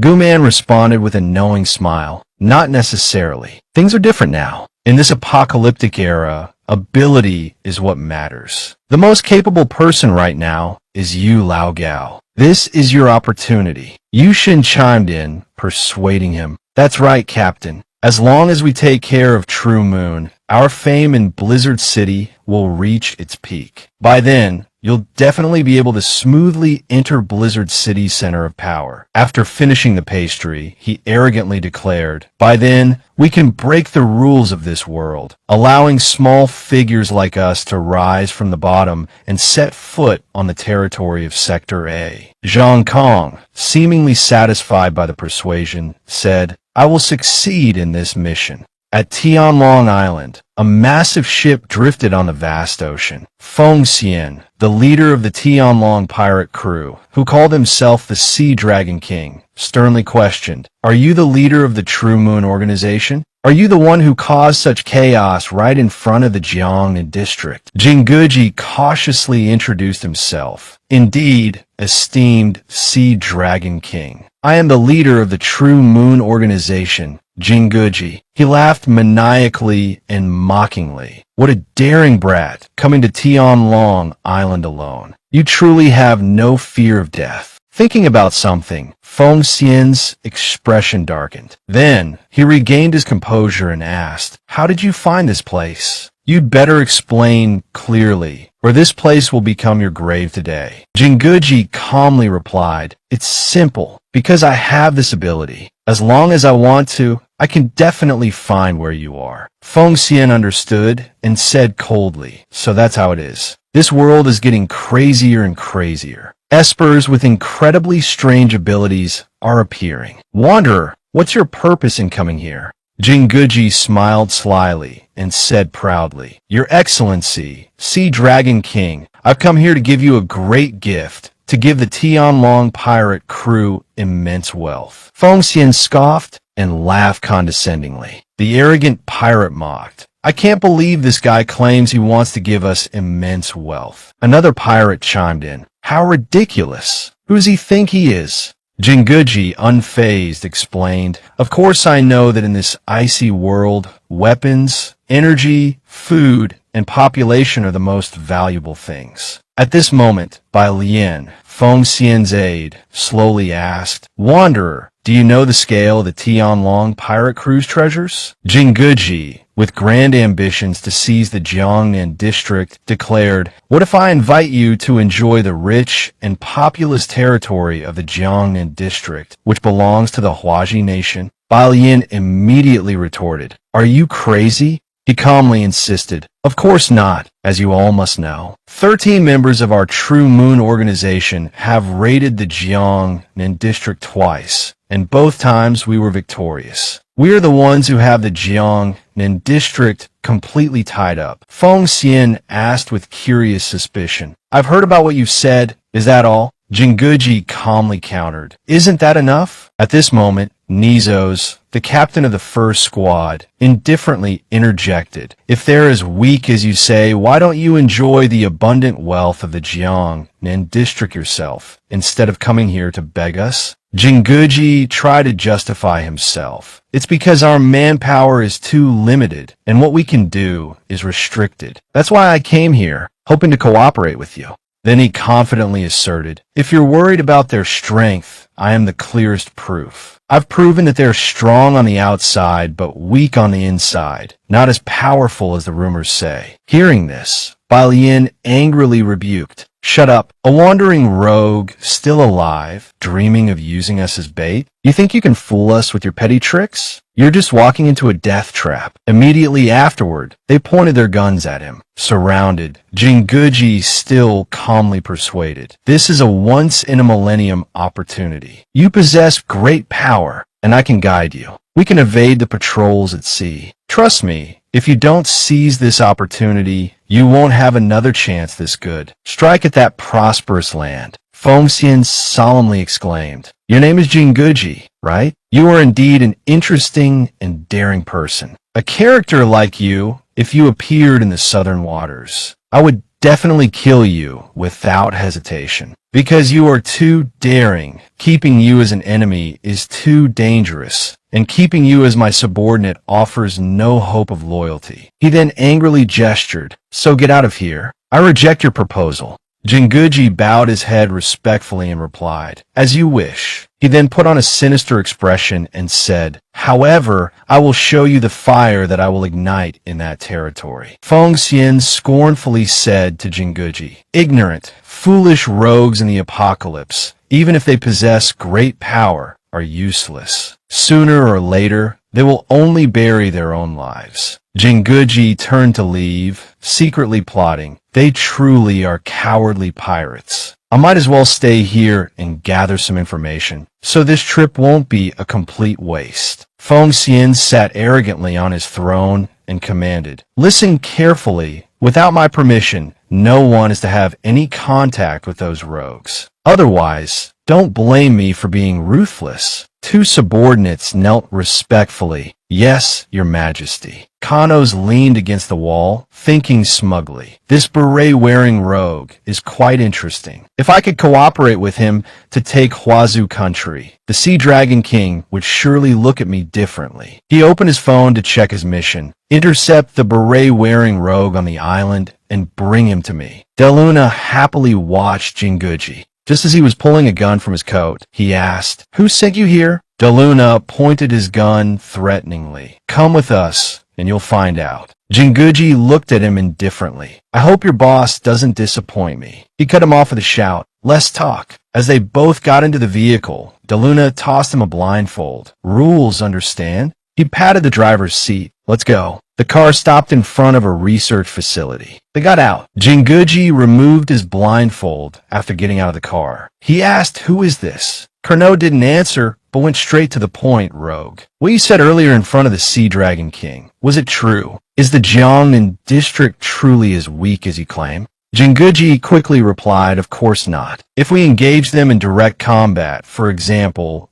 a direct assault on Blizzard City, we wouldn't stand a chance. He then added, so, Jinguji seriously explained his plan. We're not foolish enough to confront them head-on. The Jiangnan district is vast. We just need to constantly harass them, encroach little by little, and eventually we'll have everything we want. He added provocatively, it's a shame I intended to invite the Sea Dragon King to join us, but his courage is truly disappointing. Carnot's face darkened in anger. Shut up. Who are you to judge our king? Jinguji raised his hands in a conciliatory gesture. My apologies, my apologies. I didn't mean to offend. I just think it's a pity to waste such a good opportunity. There won't be a second chance. Carnot asked, our biggest problem right now is the Jiangnan district's navy. Do you have a way to help us bypass their patrols? Jinguji said calmly, of course. We, the True Moon Organization, are the ones who set foot on that territory. Carnot laughed heartily. If that's the case, then let's make a big move together. Jinguji extended his hand. Then, to a pleasant cooperation, Carnot pointed a gun at his forehead. Don't try anything funny, or I'll personally send you on your way. I won't set traps for my partners. At the train station in Blizzard City, Deng family members greeted Zhang Yi and his group as they exited Mr. Zhang, one said that we were sent by Mr. Deng Yuanbo. He'd like to invite you to lunch. Would you be available? He replied indifferently. Can I bring my friends? The man politely responded, of course. Please, this way. The three of them got into the car and left. In the car, Zhang Yi looked at his phone and messaged, let's talk on the phone. He texted the other two about the Deng family's lunch invitation, wondering if it was a Hongmen banquet. Liang Diyue hesitated. I'm not sure. Yang Xinxian, however, firmly stated recruitment. He looked at her, puzzled. What do you mean? She smiled smugly and texted back, Deng Shentong is dead. Now they need new fighting power to shore up their position, so they probably want to recruit you. Zhang Yi was incredulous, but I'm not interested in getting involved in Blizzard City's power struggles. Yang Xinxian was more composed. You can gauge their attitude first. After all, the Deng family needs you now. Even if you want to refuse, as long as you give them a sliver of hope, they won't make things difficult for you. He sighed in exasperation, thinking, it's ridiculous. It's the apocalypse, and yet they still cling to the social niceties of the old world. Half an hour later, the car stopped in front of a magnificent mansion. The Deng family servants stood in neat rows, bowing their heads. Welcome, Mr. Zhang Yi, Miss Yang, and Miss Liang.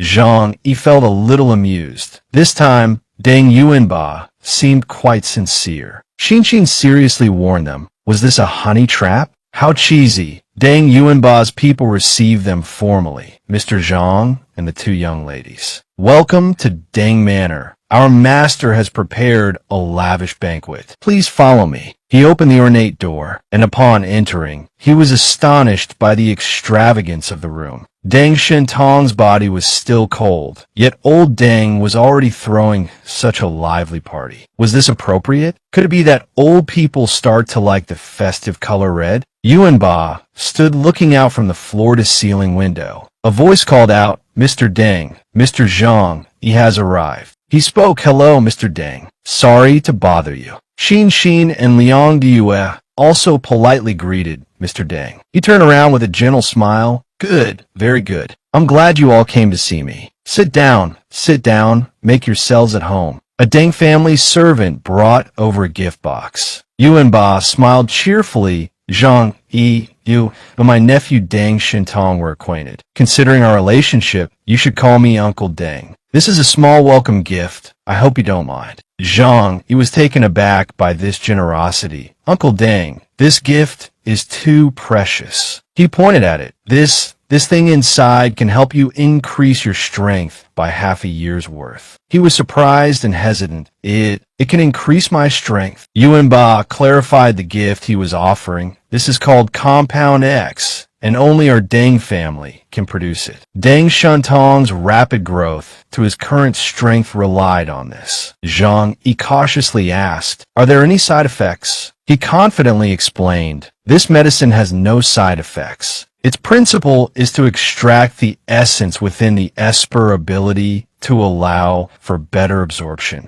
Zhang Yi's eyes became sharp and wary. Deng Yuanba was giving him such a valuable gift on their first meeting. It was clearly a case of something being too good to be true. It was better to refuse. He pushed the Deng family servant's hand away, indicating his refusal. Uncle Deng, I don't dare accept such a precious gift. He said indifferently, I rarely give gifts to others. This is just a welcome gift. Deng Yuanba, wouldn't ask someone to do something for such a small thing. He happily retrieved the gift box from the tray into his spatial gate. Then I thank you for your kindness, Uncle Deng. Yuanba clapped his hands cheerfully, calling for the Deng family servants to serve. All right then, everyone must be hungry after traveling from afar. Let's eat together. The Deng family servants quickly brought out food and wine. He spoke to Zhang Yi, after we finish eating, I want to talk to you privately. He readily agreed.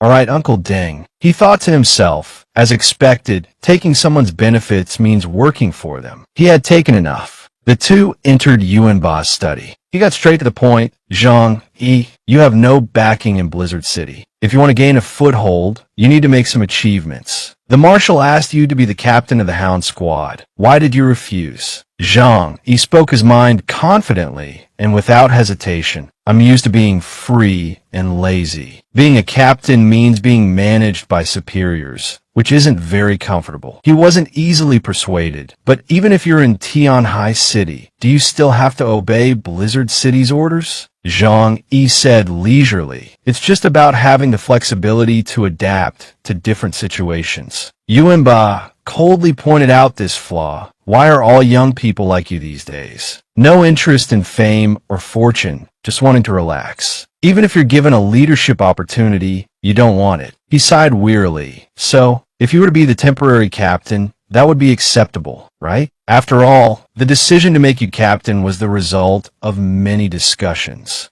He poured tea and offered it to Zhang Yi. Rest assured, as long as you agree to be the temporary captain, I'll offer you conditions you can't refuse. Zhang Yi was a little surprised. Yuanba poured himself a cup of tea and confided, the espers outside your city walls have no real understanding of esper abilities. They only know how to blindly use brute force to level up, taking many detours. My Deng Corporation has been researching espers for over half a century. Zhang Yi asked, espers existed half a century ago. Yuanba explained in detail, mutation itself is an inevitable part of the biological evolutionary process. It occurs in every era. It's just that this large-scale mutation era has made it known to more people. Yuanba confidently asserted his authority. Of course, in the past, research on mutants was for the research and development of pharmaceuticals and military applications. This earned the Deng Corporation a lot of money. We have a mature team that can help you and your friends level up your powers and unlock your potential. Zhang Yi was wary and bluntly declared, I don't understand why you're helping me. Is it to make me a pawn of the Deng family, obeying orders and doing your bidding? If so, I'm sorry, I can't do that. Yuanba laughed heartily. Of course, that's not what I'm thinking. Chu Zheng couldn't even entice you with a captain position, and our Deng Corporation can't offer a higher price to keep you. Zhang Yi was puzzled. Then what benefit do you get from helping me? Yuanba revealed his true purpose. I'm helping you to avenge my grandson. Zhang Yi was confused. Avenge? You don't need to tell me. I'll destroy the True Moon organization anyway. Yuanba's entire demeanor turned somber and dark. The True Moon organization was just a knife that harmed my grandson. The one truly wielding the knife is definitely still within Blizzard City. Zhang Yi was astonished. Last night, young Xinxian had been speculating and analyzing the situation with him, and today, the influential Deng Yuanba had confirmed this suspicion. He hesitated, then, who would want to harm Deng Shuntong? Yuanba said sadly, my grandson was naturally gifted from a young age. After the apocalypse, Under the Deng family's nurturing, he became one of the strongest espers in the Jiangnan region. With such a limitless future, there were bound to be those who envied him, and thus used the True Moon organization to kill him.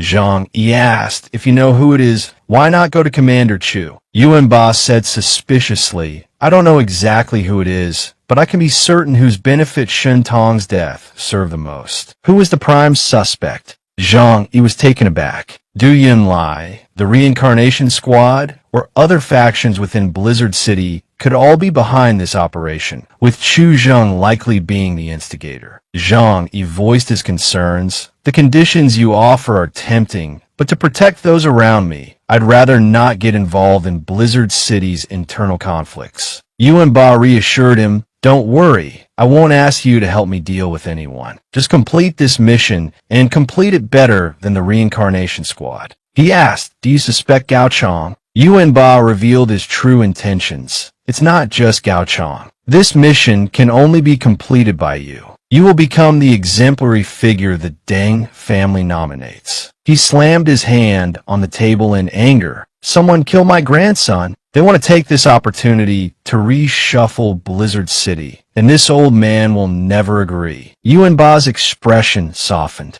Someone from outside, like you, after dealing with the True Moon organization, won't cause too much upheaval in Blizzard City. Zhang Yi coldly questioned, so you're saying you're helping me and my team improve our strength, just so I can take down True Moon and claim the credit, preventing it from falling into someone else's hands? He frankly admitted, that's right. Whoever takes down True Moon now will gain the highest prestige in Blizzard City. Zhang Yi propped his chin up smugly. So how do you plan to improve our strength? Using Compound X. Yuan Ba cunningly replied, that won't be very effective on you. It's meant for those around you. He raised an eyebrow in confusion. Huh? It won't work on me. He pointed to the teacup. Right now, you're like this teacup. It can only hold so much water. Any more, and it'll overflow. Zhang Yi realized, so what you want to increase is my capacity. He nodded. Precisely. Zhang Yi astutely pointed out, you haven't mastered the method of increasing capacity yet, have you?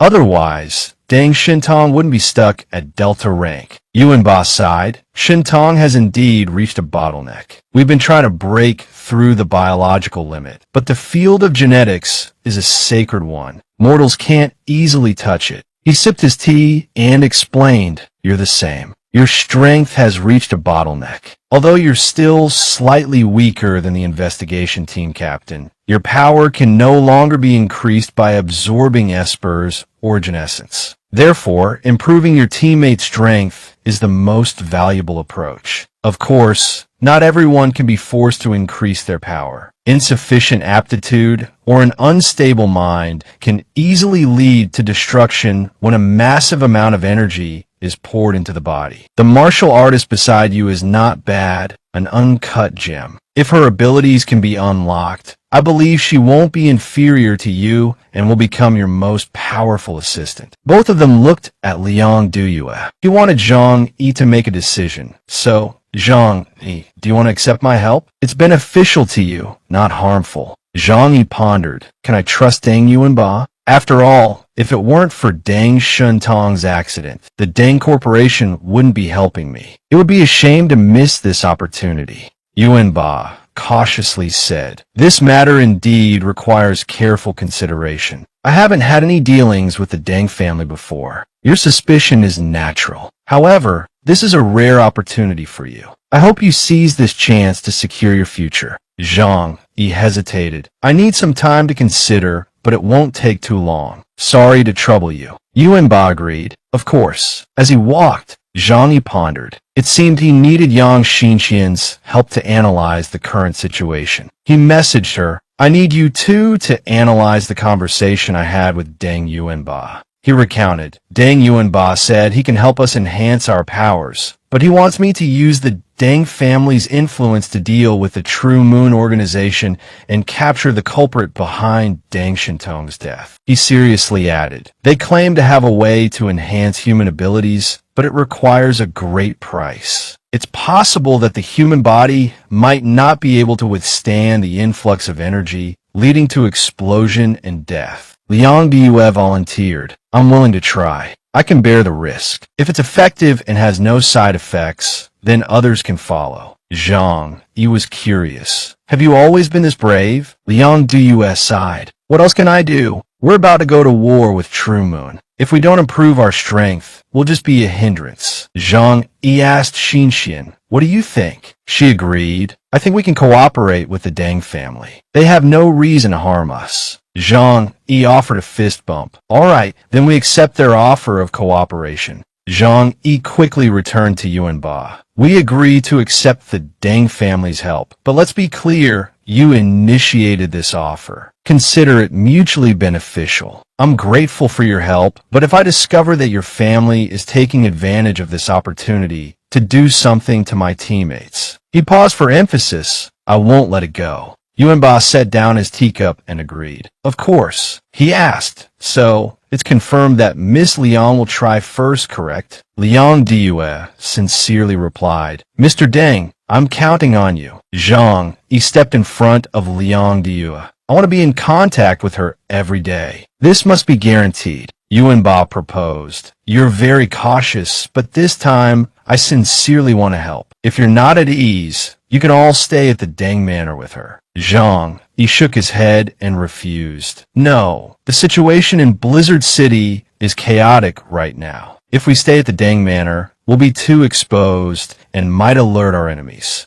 Yuan Ba suggested. Actually, you could also try our enhancement process. Who knows? You might still have untapped potential. Zhang Yi declined. That's not necessary. Yuan Ba instructed. If you change your mind, you can come find me anytime. I believe you'll be back. He clapped his hands. Butler, see our guests out. The Deng family servant bowed politely. Mr. Zhang, this way, please. Yuan Ba sighed. That young man's cautiousness is admirable. If Shentong had even half, no, a third of his prudence, how could he have ended up in this mess? Shentong's image appeared behind the wall, behind Yuan Ba. That guy is truly unreadable. Yuan Ba mused. Is this why you valued him so much? But do you really think he can defeat Gao Changkong? Shentong replied confidently. Don't underestimate him. His potential is definitely no lower than the 6 great captains, perhaps even higher. He was astonished. You mean he could reach Epsilon level? Shentong replied indifferently. Our knowledge of mutations is limited. Even the Deng family, after half a century of genetic research, has only glimpsed the shadows. But when I saw Zhang Yi fight in Jiangning City, I understood what the divine realm is. He's like a gigantic void, bottomless. Yuan Ba laughed joyfully upon hearing this. It seems I must make Zhang Yi even stronger, lessening his reliance on Chuzheng. That way, he'll be closer to us. In a hotel room at the A-District Villa,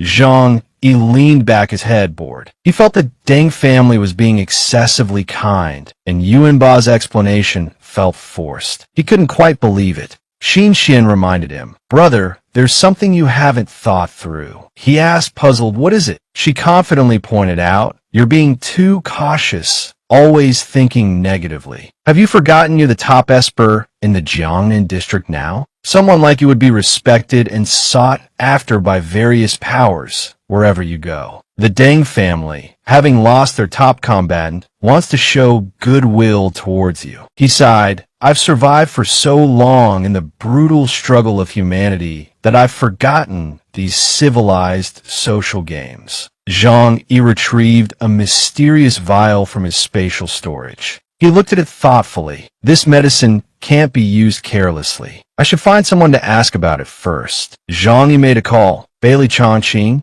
I have a question. Is the Deng Corporation very skilled in genetic medicine? Do they have a dark history regarding pharmaceuticals? He replied, Let me tell you, Cheng Baishua's current success in genetic medicine is largely due to the Deng family. The vice captain seriously explained, multiple drug trials have shown promising results. I was in the 3rd test group. So far, all my vitals are normal, with no adverse reactions. Zhang Yi inquired curiously, What's the name of the drug you used? He replied, Compound number 6. Zhang Yi analyzed the pros and cons. Compound number 6? Never heard of it. Ah, right. Compound X is probably Deng family proprietary technology. The people of Chengbaixue likely don't have access to it. He quickly responded, "Thank you. I understand now." He put away the vial. Whether it has side effects or not, it's best not to use it. Better safe than sorry. A message arrived from Chu Zhang. "Zhang Yi, come to my office this afternoon." He sneered. "Looks like Yuanba told Chu Zhang that I agreed to be the captain of the Heavenly Hound Squad." In Chu Zhang's office, he inquired, "I heard from Deng Yuanba that you agreed to take on the role of Heavenly Hound Squad Captain?" Zhang Yi confidently patted his chest. "For the Jiangnan district, for Chengbaixue, for the glory of the Hua clan, I couldn't refuse." Chu Zhang coughed, then silently cursed in disdain. "Oh, please. I practically begged you before, and you wouldn't agree. Now you're acting all passionate and patriotic for who?" Chu Zhang seriously instructed, "If you've accepted the captaincy, you must shoulder the corresponding responsibilities. Unite the team and ensure the Angel and Black Panther squads coexist peacefully. You'll also enjoy high-level authority. Lan Xinqing will send the details to your communication device shortly." Zhang Yi remembered his comrades. "I can accept what you're saying, but I brought these people here hoping they could join the squad." Chu Zhang agreed. "No problem. You're the captain. You still have the authority to appoint your trusted associates."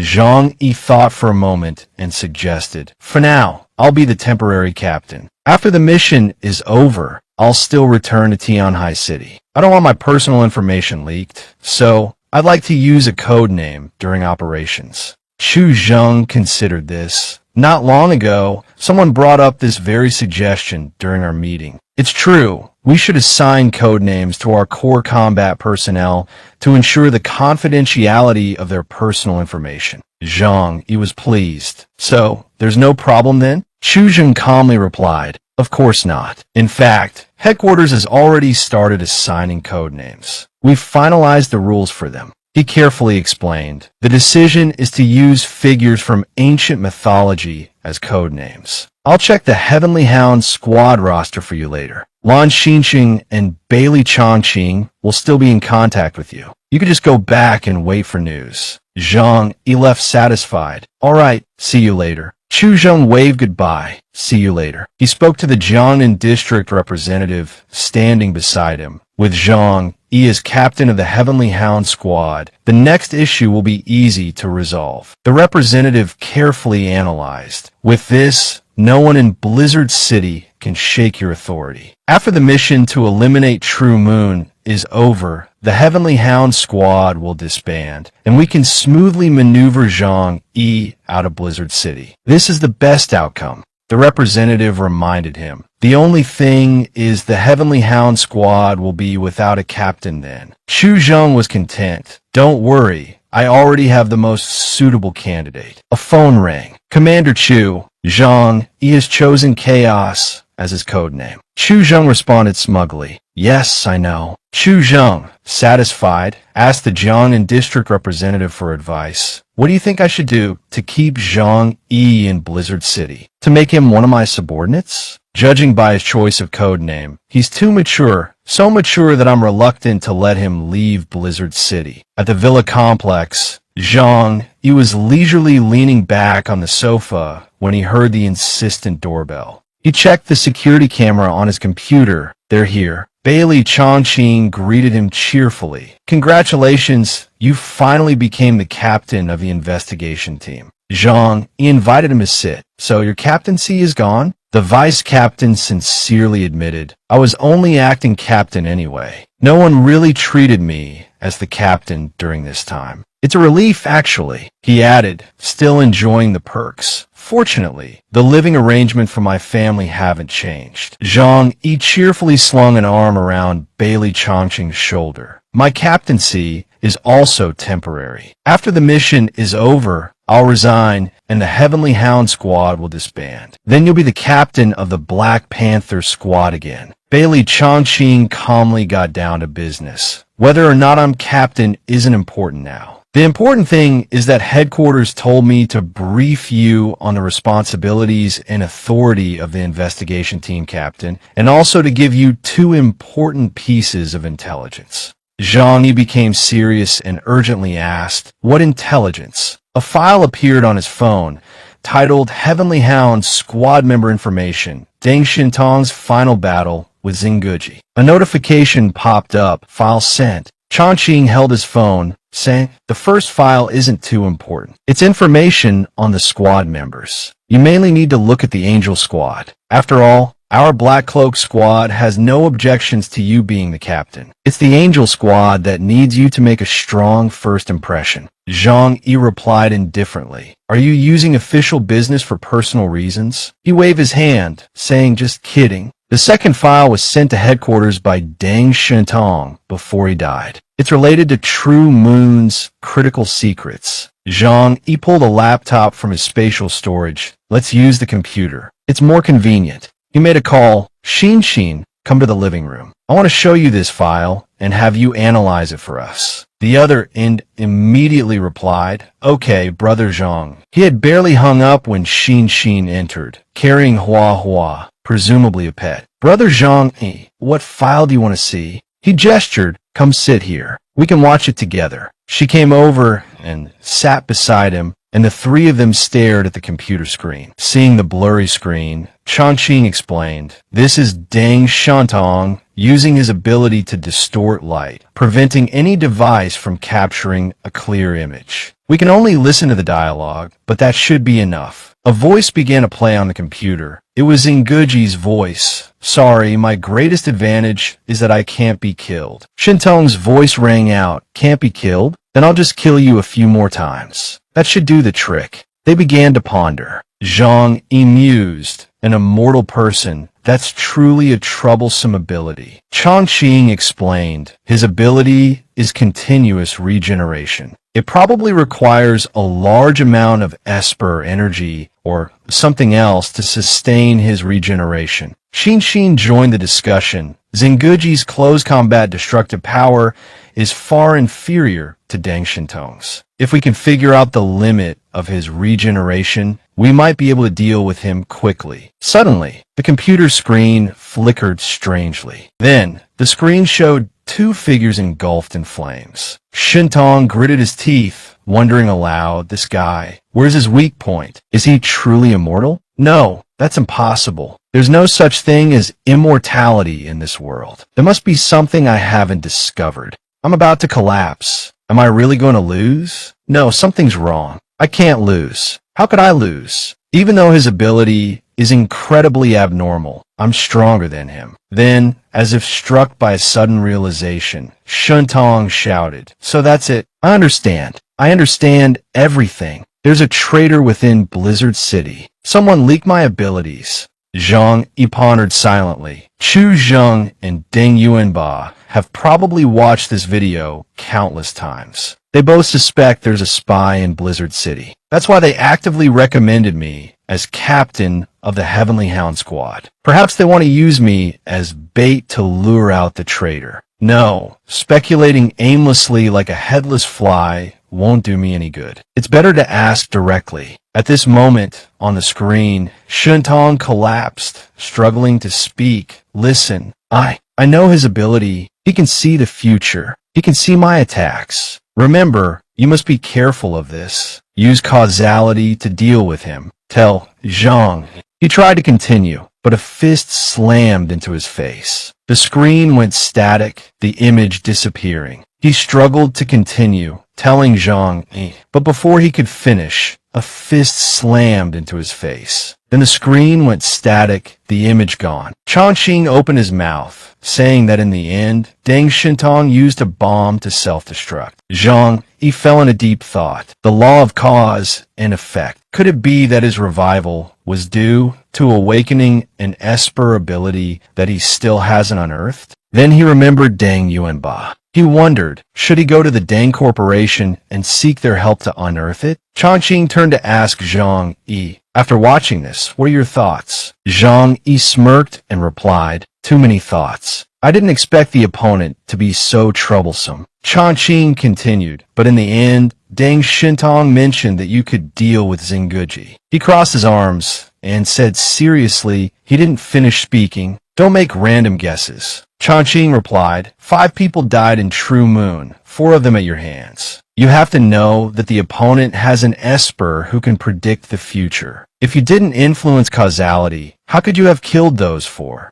Zhang Yi hurriedly said, even if I can kill their people, I can't kill someone who constantly regenerates. Changqing tentatively suggested, can you pull him into your subspace? He thought about the mechanism of the subspace and said analytically, I'm afraid that won't work. The subspace can actively take in dead objects based on my will. It's useless against living people. Living people need to willingly enter my subspace. Changqing slapped his thigh excitedly and said, simple, kill them and then throw them into the subspace. Wouldn't that work? Zhang Yi narrowed his eyes as if looking at an idiot and said, are you speaking human? Do you think I'm Deng Shintong? My ability is defensive. How can you expect me to kill the opponent dozens of times like Deng Shintong? Xinqian's voice rang out. I remember when Deng Shintong and Zenguji fought. That priestess take was also present. He seemed to understand. You mean she had an influence on the outcome of this battle? She replied, Zenguji's abilities are of a special type. Immortal regeneration, flames, and a super powerful soul body. Based on our understanding of Esper abilities, he can't simultaneously possess time-based abilities. So, I guess Take gave him that power. Xinqian seriously analyzed. In other words, as long as we deal with Take, Zenguji will lose at least 30% of his fighting power. Zhang Yi nodded in agreement. That's indeed a very likely possibility. Changqing said caringly, don't put too much pressure on yourself. Your core role in this operation is to block the prediction ability of the priestess from the True Moon organization. Someone else will deal with Zenguji. He probed, you mean Gao Changkong? He nodded and replied, that's right. Gao Changkong's abilities aren't suitable for dealing with Zenguji. Of course, I can't tell you what his abilities are right now. But if I'm not mistaken, he's the leader of this operation. We just need to cooperate with him. Hearing him speak so casually, Zhang Yi sighed inwardly. How happy are those who don't understand power struggles? They just need to follow the instructions of their superiors. Unlike him, who has to calculate every step. It's really tiring. His lips twitched slightly as he said, we'll figure it out later. Then, as if remembering something important, Zhang Yi said cheerfully, oh, right. Now that I'm the captain of the Heavenly Hound Squad, can I receive captain-level equipment and weapons? He pointed behind him excitedly, suggesting, I also have 3 assistants with me. They temporarily need to join the Heavenly Hound Squad too. I've already spoken to Commander Chu about this, so they also need to receive equipment. Changqing replied, that's no problem. Just let me know what equipment you need, and I'll have someone deliver it. Zhang Yi quickly refused. No need, we'll go get it ourselves. After all, we need quite a lot of equipment and weapons. Changqing's forehead lightly beaded with sweat as he thought to himself, I hope Commander Chu's heart can handle this. At this moment, in Chu Zheng's office, the phone rang. As soon as he picked up, the voice on the other end hurriedly shouted, Commander Chu, Zhang Yi is using his spatial ability. He's taking a large batch of weapons. The quantity is a bit excessive. Chu Zheng, not quite understanding, asked back, what? The pale-faced warehouse manager watched Zhang Yi sweeping through the weapons. These weapons look pretty good. I'll take them. Tears streamed down the warehouse manager's face. Reporting, Commander Chu, the armory is in critical condition. Chu Zheng shook his head and chuckled helplessly. That kid, truly following the spirit of a fool, is he who doesn't take advantage of a good opportunity. It's fine. Give him as much as he wants. The warehouse manager walked over and respectfully reported to Zhang, over here, I still have a few heavy weapons.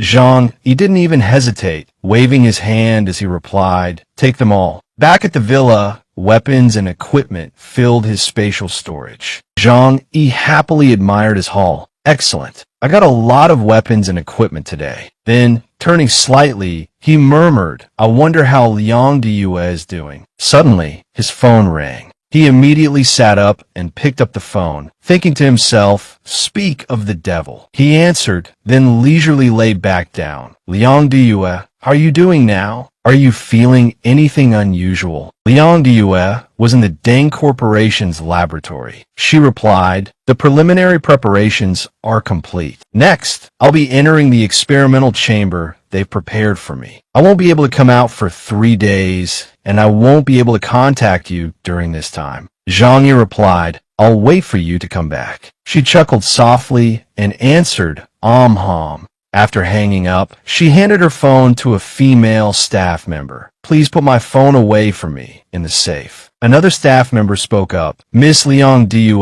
the experimental chamber is ready. Please come in and lie down. She replied, all right. The Yuanba group stood outside the laboratory, observing. A staff member asked, Chairman, do we really have to follow the A-level supply protocol? An experiment at this level consumes a huge amount of our energy, second only to the young master's training session before. Yuanba said sternly, just do as I say. In business, a large investment up front leads to a continuous flow of abundant profits later. We cannot afford to lose in this operation. He silently resolved. Furthermore, I want to take this opportunity to catch the Blizzard City spy. The next day, in the living room of the villa, Zhang Yi called out, come and eat breakfast. Henin smiled shyly. Thank you. As soon as she sat down, he asked, Henin, since the battle in Jiangning City, the True Moon organization has disappeared for almost a week. What do you think they're doing? She took a spoonful of food, put it in her mouth, and then slowly replied, in the last big battle, it seems they won, but they lost 5 people. Jiangnan District's siege failed, but in terms of actual strength, it's not certain they won. Jiangnan District has a deep background. Besides the Angel Squad, they have other forces they can mobilize, but True Moon is very difficult to reinforce. Henin voiced her speculation, so I guess the next time they come, they'll definitely bring helpers. Zhang Yi asked, slightly puzzled, helpers? Like accomplices from the landing parties on Guhong's side? She replied, not necessarily Guhong's side. It could be any force. Since the Ice Age hit, most of the southeast region has collapsed. If I'm not mistaken, the southeast and the entire southern sea region are in chaos. It's possible True Moon will approach them, using Huasi Nation's resources to persuade them to invade together. Zhang Yi sighed in frustration. That's why I hate those brats the most. When they don't have enough firepower, they rely on overwhelming numbers. It's disgusting. A notification chime rang. He picked up his phone and checked. It was a message from Chu Zheng. 2 p.m. today. Meeting in the Central Operations Command's Senior Management Meeting Room. Discussion on how to deal with the True Moon organization. He put down his phone and said, this afternoon, bring Hua to the meeting with me. We'll discuss how to deal with the True Moon organization. Henin replied softly, yes, sir. At the meeting room, when Zhang Yi and Henin arrived, the room was already crowded. He found an empty seat and sat down, thinking to himself, it seems the factions in Blizzard City are really numerous. These hundreds of people are already divided into several groups. The chatter in the room was loud. A person wearing a wool hat said, Minister Du, in this operation to encircle and suppress True Moon, we will fully support you. Your abilities are stronger than the captains of those other investigation teams. The person with short hair next to him chimed in, this operation against True Moon is of great significance to Jiangnan District. You are the best strategist, and you must take action to ensure the success of the operation. I'll go talk to Commander Chu. Yin Lai just smiled and nodded perfunctorily. The group of people above were equally noisy. One of them said, Captain Gao, this responsibility is yours to bear. We hope you will live up to the mission and complete it successfully. Another girl echoed, as long as you succeed this time, even if you come from a humble background, you can rely on your merits to get promoted. With our recommendation, you will definitely be able to join the power center of Blizzard City in the future. Chong Kong modestly replied, you're all joking. Chong Kong, Don't have any other thoughts. As a soldier, my duty is to protect the safety of Jiangnan district, to protect the glory that belongs to the district. He then continued with a serious face. Therefore, no matter what enemy comes to invade, I will eliminate them without mercy. Exclamations began to ring out. He is indeed worthy of being Captain Gao. Only Captain Gao has such high awareness. Then Chang Kong turned his head and looked down. Captain Zhang, long time no see. Zhang Yi replied, long time no see, Captain Gao. Changqing appeared, putting his arm around Zhang Yi's shoulder, and said with a smile, my captain, why are you sitting here? Zhang Yi teasingly replied, everyone likes things hot, no one likes cold fried rice. How could an outsider like me be easily favored by a big shot from Blizzard City? He sighed slightly. This is just the way it is. There's always strict hierarchy. I'm an outsider, not even comparable to someone like Gao Changkong, who climbed up from the bottom rungs of Blizzard City. Zhang Yi didn't seem to care, closing his eyes indifferently and saying, let them think what they want. Then he asked with interest, by the way, Changqing, who do you think would be a good leader for this mission? He gave an objective assessment. Neither of them have sent a challenge letter to Commander Chu yet. Hopefully, they can lead this operation. Currently, it seems the reincarnation squad has a slightly better chance. The Yin Yang Guard needs to protect Blizzard City, and Du Yunlai, as the captain of the Yin Yang Guard, definitely can't leave Blizzard City. So if I had to choose between the two, I'd definitely choose Gao Changkong. Zhang Yi continued to ask, why does it have to be a choice between the two? Changqing twitched the corner of his mouth. Zhang Yi, get a rest, will you? You're not the type to stick your nose in other people's business. Besides, the xenophobia in Blizzard City is intense. You couldn't handle the leadership. He replied calmly, whatever you say. Suddenly, the room fell silent, and a loud voice boomed. Commander Chu, good afternoon. The two captains, Yunlai and Changkong, fixed their gazes on the person who had just entered, both silently hoping, Commander Chu, please let me be in charge of the third True Moon extermination mission. Chu Zheng stood on the platform, looked down, and spoke. In the second extermination mission, I want to commend someone in particular, Zhang Yi from Tianhai City. He continued, I've decided to merge the Black Robe Investigation Squad and the Angel Investigation Squad, forming a new temporary investigation squad, Heavenly Hound, and appoint Zhang Yi as its captain. Applause erupted. After a pause, he continued, not only that, he cleared his throat and said loudly, starting today, to protect the information of high-ranking combat personnel, we will use code names instead of real names externally. For example, during missions, Zhang Yi will be called Chaos, not Zhang Yi. Changqing's jaw dropped in astonishment, thinking to himself, no, it can't be. Commander Chu actually wants to let Zhang Yi lead this mission. Chu Zheng's voice continued, after careful consideration, I've decided that in the next mission, the Heavenly Hound Squad will take the lead. The Reincarnation Squad will be responsible for coordinating with the Heavenly Hound Squad's actions. Zhang Yi will be the supreme commander of this battlefield, and the command center will provide direction to the battlefield. The crowd began to murmur. What? The commander-in-chief this time is an outsider? Another said, his popularity isn't even comparable to Gao Changkong's. His tactical skills aren't comparable to Du Yunli's. What qualifications does he have? Someone else disagreed, saying, regardless, he's the one who killed 4 members of True Moon. His strength is extraordinary. Yushun gritted his teeth in anger. Who the hell is he to command us? In contrast to his anger, Zhang Kong calmly said, Commander Chu must have his reasons. Besides, I've heard that Zhang Yi has something special about him.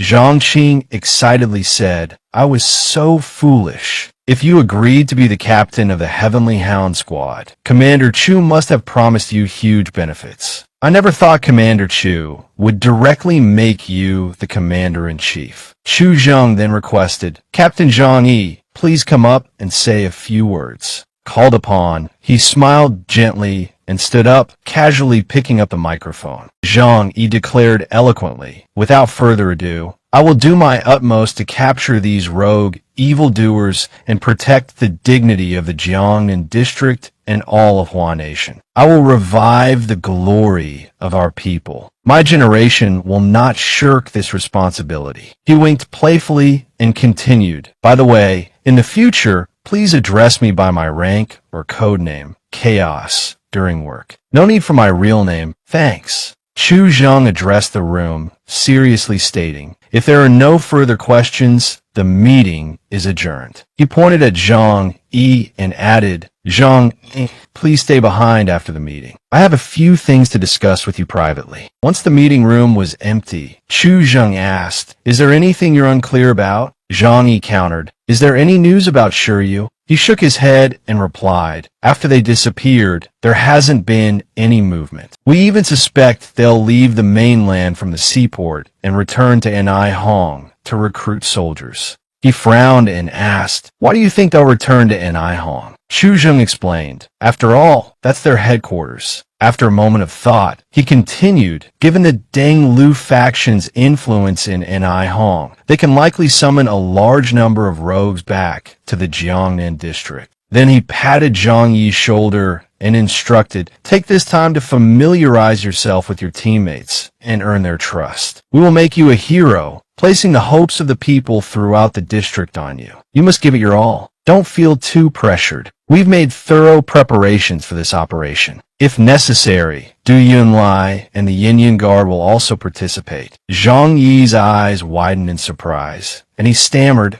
"You want the Yin Guard to participate as well? Wouldn't that significantly weaken Blizzard City's defenses?" Chu Zhang smiled confidently. "I made comprehensive arrangements. You don't need to worry about this." Zhang Yi replied, "I understand. I'll go prepare then." He waved his hand and said, "Go on. I and the people eagerly await your performance." In the first floor lounge of the operations center, Zhang Kong said without reservation, "My apologies, but Kai Yushin has a rather impetuous personality. So, when he learned that the leader of this operation wasn't me, but Zhang Yi, he complained a bit." Zhang Qing waved his hand and chuckled. "It's all right. I also feel it's a pity. After all, judging by ability, you're more suited to lead than Zhang Yi." However, Zhang Kong feigned indifference. Headquarters decisions surely have their reasons. Commander Chu wouldn't gamble with the safety of the district's people. So, regardless of who's in command, I'll fully cooperate. Zhang Kong gave a fake smile. "It's just a title. On the battlefield, Zhang Yi will still have to rely on you." Kai Yushin spoke up, unhappy, "But this title is very important." She thought to herself, does this title imply that he can reach the central power circle of Blizzard City? Zhang Qing seriously refuted, "Right now, I can only say that he isn't someone who covets fame and isn't interested in joining Blizzard City."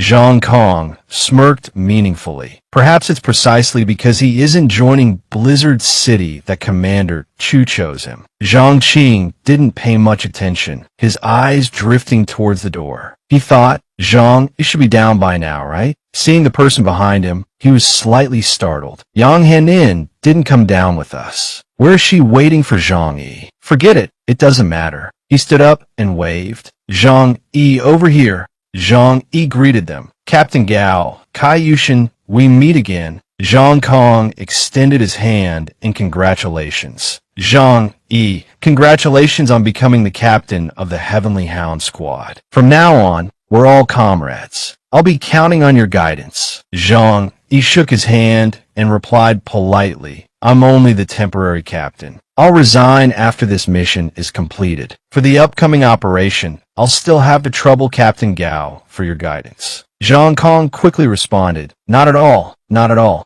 Are you free today? I'd like to treat you to a meal, and we can discuss our future cooperation." Zhang Yi readily agreed. "Sounds good. I'll be imposing on Captain Gao then." At the restaurant, Zhang Yi and the others were seated at a table laden with delicacies. Zhang Kong began, "I've learned about Captain Zhang's situation from Commander Chu, so I'm hoping that when the time comes, Captain Zhang can provide support in terms of eliminating predictions during the operation." Zhang Yi immediately agreed. "I'm a defensive esper, so eliminating predictions isn't a problem. But when it comes to fighting Shiryu, we'll still have to rely on you all. Zhang Kong demonstrated his ability, proudly stating, of course. Let me briefly introduce my ability. My power is reincarnation, death, and rebirth. I can cycle between life and death. Every time I die, I return to a point in time before my death. As for the specific time frame, I'll have to keep that a secret. Zhang Yi sighed. Another unkillable Esper.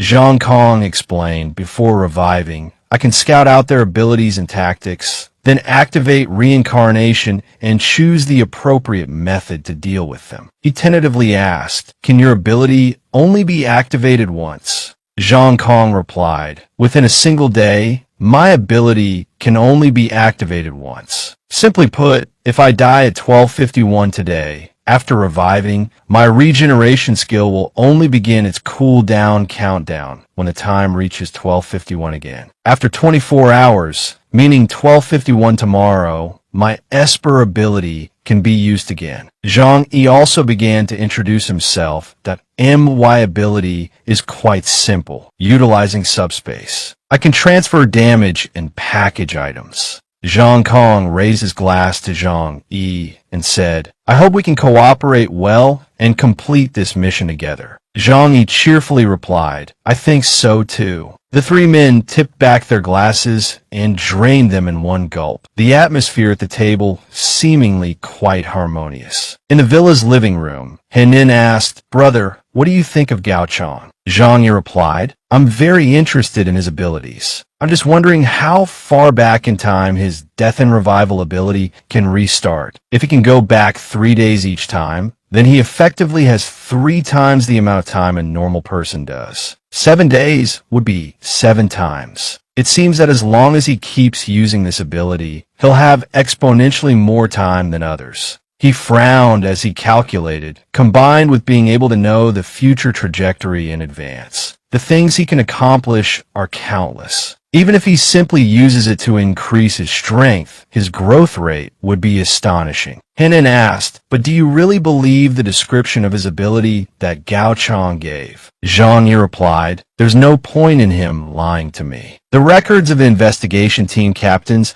are kept by the higher-ups in Blizzard City. It's not a secret. She seemed a little worried, but I still feel like his ability is very strange. Can someone really manipulate the world's timeline? He thought about his past life and replied, perhaps it's really possible. Henin pointed out the anomaly, but according to what he said, he can distort time at will. Constantly changing history within a one-day loop isn't the realm of humans. It's the realm of gods. Zhang Yi shrugged. Maybe his limit isn't just Delta rank, but who knows? He patted her shoulder reassuringly. Relax. It doesn't matter whether Gao Chang's ability is exactly as he described it or not. What we need to consider now is the combined training of the Heavenly Hound Squad and picking up Liang Duyue in 3 days. He stretched languidly. I wonder how much Liang Duyue has grown. I'm looking forward to it. 3 days later, in Deng Yuan's living room,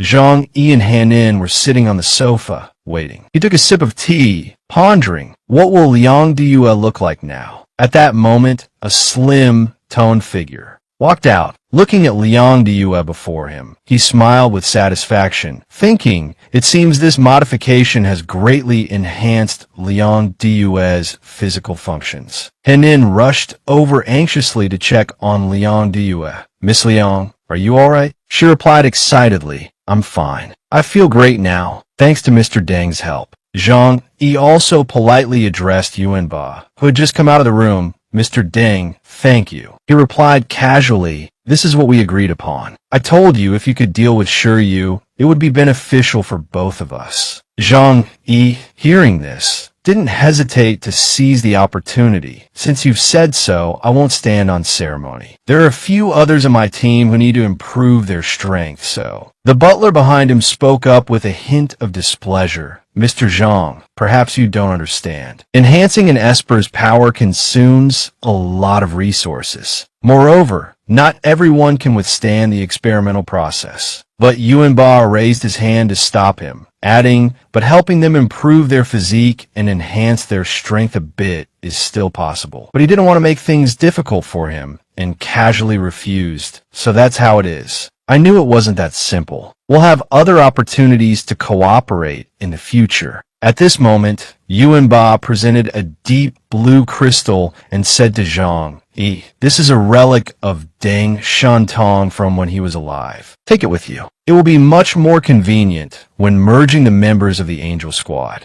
Zhang Yi immediately opened his spatial storage and accepted the stone, not forgetting to thank him. "You're very thoughtful, Chairman Deng." "Thank you very much." Yuan Ba then turned to the butler, who had been standing beside him all this time, and ordered, "Go see Zhang Yi and his group out." The butler bowed his head and replied, "Yes, sir." A moment later, in the villa's living room, Zhang Yi curiously asked Liang Diyue about the experiment she had undergone. What exactly was the Deng family's experiment? To what extent have your abilities been enhanced? Liang Diyue carefully recounted her experience. The experiment process was quite miraculous. They put me in a transparent glass chamber, injected me with some kind of medicine, and performed some strange procedures. She carefully recalled the sensation she experienced inside the experimental chamber and continued, "I could clearly feel it. While inside, all of my skin changed. Even my blood and internal organs underwent obvious transformations." Hearing this, Zhang Yi couldn't help but be astonished. "Was it that painful?" Liang Diyue didn't try to downplay it and confirmed, "If it weren't for my good physical condition and strong will, I'm afraid I would have died or suffered a mental breakdown during the process." Hearing this, Henin felt distressed and moved closer to hug her. "Miss Liang, you went through so much." But Liang Diyue patted her hand comfortingly. "This was my choice. Before the experiment, they warned me that the greater the pain, the greater the gain." She then excitedly told Zhang, "My body now feels like a car with a full tank of gas, ready to run at full speed." He smiled with satisfaction, then remembered the members of the Angel Squad and said to Liang Diyue, "I think we can find some opponents to test your current strength." He immediately contacted Bailey. Bailey informed the members of the Heavenly Hound Squad to assemble at the training grounds of the Operations Center at 9 a.m. tomorrow. "I want to hold the first general meeting of the Heavenly Hound Squad." The next morning at the training grounds, when Zhang Yi entered with Henin and Liang Diyue, those present saw him and thought to themselves with some surprise, "Who would have thought that this guy, who was just the leader of a faction in Tianhai City, would now become our leader?" Zhang Yi looked over the assembled members and noticed, "It seems the 3 members of the Angel Squad are late. Well, let's not wait for them. Yang Henin, Liang Diyue, go stand over there." When the 2 women went over as instructed, Wu Di greeted them amicably. "It's been a while. I have to look at you with new eyes. You become members of the Heavenly Hound Squad too." Zhang Yi then asked in a serious tone, "Bailey, according to the investigation team's regulations, what is the penalty for being late to an assembly?" He immediately replied, "1 demerit and a self-criticism in front of the entire team." Zhang Yi calmly ordered, "The 3 who haven't arrived, record their penalties accordingly." Bailey immediately replied, "Yes, sir." Just then, another voice rang out, "Hey, I say, who's late?" The 3 members of the Angel Squad were standing on the railing of the training grounds, looking down at them. Yeehaw stood up high, sneering, "You're Chaos? What hick name? Your actions are childish too, always writing down demerits. What an immature company commander." Zhang Yi ignored him and continued speaking to Bailey, "Follow the rules. Mark them down for being late." Yeehaw yelled down angrily, "Hey, what are you doing? Aren't we right here?" Zhang Yi replied coldly, "If I don't see you, you're not here. You have 10 seconds. If you're not in formation, you don't need to come at all." He immediately looked at his watch and started counting down. 10, 9, 8, 7. Yeehaw slammed his hand on the railing angrily. "Damn it." CMO, standing beside him, advised him at the right moment, "Forget it. Let's go down. Consider this his win." With that, he used his ability to envelop all 3 of them as Zhang Yi's countdown neared its end. 3, 2. Just before the last number could be spoken, CMO teleported the 3 of them into formation. Zhang Yi looked up, seemingly regretful, and said to them, 1. "Too bad you made it. But Yiha was still Bu Fu Cheat, arrogantly provoking Zhang Yi. Chaos. What makes you qualified to be our company commander? I'm here today to see if you're actually worthy. Zhang Yi's face turned cold, and he grimly agreed to his request. If you're so eager to court death, I have no reason not to oblige. He didn't hesitate to accept Yiha's challenge. Time is precious. No need for the arena. Let's settle this here. Bailey led everyone away from the training ground, unable to contain his curiosity, and asked Liang Due behind him, "Do you think Zhang Yi can win?" She replied with absolute certainty. Zhang Yi has never gone into a battle without confidence. On the training ground, Lu Yinghao channeled his ability directly into Yiha and CMO, Venom, Adrenaline. CMO quickly used his own ability, Storm Force.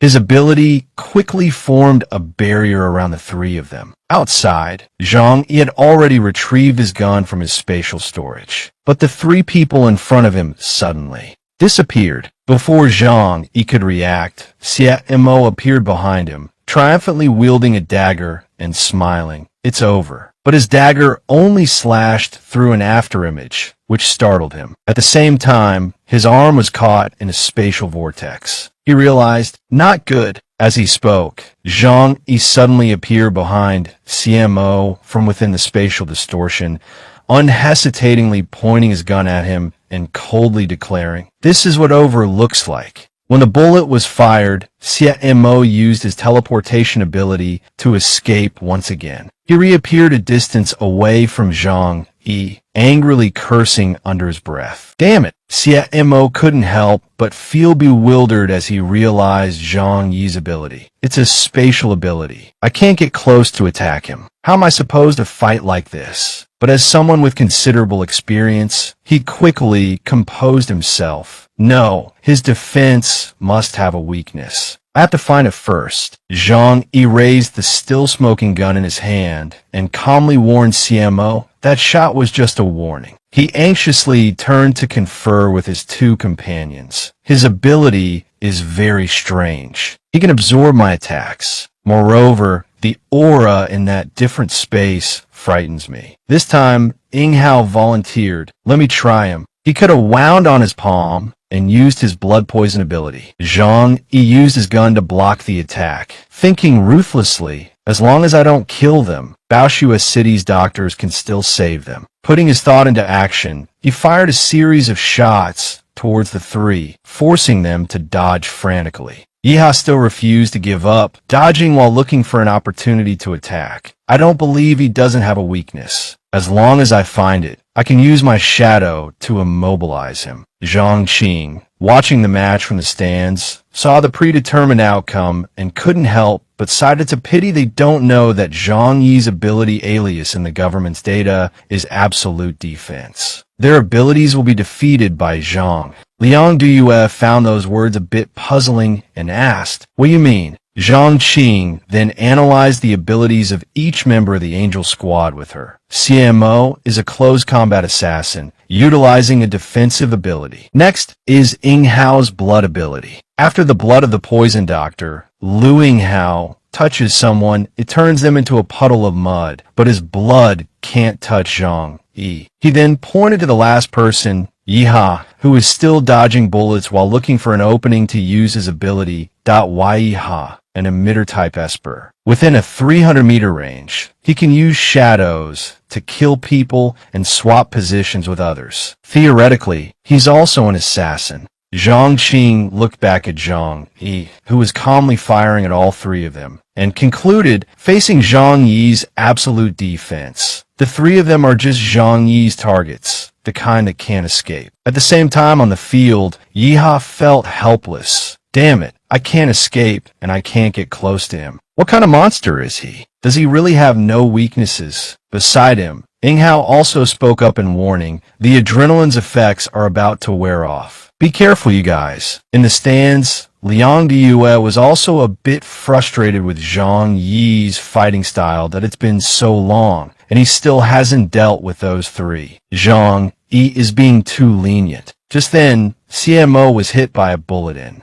the leg. He immediately collapsed to the floor, but quickly managed to avoid another bullet that grazed his face. CMO wisely raised his hand in surrender, and "Oh no, I give up, I give up." Immediately after, Inghao also knew when to retreat. "Captain, I give up. I'm not your match." Only Iha stubbornly continued to dodge, even saying to the other two in dissatisfaction, "Useless." He quickly used his switching ability to easily avoid the barrage of bullets, now solely directed at him. Although not entirely satisfied, Zhang Yi was quite appreciative of his skills. "Not bad. Worthy of being a mid-level member of the Angel Squad. You've got some skills." In response, Yiha began to taunt him. "Zhang Yi, you're nothing but a turtle hiding in its shell. All you do is stand there. If this were a real battlefield and I wanted to run, what would you do?" Yiha's provocation annoyed Zhang Yi, pushing him to fight seriously. He had intended to resolve the matter peacefully, but Yiha's arrogance changed his mind. He chuckled coldly, activating the ability in his right eye. "Fine, I'll drop the act. Here we go."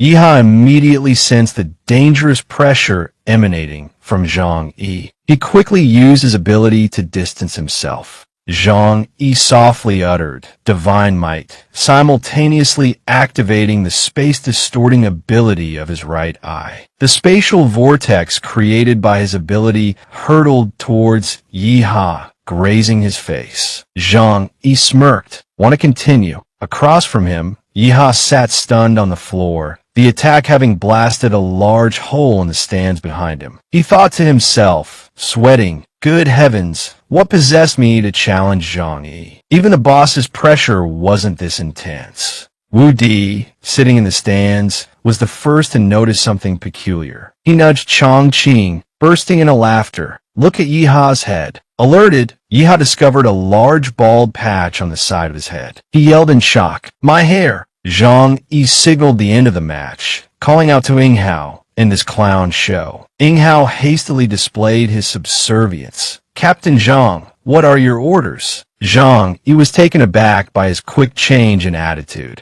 "This kid's pretty good, flipping sides so fast. Take these two to get treated." Inghao responded without hesitation, "Yes, sir." He turned to Yiha, who was still agonizing over his bald spot and the realization that he was the clown. Inghao said coldly, "From now on, you can leave the Heavenly Hound Squad anytime. My decision is final." Chong Qing helped Yiha to his feet, offering comfort. "Don't be so down. You're still handsome. I know a hair loss doctor who's amazing." Meanwhile, Wu Di looked at Zhang Yi with complete admiration. He was far stronger than Wu Di had imagined. Not only was his defense absolute, but his offense was also devastatingly efficient. Zhang Yi addressed the remaining squad members, now lined up before him. He warned sternly, "The Heavenly Hound Squad is temporary. We might disband after dealing with the True Moon organization, but don't get any ideas like those three. Let me be clear,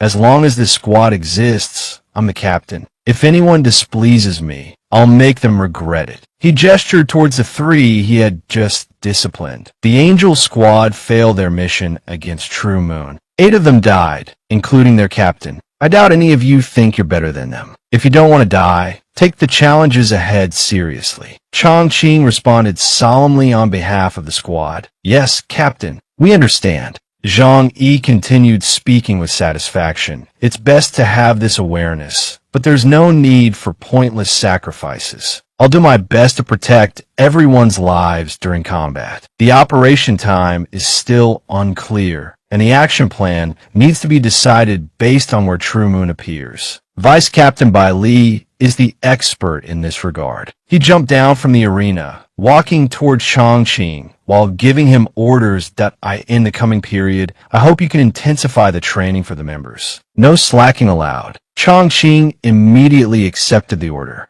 "Yes, Captain." Zhang Yi then patted Chongqing's shoulder reassuringly. "As for the 3 of us, you'll need to train us separately." Chongqing hesitated slightly and asked, "I can train you separately, but will it affect the overall team's rhythm on the battlefield?" Zhang Yi, having already considered this, affirmed, "No problem. You just need to help train us." "All right, there's one more thing I need your help with." He then whispered a few words into Chongqing's ear. And Chongqing replied in a low voice, understood. After that, Chongqing turned back and instructed the remaining team members, everyone, continue with your daily training for now. The captain and I have some matters to attend to, and will be leaving for a bit. Yang Xin, Liang Duyue, come with us. When only a few people were left in the training grounds, Zhang Yi patted Chongqing's shoulder and said politely, "Thanks for your hard work today." Chongqing cheerfully replied, "It's nothing. We're all teammates now. Helping each other is what we should do." Hearing this, Zhang Yi dropped the formalities and replied amicably, "Well then, Yang Xin and I will be watching from the second floor. We'll leave this place to you." As soon as they were alone, Liang Duyue and Chongqing began to spar.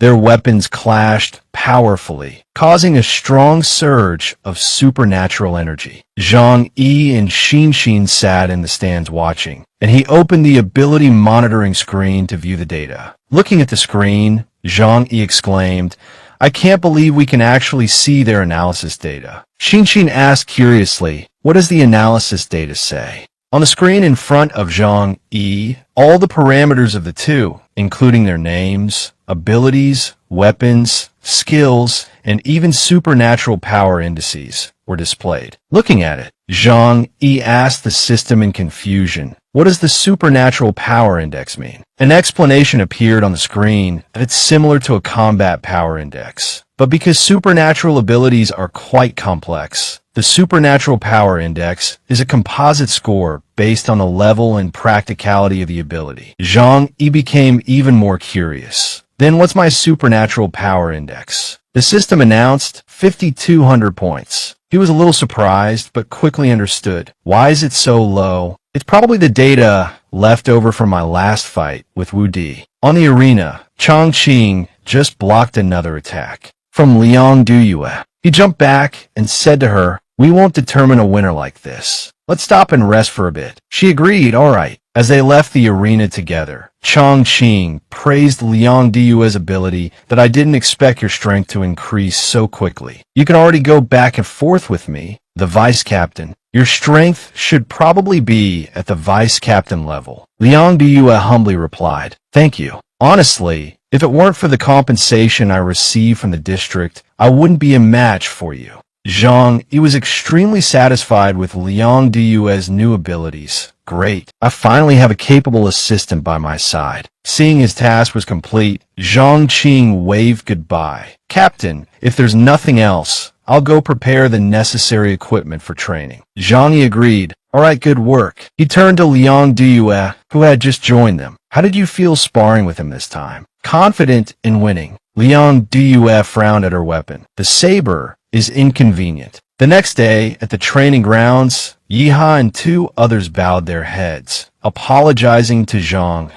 "Captain, please forgive our previous disrespect. We hope to join this operation to avenge our comrades from the Angel Squad and Captain Day." Zhang Yi didn't respond, but coldly asked, "Are you satisfied with my punishment yesterday?" Yiha answered seriously, "Yes, sir." To show his sincerity, he bowed his head and handed over a stack of papers. "This is my self-criticism." Zhang Yi then spoke to them grimly. "During the mission, for the sake of victory, I won't hesitate to sacrifice your lives. Are you sure you want to come?" The three answered in unison. "As long as we can eliminate True Moon, we are willing to give our lives." Only then did Zhang Yi soften his attitude and agree. "Good. Now return to the squad and continue training." The three responded enthusiastically, "Yes, sir." Off the coast of the southeastern sea, the ship of the Heavenly Dragon Pirates, Squad 4, was sailing through the waves. The squad members, each holding a flask of alcohol, toasted each other to ward off the icy chill of the sea storm. "It's freezing this morning. Let's drink." One of them asked curiously, "I heard that if we follow this direction, we can reach the Jiangnan district. Is that true?" On the bridge, Jinguji was cheerfully greeting someone on the phone. "Hello. Hello there." The other end responded, "Jiangnan district awaits your arrival." Jinguji cautiously inquired, "How much force are they planning to use against us?" The other person replied clearly, "More than last time, not less." Jinguji laughed loudly. "Well, this is going to be interesting." confident in the forces he brought. He added, "The manpower I've prepared isn't small either." Zhang Kong reminded him in a low voice, "If you want to win this time, you must eliminate the person who can nullify your predictive abilities." The reminder made Jinguji immediately think of Zhang Yi and ask through gritted teeth, "Where's that guy?" Zhang Kong answered vaguely, avoiding a direct answer, "Don't worry, I'll eliminate him for you. Next, you need to." Seemingly quite satisfied with the proposed strategy, Jinguji immediately agreed. "That sounds like a good suggestion. Thank you very much for providing us with intelligence time and time again. However, I'm very curious." Jinguji, seemingly eager to learn more, continued, "Who are you and why are you helping us? Could it be that you are also an enemy of the Jiangnan district?" Zhang Kong immediately dismissed the question. He calmly affirmed, "It's not important. We both want to overthrow the Jiangnan district's dominance." As these words were spoken, a city appeared within Jinguji's sight. Kanet approached from behind, just in time to hear Jinguji's loud laughter, and asked curiously, "You seem very happy." Jinguji cheerfully spoke to Kanet. "Of course, my friend. I have good news for you, as long as you change your course." He pointed towards the city in the distance and began to coax. "Help me eliminate a troublesome character, and the wealthy and bustling city of Tianhai will be yours." Kanet asked back with some dissatisfaction, "You want me to deal with a troublesome character?" Jinguji, noticing his objection, quickly added, "Don't be tense. He's a tough nut to crack for us old folks. But for you, it might not be. Think of the supplies and women of Tianhai City. Once you deal with him, all of that will be yours." Hearing these tempting words, Kanet's greed was stirred as he thought of the future pleasures he could enjoy. He happily agreed, "Old man, it's best if everything you say is true. If I find out you're plotting against me, you'll never sail the seas again." Jinguji hastily affirmed, I wouldn't dare. Now, you just need to follow my Zumi's instructions and you can land safely. At that time, you can plunder to your heart's content. No one will be able to control you." At the same time, at the villa complex, Zhang Yi's phone rang continuously. He sat up and answered the phone. "Hello, Secretary Lan." A hurried voice came from the other end. "Captain Zhang, the enemy has arrived. Immediately lead your team members to the command center to assemble. We'll launch the attack tonight." He immediately replied, "On my way." Zhang Yi quickly dressed and at the same time ordered Hua, go wake up Yang Xin and Liang Diyue. I'll wait at the door. A moment later, Xin and Liang Diyue followed Hua to meet up with Zhang Yi. He said to them, "Let's go." Then, with Hua on his shoulder, he quickly left. In the control room at headquarters, red alerts continuously flashed on the screen, covering all the cities in the greater district. Xu Zheng, looking at the warnings appearing all over the cities on the screen, was quite surprised. It seems the reinforcements they brought here are not insignificant. Utilizing precognitive abilities, they evaded the Navy's patrols and are simultaneously attacking 3 locations. He immediately turned serious. "Let me see who they've invited as helpers." Secretary Lan, standing behind him, promptly informed him, "Commander, Chaos and the Wheel-Turning King, the aliases of Gao, Chong Kong, and Tu Yun Lai, have arrived." He immediately ordered, "Have them come in." The 3 of them entered together as instructed. Xu Zheng wasted no time and immediately informed the 3. There are 3 enemy groups advancing on 3 different locations along the coast. He pressed a button, and images of the enemy warships appeared on the control screen. From the images, the identities of the enemies could be discerned. Xu Zheng explained based on the visuals. According to the drone footage, the enemies appearing near the Huazhou City Sea area are from the Cult of Demons organization, with over 50 veterans. In the sea area around Dongying, he shifted to another group of warships near Linhai City. Many members of the True Moon organization have appeared. We can basically confirm that the main force of True Moon is right here. To the image of the 3rd warship, those appearing near Tianhai City are members of the Heavenly Dragon Pirates who dominate the southern seas. In terms of scale, only one of their fleets has arrived. Then he assigned Zhang,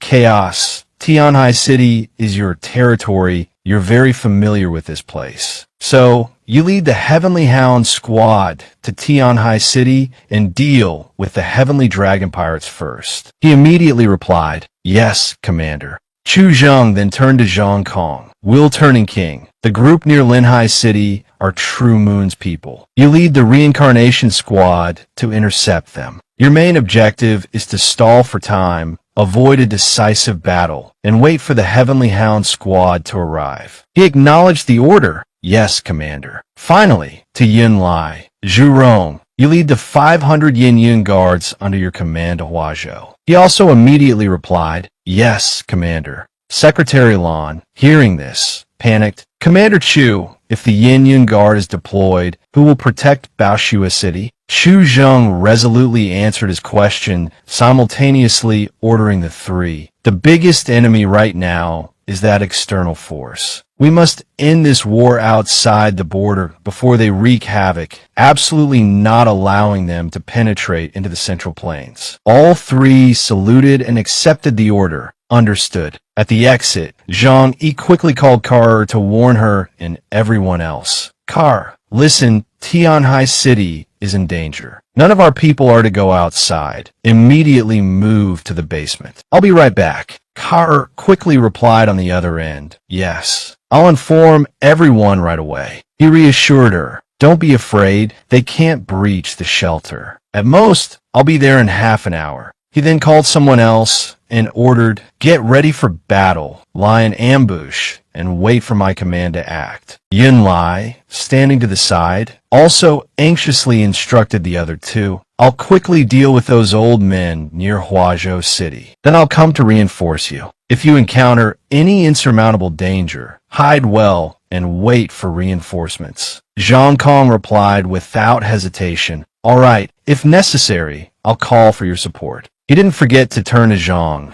"It's only right and proper to drag someone into the mess. I'll be waiting for you to join us in eliminating True Moon. Don't forget, True Moon is our biggest target." Zhang Yi reluctantly agreed, feeling annoyed. "It's already this time, and you're still competing? And you want to drag me into it too? So troublesome." When the elevator doors opened, the other members of both squads were waiting, calling out together, "Boss!" Zhang Yi responded in unison. "Move out." Inside the armored vehicle, Zhang Yi seriously discussed the upcoming battle with the Heavenly Hound squad members. "While we're on our way to the airport, I'll brief you on the combat mission. We'll go to Tianhai City first to eliminate the landed Heavenly Dragon Pirates. Tianhai City is my territory. Fighting there is advantageous for us. Everyone just act normally." He also reminded them, during the battle, stay close to Xin. It's her first time on the battlefield, so protect her well. Liang Duyue quickly assured him.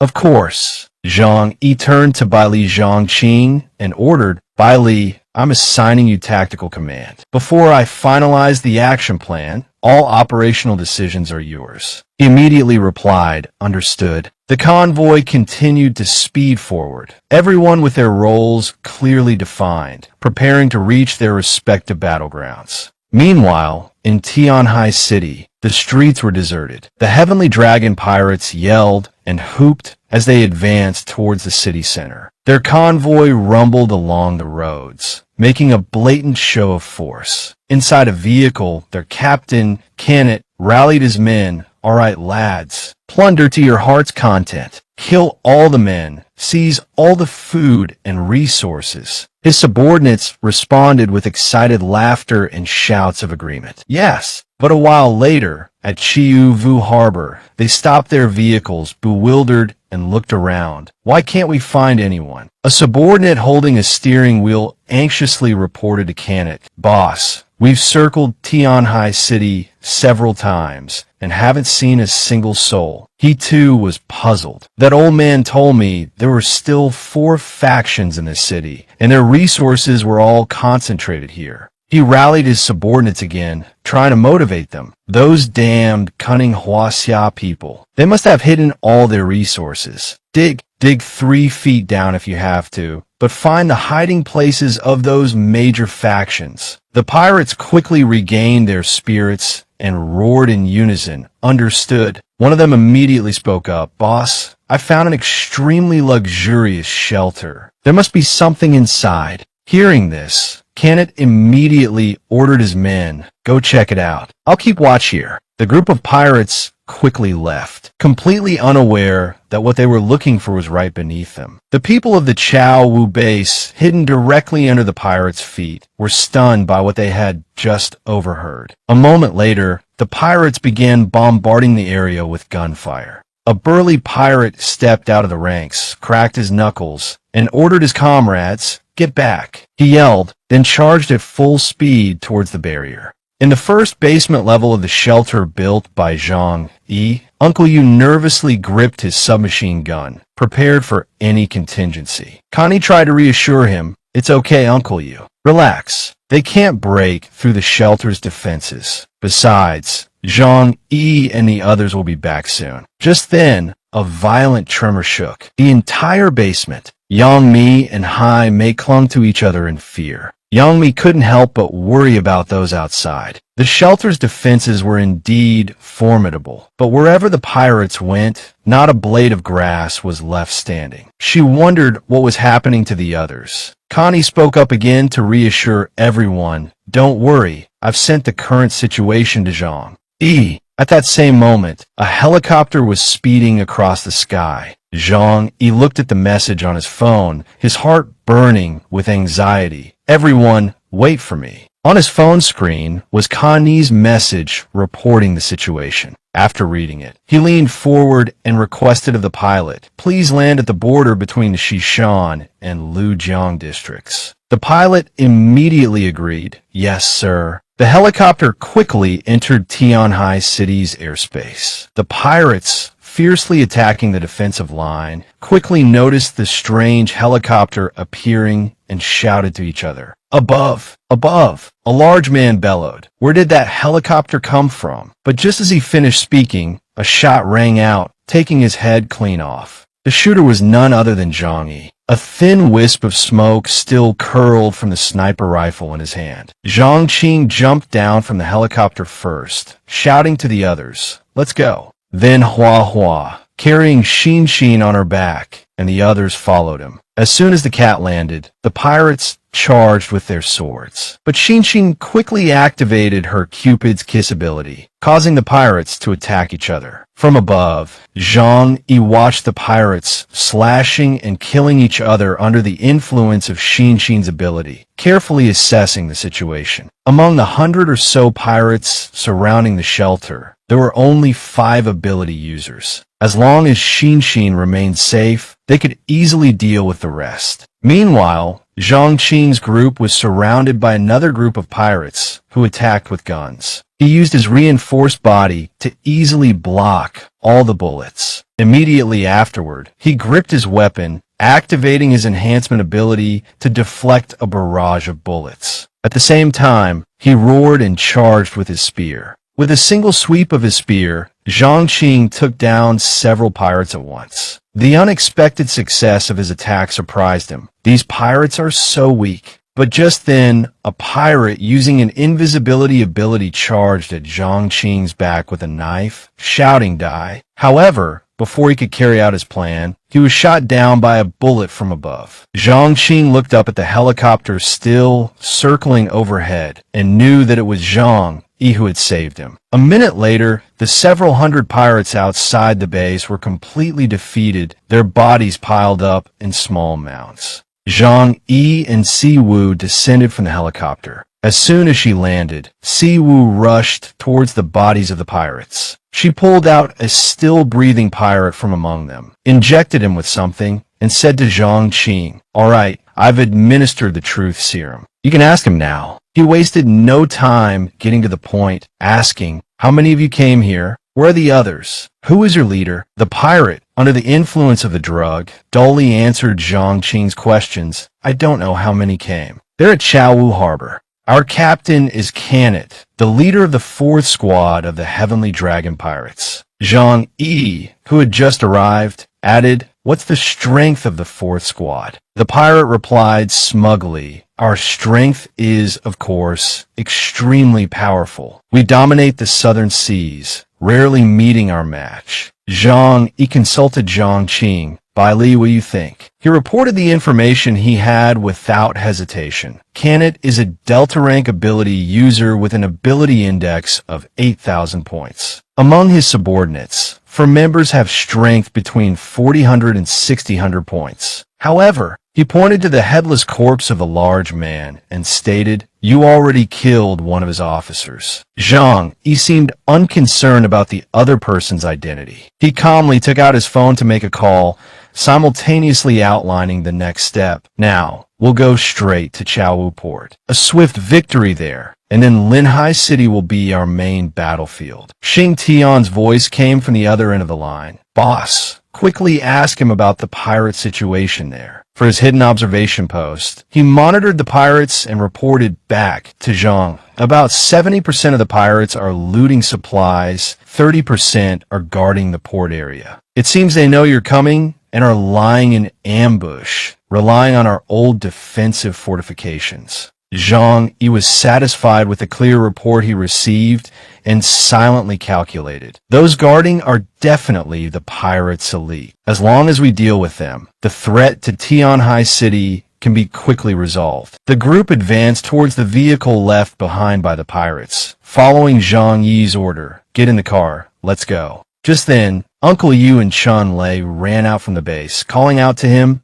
"Zhang Yi." Uncle Yu took the lead, suggesting, "Let us go over there and support you. An extra hand is always helpful." Chun Lei chimed in from the side, "Boss, it's been a long time since we fought side by side. Take me along. At least on the battlefield, I can be useful in controlling the scene." Zhang Yi decisively refused them. Right now, it seems the enemy's strength is within a manageable range. For safety's sake, you two and the people from the three main bases should hold back for now. In case of special circumstances, we'll need you to provide support from the outside. He then turned and left resolutely, not forgetting to pull another gun from his spatial storage and hand it to Uncle Yu. "We'll go ahead." Uncle Yu called after him warmly, "We'll be waiting for you." Inside the vehicle, Zhang Qing opened a holographic map and assigned tasks with Zhang.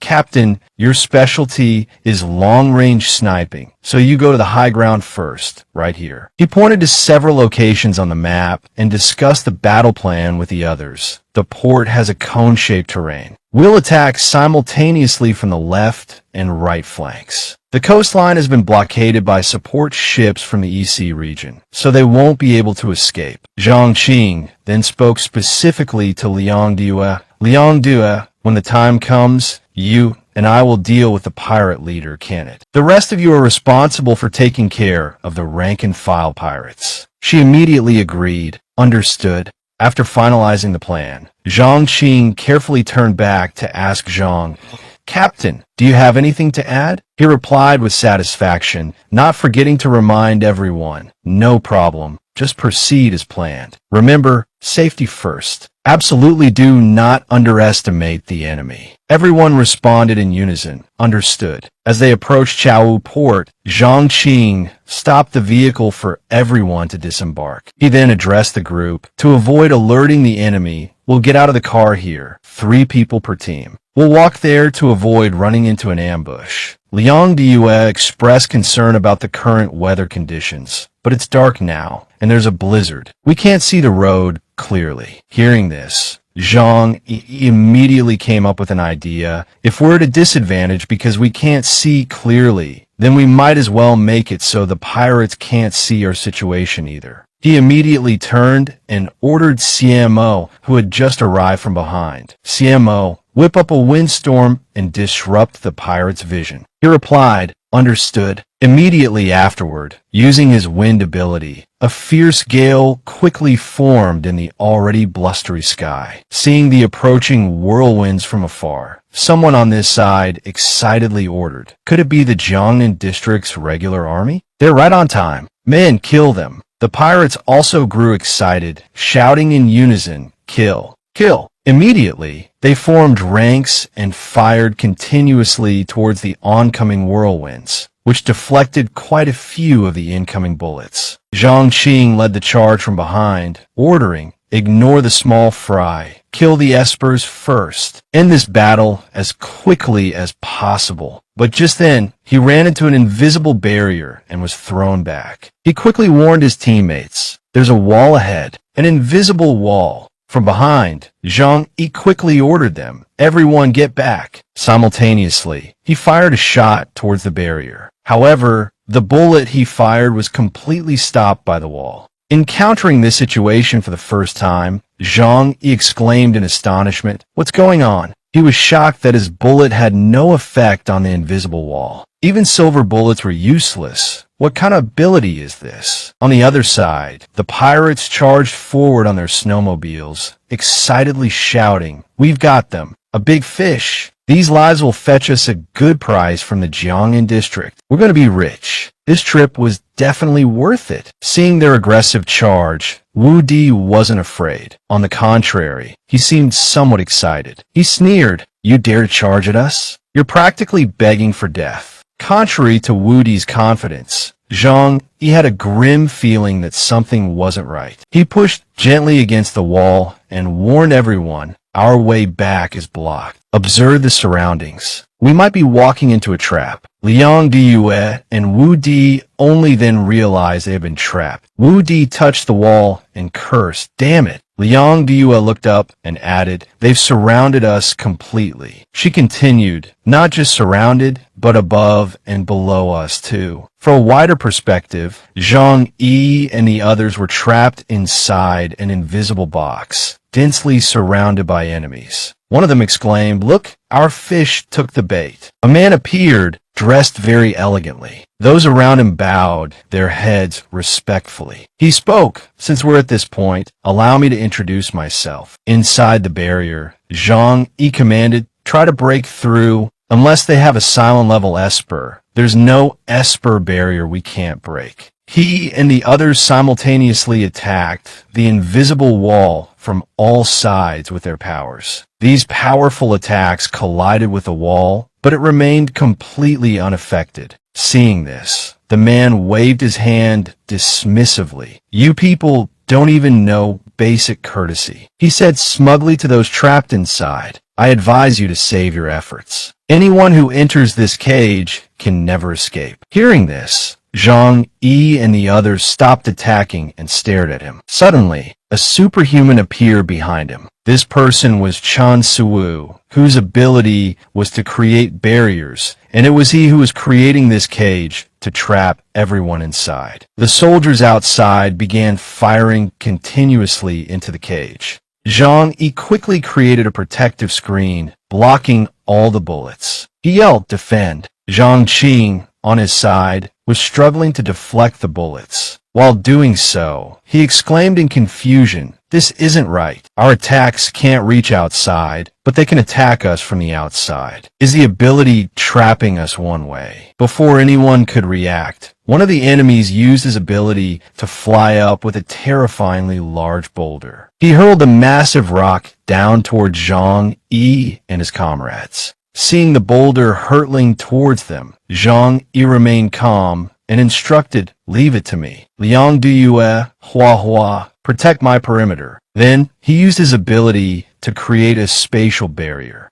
The barrier collided with the boulder, causing it to shatter into pieces. The smug attacker was somewhat surprised that Zhang Yi could block the attack. He assessed him internally. "So this is the one Jinzuji Saichizo told me to capture?" Just like the intel suggested, his defensive abilities are quite strong. Suddenly, his expression changed, revealing a sinister look as he continued. "However, you can't escape this cage. Sooner or later, I'll exhaust you to death." They didn't give anyone a break, bringing out artillery and firing continuously towards Zhang Yi and his team. Zhang Yi reacted swiftly, jumping up and shouting his technique, Dimensional Swallow. Following his words, two spatial vortexes appeared, sucking in all the artillery fire. Zhang Yi, with his 200 IQ, was analyzing the situation. External attacks can penetrate the binding barrier. Our attacks can't go out. What defines the criteria for friend or foe? If the rules of the barrier only confine objects defined as prisoners, after the barrier forms, objects not defined as such aren't subject to the confinement rules. Snapping out of his thoughts, the vortexes he created now reflected the artillery fire back at them. The resulting explosions killed dozens on the spot. After a moment of analysis, Zhang Yi understood everything and exclaimed, "I know how this barrier works."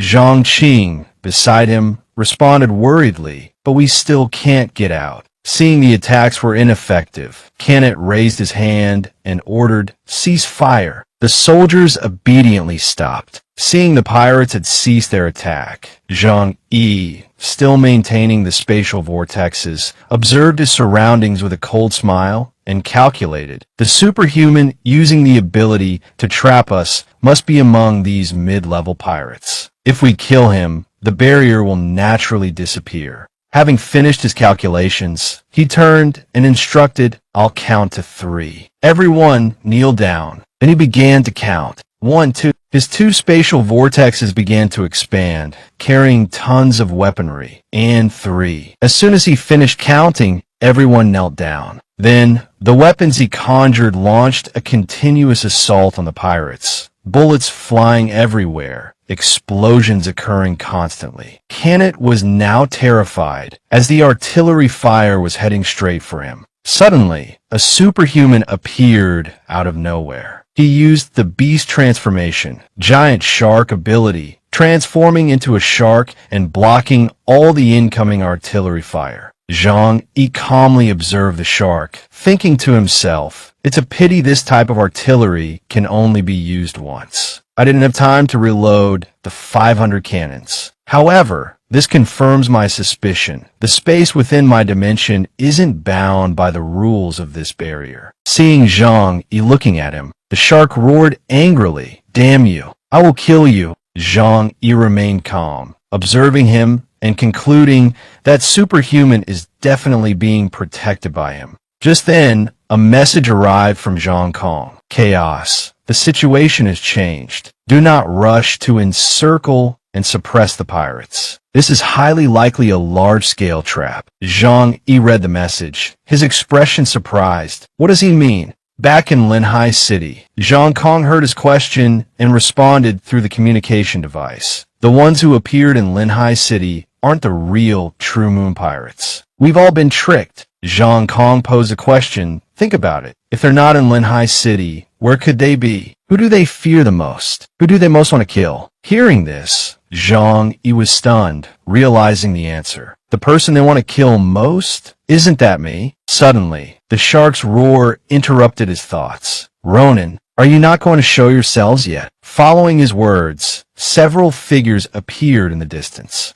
A closer look revealed 3 people standing abreast. On the left was Tochi Mizumi. In the center was Jinzuji Saikairo, and the last one was Hano. The scene shifted to the Intelligence Bureau, where a man yelled in alarm upon seeing the 3 figures attacking Zhang. What's happening? How did they know Zhang Yi and the Heavenly Hound Squad were in Tianhai City? Secretary Lan Xinxing was equally anxious, rushing towards an officer in the intelligence team. What's going on? Why was the intelligence leak? Suddenly, the officer turned around with a triumphant look, blood trickling from her mouth. She then collapsed onto the desk with a thud. Secretary Lan checked on her and reported she had a cyanide capsule in her mouth. She committed suicide out of fear. Hearing this, Commander Chu slammed his fist on the table, losing his composure. "Can the reincarnation squad be sent as reinforcements?" Secretary Lan, wiping her hands, quickly replied, "They're in Linhai City. Even if they head over now, it'll take at least half an hour. The Wandering Cloud Guild has already engaged in combat. Reinforcements are impossible." Commander Chu regained his composure and spoke into the radio. "Zhang Yi, try to buy some time. I'll arrange for the reincarnation squad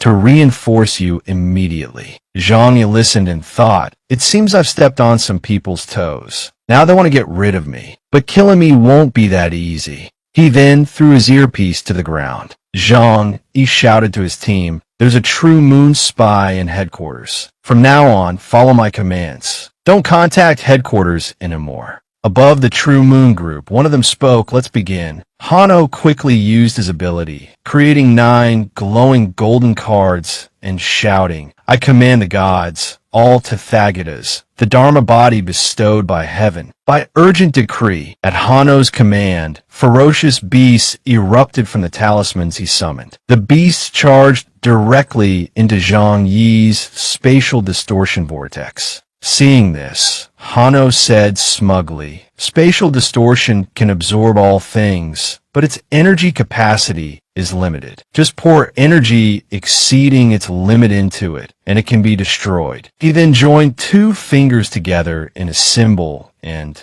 yelled, "Annihilate," inside the spatial distortion. Just as he said, the ferocious beasts that had charged in now radiated light as if they were about to explode. And indeed, they exploded. Explosions occurred continuously within Zhang Yi's space, aiming to destroy it. But Zhang Yi remained completely unaffected. His ability was also normal and unharmed. Hano's face fell after his boasting, and he exclaimed in bewilderment, "How is this possible?" Those were explosive talismans containing 2 tons of explosives. His face darkened as he began to suspect, could there be an error in the intel? Zhang Yi, now also angry, frowned and said, "Luckily, I concealed it well. This is still my home turf." He pulled out his phone, his expression still angry. "Let's see who's the hunter and who's the prey." Zhang Yi barked in his phone, "Execute." As soon as he finished speaking, a massive explosion occurred behind the shark. Another explosion followed, near the True Moon group. The tide had turned.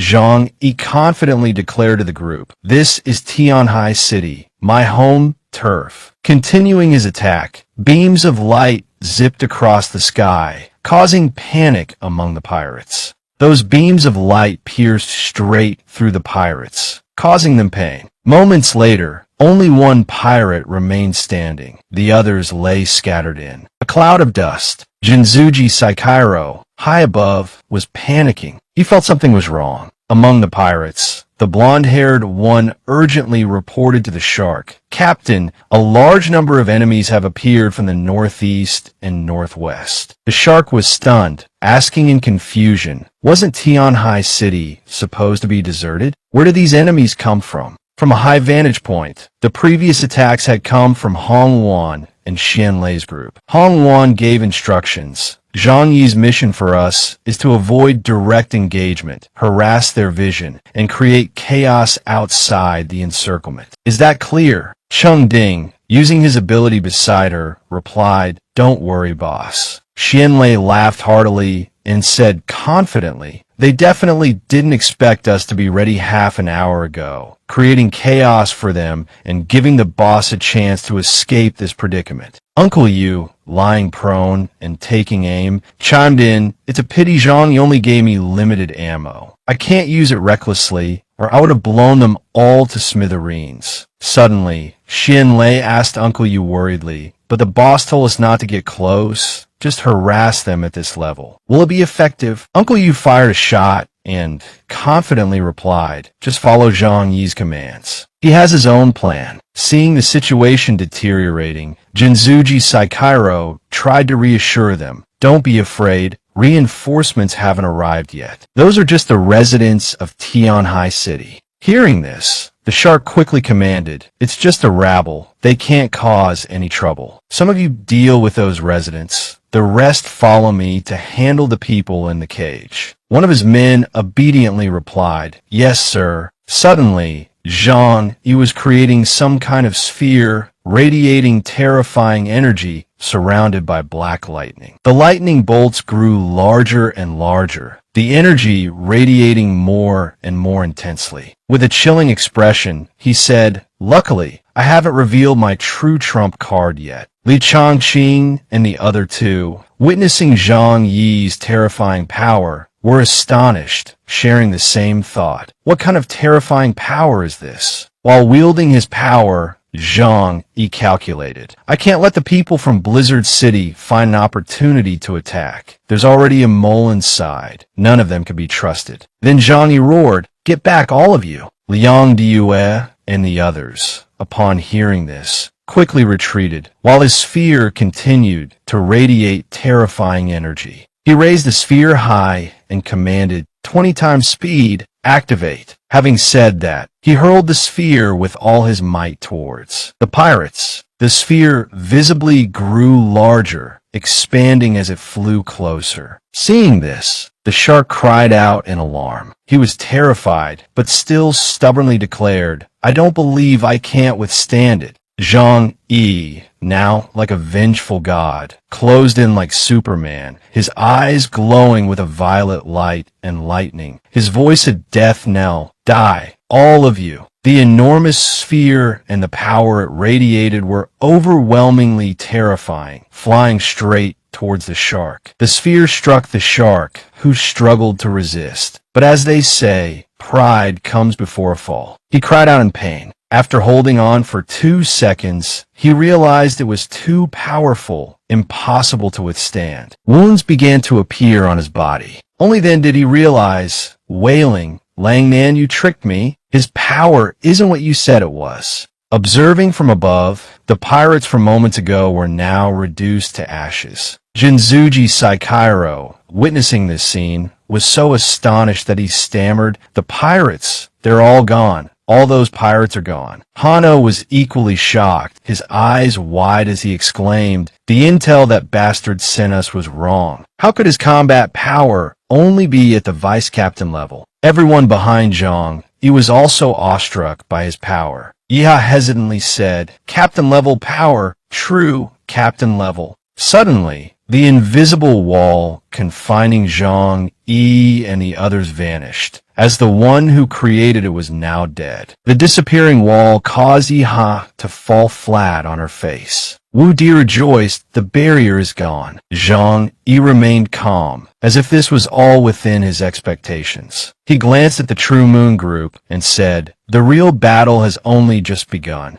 Li Changqing approached from behind to report. "Commander Chu just said that the reincarnation squad will arrive in half an hour at most. We just need to hold on for another half hour." Zhang Yi understood. Then he instructed, "I'll handle Jinzuji Saikairo. You all take care of the rest." Understood. Following Zhang Yi's orders, Changqing turned and called out names, giving instructions. Guangming, Kekong, Siwu, CMO, Inghao, you're in charge of dealing with the pirate group. The rest of you, follow me. We'll take care of Lang Nan from True Moon. Zhang Yi wasn't idle either. He turned and carefully instructed Hua Hua and Liang Yu. "We'll trust Chu Zheng one more time. Liang Yu, you help me hold back True Moon's main force. Hua Hua, retreat when necessary. Protect yourself and XIN. The espers here can hardly catch up to you." Liang Yu, upon hearing this, drew her sword with a clang. She curtly replied, "Understood." She looked resolutely at Tukamoto and said, "I've found my opponent." Tukamoto, sensing her gaze, looked back. Hua Hua, having grown larger, had XIN climb on her back and say to Zhang Yi, "Don't worry, Zhang Yi, Hua Hua, and I will protect ourselves."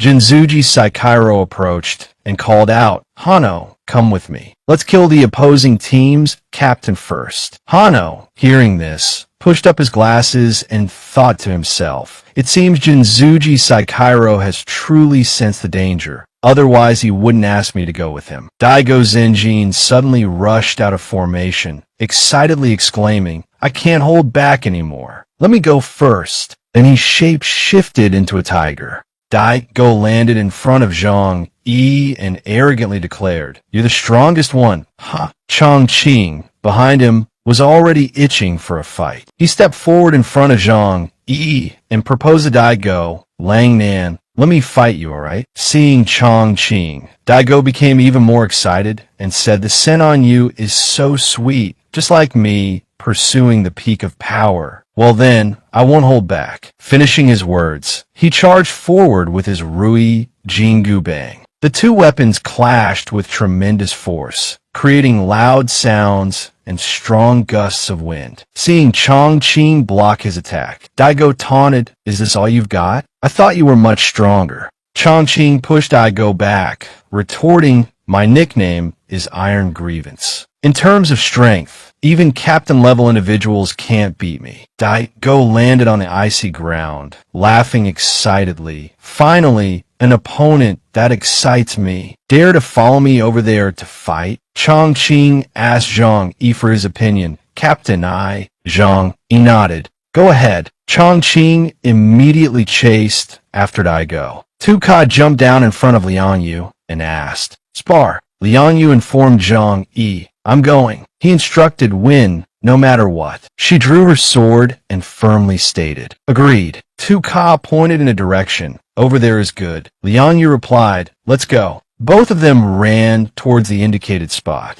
Zhang Yi commanded, "Disperse." The others obeyed and scattered. Akiza raised his bazooka and declared, "Boss, I'm going first." Then he fired towards Zhang Yi. But Zhang Yi showed no fear as it approached. He opened a spatial gate, welcoming the attack into it. Hano summoned golden cards, go. The card transformed into wolves and lunged towards Zhang Yi. Zhang Yi reminded, "Hua Hua, move further away." Hano sneered contemptuously, "His spatial ability is limited. Just overload its energy and his power will be useless. I don't believe these dozen or so self-destructing hellhounds can't handle him. Destroy him for me." Zhang Yi smiled and countered, "Your intel is missing one crucial piece of information. I can reflect all physical attacks. Explosions are a type of physical attack. Small explosions are happening within your space."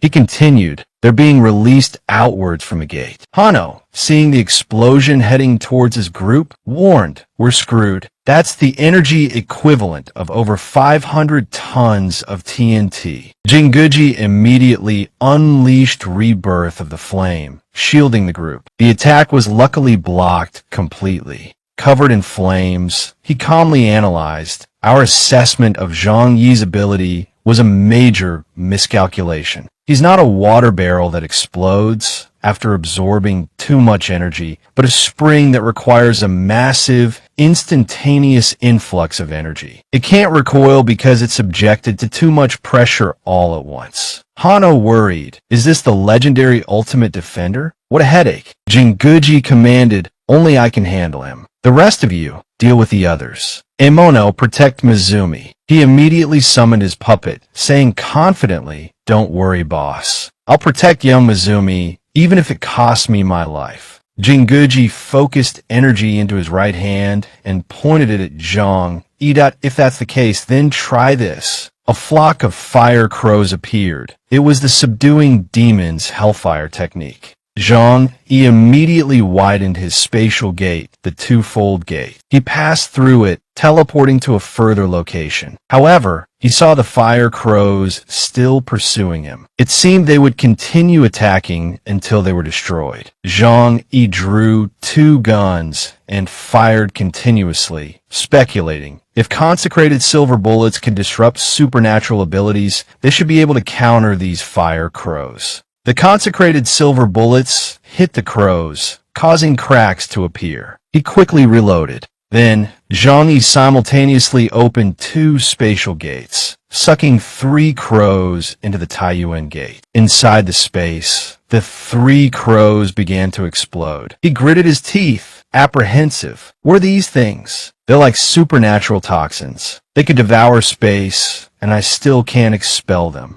Zhang Yi continued firing. Fortunately, my supernatural space is vast, and the power of these 3 fire crows isn't enough to completely destroy it. But if they accumulate to a certain extent, the space won't be able to open or accept anything else. It's a good thing I got that captain-level combat suit from Deng Yuanbua with its flight capability. Combined with the 2-world severance, I can create a high vantage point for long-range sniping. Jinguji, seeing him suddenly fly up, wondered what's that bastard doing flying so high. He then ran towards Zhang Yi's group, threatening, if you don't come down, I'll kill all your precious comrades. From the air, Zhang Yi created a spatial gate and pulled his gun through. He smiled as he found his target. Found you. A long sniper rifle materialized in Zhang Yi's hands. Daigo, I'm going to kill your priestess. Jinguji found himself in a difficult position. Without Take Mimi Mizumi's blessed bloodline ability, my combat power will be significantly reduced. Then, any captain-level opponent could easily defeat me. Should I go save her? If I do, I'll lose the chance to wipe out the Angel Squad. What now? Hano, riding a large bird, arrived to pick up Jinguji. We can't waste any more time here. Get on the Azure Bird. Let's kill him. He immediately jumped onto the Azure Bird. Jinguji yelled and unleashed another volley of fire crows. Zhang Yi opened a spatial gate behind him, blocking the crow's attack. All right. If threats are useless, let's see who's more ruthless. You think I'm a pushover? Little Hong, watch closely. Activating 20x speed, activating precision targeting. He immediately pulled a trigger, the bullet shooting straight towards Mizumi. Sadazuru summoned a group of puppets to intercept. Puppet technique go, but the bullet pierced through all the puppets. He couldn't believe it. The power of this bullet is that strong. Zhang, he muttered. Good thing I divided the space into nearly 10,000 parts beforehand. I only need to use a small portion of it to consume the toxic energy of the karmic fire. Sadazuru worried. We're screwed. This time, Zhang Yi could actually kill Mizumi. He yelled, Leader! Zhang Yi immediately aimed elsewhere. The bullet flew straight into Jinguji's chest. Then, a bloody hole appeared in the center of his chest. He taunted, I can't get a handle on you, but can I get a handle on your weakness, or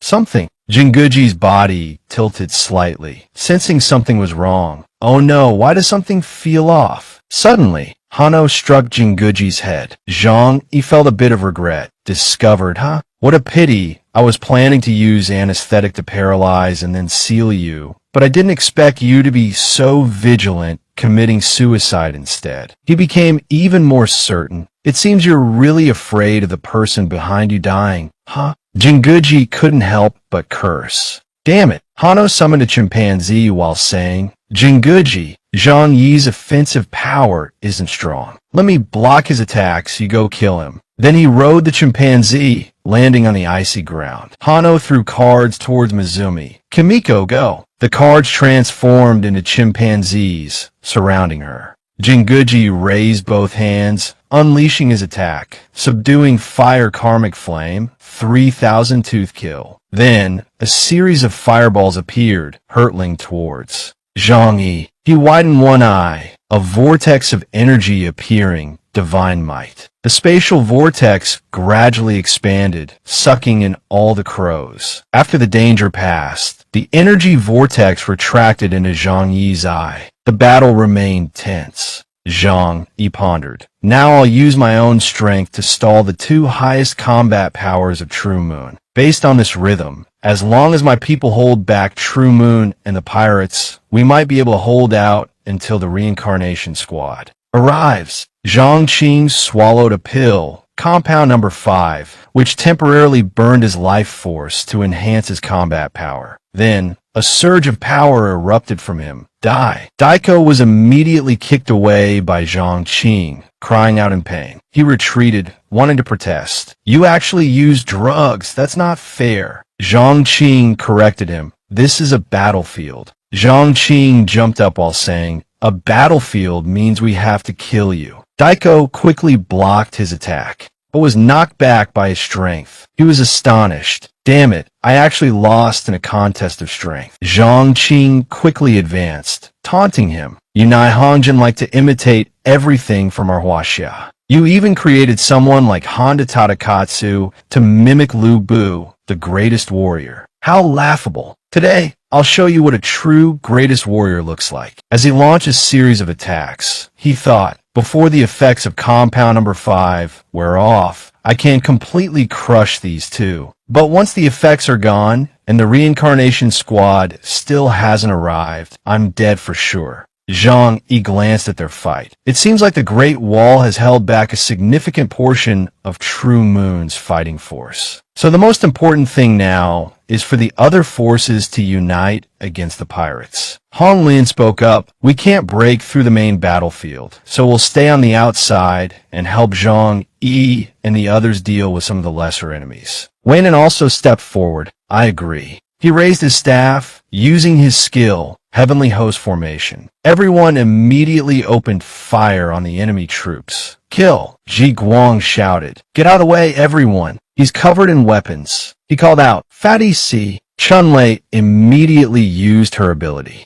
Blowing snow. The enemy, caught in the crossfire of the two attacks, panicked. "What's happening? I can't see. Who's firing blindly? Don't touch me." Ji Guang glared. "Die." Under the barrage of bullets and the blizzard, everyone was taken down. Zhang Yi observed from above, thinking to himself, "If I had used a sniper rifle to kill Canet, they're too difficult." Two pistols suddenly appeared in his hands. It's better to take advantage of their fight and snipe them. Zhang Yi aimed his pistols at Daiko, intending to kill them by surprise. Jinguji, seeing this, wasn't alarmed, but instead provoked him. "Guess whether you're faster at shooting them, or I'm faster at killing the two women who always follow you." Zhang Yi retorted, "You want to target them? Not going to protect the other one anymore?" Jinguji sneered, "Can you even get past Hano?" He countered, "We'll see." Elsewhere, another confrontation was unfolding. Two swords clashed. Liang Yu sliced off Tuka's sword arm. Tuka bent down to pick up his sword. Despite losing an arm, he remained arrogant.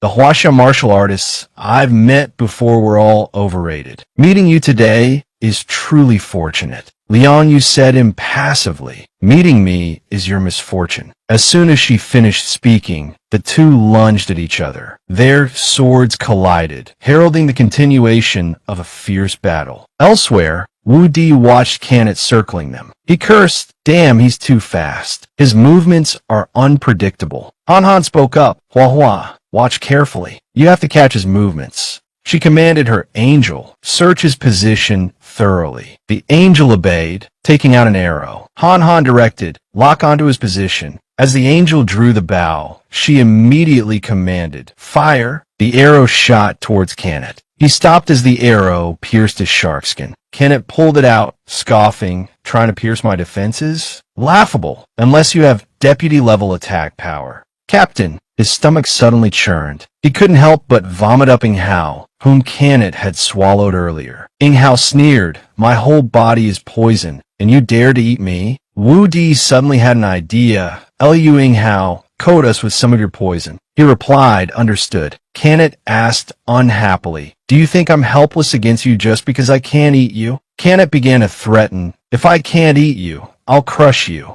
A nearby man spoke up, "I'll help you." Gravity surge. Using his ability, he increased the gravitational force on Canet's body. He angrily turned and yelled, "Damn it, what are you doing?" The man stammered, "Sorry, His words were cut short as Canet bit him to pieces. He panicked, confused, "Wha?" After swallowing the man whole, a surge of power coursed through Canet. He cheered, "More failures than successes. Good thing you were still somewhat useful after dying." Wu Di warned, "Careful, he can heal himself by swallowing espers." Yihao spoke up, "Let me try to deal with him." Illusory terror. Countless shadows immediately rushed towards Canet. He quickly dodged, sneering. Too slow. Wu Di deployed his ability, Ephemeral Cannon. Wu Di's attack caught him off guard, making him groan in pain. Han Han commanded, "Fire!" The arrow struck Canet's back. He noticed something unusual,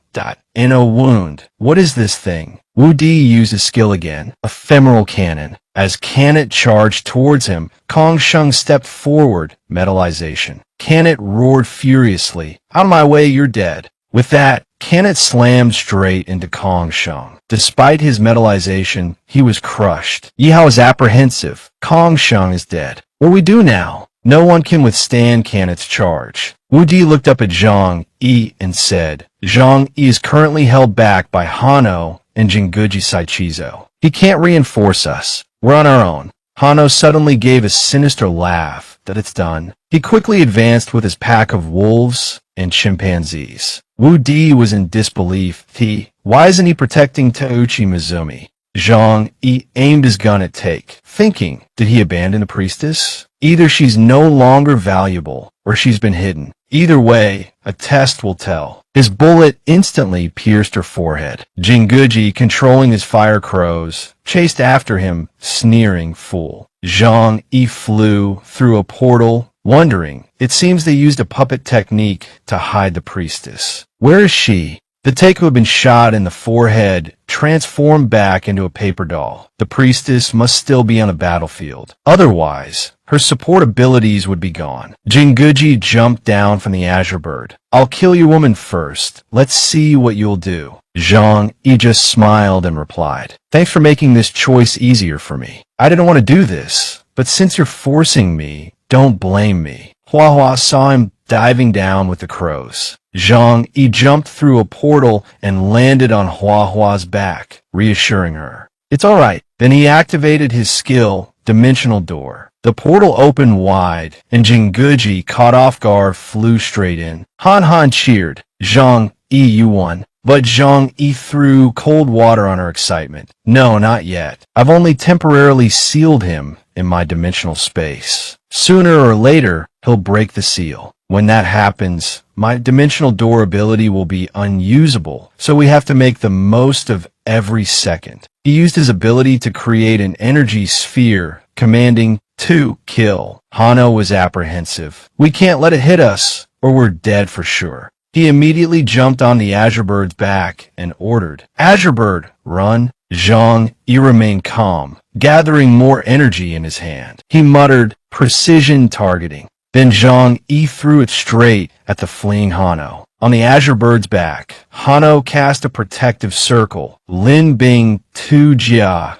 Jai Tran Li Tai Tian. Barrier, activate. Zhang Yi's attack powerfully pressed down on Hano's barrier. Then it swallowed Hano whole, and the energy sphere exploded. Zhang Yi watched the light radiating in the sky, feeling a bit regretful. What a pity such potent essence can't be absorbed. What a waste. Everyone was watching the firework like light. Suddenly, Wu Di asked in surprise, what's going on over there? Wu Di was astonished to see Canet staring love-struck at Han, while Zhang Yi smiled inwardly. It seemed Han's Cupid's arrow ability had worked. That took care of two tough opponents in an instant. Now I have to quickly deal with the other opponents, so the Heavenly Hound squad members can be free to help me deal with Jinguji Saichizo when he escapes confinement. If Bai Li Chongqing keeps fighting like this, he's going to be in mortal danger from overexertion. I have to help him. He quickly grabbed his sniper rifle and aimed towards Igo. Would he notice something unusual and turn around? Why was that tiger-shaped Lang Nan roaring in such agony? Chongqing witnessed Dai Go being shot in the groin and instinctively covered his own, exclaiming, that's gotta hurt. Zhang Yi was satisfied. No matter how strong their defense is, I doubt they've trained that area. Dai Go clutched his wounded area and ran. Chongqing immediately pursued him. Where do you think you're going? He swung his weapon at Dai Go's upper body, but Dai Go just sneered. There's not an ounce of fat on me that's useless. Then he used his hand to deflect the crescent blade of Chongqing's weapon. Zhang Yi took aim again. Body-cultivating espers are really hard to kill. Fine, I'll cripple your legs and see how you run then. The bullet instantly pierced Dai Go's thigh. He collapsed, and Chongqing seized the opportunity, rushing forward. Dai Go, stabbed in the back, crawled while crying out, squad leader, where are you? Why aren't you helping me? Zhang Yi replied, a swift victory is key. I can't hold Jinguji Saikairo much longer. Chongqing is also struggling. This damn fatty is so hard to kill. Left with no other choice, he resorted to his special move. Behold the extended 1,000-year kill of the sky-piercing halberd. He thrust his weapon into Dai Go's backside. He screamed in agony, blood gushing from his mouth. Chongqing hooked him with his weapon, satisfied. Zhang Yi's tricks are always so effective. Elsewhere, Han looked around anxiously. We need to find that priestess quickly. Siwu spoke up, leave finding her to me. She immediately unleashed her power. Unbounded domain, open. With her power, Her eyes quickly located their target, found them. The priestess and a true moon esper are hiding behind the containers. Siwoo pointed towards the stacks of containers. They're right there. Siamo volunteered. I'll go capture her. Yiha offered to help. I'll use Shadow Step to assist you. Wu Di, manipulating white orbs, said, go ahead. Han Han looked worriedly at Zhang. I wonder how much longer Zhang Yi's spatial ability can hold. Zhang Yi, meanwhile, was busy aiming at Tuka, precision targeting, but he had no intention of actually firing. Liang Yu, coming from a martial arts lineage, considered it taboo to use firearms in a duel. I can't just shoot Tuka Motanaba Naga, but no one said I couldn't keep an eye on him. I won't interfere, just observe. If he loses due to fear, he can't blame me. While Tuka was distracted, Liang Yu closed in with her sword. His sword was instantly broken by her attack, leaving a bloody gash on his body. He knelt in disbelief. How could I lose? As if hearing Tuka's inner thoughts, Liang Yu explained as she swung her sword across his throat. Your so-called ancient blade, its craftsmanship is outdated. You're lost in the past, hesitant and indecisive. You forget to look ahead. How can you call yourself a master? She held his head up towards Zhang. That it's done. Seeing that most of the opponents were dealt with, he began to address the main issue. The real fierce battle is just beginning. I can't restrain Jinguji Saikairo any longer. Everyone, get ready. He then released Jinguji from his spatial confinement. As the fire orbs emerged, they chased after him, but he quickly opened a dimensional portal, warping space. Zhang Yi arrived behind a container. He glanced at the main battle, relieved. Good thing I got out of there quickly. Next, I'll have to rely on them. Jinguji, newly released, was still disoriented. Where am I? Wasn't I in a white void for a long time? This place is... He then noticed Zhang Yi's figure. That guy looks familiar. Zhang Yi. I am Jinguji Saikairo, leader of the True Moon. I must seize the territory of the Huaxia Nation, securing fertile land for the survival of the landing faction in this apocalypse. I must kill this man named Zhang.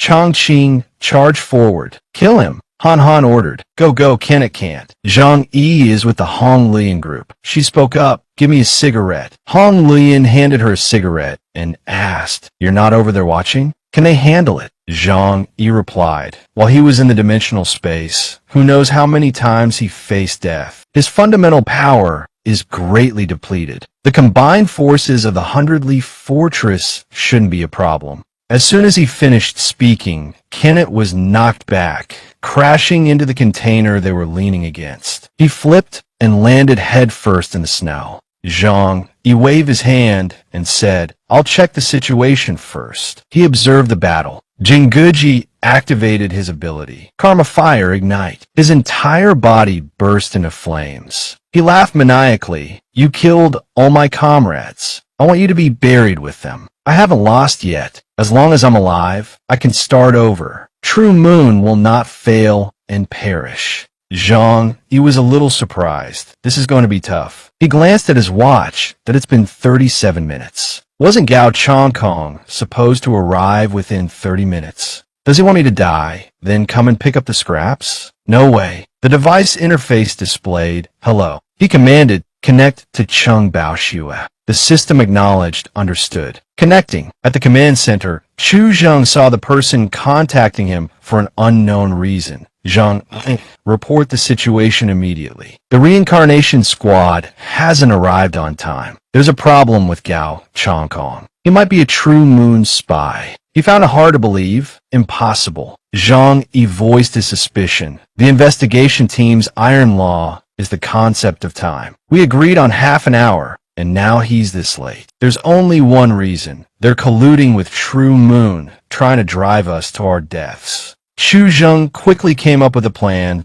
I'll contact the reincarnation squad immediately. Zhang Yi, your top priority now is to kill Jinguji Saichizo at all costs. Complete the mission. Zhang Yi ended the communication, muttering, at all costs. Whose cost? Certainly not mine. Back at the battle, Jinguji spun around like a madman. Die. All of you die. He lunged and killed one of Zhang Yi's men. Damn flies. Then he targeted Si Wu that you're next. But Jinguji's punch was blocked by Kanet. Then he too burst into flames. Jinguji frantically called out, Zhang Yi, get out here. He choked Ing Hao, threatening, if you don't come out, I'll kill your subordinate, kill your woman. Zhang Yi responded, if I go out there now, the only one who will die is me. Did you find the woman? CMO reported, found her, Captain. Should we kill her? Yiha punched Take in the stomach while saying, if the captain hadn't said she was still useful, I would have already torn you to shreds. He pointed his gun at her threateningly,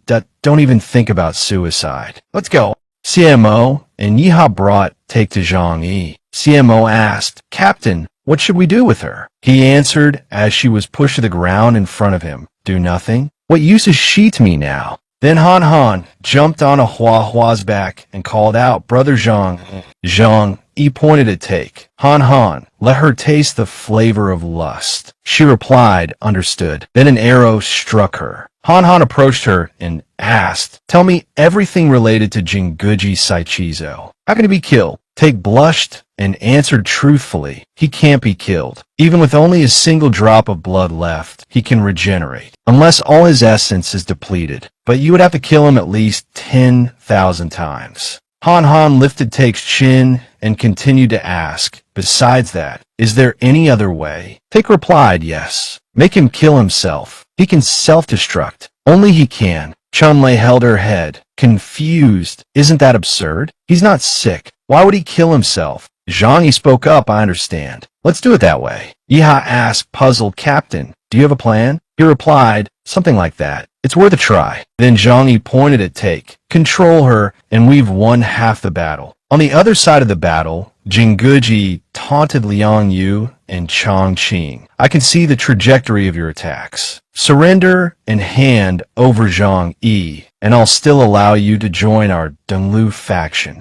Han Han commanded Take, withdraw your ability from him. Suddenly, the flames engulfing Jinguji disappeared. He was bewildered. What happened? Why can I predict their attack trajectories? Wait, I remember I have a collaborator named Takeo. Kimizumi. Just then, Zhang Yi appeared. Jinguji Saichizo saw him and exclaimed, Zhang. Jinguji lunged and punched him, but he dodged in time. Jinguji sneered, with just this, you think you can kill me? Bullets can't catch up to my movements. Then a bullet pierced his forehead. Jinguji then regenerated, engulfed in flames. He was perplexed. How could you hit me? Traces of power appeared on Zhang Yi's face. He replied, because your enhancement ability is now on me. He raised his sniper rifle and aimed at Jinguji. Goodbye. The bullet pierced his forehead again. Zhang immediately commanded, now, use liquid nitrogen to freeze his cells. Everyone immediately sprayed liquid nitrogen onto Jinguji's body. Once it was frozen, he said with satisfaction, that should temporarily seal you. Jinguji erupted with energy, stood up, and roared, you think that's enough to seal me? Laughable. Zhang Yi calmly raised his gun and replied, it's all right. We can do this a few more times. He charged forward with a fiery fist, and Zhang Yi fired another bullet. Jinguji was hit, staggered back, and spat blood, but still stubbornly declared, you can't kill me. You can't kill me.